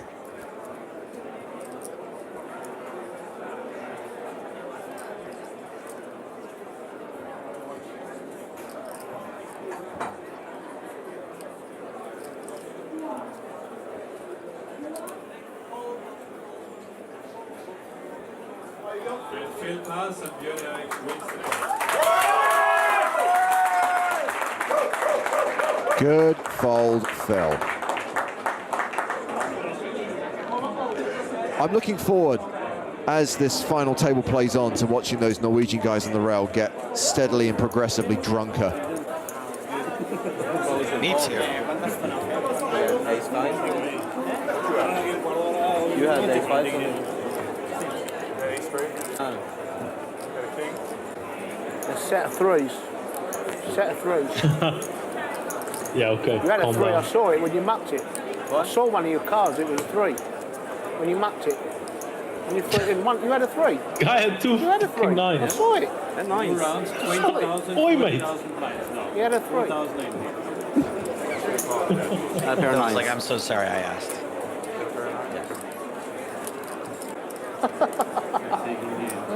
You can see it on TV. Oh, yeah. I don't know why he would lie. He knows I'm gonna see it. I saw it. I saw your card. It might have been Phil's 3 then. Make the bets with the stick. What is it that he thought? He said he had a 3. He had a 3. I saw your photos. You had a 3.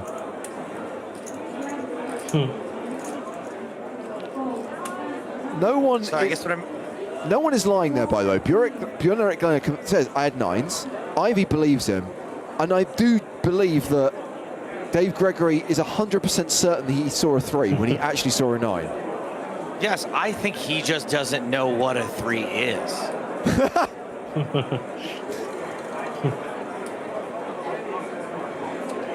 Dave is raising from the button to 80,000. I saw it. Phil re-raised. I think it. Björn, pass. I actually thought it was a tactic to get Glenna to reveal his hand.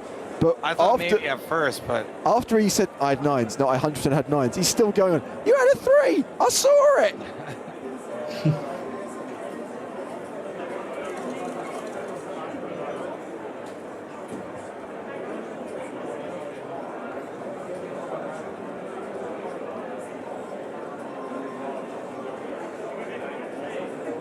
Phil, show him a 3.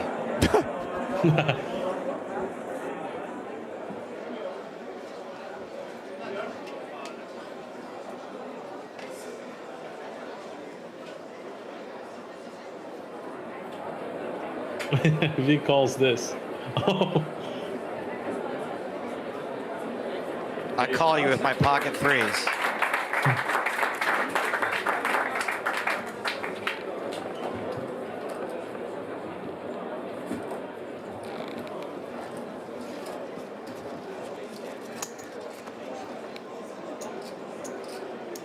You know when people are saying like, well, I'm going to see it, do you think any of these people actually did watch the TV show when it finally went out? Of course. Do you think Ivy watched this final table back? No. That's really the question I was asking. No, Ivy wouldn't.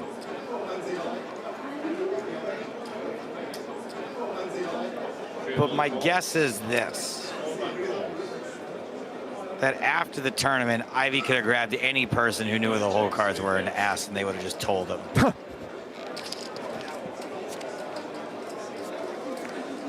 Three-way action. King 9-5. Okay, I'm liking this.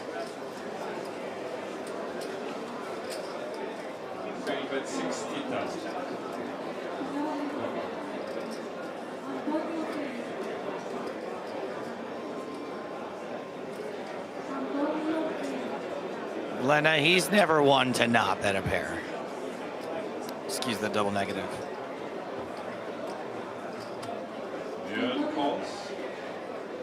Dave pass.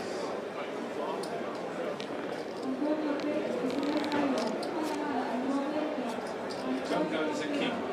And that is a third pair. Phil checks. Action goes check, check. Ivy pretty much has a lock on this. Never mind. Oh. King 5-9, king 5. 100,000 bet from Björn. That's pretty nasty.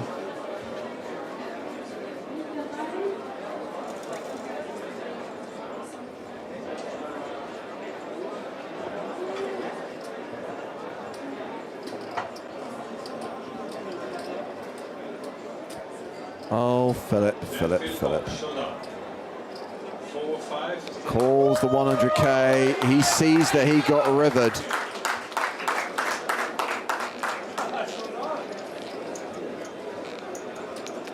And the Norwegian Rail delighted to see Bjorn Erik Glenna continue to pull away from Ivy and Gregory.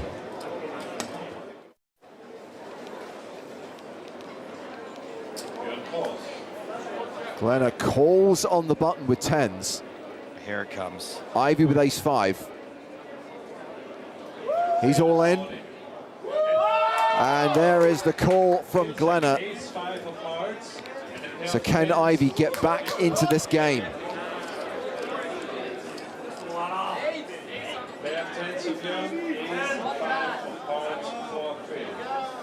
Look at how many people are watching. Huge rail. Needs some 5s. It is a set of 10s for Bjorn Erik Glenna, and Ivy drawing super thin, just 6% equity now. He's going to need the rest of the 5s. It's an 8. It's over on the turn. Björn Erik Glenner is the winner. This is the point where I have to shout, bag of chips. Phil Ivey, his first appearance on the tour, a second place finish, still his best result on the EPT, 371,000 euros. But it's Björn Erik Glenner from Norway, who was the first champion of season 3, cashing for 691,000 euros.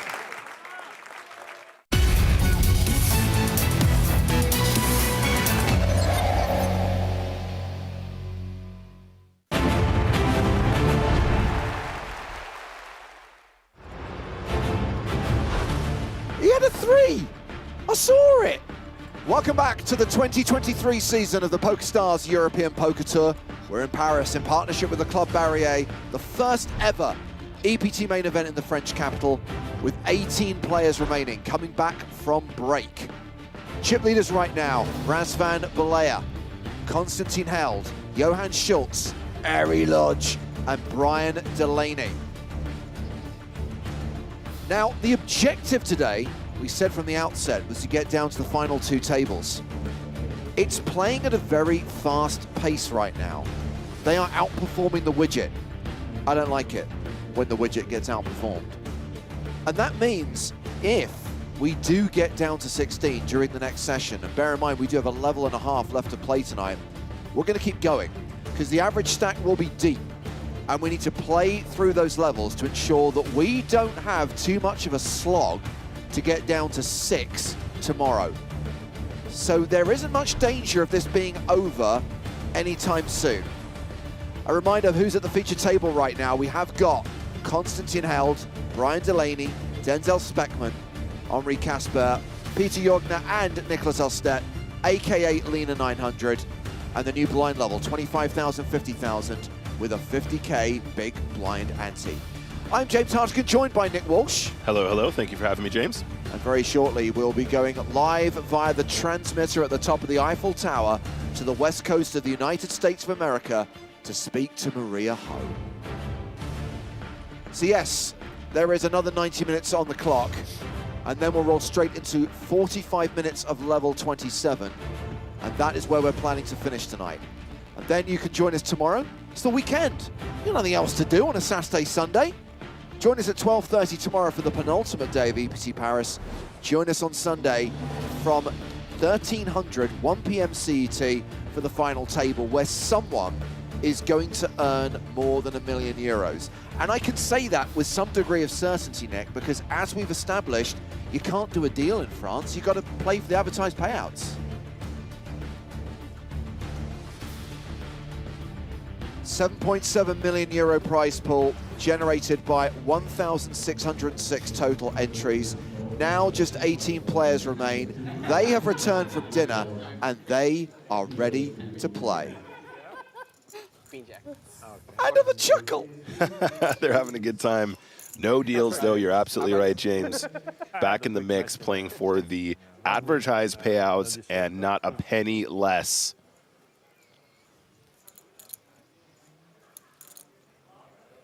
$25K, 50K blinds, big blind ante, 50K. And we have got a raise here. Under the gun, Henri Casper opening with the ace of diamonds and another card. Ace Jack for Nicholas Elstedt in the big blind.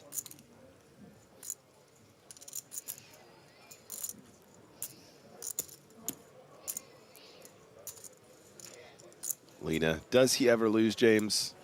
Seriously, ever? Yes, because at one point he was among the chip leaders, and now he's one of the shortest stacks with 22 big blinds. But this is a decent flop.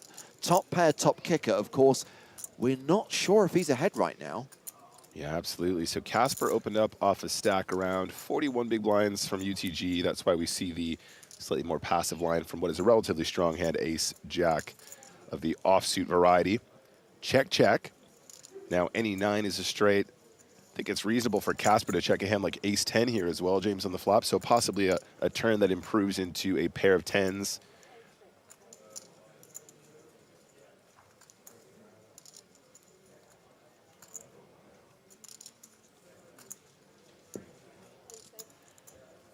Check on the turn, and the river card is a queen. So the board now very straighty. Yeah, absolutely. Obviously now ace-king is the absolutos.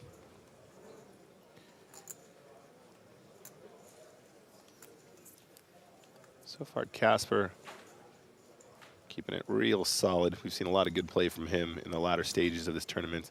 Decides to bet 100,000. I thought you were going to say that Casper is keeping it real. He's also keeping it real, too. I was enjoying watching the footage while I was on break then. A lot of these false tells coming out. Love to see that. Certainly has his tell game balanced.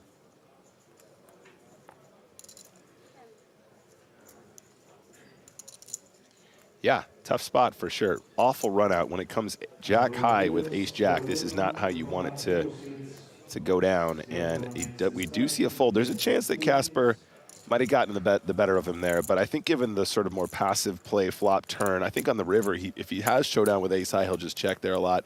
I think there's a good chance he improved with that queen, so Lena probably dodged a bullet. Ace 9 possible, ace 10 possible, ace king possible, ace queen possible.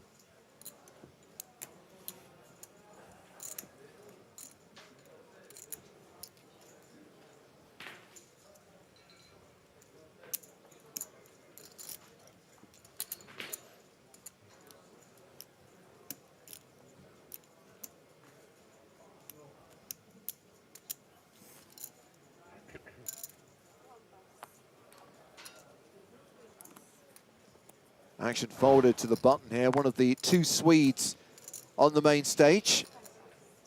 And Peter is going to fold his button. So Lena in the small. Trey deuce.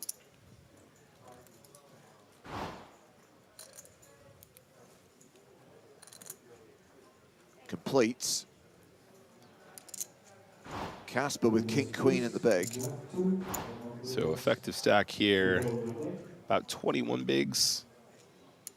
Nicholas Asted, the shorter of the two. Lovely words by Ensign323 on YouTube. I'm fairly new to poker. I just watched this event for the second day because the golden commentary. Keep it up, guys. Oh, thank you so much. It's very kind of you. Yeah, limp and a fold seems good. Most blind v blind spots, you can definitely be calling that SB pretty light, but I think that's one you want to just limp fold. That's all good. There was a time, you know, James, when limp folding would be outrageous in that position. Yeah.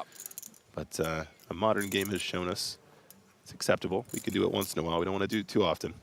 Blinds are 500, 1,000, 1,000. Viewers begin the deal.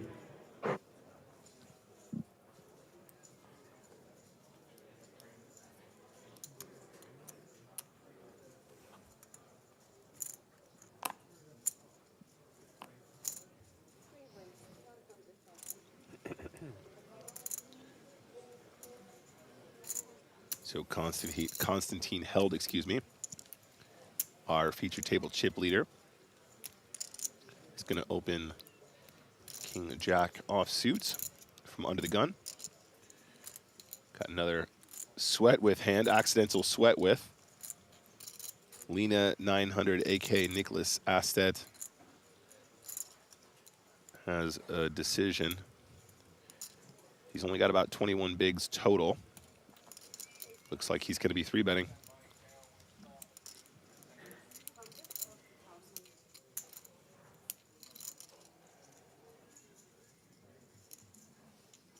$240,000 to go.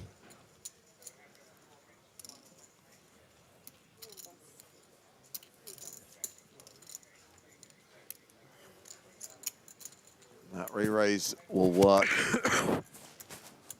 in Lena's favor.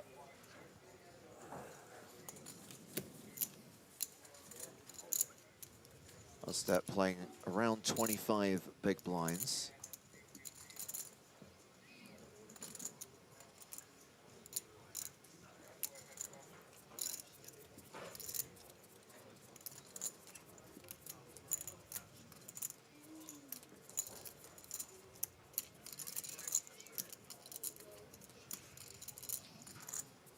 Perfect. Exactly. I got the same result.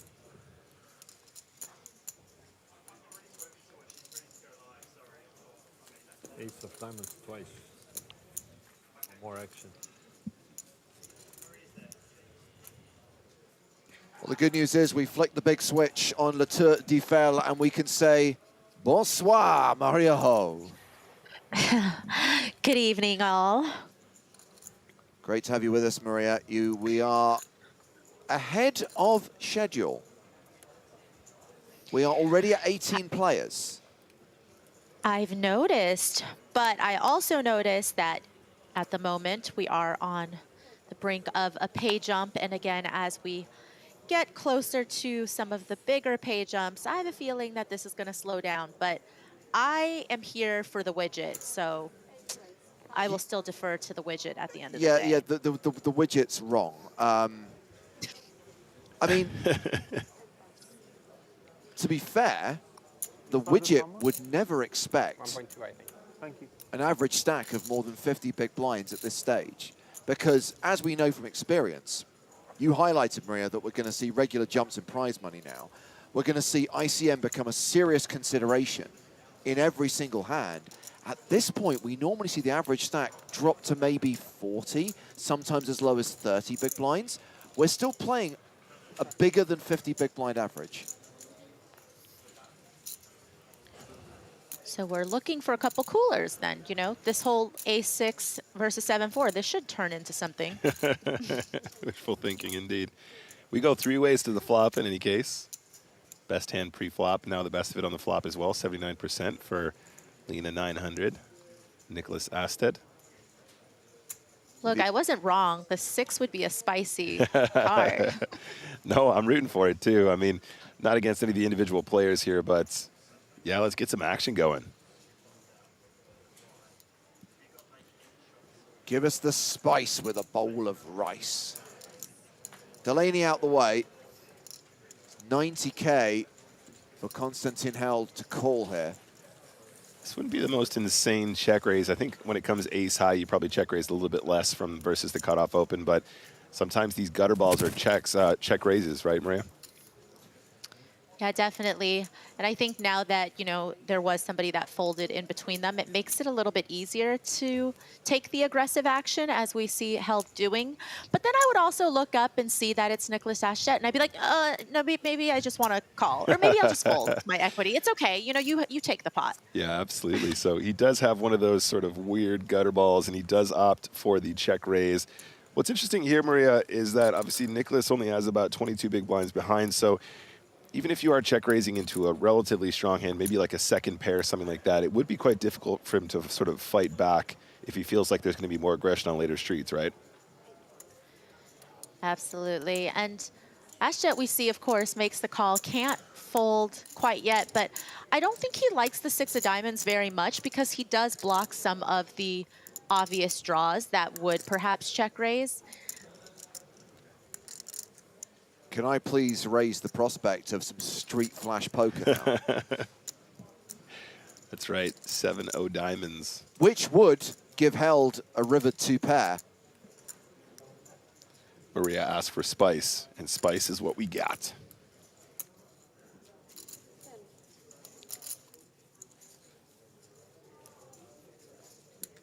Held's Yeah, not hand surprised. is shaking.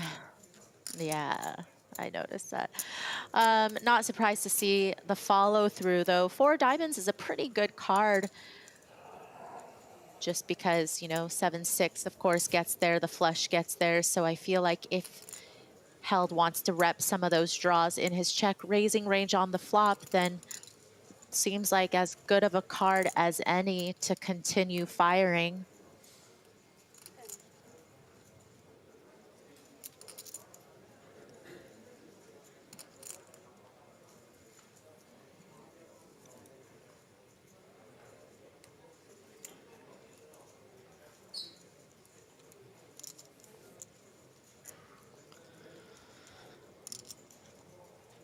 What do we think about the sizing, though, Nick? You know, considering if Astet just makes the call here, it would be less than half pot back effective going to the river. Yeah, absolutely. it definitely was a chunky size. So pot was 350K, held bet's 460. So it was an overbet turn, is that right?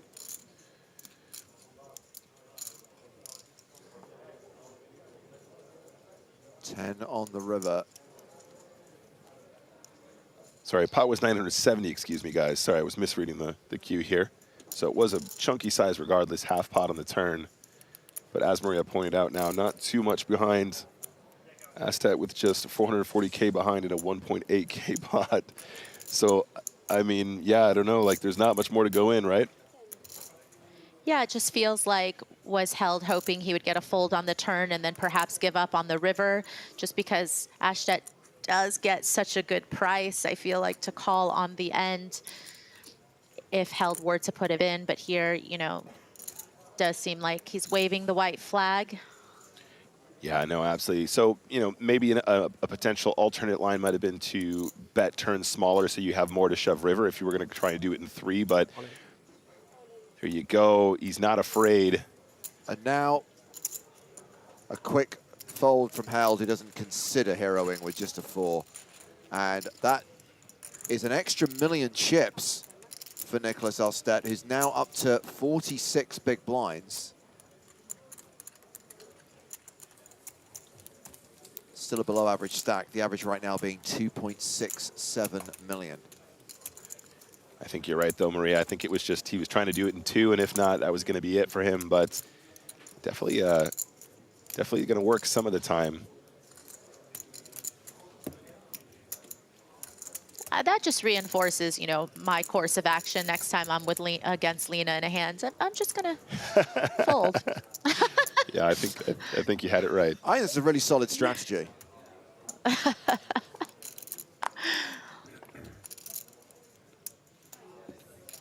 So Brian Delaney is now table chip leader with 4.2 million. Konstantin Held sitting in second place, specifically ranking the 6 players who we have at the feature table right now.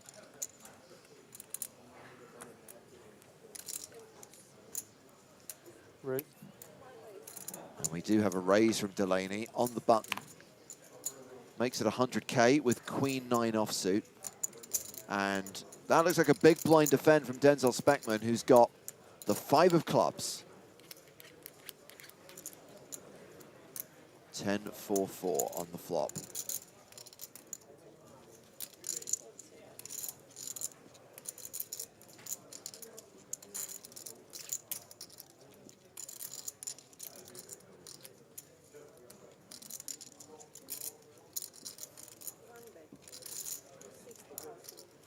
Continuation bet of 60,000 from Delaney. Speckman calls. Turn card is the ace of diamonds. I think when Speckman calls the flop, certainly he could have quite a bit of 4s, you know, if even 5-4 offsuit would be defending the big blind, not just the suited combos. And then, you know, some other hands, ace-5, 10-5, those hands, 10-5 suited specifically, those types of hands that, you know, Speckman would continue with on the flop, pocket 5s. Not gonna love this turn card unless Speckman does have something like ace-5 here, or 5-4, which is trips, obviously. But Delaney just gonna check.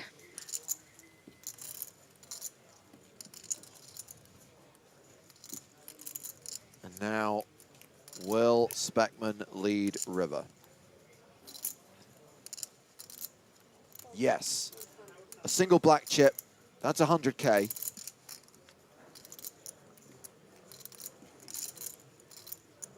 And Delaney with just queen high.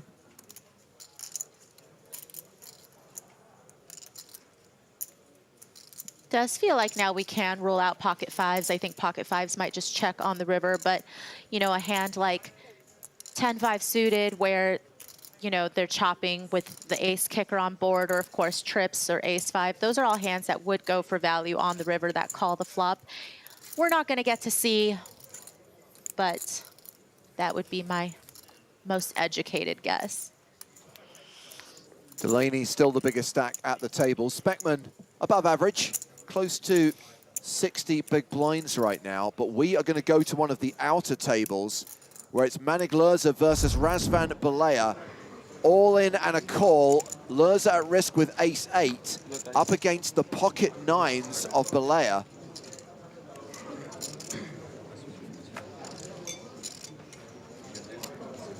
And Manic Lerza, the EPT Monte Carlo 2019 champion, looking for an ace. Running diamonds would work, I believe. And that is a diamond. That is the 9 of spades on the river, giving his opponent a set.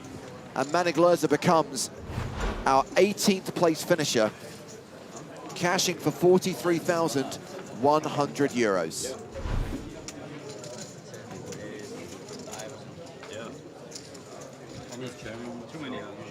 His chips go to Razvan Balea. So earlier on today, we lost Piotr Nijinsky. That means Frederick Brink is the last remaining previous EPT champion.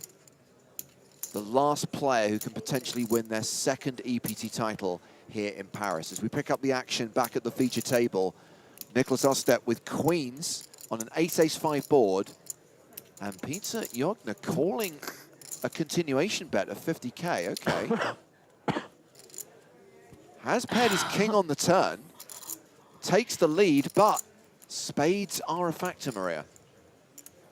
Yeah, I mean, I would understand calling with king high on that flop against a late position open, but, you know, even though it is, again, Nicholas Ostep, he did raise under the gun. I probably would have given him a little more credit and just let go of that king. Either way, this run out clearly... Horrible. Horrible, yeah. Horrible. Oh, counterfeited by 2 aces, 2 kings, and Jogner's going to win this pot. Yeah, I think Nicholas is kind of surprised he didn't see a bet there on the river at some point. Obviously, Jogner concerned about aces full, but I think given the way the hand played, pretty unlikely that Nicholas would have missed a bet on the turn with the queens.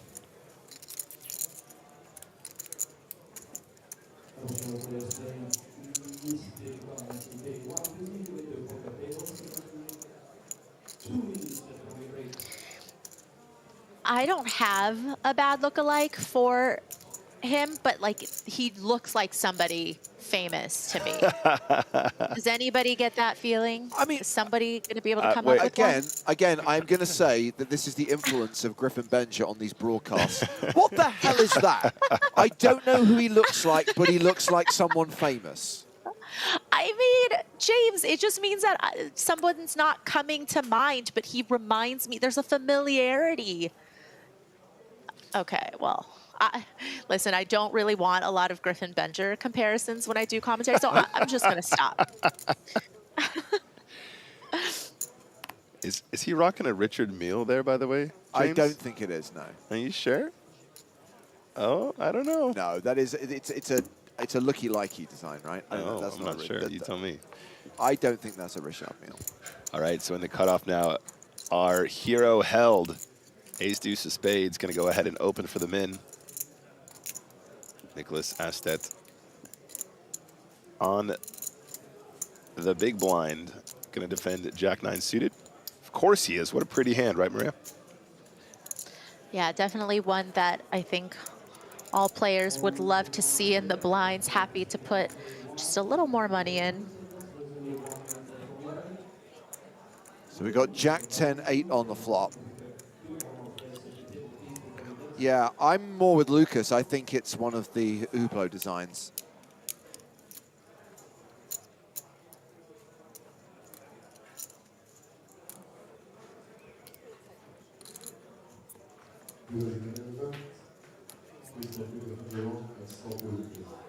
So a straight now for Lena 900. Another trap, hey? Another trap. The guy busted? I think it's the Hublot square bang. Done for tonight?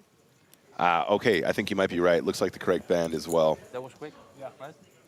Is Held really going to fire now with the ace-deuce of spades, though? Yeah, this looks like it is going to work with Ashtet checking over. It's going to get him to put 375K into this pot. Not drawing dead, though, of course. The king could come on the river. I mean, Maria, if you're just going to check the turn, you're not going to lead your straight. You got to be checking river as well, right? You really got to give him the keys to the Lambo, so to speak, James.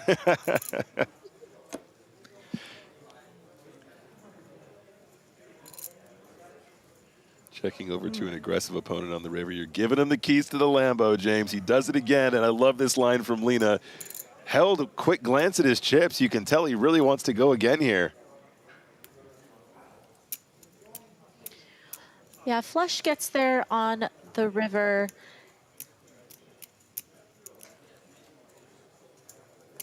Held. He doesn't have a diamond blocker, though, as well, Maria. I don't know. It really felt like even though he's wearing the glasses that he wanted to fire one, you know, it just felt like there was a knee-jerk reaction there. Very imperceptible. What is... Wow. Oh my gosh. So it's all into call.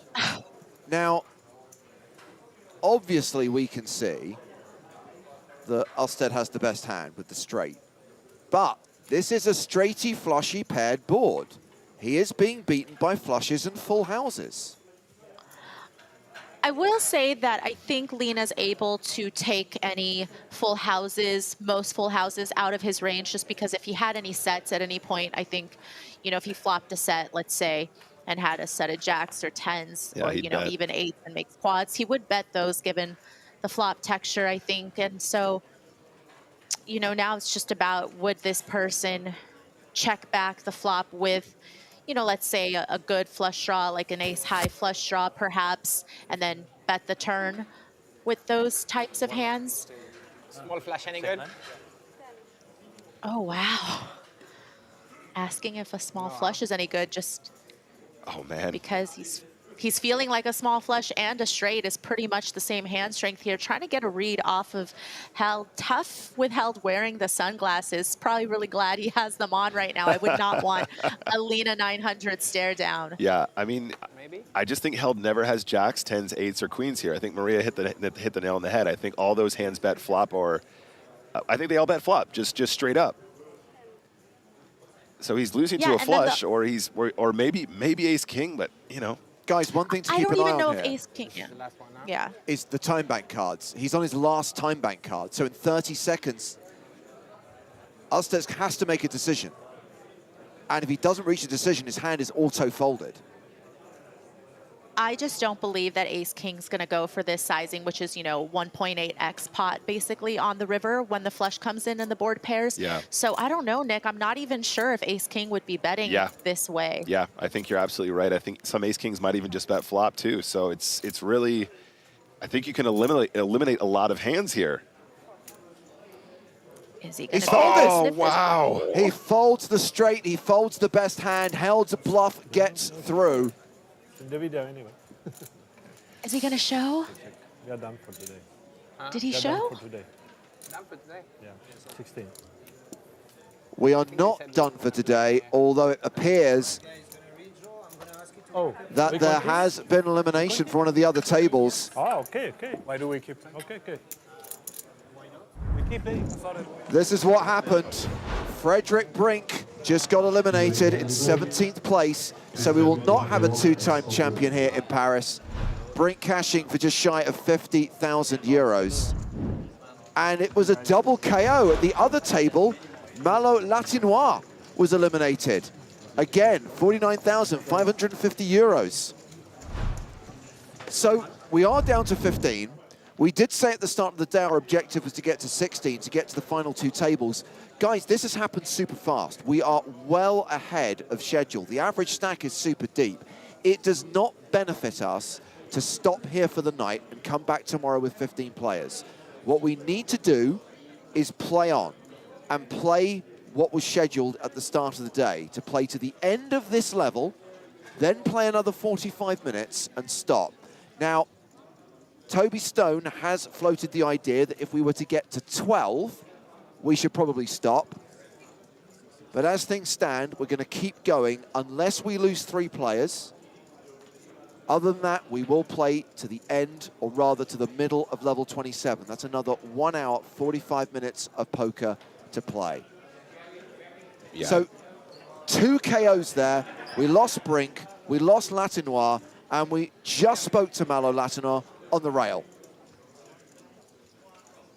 Yeah, well, this is my first EPT. Actually, I didn't have the bankroll to play such tournaments.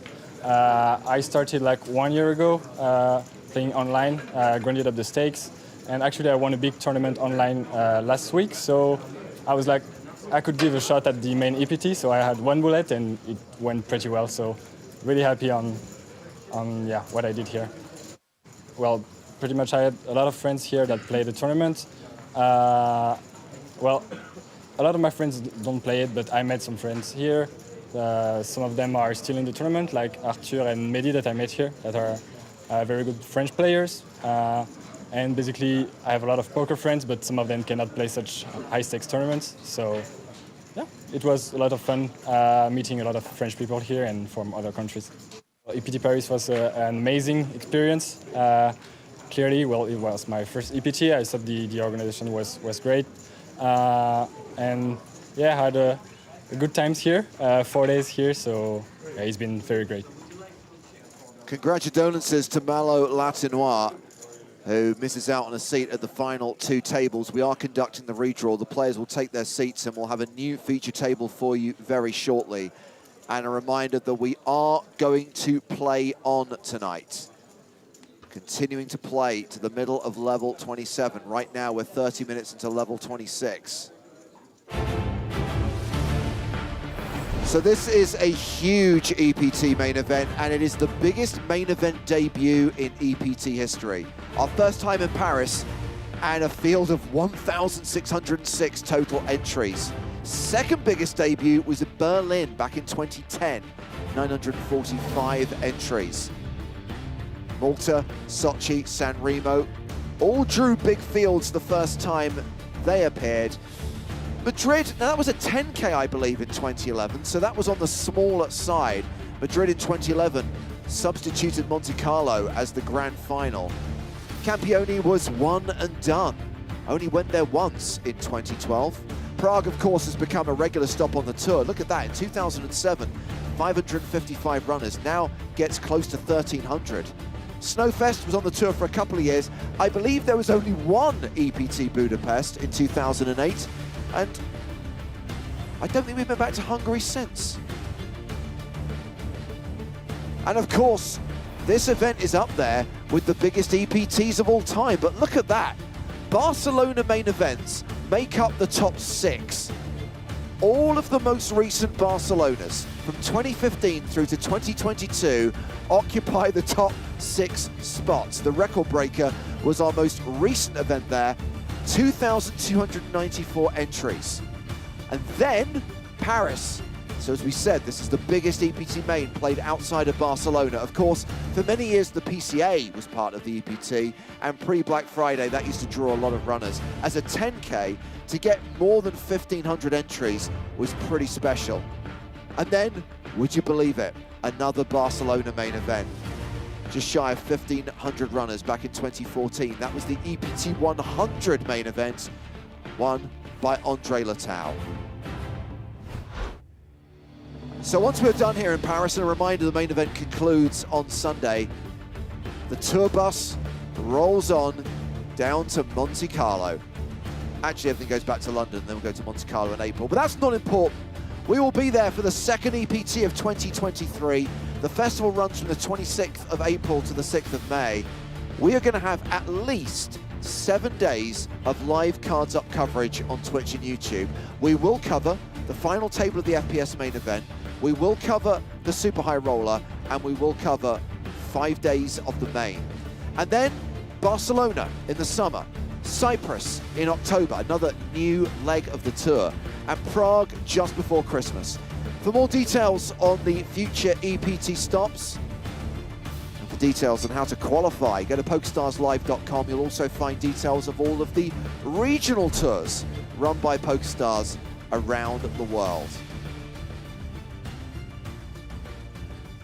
So obviously, Nick, we have taken the decision to play on tonight. It does feel like the sensible thing to do, considering how deep they are right now. Yeah, no, absolutely. I was about to jump in there and just add that I think you're absolutely right. Now, it feels great that we're getting closer to our final table, and of course, that's the objective in any EPT. But the effective stack depth at this point, sorry, excuse me, the average stack depth, I should say, is just incredibly deep for 15. And I think it is important that we get through these levels and we get that reduced so that we're not lagging at any point.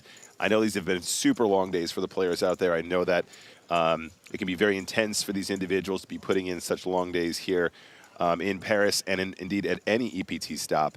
But it just needs to happen. We've actually already sort of qualified this. We've already got a schedule to actually put this in place. So why not finish it up tonight? And then if we have an earlier finish later on in the week, that's fine, as long as we're on track to be done. But I think that's unlikely. And Mark has asked on Twitch, why not play on? And if the final is done early, just switch to the 10K high roller. The risk of not playing on is, or even if we do play on, we're concerned about the final table being done on time. There are a lot of chips in play. We know it's going to slow down when it gets to the final table. We know that when there is a money jump with every elimination, with no deals allowed, it will slow down inevitably. Of course, there's a few weird factors. If one player has like 60% of the chips in play, if there's cooler after cooler after cooler, of course it could be different. But there is the risk that it could be super deep, it could go super late. That's why we do need to play on tonight. We'll stop when we get, if we get to 12. Other than that, we'll play on until, well, around kind of 11:30 local time. But we're just going to get the regional sorted. Yeah, I think all the players left would definitely agree that they would rather have an earlier night tomorrow than, you know, have to play extra long right before the final. Yeah, and Maria, I was just referencing the fact that there are big jumps in the prize money, and I'm sure you've heard this, and there was an article on the PokerStars blog about it. French gaming law will not allow the tournament staff to facilitate any deals. They have to pay for those advertised payouts. Yeah, I gotta love it. It's gonna be very interesting. A lot of times we do see a deal being made with 2 or 3 left, but when we're talking about people playing for over 250K euros, it's gonna be very, very interesting. So those are the sums of money that will be up for grabs on the final day. Of course, tomorrow we'll endeavor to get down to 6. We're not averse to coming back with a couple more players as long as we're down to a single table. But I think we are almost ready to get the action restarted.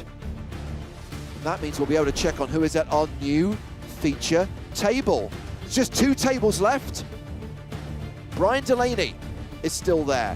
Denzel Speckman is still there. Fabrice Bigot, along with Peter Jorgner, Harry Lodge, Lena 900, Nicholas Ostet, Sar Wilf, and Mehdi Chaoui. This is a strong lineup. I think that is one thing I would highlight, Maria. When you have a starting field of 1606, you don't know what the last 2 tables are going to deliver. The cream has risen to the top. A lot of talent in the field.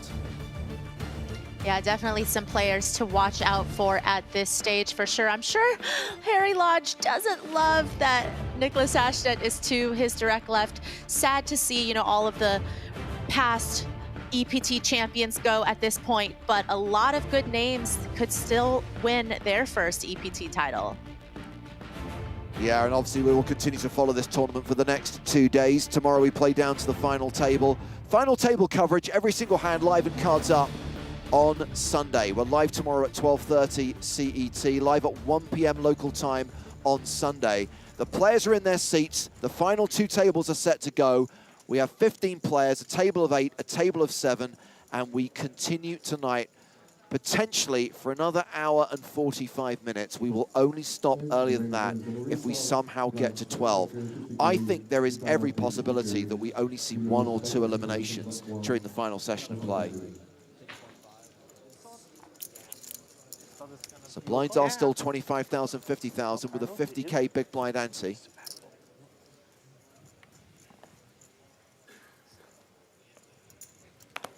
New feature, guys. Let's get it. cards are so big. Yeah. Huge. First time you've been? Of this tournament, yeah. Okay. Yeah, because you're used to TV tables, did you bring the EPT, right? Yeah,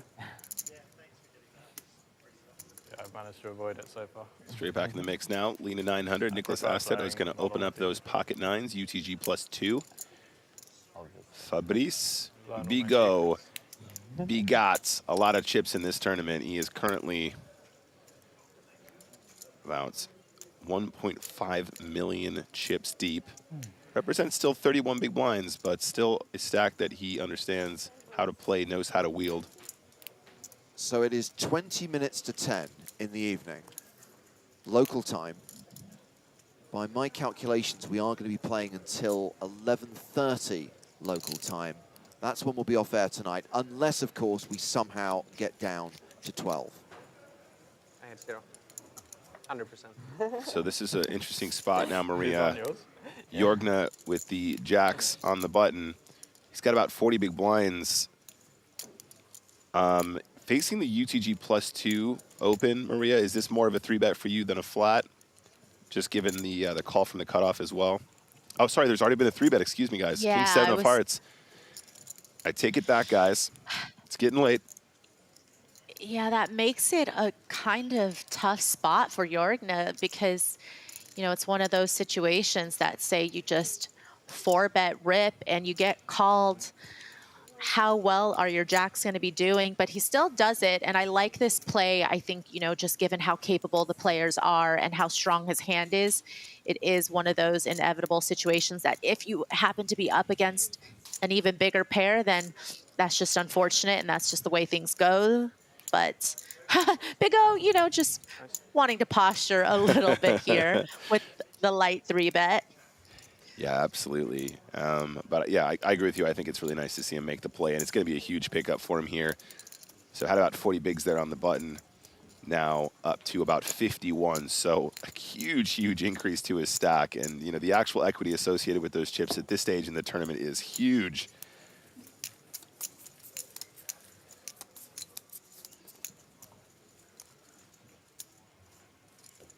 Oh, we play this level and then another half level? No, just this. Just this level. Just this level? Someone's going to have to break the bad news to them that they've just been misinformed. I tried to negotiate. And then that's the end of the day.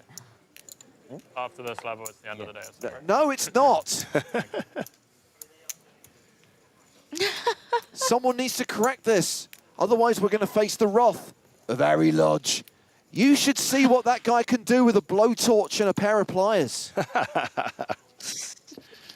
Some men just want to see the world burn.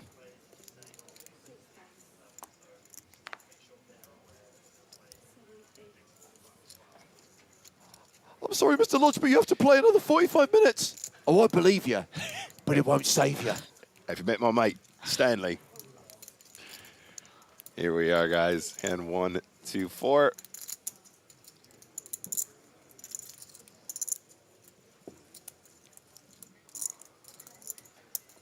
Blind on blind. Sar Wolf in the small completing.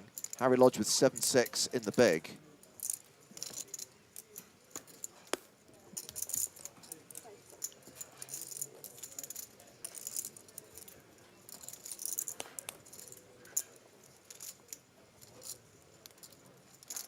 And a 7-5 deuce flop. Top pair versus second pair. Yeah, both players connecting here. And it's one of those ones where blind v blind, yeah, there's gonna be some chips going in the middle at some point. Wilf decides he's just gonna go ahead and lead at Ari. Harry's going nowhere with top pair though. Classic blind v blind hand, this one.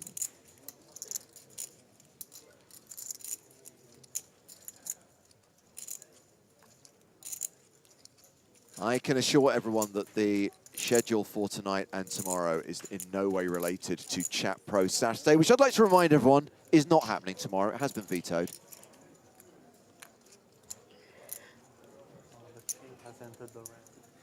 Small raise from Lodge with top pair.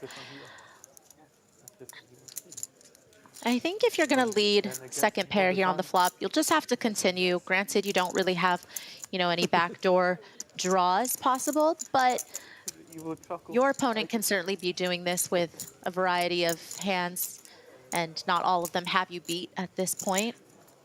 Yeah, I totally agree, Maria. One of the reasons why I think I prefer a check with 10-5 on this board is because if you're playing against strong opponents, they will turn like gut shots and like 2 overcards and a gut shot, and you know, sometimes just complete air balls into a bluff, and they're going to put you in tough spots. It starts to inflate the pot a little bit prematurely when you've already got showdown, albeit, you know, your hand is vulnerable still. So sometimes the bet on the flop just merits the flop, the pot right away, and then, you know, obviously you don't have to battle on later streets. You don't have to protect your hand any further.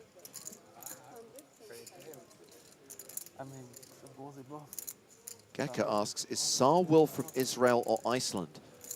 I mean, I'm assuming you can see the flag on screen, which in no way looks anything like the Icelandic flag, so the answer is Israel.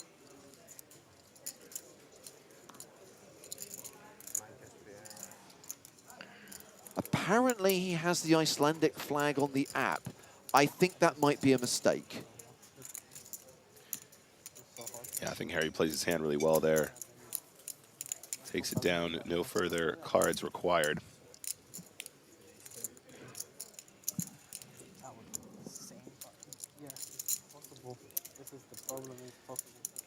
Yes, I took the decision on Chat Pro Saturday, but there is only one group of people who should be blaming themselves for its absence tomorrow.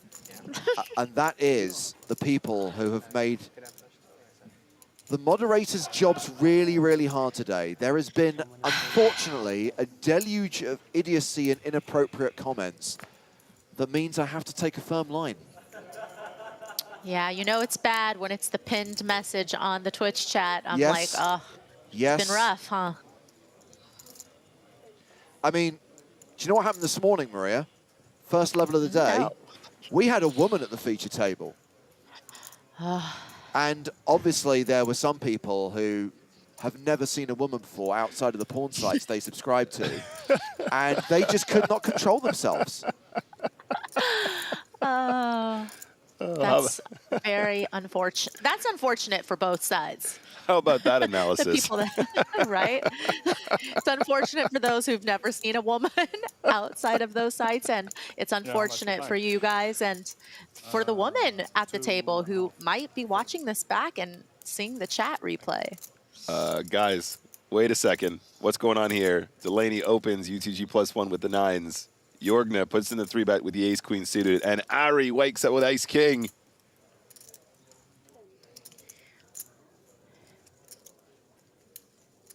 Harry with both of his opponents covered. Gonna put the hammer down. Yeah. 4-bet here. Cold 4 from the small blind, 850,000 total.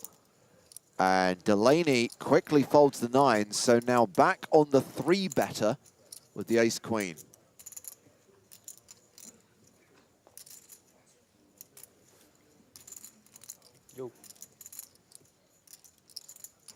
Ace queen suited, so pretty, a hand that you definitely want to try to get to the flop with.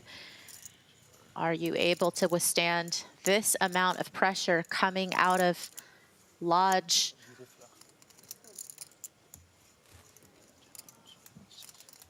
Wow.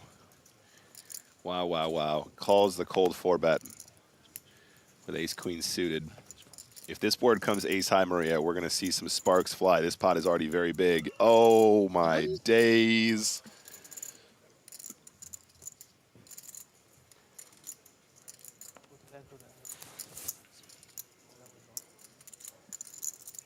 SPR less than 1. Nothing else to do on the 3-spade board, right, Maria? Yeah, Lodge, seeing that Jorgna, as you mentioned, just has 1.7 million back.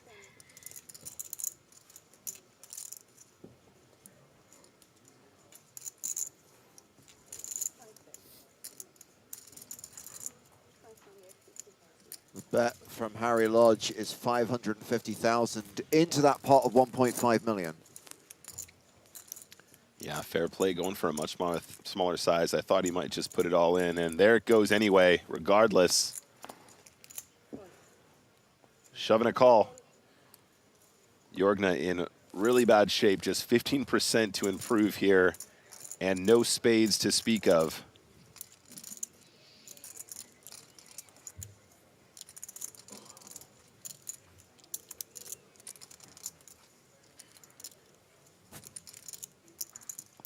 I don't know. The 10 might come because he stood up. If he starts walking away. Can somebody lend him a jacket that he can start putting on or something? Right?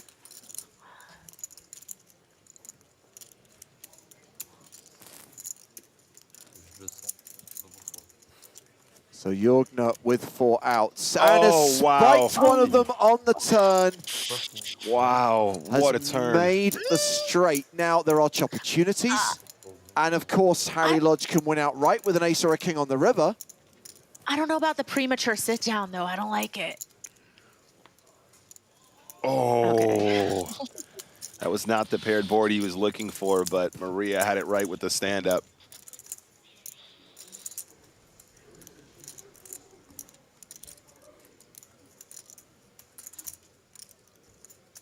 Wow, that is real devastating for Harry here.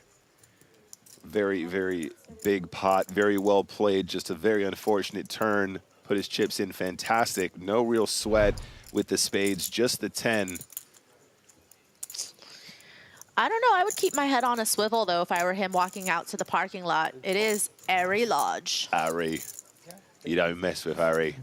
Harry Lodge. That's the level of my analysis. Yeah, super high. Wasn't expecting that high.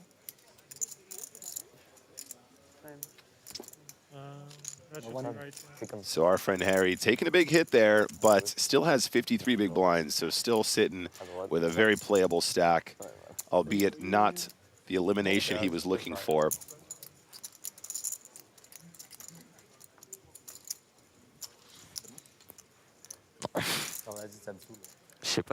And after that pot, our friend Peter Jorgna, up to 106 big blinds, is now our featured table chip leader. Okay, so it had been our intention, rather, to play to the middle of level 27. However, the players thought they were playing to 16. They're playing on beyond that. They do not want to play beyond the end of this level. And the tournament staff have decided to give them what they want, and we will cease play at the end of level 26. So, 55 minutes. I mean, they were messing with Harry Lodge. Yeah, I was going to say. It's not like they can say no, James. Yeah, somebody had a word with them off camera. Whatever Harry says, Harry gets.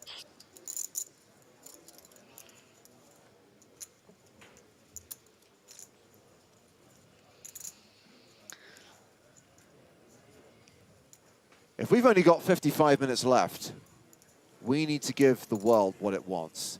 A healthy dose of Joe Stapleton in their ears. Oh, me? Hello, my babies.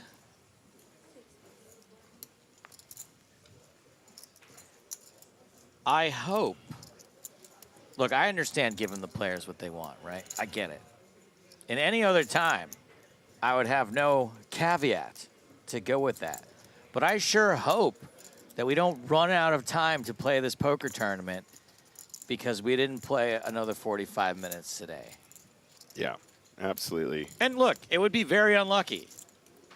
But as we know, in poker, sometimes you get unlucky. That's poker. Maria, will you walk to McDonald's with me since we're getting done a little early after the show today? Yeah, you mean like call you over FaceTime? Yeah, sure, I'll do that. By the way, just an update on that. I went to McDonald's yesterday. Joe was absolutely lying about those snail fries. However, I will say that the foie gras balls were delicious. Were they good? Yeah, they were amazing.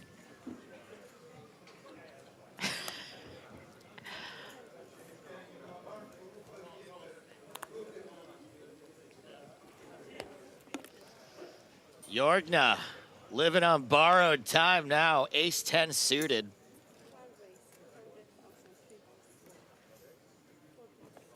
Sometimes you just got to get lucky in a huge spot to win a poker tournament.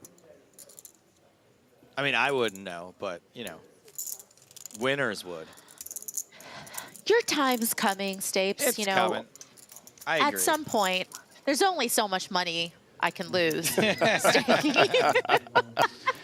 Stapes' primary backer, I really hope it's on the way, Maria. How much? I'm Stapes' primary backer. Let's get that out of the way first and foremost. I'm in quite a bit of makeup to myself.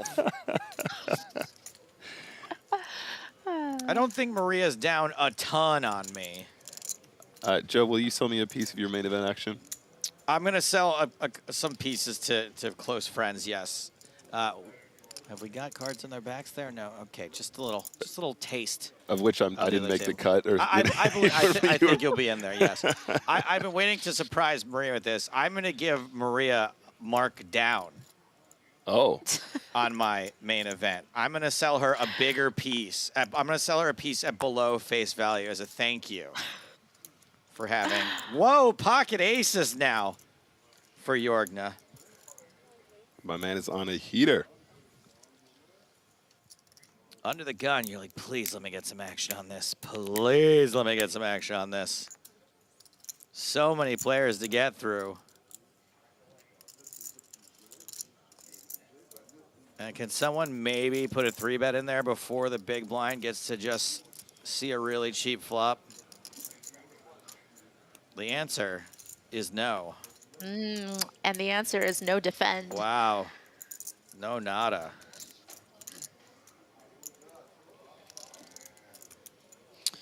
Wait, Stapes, am I getting, you didn't get to finish your sentence. Am I getting marked down for, you know, believing in you all of these years, or for reading and responding to all of your bad beat texts and wait, venting? are you trying to work for a bigger markdown now? By naming all of the reasons I have to give it to you? For both, yes, for both. No, I just wanted to know what your reasoning was. I don't expect you to sell me anything at markdown. I was gonna give you. I wasn't just doing it because I feel on the spot here. I wanted to as a gift. Ooh. But I do need to sell some because I want to make sure I leave the World Series with some money. Well, I'll say this right now, Joe. If you make the final table of that event, yeah, you can guarantee I'll be flying out if I'm not already in Vegas to be on that rail. I think a lot of people. I think it's going to be a pretty thick rail if somehow I went deep in that thing. I also owe 5% already to the charity that I won in the charity event. I already pledged them 5%. So I'm already down to 95%. And I don't want to do what I did the last time I played a major event where I sold like 96% of myself. And I profited like $80 from my efforts. Yeah, I mean, you're a gambling man. It's effectively a free roll, so I think you should take as big of a piece of yourself as you're comfortable with. Right, which is why I'm only going to sell to close friends who have been there for me all along. Right, before you become Mr. Big Deal WSOP champion 2023. All I really need is like a Griffin Benger moment that can live on in infamy and a six-figure score. I actually put myself in a really weird spot one time. I promised my friend I would sell him like 25% of this thing I was playing. And my other friend had asked before, but he didn't turn up. So I sold 25 to one friend. My other friend said, hey, I thought he shows up. He's like, I thought you were going to sell me 25. I said, I don't want to sell 50% of this tournament, but okay, fine. I'll give you 25% as well. Not only did I go on to win the tournament, of which I had to give 50% away, but also both of the individuals that bought a piece were on the final table. So every time I eliminated somebody, they were laddering. Ooh. Yeah, it was it was quite the win for those individuals. Quite the waste of your run good. It was sincerely a huge waste of my run good. Yeah. Nicholas Ostedt opening. Ace-4 suited. Jorgna calling out of the small blind. And Speckman has also called with 7-3 suited. Does flop bottom pair, which is the only pair?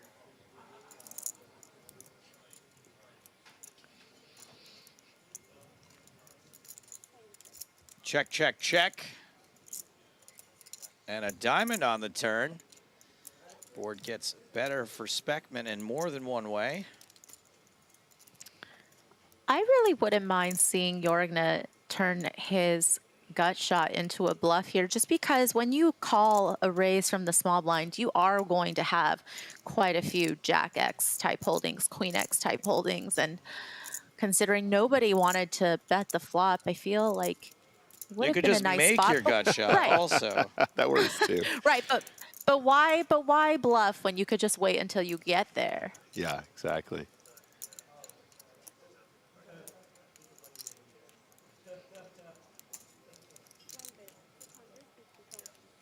And pretty tough to get paid at this point. Fold, fold.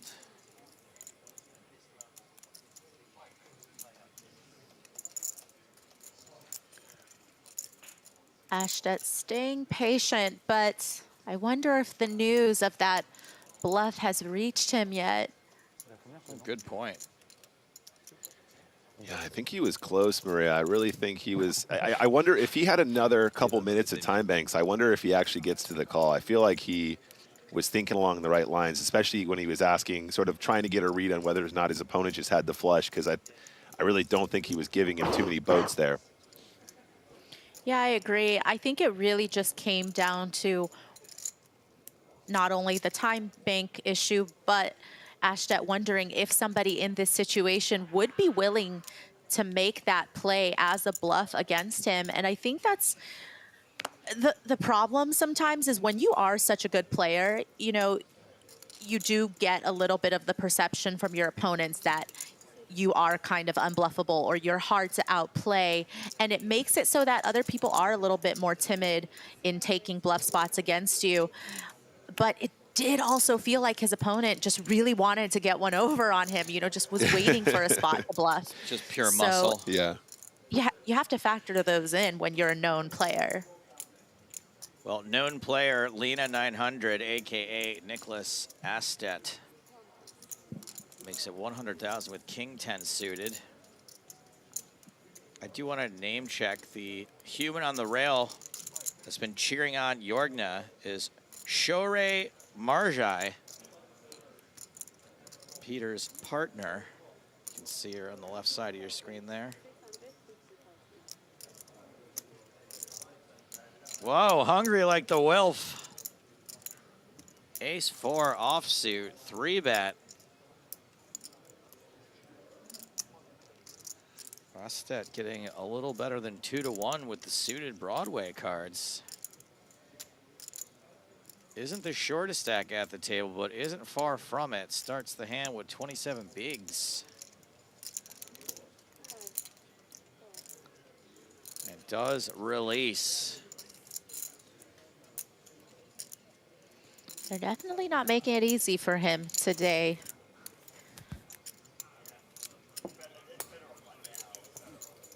Sar Wolf, been on this tour for quite a while.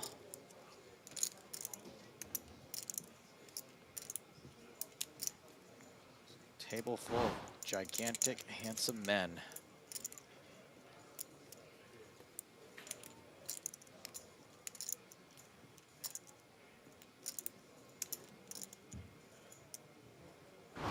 "45 minutes left on this level, 45 minutes left on the evening."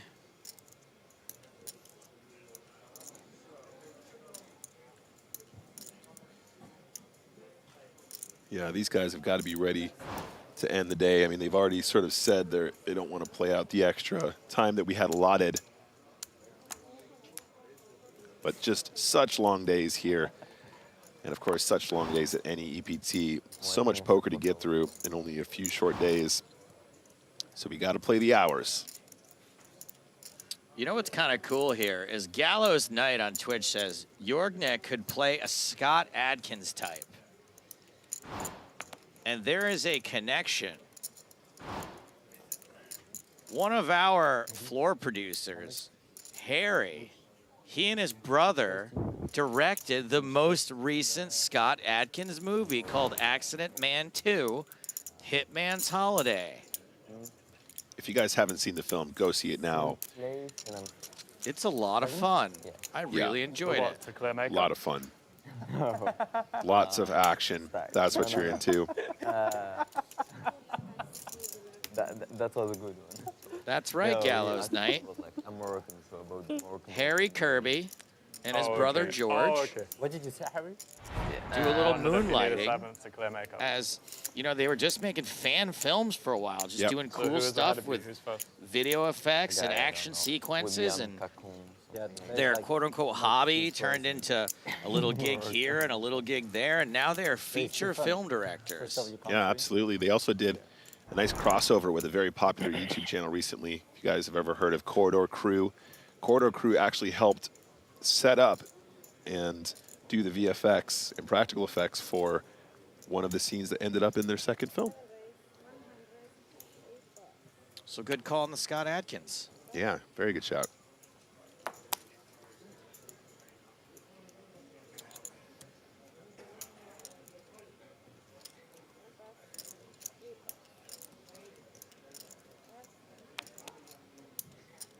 Average by aggregation says, honest question, do the limitations on work hours in France apply to poker players too, or just people working the event? It does not apply to the players.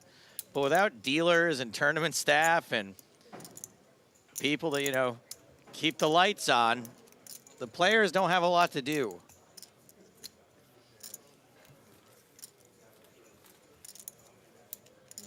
About the makeup. No makeup.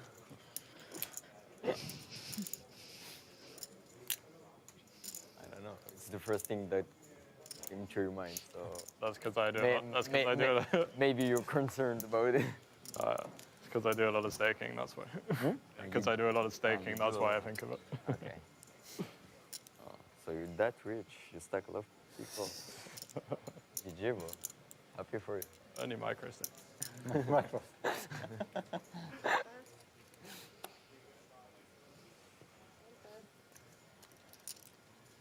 Actions folded around to Peter Jorgna. 6-5 suited. As the overwhelming table chip leader, I would definitely be applying a lot more pressure now with Jorgna's stack. You know, 6-5 suited, definitely a hand that I would be opening in this spot with his stack.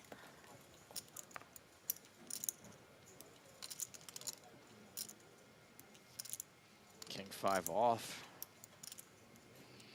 for Osted. And he's going to take 3 off.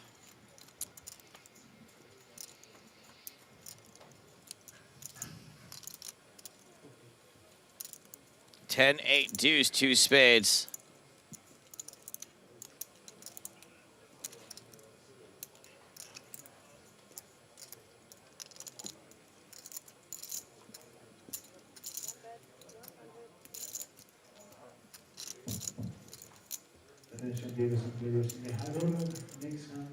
Just Jorgna takes this one down. Yep, just a bet to take it.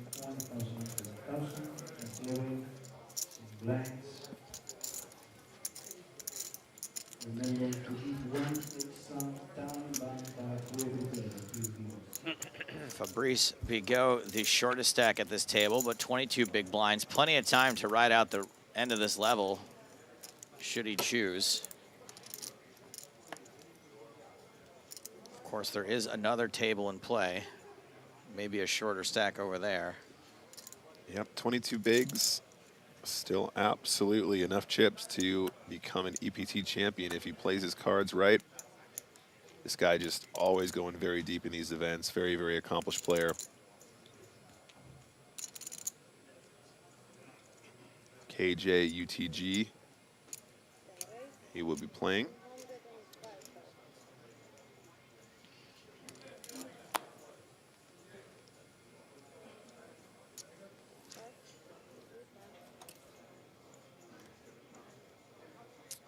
And would you look at that, Sar Wolf. Queen suited, dark queen duck. Very good. Wow. That's a Wow. John Delano. And wait, what happened? 1-1. Did the dealer Exactly. muck? Did the dealer muck his cards? Did someone? Did someone take? I think that's just a lot of respect he gave to the under the gun opener off of about a 20 big blind effective stack there. But I think king queen suited is so good that just calling in position is pretty decent way to try to realize your equity. Yeah, I think in particular because it was coming from under the gun, you know, I don't know if that gets squeezed as often, so I think you do just see flops more frequently and realize that equity. Ooh, outer table.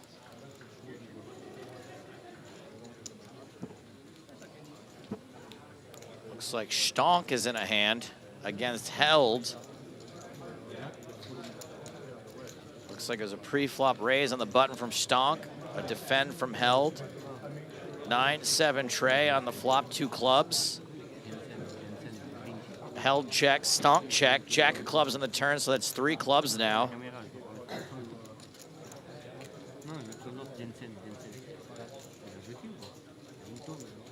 And check, check, river card, 7 of spades.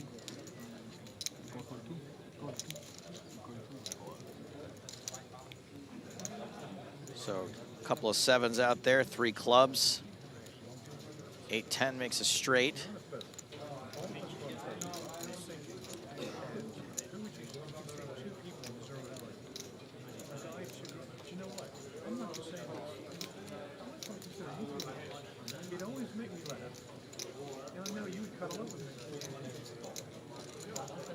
You'd think the sound guy would know that he's being picked up in his own microphones. Greg. Check, check, show it down. Ace deuce versus ace 8. Those kickers ain't gonna play, which means one thing, chop it up. You know what they say, Nick? Everyone loves a chop pot.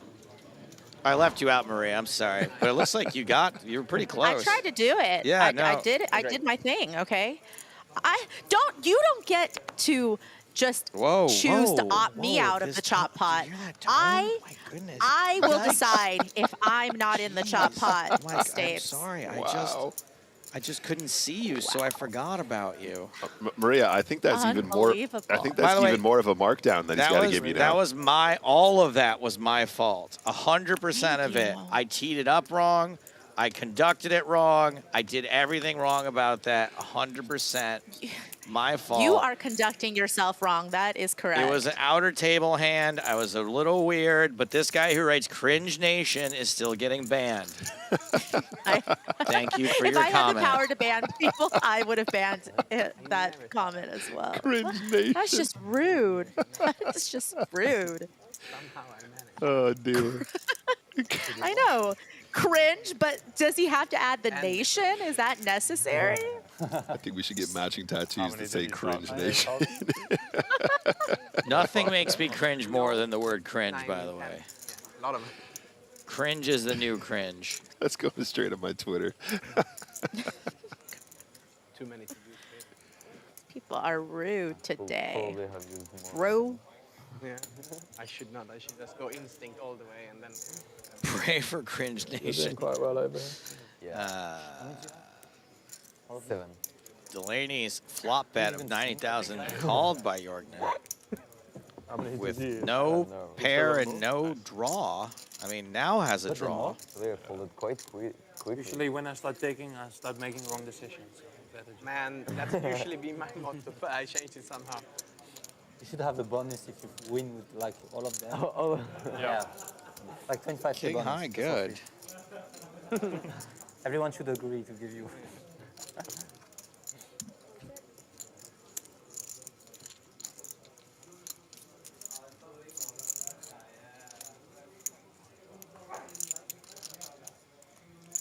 Jorgner checks.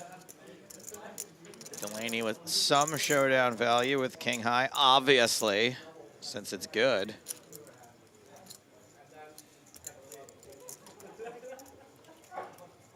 Looks like would prefer not to show down the king.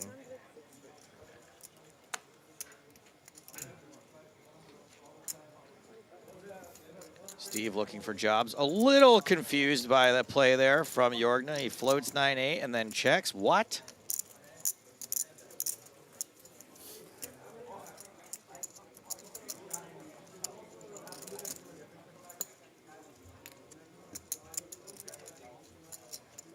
Friend used to have a stake deal 15 years ago with another friend. And he just played, and every month he just resets. How can you? that was just his deal. Both won heaps. Games was different back then. It was like playing cash, 15 years ago. Every month just started. Easy. How can you win money? He just won every month. He just lost. It was 15 years ago playing like bum hunting cash. Yeah. Not a great deal, obviously, for the backer. I'm just saying. For the backer, yeah. But they didn't know better, and he was still winning, so they never changed. Yeah. I actually have a deal like this now with one of my horses, so it's 70-30 in my favor. Resets every 300 games, but it's like all the strange sites, so the average field site's like 100. Right. So it's actually like I run the variance calculator on it, it's fine. It's like, it splits at like 50-50 between horse and backer. Nerd alert! But it's nice because you never end up in makeup. Hashtag cringe nation, am I right, guys? He just consistently prints for me, it's great. Then, best horse I ever had, yeah. Nice. So Jorgna tried to limp in, is facing a raise from Speckman, and this feels like a limp call spot generally with Queen 9. What do you think, Maria? I think a lot of players would limp call Queen 9. Speckman hasn't been too active, mostly just because he hasn't really gotten much to play with, but Jorgna with just so many chips, still going to come along. Sell it face, sell it markup. Ace, queen, deuce. Both players hit the queen. Could be trouble for Jorgna. Especially if you win some money in poker, don't start staking people. It's a good way to lose it. Yeah. Good advice. Speckman bets. Jorgna calls. Turn is the 4 of diamonds.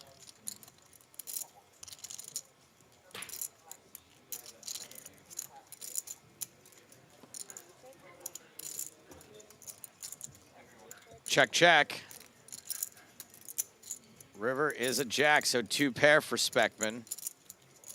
Just because I want all the horses to myself.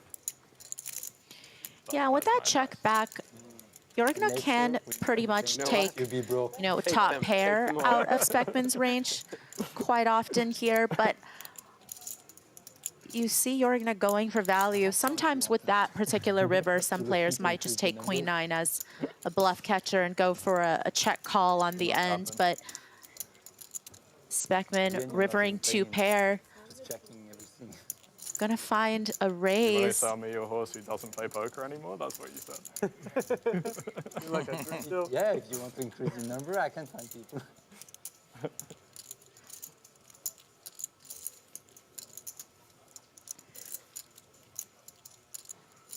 Maybe Jorgna now regretting betting himself, maybe feeling like if he elected to check, then he could have called what would have been maybe, a third or a half pot sizing perhaps out of Speckman, but now just going to believe him. Won't get to see it, but I do think it is hard for Speckman to have many bluffs there on the river. Yeah. But you still want to see showdown, I think, when you flop second pair, but Jorgna's going to believe him.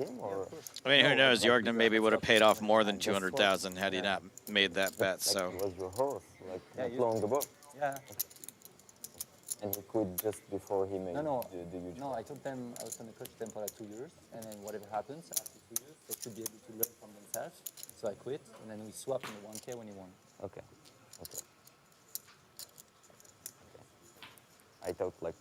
Harry Lodge, pretty brave to be talking about the fact that he has horses on a live stream. His inbox is about to have a lot of messages in the other folder. And don't let the conversation fool you. I mean, there's a lot of horror stories from staking people. Oh, yeah. I feel like more horror stories than success stories. Many, many more. For sure.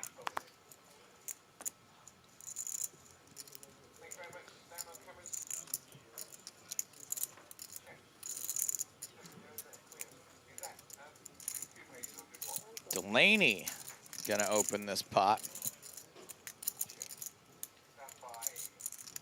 Yorna calling with ace-6.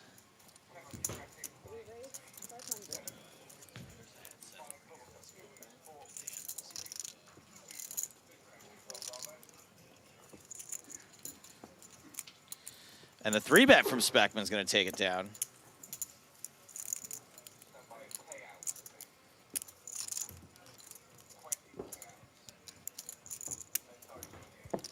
Outer table action.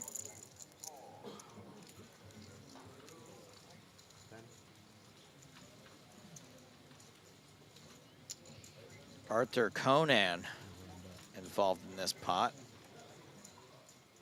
I was like, okay, I need something more. I was like, I need some candies, but I ate 2 of them and don't like them. Not going to see the end of that one. Going to pick up this hand here. From the beginning, pocket 6s for Delaney.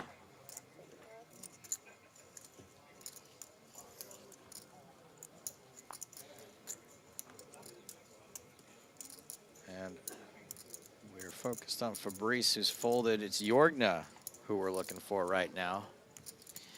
And he seems pretty active, 9-8 suited.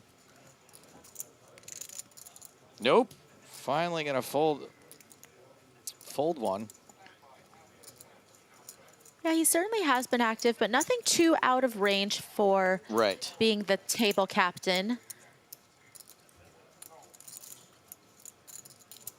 And Speckman is going to get involved. 3-betting from the button with 7-5 suited. How much do you have? Just after we got done saying Speckman hasn't been getting too out of line. 3-7, 3-8. Okay. Before then. Me the same.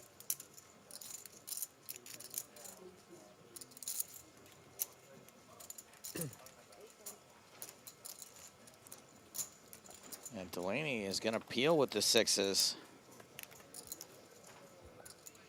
7 in the window. Another one behind it. Trip 7s for Speckman. Wow. What a time to get out of line. How good does it feel, Maria? You just put in like a light 3-bet and just flop trips anyway when you get looked up. Quickly want to address this comment from Snoopski, who says, why is a cameraman hitting on Yorman's girlfriend? All right, first of all, is Yorgna. Second of all, it's not a cameraman. It's a floor producer, and that's how we get the great information that we bring to y'all, is we have people out there on the floor talking to people, asking questions, getting to know folks, nosing out the stories, to make this a more interesting and robust broadcast. Thank you for your question. Deuce on the turn gives Delaney a flush draw. Yeah, Speckman with no club wants to make sure that they are still going to get some value out of their hand, but Delaney is in a tough spot. Even if you hit your club, you're not quite sure if it's going to be good. Still not a believer. And the size was small enough that I think Delaney was just getting a good price. River Jack, Delaney checks.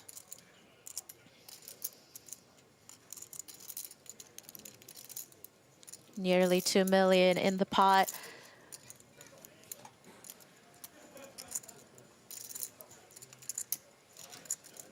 Definitely still can get value from hands like King X or some other pairs that are actually, you know, higher than 6s. Probably would have been surprised to see that the 6s are still in the mix. 850,000 the bet. Not huge relative to the size of the pot, but feels really big. 6 is still in the mixes.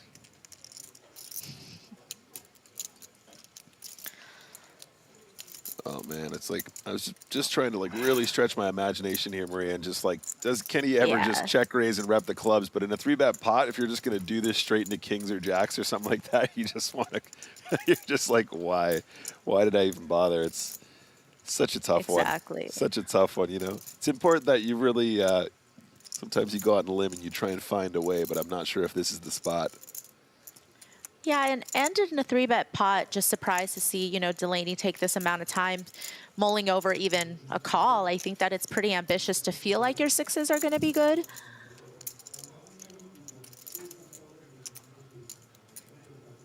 More time banks being torched as Delaney is tortured over this decision.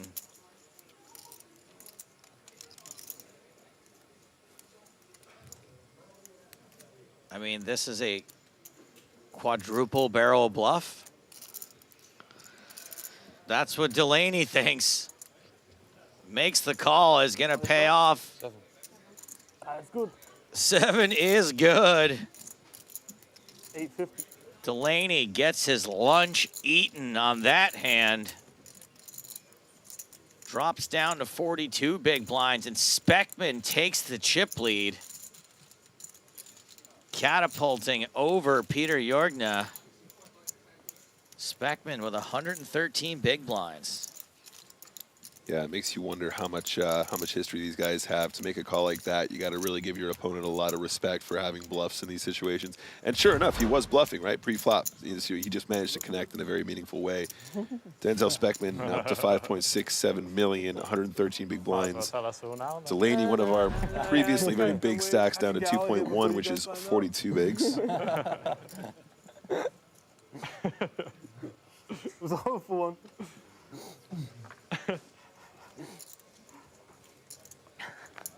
A lot of people playing results in this hand so badly, I can't tell if they're joking. Should have shoved pre. What? He called like a baby. Okay, that's you banned. That's 2 in a row from this idiot.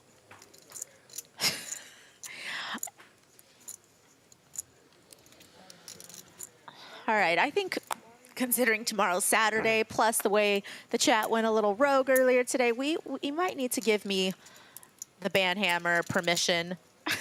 Well, we're not. We actually, I'm with James that we're canceling Chat Pro Saturday. Yeah, you guys, if you guys aren't going to behave yourselves, we can't have fun with it. It's been totally blown. And this is why we can't have nice things. Exactly. Correct. And speaking of nice things, we got some nice things here. Big go, Queen Jack. Got away with the light early open previously. This time, not going to happen. Speckman calling in the cutoff with a dominating hand, and Harry Lodge in the small blind. Oh dear, Harry back in the mix. Grabbing the 100K chips. What was that, 280? 380 makes more sense. But yes, I do think Maria should get Banhammer privileges if someone can handle that.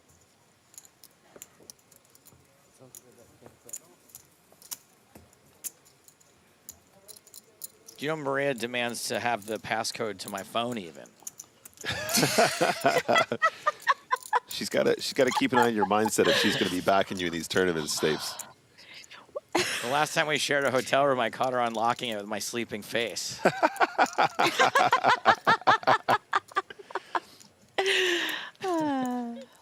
Oh man, this is an absolute banger. Chat saying he only beats ace queen off.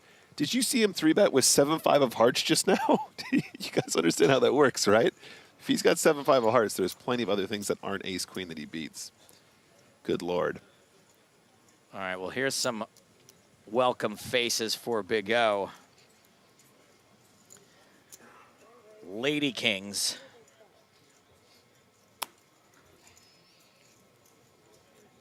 Jorgna folds one other Lady King.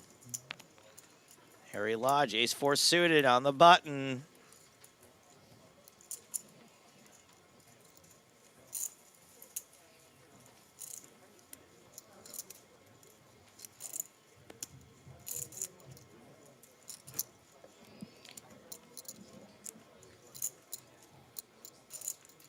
Lodge in the hand right before, put in the 3-bet with jacks, and it got through. Now, looks like he's feeling a second 3-bet coming on. He's going to be feeling a 4-bet right up his hairy lodge.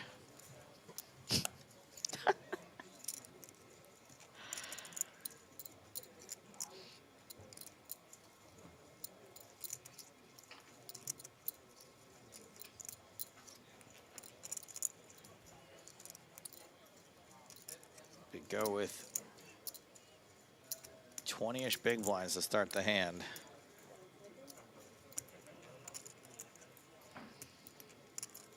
I like the line from Harry here. I think this is cool. It's just that you're running into queens, which obviously never works out when you're bluffing, but it's fine. Applying pressure to these stacks, going to do extremely well overall, will be profitable overall.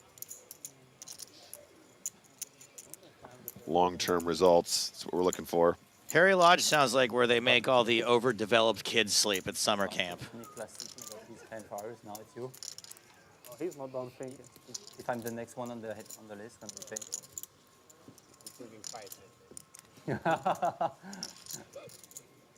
What did he say?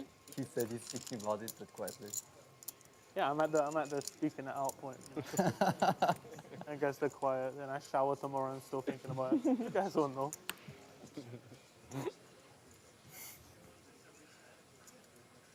Fabrice Bigot, one of our French pros here on the feature table, rocking that EPT Paris merch, the first of its kind. Clean white hoodie, a little bit of red, white, and blue. Nick Walsh loves his merch. I do. Big merch fan. Big merch fan. Big merch merchant. Actions folded around to Mehdi Shawi, who we have not heard much from this session. Got the ace of spades.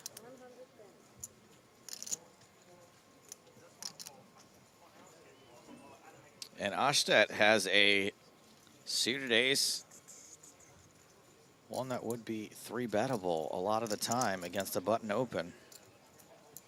Ashtet now the shortest stack after Bigot. Yeah, double checking it. And Lena 900 picks it up. Next one is, am I going to see a flop at this?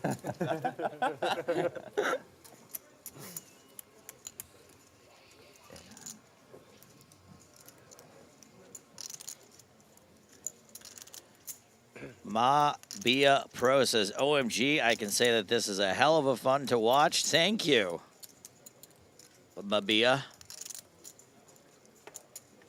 My BAB. 15 minutes left on the level, which means we should be drawing for number of hands left in the next 5 minutes or so.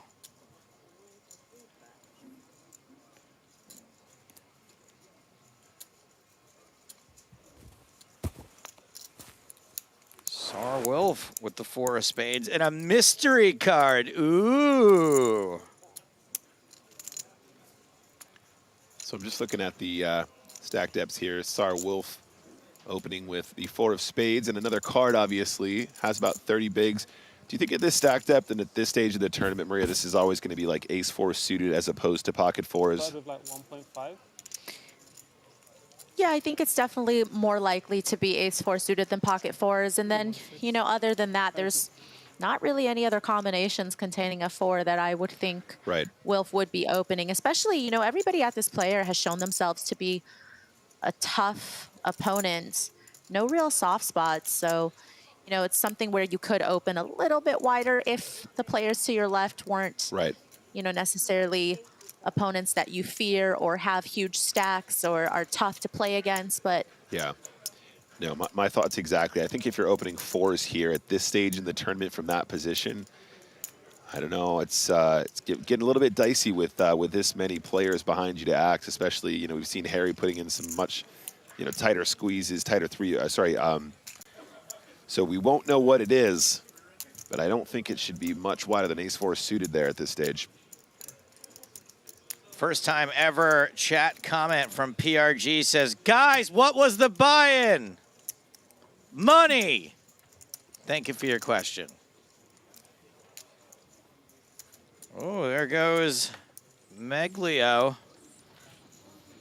Had like an 85% VPIP at this time last night. Looks like he's up to his old tricks. The Meglio Maniac.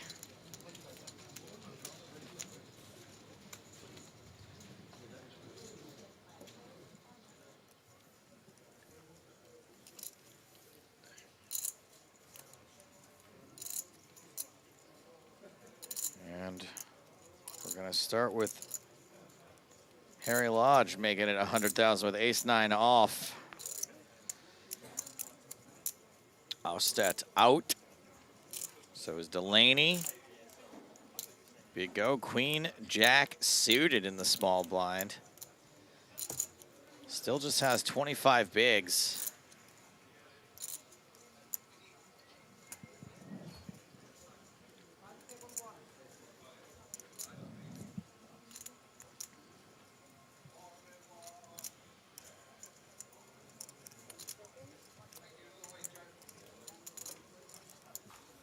And Go wants to see a flop. Hopefully doesn't get squeezed out of the big B.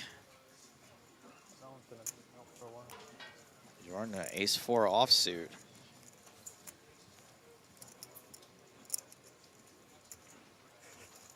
And it looks like Jorgna's gonna let him live.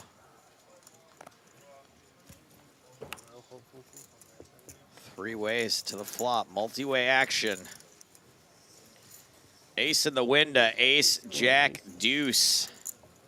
Pair of jacks for Big O. Top pair for Lodge and Jorgna.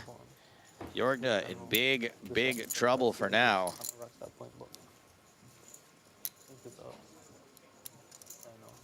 Contiempo says the dumber the question, the more Joe likes it. You would be my favorite commenter ever then, Contiempo. You banned. Sorry, Maria, go on. I was just saying that Bago certainly will want to come along to see a turn card, though, with second pair and some backdoor flush and straight possibilities. Let's see what sizing Lodge comes with. Small enough that Bago can still stick around for another card. And then, as you had mentioned, Jorgna in big trouble with his kicker. Will likely find an overcall in this spot as well, though, with top pair. And just enough for Big O not to be able to get away. Jorgna's getting better than 5-1 on this call. Would be the first time that Jorgna was behind with kicker problems. Jorgna has gotten there a few times. Yes, indeed. Once while all in. And it was against Harry Lodge as well. That was the biggest of all of them. That was the biggest getting there that he's done so far for his tournament life, and now the chip lead. Does make the call. Yeah, and I don't mind the overcall with top pair, of course, because you expect that that's the type of flop that the pre-flop aggressor is going to see bet at a pretty high frequency. Really interesting turn card, though. Jorgna picks up outs. Big O picks up outs. Yeah, I agree, Maria. If you're going to be in there with ace-4, I think you're definitely going to overcall here every time. I think you probably should as well.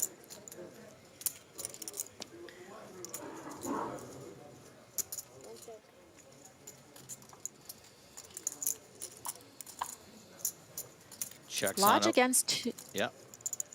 Yeah, against two opponents, you know, not necessarily a 3-street hand multi-way, definitely a 2-street depending on texture.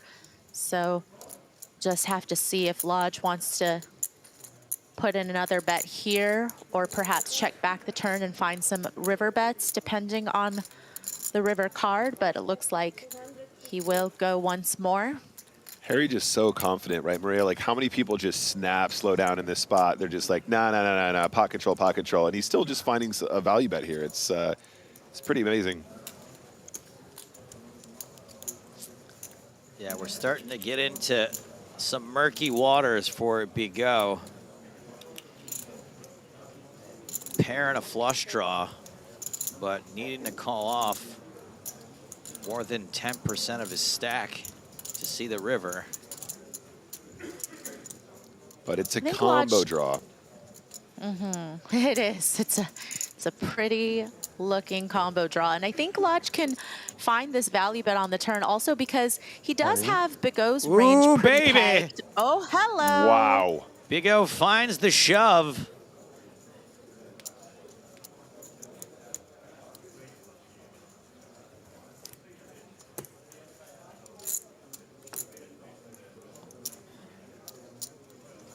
Jordan giving those cards another look.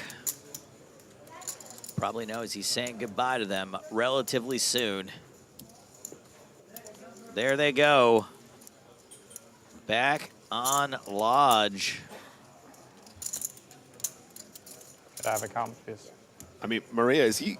I mean, I feel like in the small blind, Bigo could have like ace jack maybe, but doesn't he play that differently pre-flop from the small blind? Yeah, I agree. I think he would be just ripping ace jack plus pre and even, you know, ace 10 suited off of his stack size. And so the only real hands is probably ace deuce or maybe pocket deuces. And then the other ones are just kind of combo draws. But right. Harry does have the ace of clubs in his hand. Right. I'm thinking this feels a lot like maybe it might be like a king 10 of clubs, a queen jack of clubs, that kind of thing as well. I think you've definitely drilled it there for sure. That's kind of how I'm imagining that small blind is going to be here.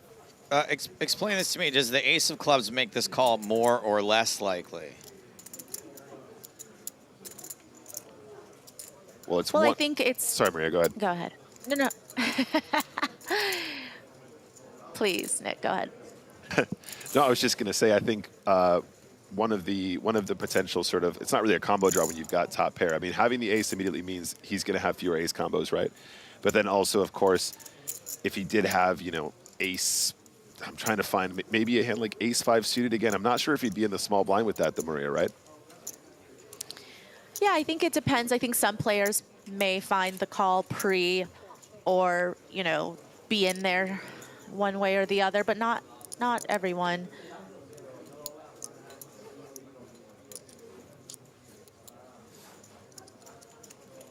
But in response to your question, Stapes, I feel like having the ace of clubs here probably makes this more of a call. From me, at least.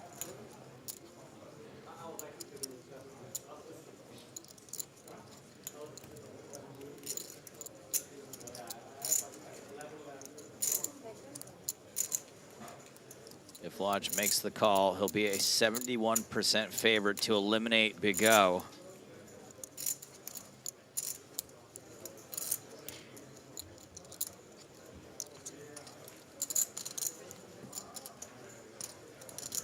Yeah, Lodge putting in that value bet on the turn, put him in this tough situation now facing this check shove all in by Bigot. But if he can reason this one out, he's going to be pleasantly surprised.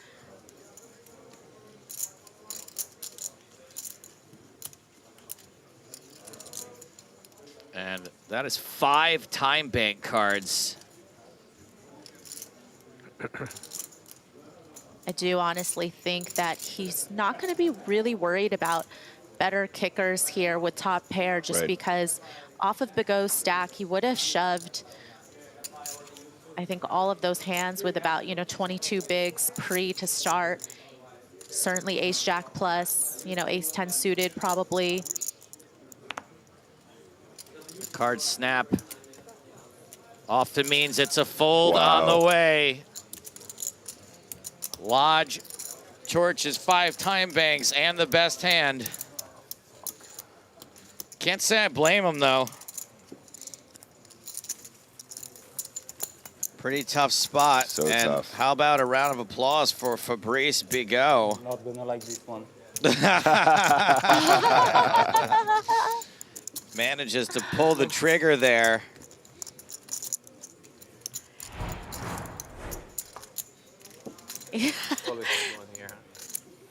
And climb his way out of the basement. Was the shortest stack for most of this session and is now far from it. James Hardigan, what say you? Tough to find bluff. Yeah, we've reached that stage where the decisions become more and more important as the prize money becomes bigger and the final table is in sight. Of course, tomorrow will be the race to the final table. I'm sure you guys have highlighted already that because there is no redraw overnight, instead of pausing the clock and drawing for the last number of hands, we'll just play out the last 3 minutes of the level. Okay. And chances are we will bring these guys back to the feature table tomorrow. It'll be the same lineup on the main stage for at least the first session of play tomorrow. Just had a quick chat with tournament director Toby Stone. Obviously, the ideal would be to get to 6 tomorrow. But if we can't, we need to get to a single table, 9, 8, 7. So the plan is 5.5 levels, yes. That's 5.5, not 5. Play the greatest hits, huh? 5.5 levels, or stop if we get to 6. Seems reasonable.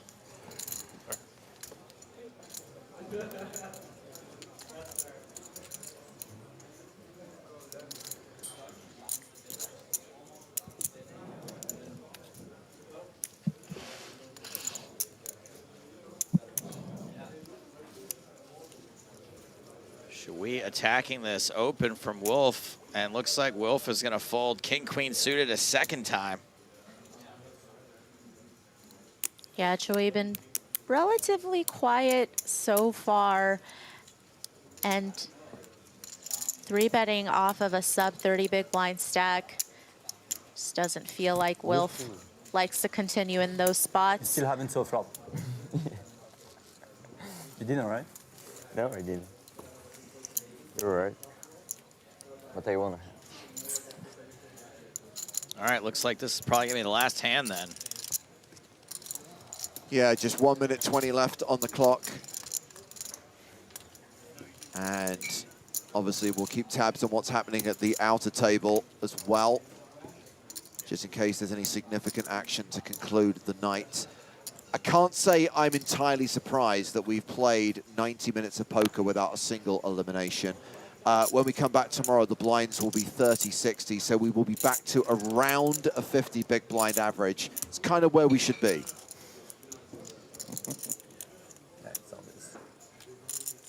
Tomorrow the bottom start at the same post? Yeah. No? Yeah, No? I think same seat, same seat. If it's the same, it should be. It's just going to be bigger for you.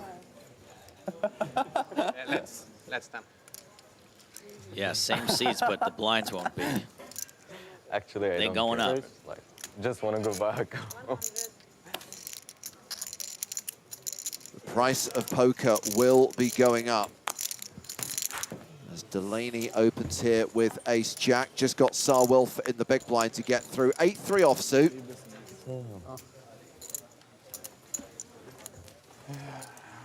You're having a tinny, mate. An ace queen. Yeah, I just had an ace. Yeah. 4, 3, 2, 1. Ace 9. Game over. The scramble had not started. Fucking trusted the pocket sixes too much. It's over. It is indeed, and I can tell you that play has concluded at the other table as well. So that'll do it for day 4. The players will get to bag and tag and come back for the penultimate day of the EPT Paris main event, where we will play down to the final table. 15 remain. 1,606 total entries, now down to the final 2 tables. Tomorrow, 2 will become 1. Final table on Sunday, and a reminder, the broadcast on Sunday will start half an hour later at 1 p.m. CET. Tomorrow, we're here at the usual time, 12:30 Central European Time.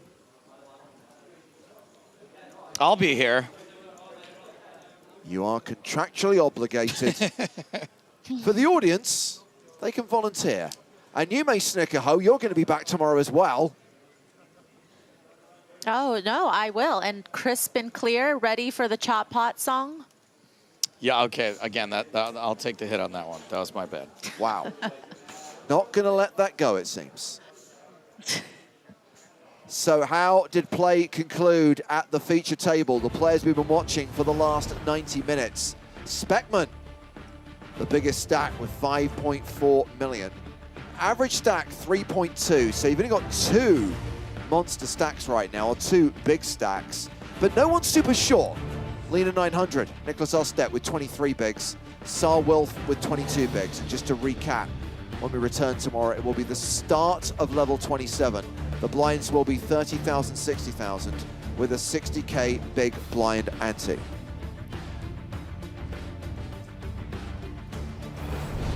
So these are the overall chip leaders, I believe. This is not the feature table. These are the chip leaders, and it is Razvan Balea, who is #1 in chips right now with 121 bigs. Johann Schultz, second on the leaderboard with 110 bigs. So Speckman, maybe the biggest stack on the table we are watching, but he's third overall. And we are approaching the big payouts. Very soon we're going to be paying players 6-figure scores, and on the final day we're looking at nearly $250,000 for 6th, more than $500,000 for 3rd, and more than $1 million for the winner. Of course, we want you to check out the words of Howard Swains and Jack Stanton and all the sterling work they're doing over at the PokerStars blog. Updates and stories from the EPT Paris Festival available for you to read. And of course, if you check out Poker News, they've got live updates on the 10K high roller. So we're back tomorrow at 12:30 CET.